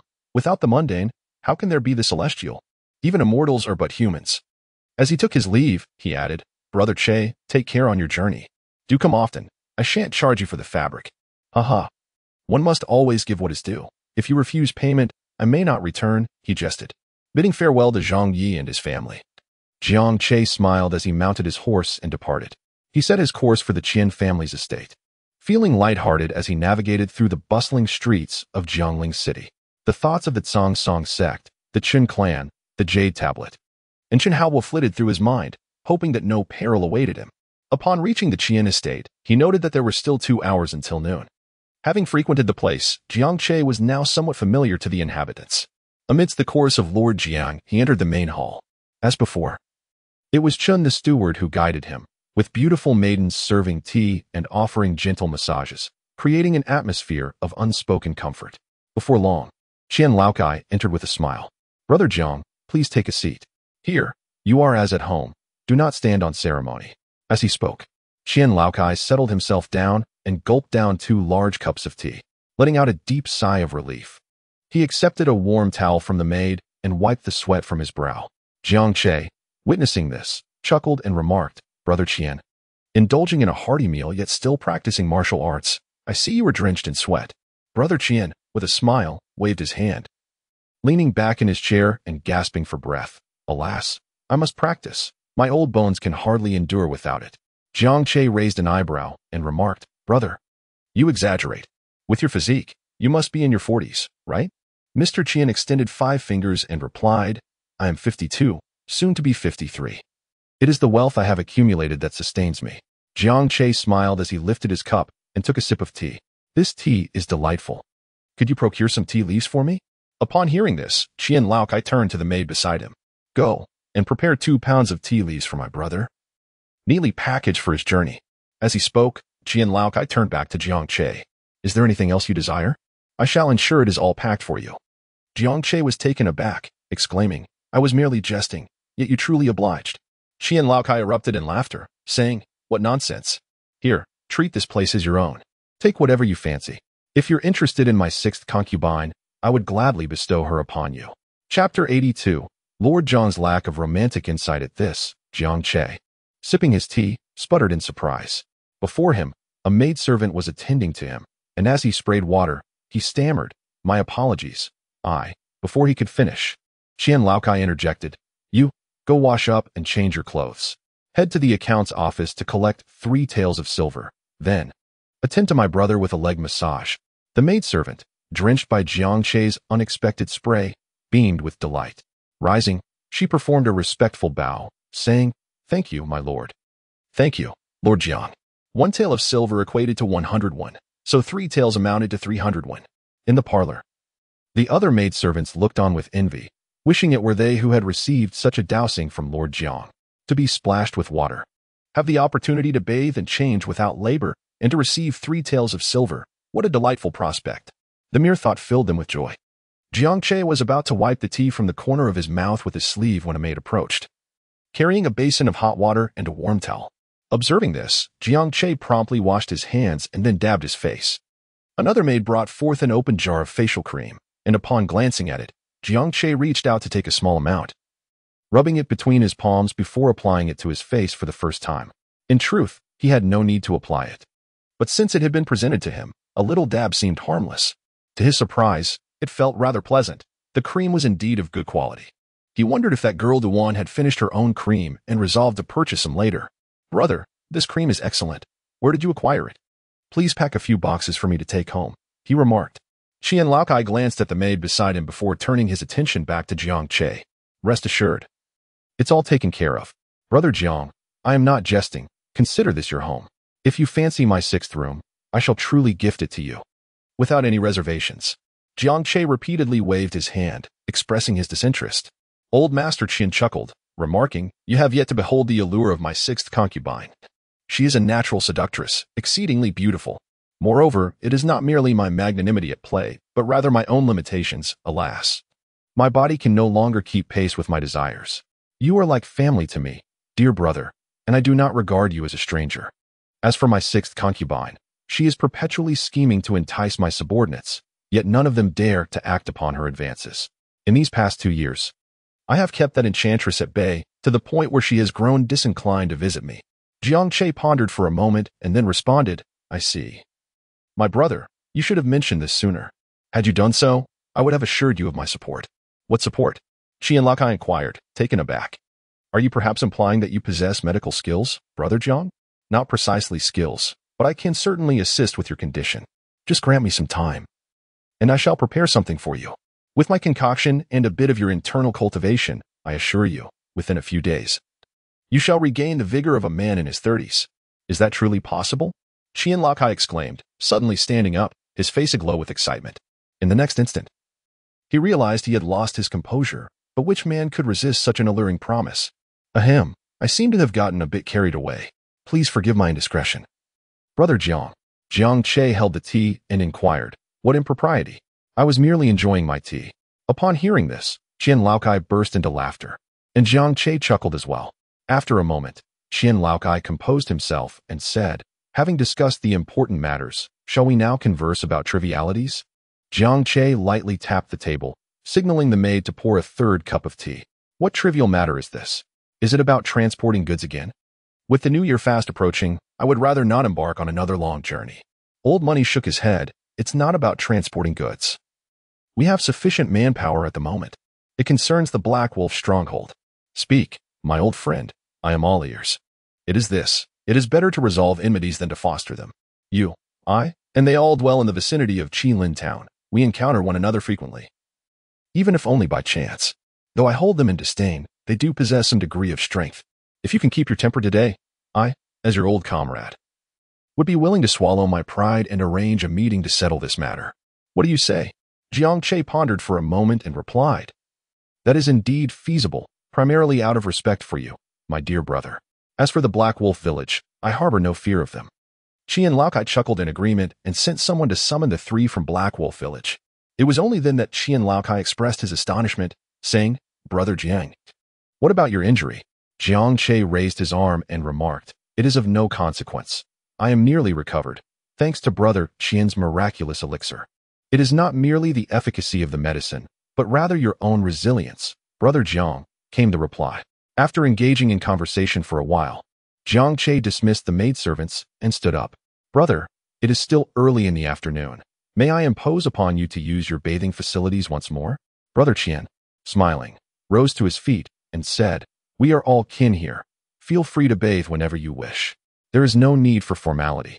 Go ahead. The water is freshly boiled every morning, and I have yet to use it today. Jiang Che nodded as he walked and said, By the way, brother, please refrain from introducing me to those beautiful women again. I am not inclined that way. Qian Laokai chuckled and nodded in agreement. Go on. Rest assured. I won't arrange that. Once Jiang Che departed from the living room, Qian Laokai leaned back in his chair, pondering for a moment. Not inclined that way? Could it be that he is inclined towards another? In the bathhouse, Jiang Che sat comfortably in the pool, enjoying a soak. To be frank, Qian Laocai's amenities were indeed delightful. It is true that wealth brings comfort. As he was bathing, the door to the adjoining room creaked open. Greetings, Master Jiang. Startled, Jiang Che did not turn his head. Leave. Did I not make it clear that you are not permitted to bring anyone for the master? A woman, with a flirtatious smile, spoke up. The master mentioned that you might not prefer the inexperienced. We are all quite seasoned. Why not take a glance, Lord Jiang? Another woman chimed in. Indeed, as long as Lord Jiang turns to look, I assure you, he shall not wish to turn back. Their laughter, a chorus of 4 or 5 women, grew increasingly nearer. Judging by their voices and the composed tones, it was evident that these women were indeed seasoned. However, Jiang Che found himself quite averse to such company. I shall count to 3. If you do not leave, I may resort to violence. 1, 2. Please. We shall depart. The sound of their footsteps retreated, followed by the creaking of the door as it was firmly shut. Jiang Che felt a sense of relief. Truly, Qian Laoj was something else, having insisted not to return the money, yet still engaging in such dealings. Shortly thereafter, in the living room, several beautiful women looked at Qian Laokai with pitiful expressions. Master, Lord Jiang has cast us out without so much as a glance. Indeed, Lord Jiang is rather unappreciative of our charms. What a pity, especially since I donned a new set of